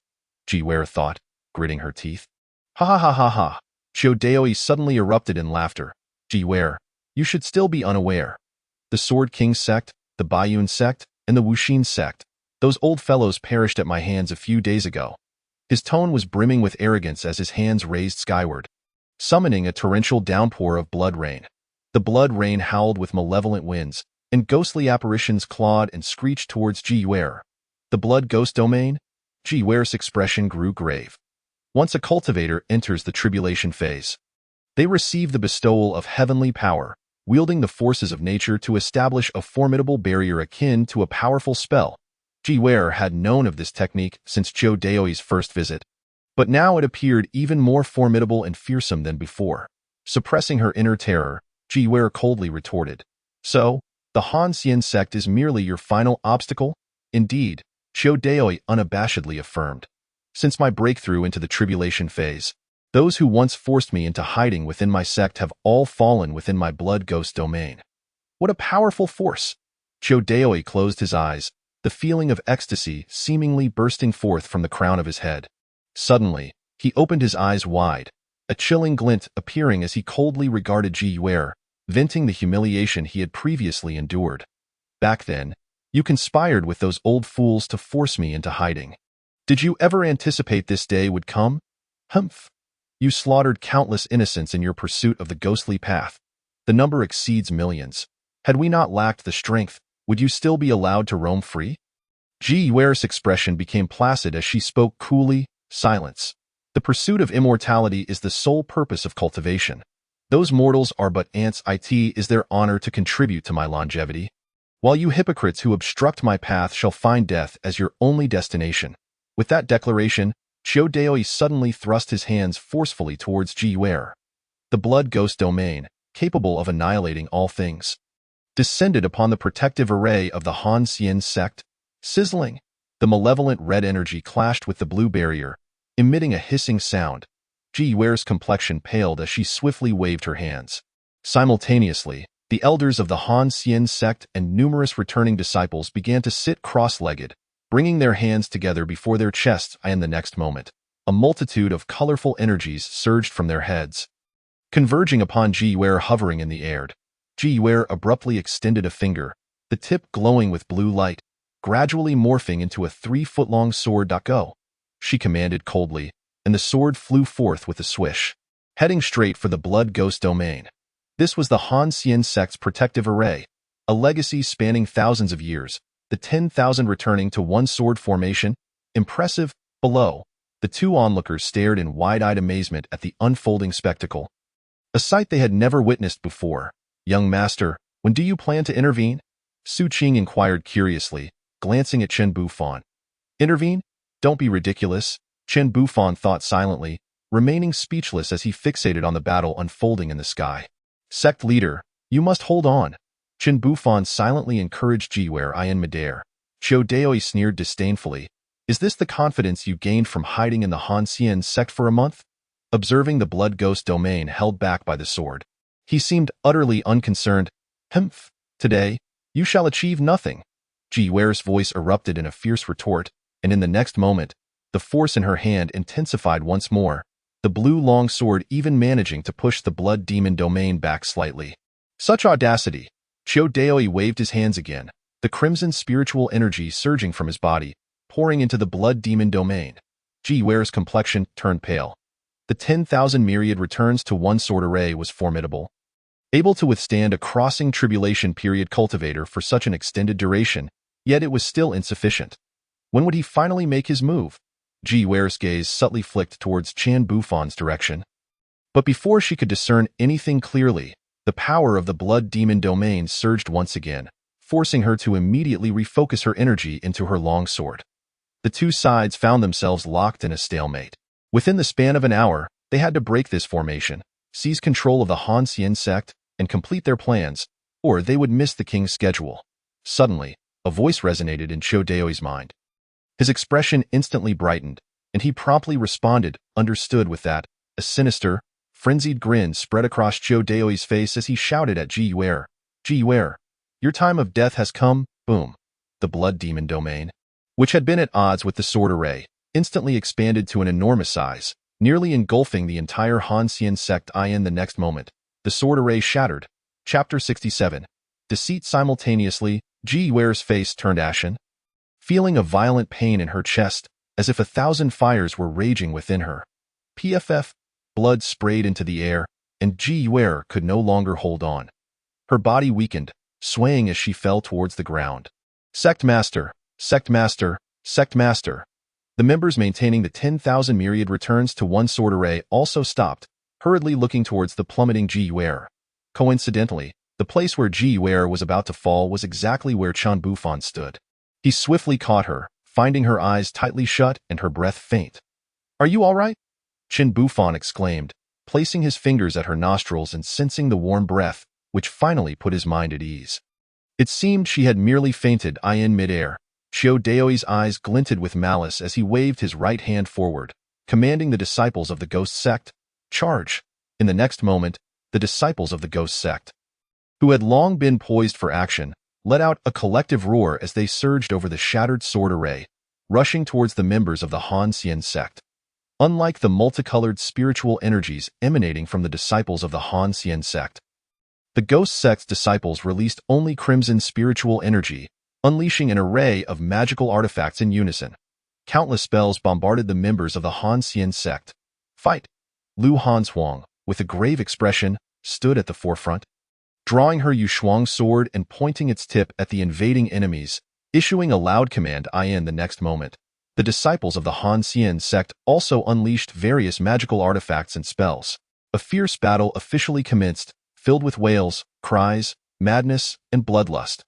Xiao Daoi hovered in the void, casting his gaze downward, quickly locating Ji Yuer's position. "A mere mortal." Xiao Daoi narrowed his eyes at Chen Bufan, who was beside Ji Yuer. Frowning slightly but not dwelling on it, he descended towards Chen Bufan's position, his thoughts racing as a spell was swiftly cast. "He's coming for me." Chen Bufan naturally noticed Xiao Daoi's movements, his heart racing as he hurriedly cradled Ji Yuer and retreated. A blaze appeared in Chen Bufan's line of sight, only to vanish suddenly. "What?" Xiao Daoi squinted, staring at the spell that had just abruptly disappeared. Its power was enough to slay cultivators below the separation of spirit stage. Xiao Daoi felt puzzled as he continued to close in on Chen Bufan, casting another spell instantaneously. A blood-red skull materialized out of thin air, its hollow eyes glimmering with two icy black flames. "Go!" Xiao Daoi hissed, but in the next moment, his gaze froze in disbelief as he witnessed the blood-red skull vanish. Just as it was about to touch the mortal, it was as if something had wiped it away with a single motion. Not a mere mortal. Xiao Daoi's mind began to speculate, but soon, a cruel glint surfaced in his eyes. "You trickster, whether you are a mortal or not, you shall perish, blood demon domain." Xiao Daoi shouted, appearing 100 steps away from Chen Bufan. His hands stained with crimson spiritual energy as he formed a sealed eye. In the next moment, a blood-colored domain enveloped the entire Han Xian hall. Chen Bufan's retreat came to an abrupt halt as he gazed at the menacing figure not far away, continuously calling out to the system within his mind. "System, I'm about to die. Do you have any way to save me? System, system, get out here quickly. Can't you see I'm doomed?" But no matter how fervently Chen Bufan called, the system, which had not appeared for a month, remained silent. "It's over." Chen Bufan felt a chill run through him. Yet, in the next moment, he was astonished to find that the red light curtain that had enveloped him suddenly vanished. "What is happening?" Xiao Daoi furrowed his brow tightly. Just moments ago, the blood demon domain he had cast had abruptly disappeared, and no matter how he attempted to cast it again, he found himself unable to do so. Could it be that the method they provided me has flaws? Xiao Daoi began to doubt, for he knew that his breakthrough to the crossing tribulation period was entirely reliant on that person's assistance. Without them, he would have perished at the hands of surrounding sects long ago. "Are they trying to control me?" Xiao Daoi speculated within, as that person's sudden and mysterious appearance left him knowing little about them. Chen Bufan had initially prepared himself for death, but the seemingly omnipotent Ghost King suddenly halted, remaining in place, lost in thought. Chen Bufan swallowed hard, scanning his surroundings for an opportunity to escape. Just as he moved, a hoarse voice reached his ears, demanding, "Who are you?" Chen Bufan turned to see Xiao Daoi regarding him with a mocking gaze. this esteemed friend. Chen Bufan hesitated for a moment, recalling Ji Yuer's address for him, and then coughed lightly, feigning composure. Sect Master Ji is my friend. I implore you to leave for my sake. In a moment of desperation, Chen Bufan decided to pretend to be the extraordinary figure Ji Yuer had mentioned. Esteemed friend. Qiu Daoi's mockery faded, and he scrutinized Chen Bufan from head to toe before speaking. A mere mortal dares to call me esteemed friend. Chen Bufan's heart tightened, but he maintained an air of calmness. Smiling nonchalantly, esteemed friend, you are indeed short-sighted. No wonder your breakthrough to the crossing tribulation period is so arduous. As Chen Bufan's mind conjured countless images of Ji Yuer evaluating Qiu Daoi, he desperately sought out key phrases. For instance, Ji Yuer had once mentioned in the Hanxian Hall that breaking through to the crossing tribulation period was exceedingly difficult, questioning how Qiu Daoi could possibly succeed. Perhaps he could leverage this angle. Nonsense! Qiu Daoi's heart inexplicably quickened. What did this kid mean by that? Did he somehow see through it? Whether I am spouting nonsense or not, esteemed friend, do you not know yourself? Chen Bufan spoke, taking a step forward while observing Qiu Daoi's reaction. Noticing the sudden change in Qiu Daoi's complexion, Chen Bufan quietly breathed a sigh of relief. It seemed he had inadvertently struck a chord. What do you know? Qiu Daoi's tone became somewhat urgent. Already starting to believe Chen Bufan's words, in truth, I am an alchemist, and I possess a pill that could resolve your issue. Chen Bufan responded ambiguously, hoping to gain some advantage. Just as he thought the situation had improved slightly, Qiu Daoi's face suddenly twisted into a strange smile, his mouth stretching into a ghastly grin as he sneered. In that case, I shall capture you first. The crimson spiritual energy surrounding Qiu Daoi surged hundreds of times in intensity, and in the next moment, it transformed into a streak of light, shooting towards Chen Bufan. Not good. Chen Bufan swiftly sidestepped to the right, narrowly evading, at the same time. Qiu Daoi's eyes widened in disbelief. Chapter 68. The Fall of the Crossing Tribulation Period Space. Is this a fluctuation of the laws of space? Qiu Daoi's heart raced, overwhelmed by disbelief. The laws could only be touched by cultivators who had reached the crossing tribulation period. For instance, his blood demon domain was merely a crude application of the laws. This was the might of heaven and earth. Yet, this man, who lacked any spiritual energy, could actually grasp the laws of space, and appeared to do so with such ease. Who exactly are you? Qiu Daoi could not help but shout, a tinge of trepidation emerging in his heart, seeing that his opponent had halted his attack and dissipated the blood-red skull.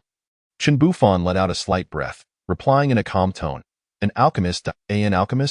Is it really that simple? Could it be that this kid's words were true? Qiu Daoye's brows were tightly knitted, his mind wavering with uncertainty. Yet, upon witnessing Chen Bufan's air of confidence, he found himself believing him to a considerable extent.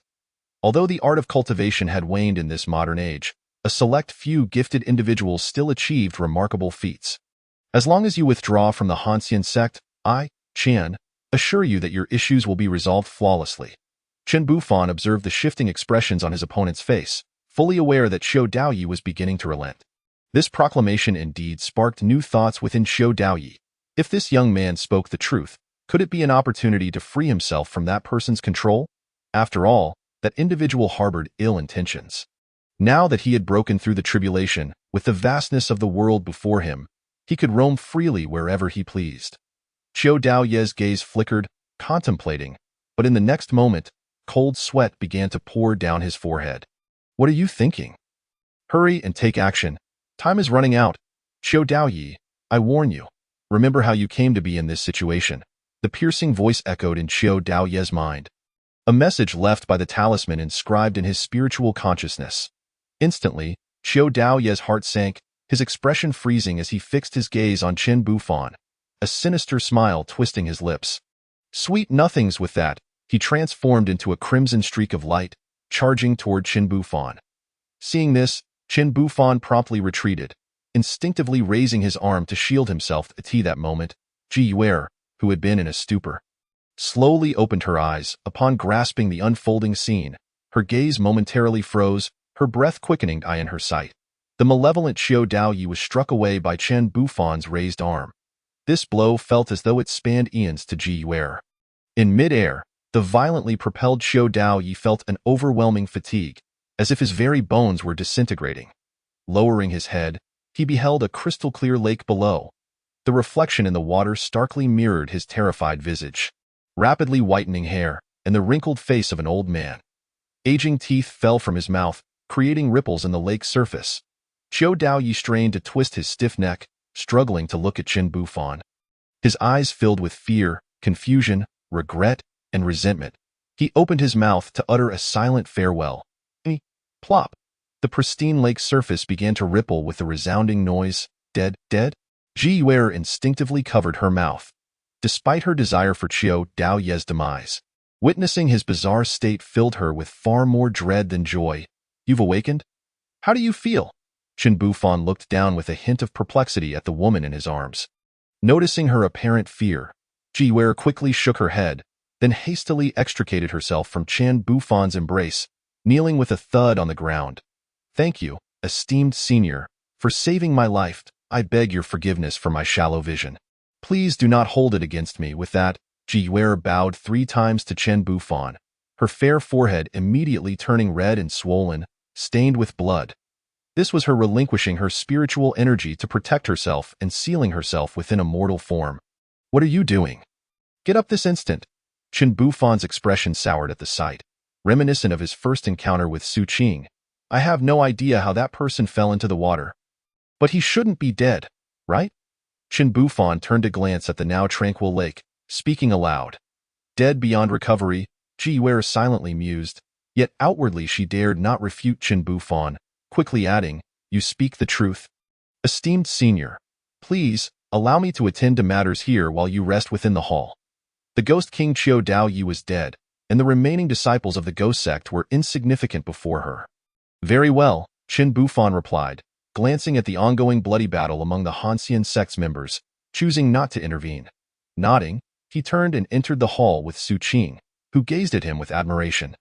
Ji Yuer waited until Qin Bufan was inside before exhaling slowly, turning her attention back to the lake. Xiao Daoyi, who would have thought the only cultivator to break through the tribulation in the northwest for a millennium would meet such an end? Ji Yuer's expression remained calm as she murmured, but soon her face blossomed into a rich smile. Serves him right. He got what he deserved. Ji Yuer spat, pivoting to gaze at the battlefield where the disciples of the Ghost Sect remained oblivious to their leader's downfall. May all your disciples be buried here. A fierce glint flashed in Ji Yuer's eyes as her form vanished, reappearing on the battlefield in an instant. As azure spiritual energy flowed forth, Ghost Sect disciples fell one by one. Their breaths extinguished, not even a cry escaping their lips. In the Sword King Sect, blood surged into the skies. Dozens of figures clad in black cloaks hovered above the Sword King Sect, the foremost figure. A towering presence wearing a purple-gold vortex mask calmly surveyed the scene below. The 3,000 disciples of the Sword King Sect, including the current pinnacle of the Fusion Realm and the reigning Sword King, were all slashed at their wrists with sharp blades, crimson blood spilling forth and staining the earth. Your Majesty, all spiritual veins of the Sword King Sect have been sullied with blood. The remaining arrangements can be completed within the hour.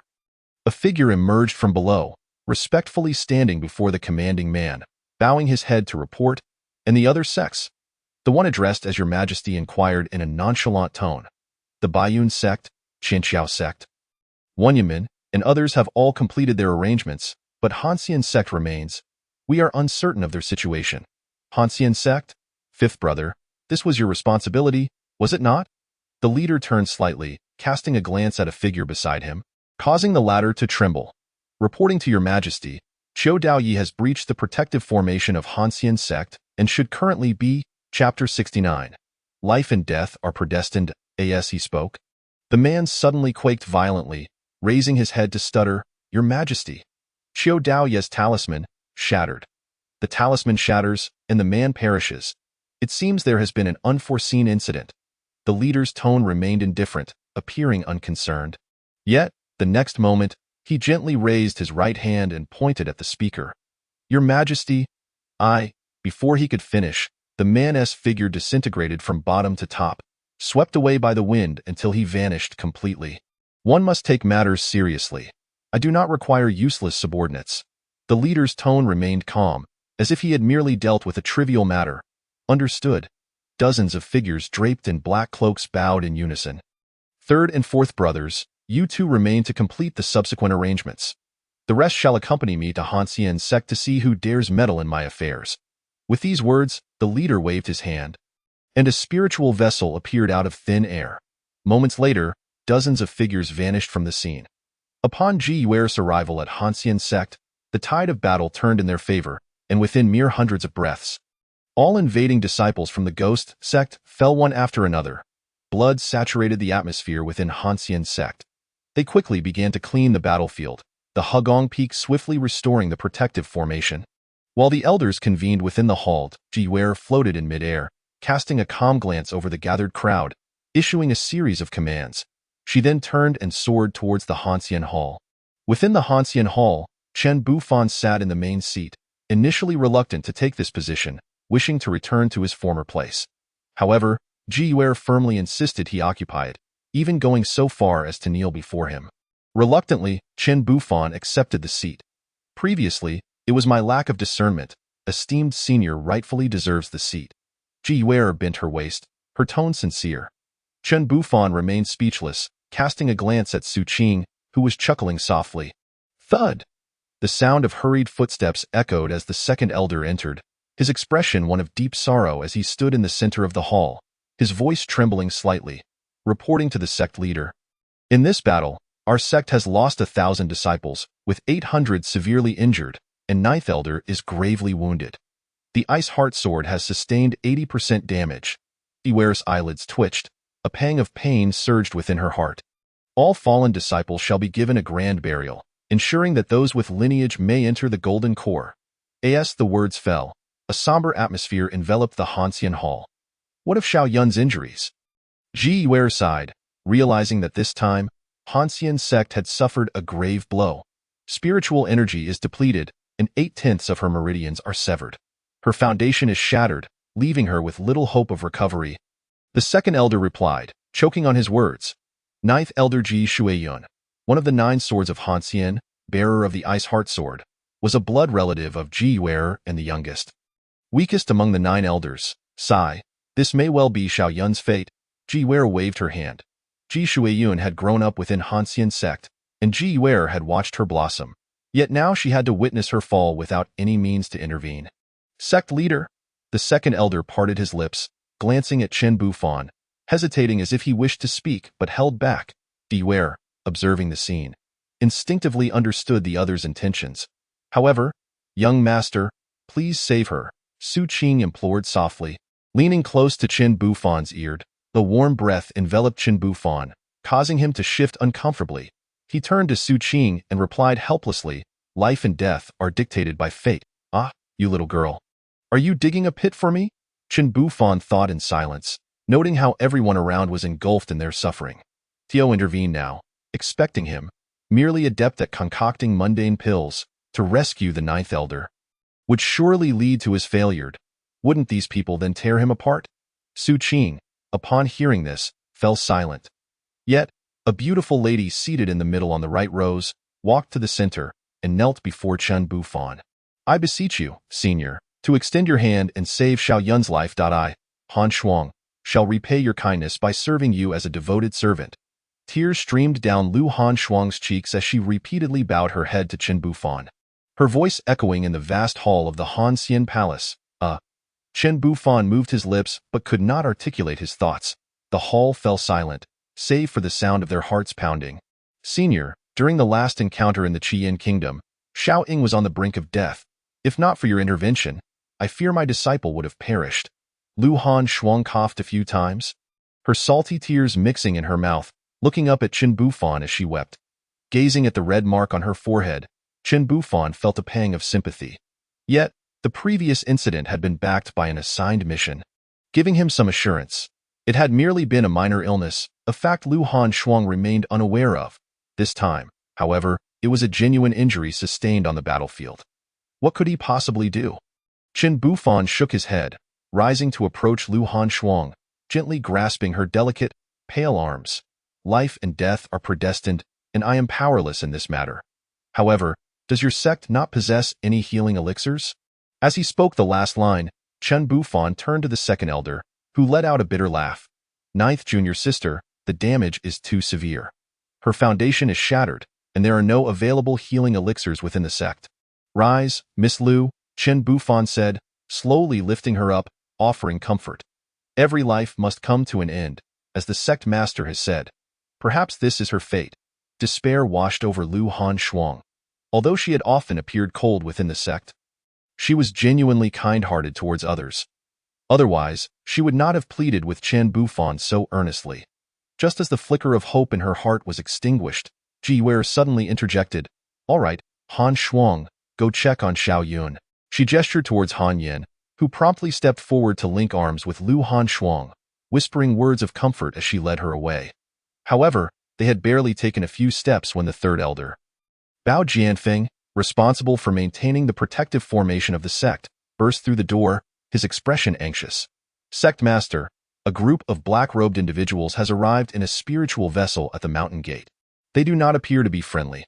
Unfriendly guests." Indeed, Ji Wei's complexion shifted slightly, her brow furrowed in confusion. "According to Chiu Daoi, our Han Xian sect is the only one left in the northwest region. Where could this group have come from?" Suddenly, everyone felt the ground tremble violently.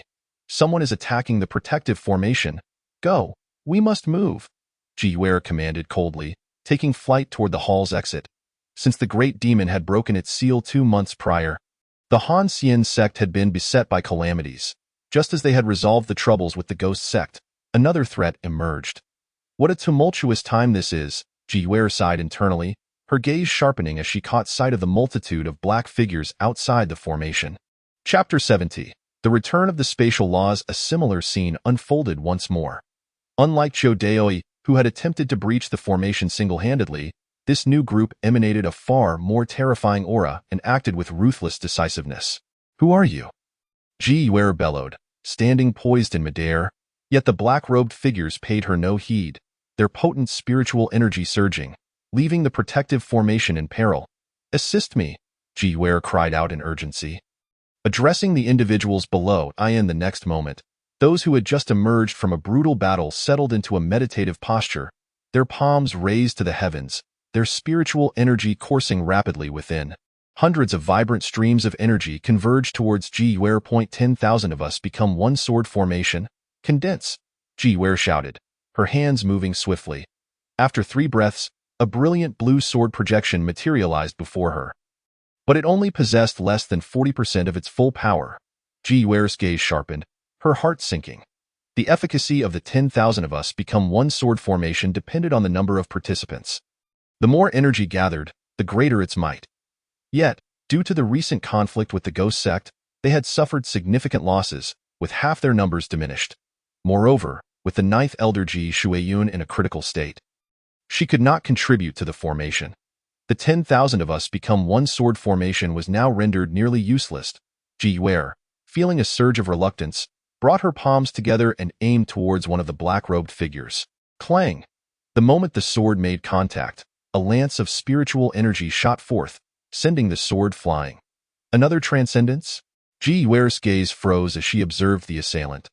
Clad in black robes and adorned with a purple-gold mask, the figure exuded a formidable presence indicative of a transcendence-level cultivator. Since when did transcendence-level cultivators become so commonplace in the northwest region? Ji Wei's complexion turned pale as she instinctively glanced towards Chen Bufan, only to find he had no intention of intervening, her heart sinking further into despair. Indeed, he had only agreed to confront the Ghost King, while this individual was even more terrifying. Crack, crack, crack, a series of shattering sounds echoed, akin to breaking glass. In the next moment, Ji Wei and all the disciples of the Han Xian sect spat blood, their vitality waning. The 10,000 of us become one sword formation was once again shattered. "Miss Liu, are you all right?" Su Qing cried out, her face ashen. Rushing to help the half-slumped Lu Han Shuang to her feet. "I'm fine," Lu Han Shuang replied weakly, her complexion ashen, a trace of blood at the corner of her mouth. As the formation crumbled, they all suffered varying degrees of backlash.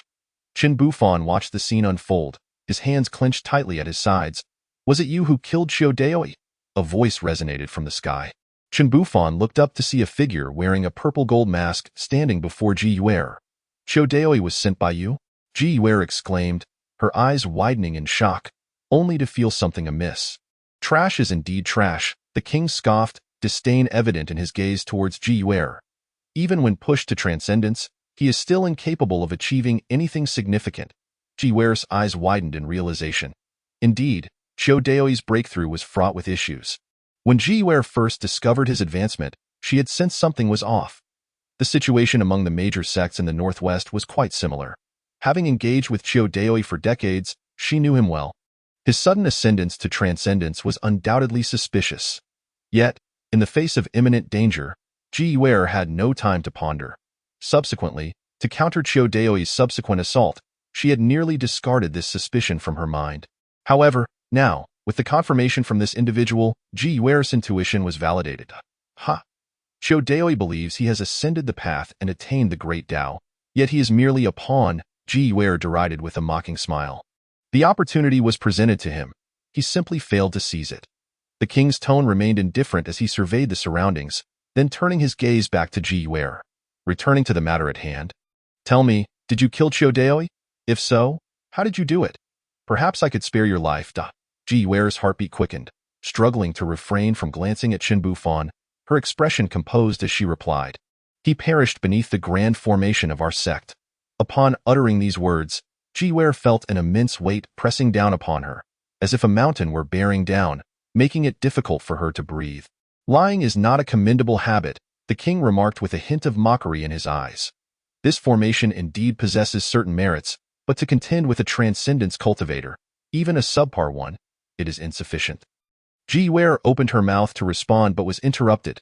"Well, since you are reluctant to speak." The king glanced at the sky, his voice cold and indifferent echoing within the Han Xian sect. "The time is nigh. Prepare the arrangements. Yes, at once." Dozens of black-robed figures vanished from sight. In the next moment, a scream echoed from below. Ji Yuer looked down sharply, her expression instantly transforming to one of fury. The vanished black-robed figures were now slaughtering the disciples of the sect. Despicable! Ji Yuer let out a furious shout, attempting to rise and rescue the others. However, with a resounding crash, an unbearable pressure forced her to kneel once more. On the ground, Chen Bufan instinctively took a step back, confronted by a sinister figure in black robes, who was glaring at him with a menacing expression. "Mortal? Ha ha ha ha, die!" The black-robed man's derisive laughter echoed as he channeled his powers, launching a swift, spiritual energy short sword towards Chen Bufan.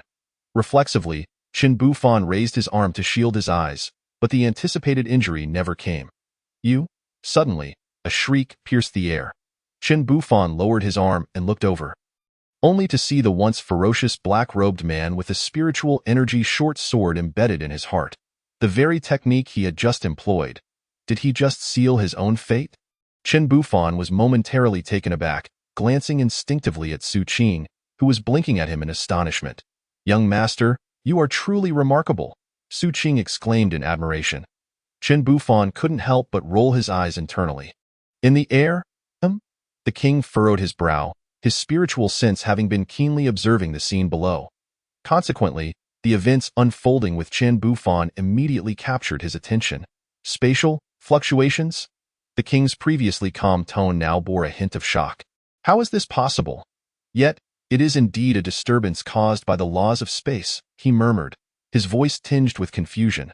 "Moreover, this individual is merely a mortal. How peculiar." Chapter 71. Another deception.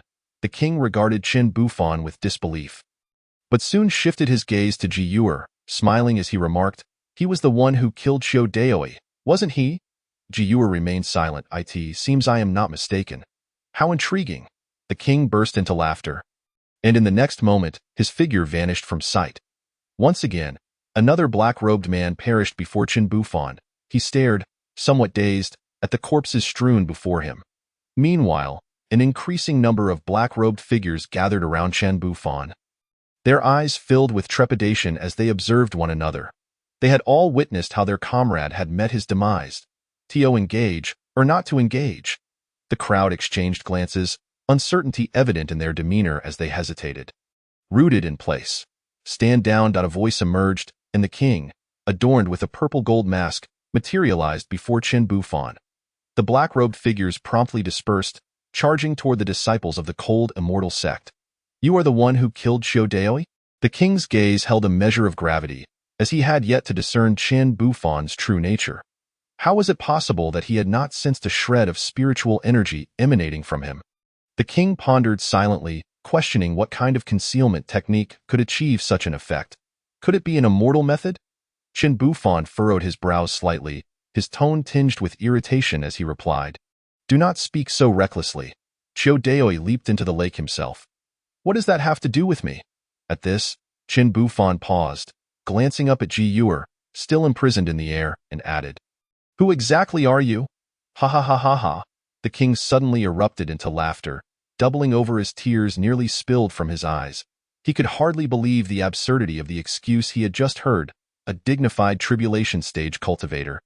A top-tier powerhouse from the Xin Tian realm had met his end like a mere mortal by jumping into a lake? Who am I? The king ceased his laughter, brushing non-existent dust from his shoulders and fixing his gaze intently on Chen Bufan. In the central region, I am the great demon king of the demon sect. The central region? Chen Bufan recalled that Lu Hanzhuang had previously enlightened him about the general situation of the Xin Tian realm during their journey to the cold immortal sect. The central region was the heart of the Xin Tian realm, where spiritual energy was most abundant, the population of cultivators was the largest, and the greatest powerhouses resided. It was no wonder Ji Yuer struggled to withstand the pressure. Earlier, when he was in the cold immortal hall, he had thought that with the Ghost King dead, he could smoothly return to Tiandao Mountain. However, it seemed this was nothing but a foolish fantasy. Then, my friend, having introduced myself, should you not also reveal your identity? The king? No, the great demon king, regarded Chen Bufan with a hint of curiosity. In the central region, he was considered a formidable figure, familiar with most of the powerful individuals within the Xin Tian realm. Yet, he had never heard of anyone like Chen Bufan. The key was that the latter possessed mastery over the most elusive of all laws. The laws of space. It had been nearly 3,000 years since the last powerful being wielded the laws of space. For 3 millennia, no one had been reported to have utilized such laws. Upon hearing the inquiry into his background, Chen Bufan felt a stirring in his heart, recalling the moment he had deceived Xiao Daoi. Ahem. Chen Bufan cleared his throat, meeting the great demon king's gaze with equal intensity, his tone calm. I hail from Tiandao Mountain, and my title is the Alchemist Immortal. Tiandao Mountain? Alchemist Immortal? The great demon king squinted, rapidly rifling through his vast and tangled memories, yet found no record of such a figure. Who is Dan Shanzi to you? The great demon king suddenly recalled a renowned, powerful individual and inquired. Dan Shanzi? How would I know? Chen Bufan pondered internally, contemplating whether he could leverage this opportunity to bolster his stature, but he hesitated, concerned about the possibility of being exposed. I am not related to him in any way. It makes no difference to me, Chen Bufan replied nonchalantly, then glanced around, noticing that the disciples of the cold immortal sect were struggling against the onslaught of the black-robed figures. It seems you wish to discuss matters with me. Yes? Let us first have your people cease their actions. Chen Bufan directed his gaze toward the great demon king. The latter regarded him with an inscrutable expression before turning away and commanding. Halt. As soon as the command was issued, all the black-robed figures immediately ceased their movements, looking towards the great demon king with respect in their eyes. And Ji Zongzhu, Chen Bufan added. The great demon king was momentarily taken aback, then shook his head and chuckled. Why should you concern yourself with such insignificant ants? Clearly, he had no intention of releasing Ji Yuer, my friend. Shall we step into the pavilion for a conversation? The great demon king gestured towards the nearby Biyun pavilion. Chen Bufan had no objections and turned to walk towards the pavilion, with the great demon king following closely behind, his gaze flickering as he contemplated whether or not to take action. Yet, the spatial laws displayed by Chen Bufan instilled a profound sense of caution within him. The great demon king had earned his reputation in the central region through careful conduct, understanding whom to provoke and whom to avoid. The enigmatic Chen Bufan, with his mysterious background, was clearly not someone to be trifled with. Simultaneously, he cast a glance at the sky. Time was running short. The great demon king muttered softly, trailing behind Chen Bufan. Once seated in the Biyun pavilion, the great demon king remarked, Alchemist Immortal, I am somewhat curious. Does the cold immortal sect merit such assistance from you? The great demon king chuckled. Those from the central region often regarded the other regions as remote and wild, lacking formidable beings. Your words are misguided, Chen Bufan replied with a smile, producing the previously acquired useless blue gems happy water from his system, pouring a cup for each of them. Please. The great demon king eyed the bubbling black liquid in his cup with curiosity. What is this? Happy water. Once you finish, we can discuss further. Chen Bufan raised his cup and took a sip, recalling the arduous effort he had expended to procure 10 bottles of happy water, 5 packs of gum, and 3 bags of coffee from the useless blue gem reward. It was truly exasperating. Even now, the thought made him wince. Returning to the present, observing the great demon king's lack of movement, Chen Bufan couldn't help but smirk disdainfully.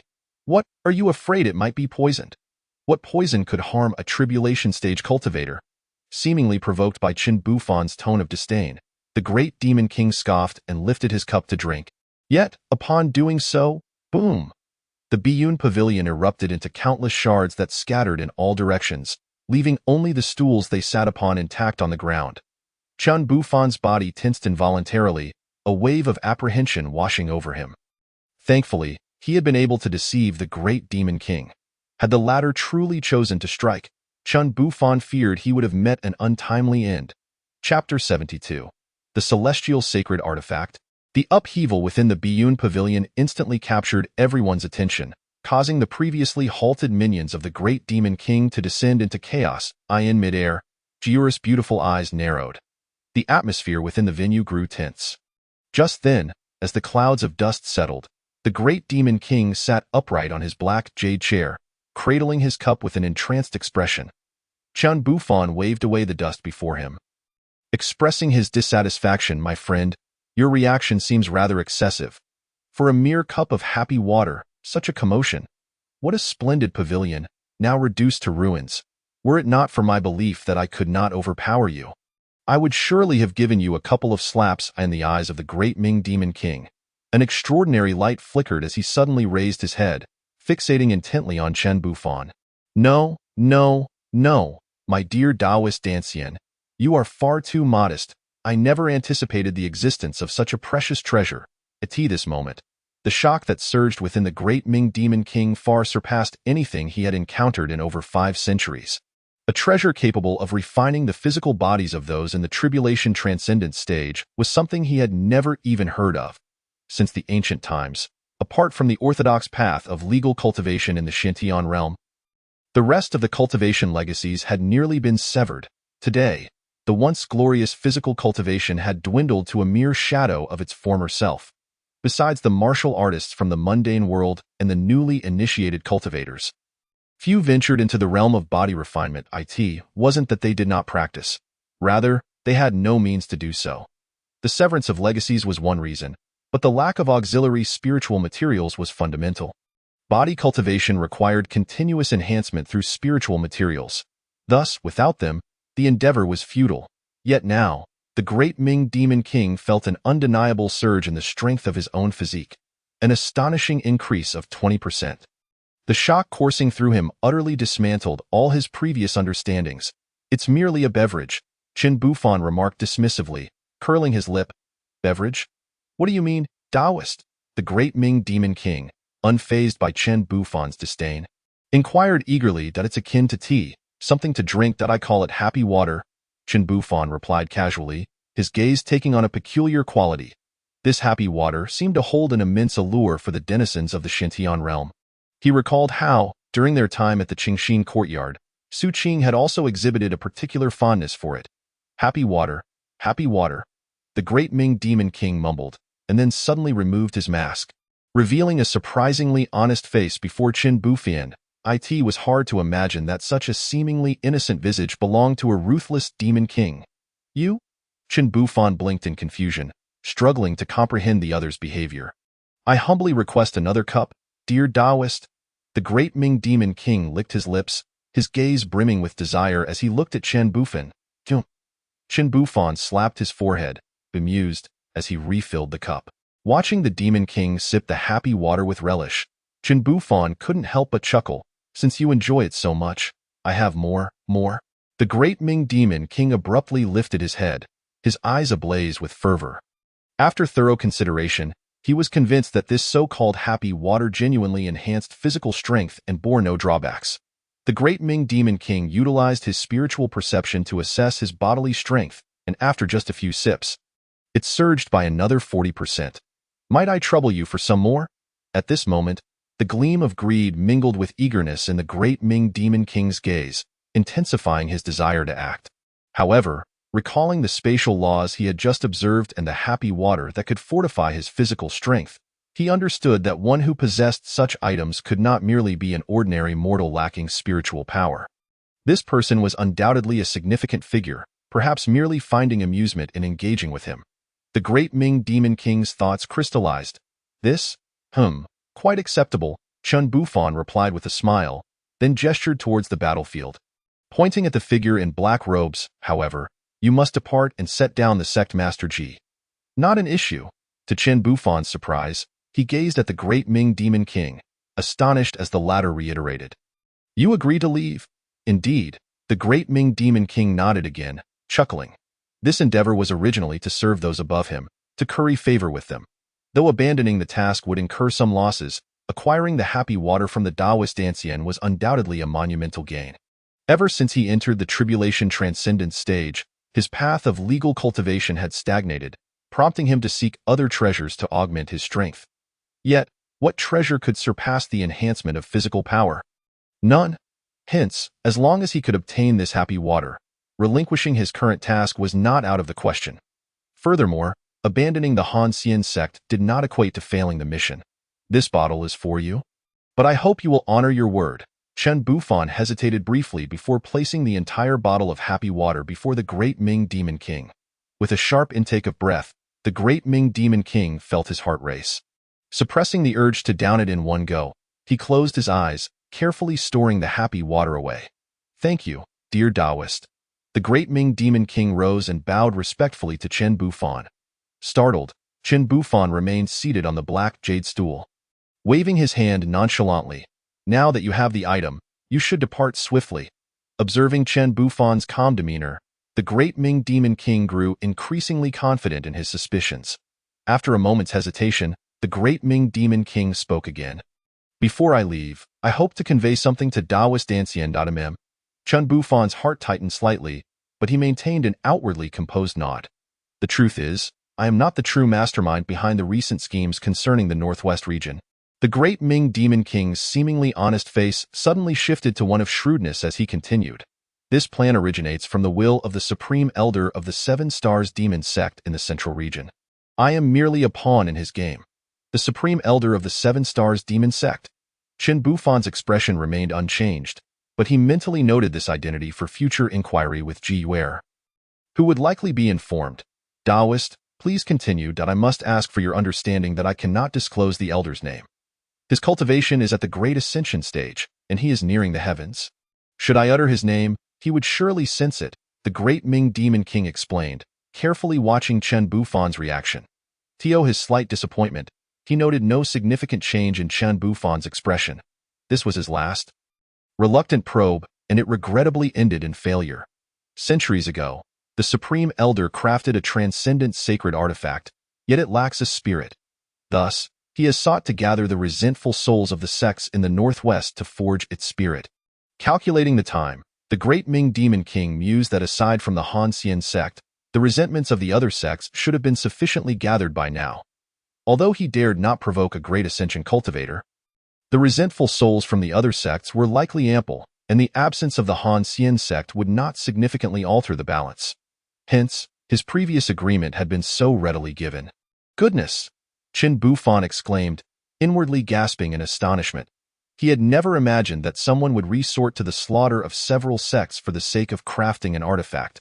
With this realization, his perception of the great Ming Demon King transformed anew. The seemingly honest face now concealed a genuine demon of the dark path. Any flicker of goodwill he had harbored for the great Ming Demon King vanished without a trace.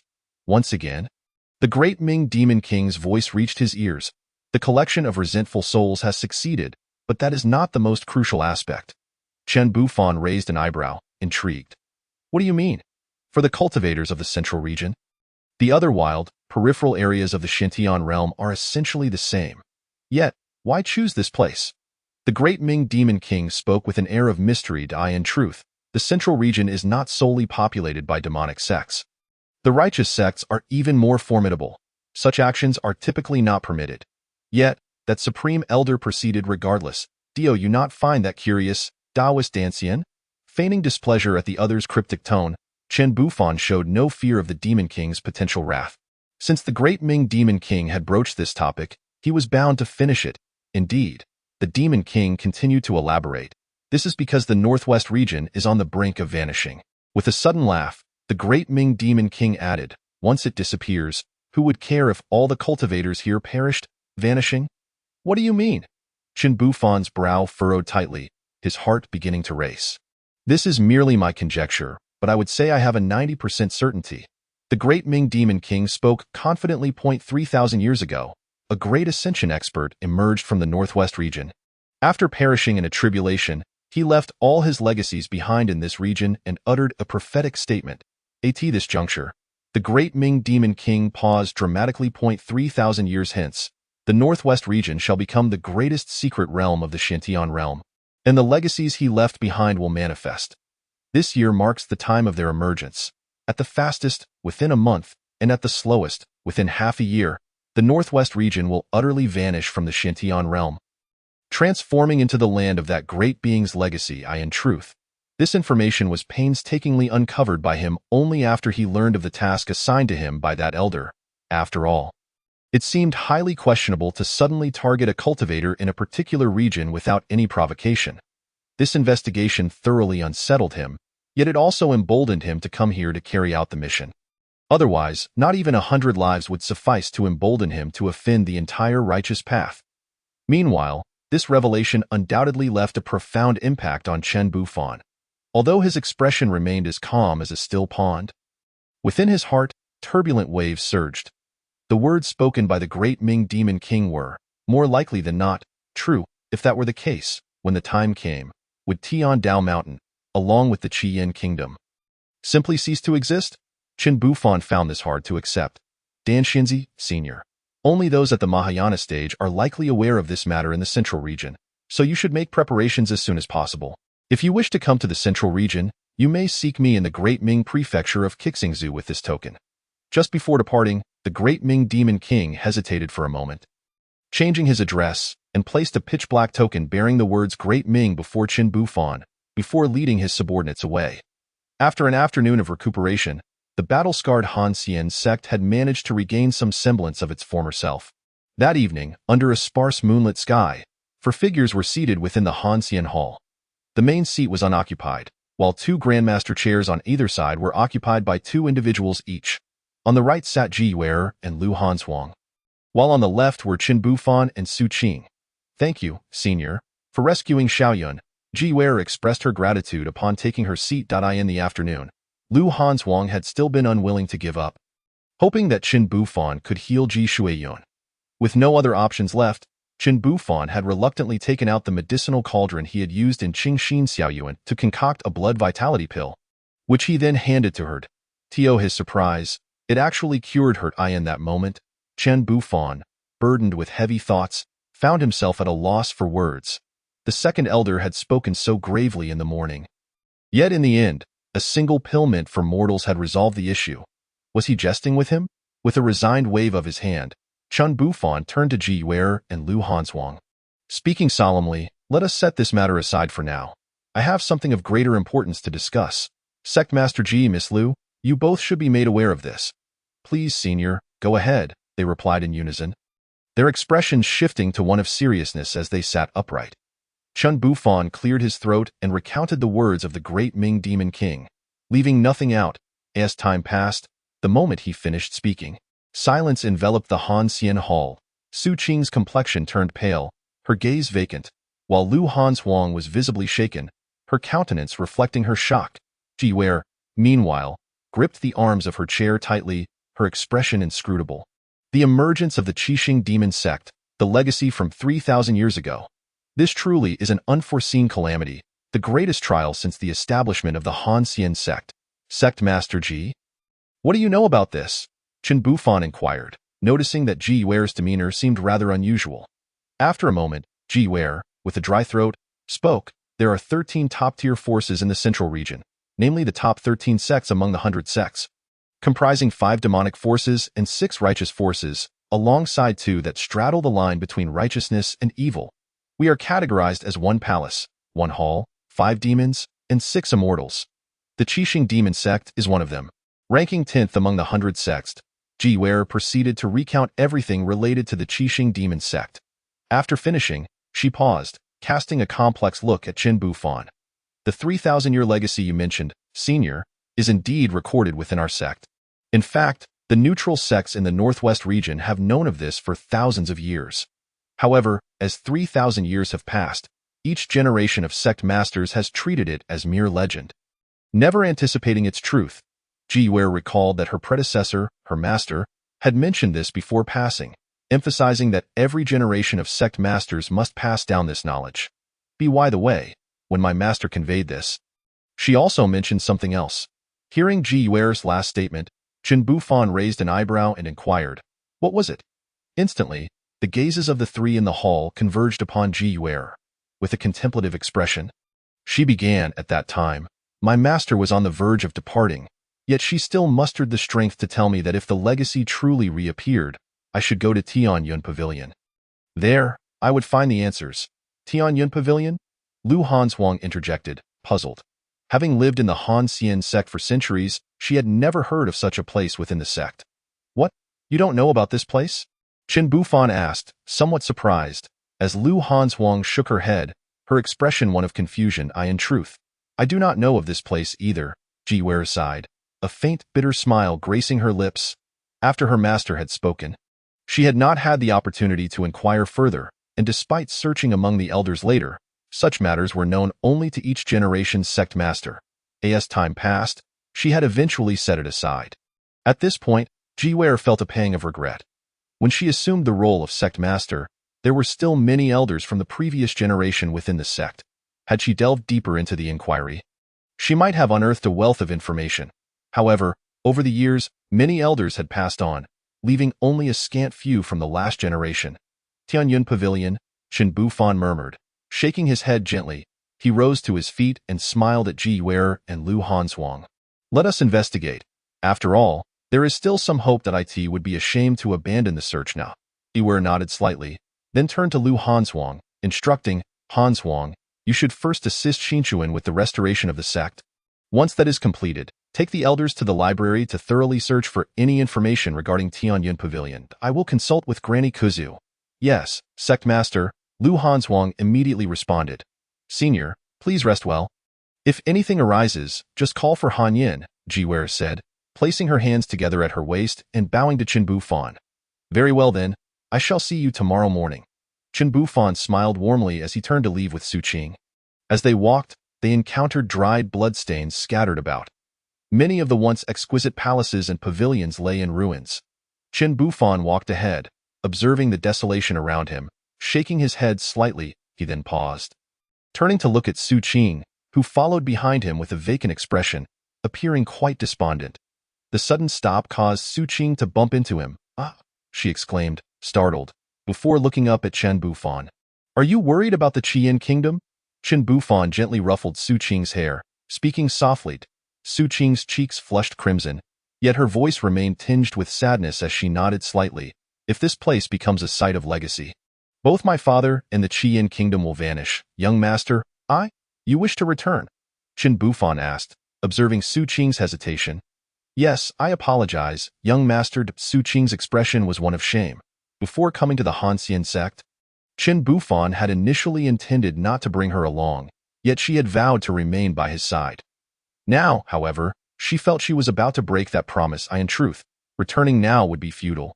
After a moment of silence, Chen Bufan spoke, gazing into Su Qing's clear, beautiful eyes. Even if you return, the outcome will ultimately remain unchanged. Then, what should I do? Su Qing was at a loss. She understood that returning would not resolve anything. But if she did nothing, her heart would be restless. Go seek Miss Lu, Chen Bufan suggested. Su Qing's beautiful eyes widened slightly as she focused on Qin Bufan. Assist her in searching for clues about Tianyun Pavilion. If we can locate it, I can ask Sect Master Ji to deploy the spirit vessel to bring your father over, Qin Bufan said slowly. Finding the Tianyun Pavilion mentioned by the previous sect master of the Han Xian sect would be their glimmer of hope amidst this calamity. I understand, Su Qing replied eagerly before turning to leave with haste. Qin Bufan remained in place, watching her figure gradually fade from view. He then looked around the surroundings before returning to his quarters. Closing the door, he quickly took a seat at his desk, retrieved paper and pen, and activated the system interface. Just as he had departed from the Han Xian Hall, the system's notification sound abruptly rang out. Glancing at it hastily, Qin Bufan's heart swelled with joy. System task. Locate Tianyun Pavilion. Task clue. 0 level of the Scripture Pavilion. Task reward. 100 wind turbines. While he had some understanding of the first 2 lines and had formed a rough idea, he found the third line regarding the task reward somewhat perplexing. 100 wind turbines. What purpose does this serve? At this point in time, installing more wind turbines seems to be a futile endeavor. Once the inheritance is activated, significant changes will unfold across the entire Northwest region. Can the system provide an explanation? Qin Bufan gazed at the 5 characters wind turbine he had just inscribed on the paper. Inadvertently summoning the system. As time trickled by, silence persisted around him. Disheartened, Qin Bufan crumpled the paper and stood up. Ding! System notification. The wind turbines produced by the system possess terrain stabilization properties. The host is advised to take them seriously. His footsteps came to an abrupt halt. Qin Bufan's eyes widened, and his breath quickened. What does the inheritance alter? It is the terrain. And if this rewarded wind turbine can stabilize the terrain, does that not imply that one could disregard the alterations brought about by the inheritance altogether? System, you have proven to be exceedingly reliable this time. Qin Bufan was elated. However, only the system's rewards possess the capability to stabilize the terrain. If only I could assemble my own, that would be ideal. In that case, why even seek out Tianyun Pavilion? Oh well, one must learn to be content. Qin Bufan rubbed his hands together and proceeded towards the door, his destination being the Sutra Pavilion he had visited the previous day. Inside the Sutra Pavilion, Ji Wei knelt before a reclining chair. Grandmother, are you familiar with Tianyun Pavilion? The elderly matron, with her hair now gray, slightly turned her body in surprise and replied, Tianyun Pavilion? What business do you have with that place? You know? Ji Wei's face lit up with a smile, her eyes brimming with anticipation as she quickly inquired, Grandmother, where is that place? Do not rush. You are already the head of a sect, yet you still lack composure. Reminiscent of your master in her earlier days, Chapter 75, Granny Ku Zhu. Granny Ku Zhu, the old woman whom Qin Bufan had encountered the day before, began to speak at length. Ji Wei promptly waved her hand to interrupt. Granny Ku Zhu regarded her with dissatisfaction, saying, You have come to visit this old lady, yet you do not allow me to speak. No, grandmother. This matter is truly urgent, Ji Wei replied, a bittersweet smile forming on her lips. Granny Ku Zhu had spent so much time at the cold immortal sect that Ji Wei was unsure of the duration, only knowing that Granny had been in the Sutra Pavilion since her master was born. What happened? Granny Ku Zhu squinted her eyes, lazily inquiring. Ji Wei quickly recounted the recent events and the matter of the inheritance. The Sutra Pavilion, being the most significant site of the cold immortal sect, had been fortified with a grand formation by the then sect leader during its construction. Over successive generations, the formation had been continually reinforced, rendering the Sutra Pavilion the safest place within the sect. However, once the doors were locked, nothing occurring outside could disrupt the tranquility within. Thus, even as the cold immortal sect faced a crisis in recent days, Granny Ku Zhu remained oblivious to the events transpiring outside. Upon finishing her account, Granny Ku Zhu finally opened her eyes, her expression turning grave. Little girl, are you saying the inheritance has appeared? The murky depths of her gaze now sparkled with brilliance. Indeed, Ji Wei affirmed without hesitation. Then quickly asked, Grandmother, do you know where Tianyun Pavilion is? My master only mentioned the name, but did not have the chance to elaborate on the specifics. What did she say? Granny Ku Zhu looked at her with profound significance, uttering words that left Ji Wei in shock. Your master does not know where Tianyun Pavilion is. How could she convey that to you? My master does not know. Ji Wei's lips parted in disbelief, as she had assumed the lack of urgency was why her master had not informed her that, of course, the secrets of Tianyun Pavilion are known to no one. Not even your master, let alone her master. Those who know of this place are either long gone or, like me, are merely surviving here. Granny Ku Zhu's expression turned somber, her tone suddenly filled with melancholy. All gone. What does that mean? Ji Wei furrowed her brows. Pressing for answers. Suddenly, the door of the Sutra Pavilion creaked open, and a figure stepped inside. Ji Wei squinted her eyes, then gasped, Senior? What brings you here? Sect leader Ji, Qin Bufan replied with a faint smile. Then turned to look at Granny Ku Zhu. This is Granny Ku Zhu, the oldest elder in our sect. Although Ji Wei was unsure of Qin Bufan's purpose for visiting, she took the initiative to introduce him. Grandmother, this is the benefactor, Qin Bufan, who saved our cold immortal sect. Ah, it is you? Granny Ku Zhu exclaimed in surprise, then turned to Ji Wei with a puzzled expression. You mean to say that a mere mortal possesses such remarkable abilities? Hearing Granny Ku Zhu's words, Ji Wei panicked, recalling her own initial skepticism when Qin Bufan first joined the cold immortal sect. Grandmother, Senior Chen is not an ordinary person. It's just that she faltered, unsure how to explain. What Granny said is true. I am indeed immortal, Qin Bufan interjected, seizing the opportunity to continue the conversation, smiling as he did so. See, old woman? I told you this little girl has been sect leader for so many years. Yet her discernment seems to be diminishing. This lad lacks even a trace of spiritual energy. Well, enough of that. Young man, what brings you here? After reprimanding Ji Wei, Granny Ku Zhu turned her attention back to Qin Bufan. Her tone now casual. I have a matter to discuss with sect leader Ji, Qin Bufan replied, feeling quite pleased, as he finally had someone acknowledging his true nature as a mortal, unlike Ji Wei and Su Qing, who constantly addressed him as senior. Truth be told, the pressure had been immense. No, that won't do. You should leave for now. Wait until I finish discussing matters with the little girl, and then you can speak with her. Qin Bufan hesitated, yet eventually nodded. I will wait outside, then. With that, he turned to leave. Senior Qin, please wait a moment. Ji Wei's voice rang out. Her teeth clenched as she gazed at Granny Ku Zhu, enunciating each word clearly. This matter is something Senior Qin should also be aware of. This is a secret that has been kept for thousands of years in the cold immortal sect. Little girl, are you certain? Granny Ku Zhu refrained from outright rejection, instead redirecting the question back to Ji Wei. I am certain, Ji Wei replied without hesitation. She understood that regardless of whether Tianyan Pavilion truly existed or not, the cold immortal sect required Qin Bufan's assistance. You wouldn't be involved with this lad. Little girl, cultivators and mortals seldom have a favorable outcome. Granny Ku Zhu cast an odd glance at Qin Bufan. What are you saying, grandmother? There is nothing of the sort. Ji Wei's cheeks flushed slightly but quickly regained her composure. Qin Bufan stood awkwardly, wishing he had chosen to wait outside after all. Very well. Since you are the sect leader of this generation and you have no objections, I, the old woman, shall have none either.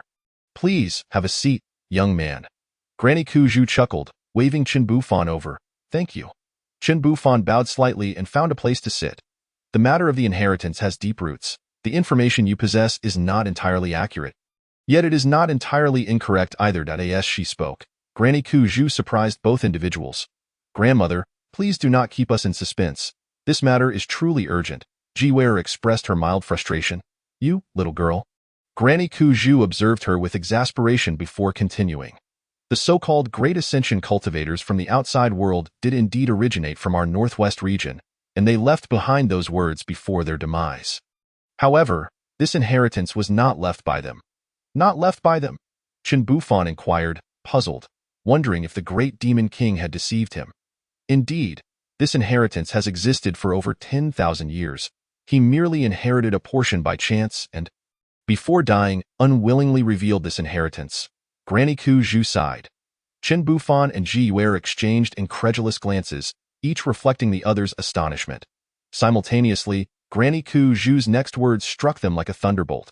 Tianyun Pavilion is one of the 4 that we established back then. You mean to say? Qin Bufan inhaled sharply, if he had not misheard. It implied that this elderly woman had lived for 3,000 years. How could that be possible? Chapter 76. The Inheritance of the Great Emperor Tianyun. How could this be possible? Ji Wei gasped in astonishment, her face a canvas of disbelief. It is indeed true that every ascension in cultivation extends one's lifespan. Currently, at the apex of the Xintian realm, A cultivator in the Great Ascension stage can indeed enjoy a lifespan of 3,000 years. However, this is merely a superficial truth. Cultivators, in their pursuit of the Tao, cannot escape the inevitable conflicts and battles that leave them with lingering injuries. Consequently, the lifespan of each cultivator invariably falls short of the theoretical limits of their current stage. Take her master, for instance, who reached the pinnacle of the harmonization stage before passing away, having enjoyed a millennium of life. Yet, due to an unforeseen accident, he ultimately lived a mere 600 years. Thus, the majority of cultivators, aside from sparing no effort to heal their old wounds, primarily seek elixirs to prolong their lives. Striving to exist in this world. What is there to deem impossible in this? Granny Ku Zhu chuckled softly, entirely unfazed by the expressions of shock on Qin Bufan and Ji Yuer's faces. Though cultivators pursue longevity, true longevity has always eluded them. 3,000 years ago, as I was breaking through the tribulation, the Great Ascension cultivator you speak of was my master, Lin Yunzi. Granny Ku Zhu sighed, disregarding the renewed astonishment of the two, and continued, my master dedicated his life to the pursuit of immortality, yet alas, he never reached the final step. After failing the celestial tribulation and unwilling to succumb to death, he revealed the secrets of the inheritance he had once obtained. Lin Yunzi? I have never even heard of this name, Ji Yuer said, shaking her head in confusion. In the Shantian realm, the names of Great Ascension cultivators typically circulate widely, serving as a mark of respect. Thus, every Great Ascension cultivator holds a grand banquet to invite powerful figures from all corners. 300 years ago, a Great Ascension cultivator was born in the central region. And Ji Yuer vividly recalled attending the event with her master, a spectacle so grand that it remained etched in her memory. Lin Yunzi selfishly thrust the entire northwestern region into turmoil. The people at the time despised him, and yet they expected his name to be passed down. Granny Ku Zhu scoffed, her gaze filled with disdain. At that time, the northwestern region was rich in resources and brimming with spiritual herbs, which drew the covetous eyes of the central region. Thus, the people hoped Lin Yunzi would provide protection, but he, driven by self-interest, plundered extensively after breaking through to Great Ascension. During that period, the entire northwestern region lost 80% of its resources, all hoarded by him. Granny Ku Zhu's expression shifted to one of hatred as she looked at Qin Bufan and Ji Yuer. How tragic it is that a place safeguarded for countless years was not taken by outsiders, but rather seized by one's own kind. Tell me, should such a person live? Justice and retribution are inexorable. Eventually, he was gravely injured during the heavenly tribulation, and in his dying moments, he divulged the matter of the inheritance. Once more, the northwestern region suffered plunder, leading to a present where resources are scarce, spiritual energy is thin, and the land is impoverished. Upon hearing these words, a wave of revulsion welled up within Qin Bufan. Granny, what does this have to do with Tianyun Pavilion? Ji Yuer, feeling anxious, remarked that while she disdained Lin Yunzi's actions, he had died 3,000 years prior. Surely, the current situation held greater significance. You child, look at how composed this young man is. Very well. Granny Ku Zhu said, observing Ji Yuer's forlorn expression. She shifted to the crux of the matter. After the revelation of the inheritance, the three of us, myself, the then patriarch of the Sword King sect, and the patriarch of the Baiyun sect, managed to locate the site of the inheritance, which you refer to as Tianyun Pavilion, before the people from the central region arrived. What? Qin Bufan exclaimed in shock. Tianyun Pavilion is the site of the inheritance? What does the system mean by the zero level of the scripture repository? Before coming here, I thought that this zero level referred to a place beneath the scripture repository. But it seems it is not so simple. Tianyun Pavilion is indeed the site of the inheritance, Ji Yuer gasped, covering her mouth in disbelief. Granny, are you implying? The inheritance obtained by Lin Yunzi is the title of the ancient Tianyun emperor. The Tianyun Pavilion we established is named after this, Granny Ku Zhu said with a faint smile. How can the successive patriarchs of Tianyun Pavilion resolve the changes brought about by the inheritance? Ji Yuer inquired, her brow furrowing as confusion mounted within her. Much like Lin Yunzi 3,000 years ago, one only needs to inherit a portion of the legacy to halt the alterations impacting the northwestern realm. Tianyun Pavilion serves as the key to accessing the inheritance. Before the complete emergence of the inheritance, inheriting it can extend one's time by another 3,000 years. Beyond that, There is no other method. Granny Ku Zhu finished her explanation, her breath slightly hurried. Now I understand. Qin Bufan murmured, enlightenment dawning upon him. Yet, he soon turned to Ji Yuer, who appeared troubled, her brow knitted tightly. Are you worried that if you cannot inherit the legacy, you will be unable to avert the impending disaster? Qin Bufan thought to himself. A profound silence fell over the hall. After a while, Ji Yuer slowly raised her head, her expression a complex tapestry as she regarded Granny Ku Zhu. Granny, I wish to attempt it. The Tianyun Emperor once represented a neutral force, acting with both righteousness and malevolence. The inheritance is fraught with peril. Should you truly venture forth, the probability of death stands at 90%. Granny Ku Zhu warned gravely. In my humble opinion, you would be better off taking the members of the Hanjian sect and leaving this place, as long as you depart from the northwestern region. You shall encounter no danger. After a pause, Granny Ku Zhu added, in fact, this could serve as an opportunity for you to leave this barren land and seek a region rich in spiritual energy to break through the tribulation. Upon concluding her words, Granny Ku Zhu fixed a serious gaze upon Ji Yuer. Beside her, Qin Bufan quietly observed Ji Yuer, his heart filled with anticipation for her response. In the next moment, Ji Yuer gently shook her head. A bittersweet smile gracing her lips. Granny, the Hanjian sect has thrived on this land for over 1,000 years. Every patriarch has poured their heart and soul into establishing its current stature. If there is no other option, I might consider leaving. However, since there is a way, I cannot abandon it. Otherwise, how could I ever face my master again? When she entrusted the sect to me, I promised to protect it. You child, Granny Ku Zhu sighed, yet a smile of approval illuminated her face. Truth be told, I hoped you would respond this way. But leaving is indeed the wisest choice.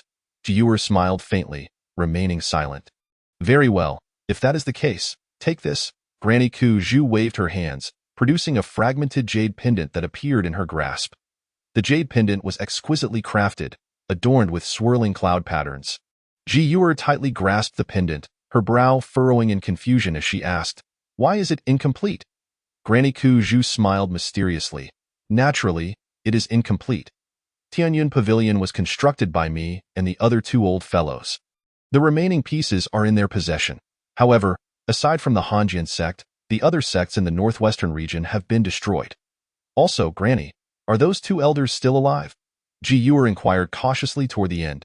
What are you thinking? I have survived until now solely due to this scripture repository, and in my youth, I acquired a fragment of an immortal technique that has allowed me to persist until this day. Those two old fellows have long since passed, Granny Ku Zhu replied with a smile, though the sorrow in her eyes was unmistakable. Time is merciless. Regardless of one's stature, be it great or small, one ultimately cannot escape its judgment, so how can I find the two missing pieces of the jade pendant? And once I have found them, what should I do next? Ji Yuer bombarded Granny Ku Zhu with a flurry of questions. Stop, stop, stop, Granny Ku Zhu quickly interrupted her, a wry smile on her face. My dear, can you slow down a bit? Time is of the essence. After all, Ji Yuer stuck out her tongue, adopting the demeanor of a little girl, but soon recalled that Qin Bufan was still present, her cheeks flushing with embarrassment. Granny Ku Zhu observed this interaction, her lips curving into a smile. There is approximately 3 months left, though I cannot provide the exact details, she remarked, glancing at Qin Bufan with a gentle laugh. How do you know, Granny? Ji Yuer asked, her face a mixture of surprise and suspicion, recalling that Granny Ku Zhu had seemed uncertain when she first shared the matter of the inheritance. Of course, I calculated it, and do not regard me with that expression. After over 3,000 years, I have spent long periods in meditation, rendering my divination abilities ineffective. However, after you spoke just now, I used the jade pendant to make a calculation. My current strength is diminished, so I could only estimate the time roughly, Granny Ku Zhu sighed. Now, to answer your earlier question, the jade pendants of the Sword King sect and Baiyun sect are also located within their scripture repository. Before those two old fellows passed, they feared unforeseen events would lead to the loss of the pendants, so they hid them beneath the scripture repository. You must retrieve those two pieces, and once you do, I will instruct you further. As the words fell, the elder Ku Zhu produced 2 items, a silver dagger and a piece of white jade insignia. These are the tokens of the 2 sects, and only with them can you locate the remaining jade pendant. Keep them safe.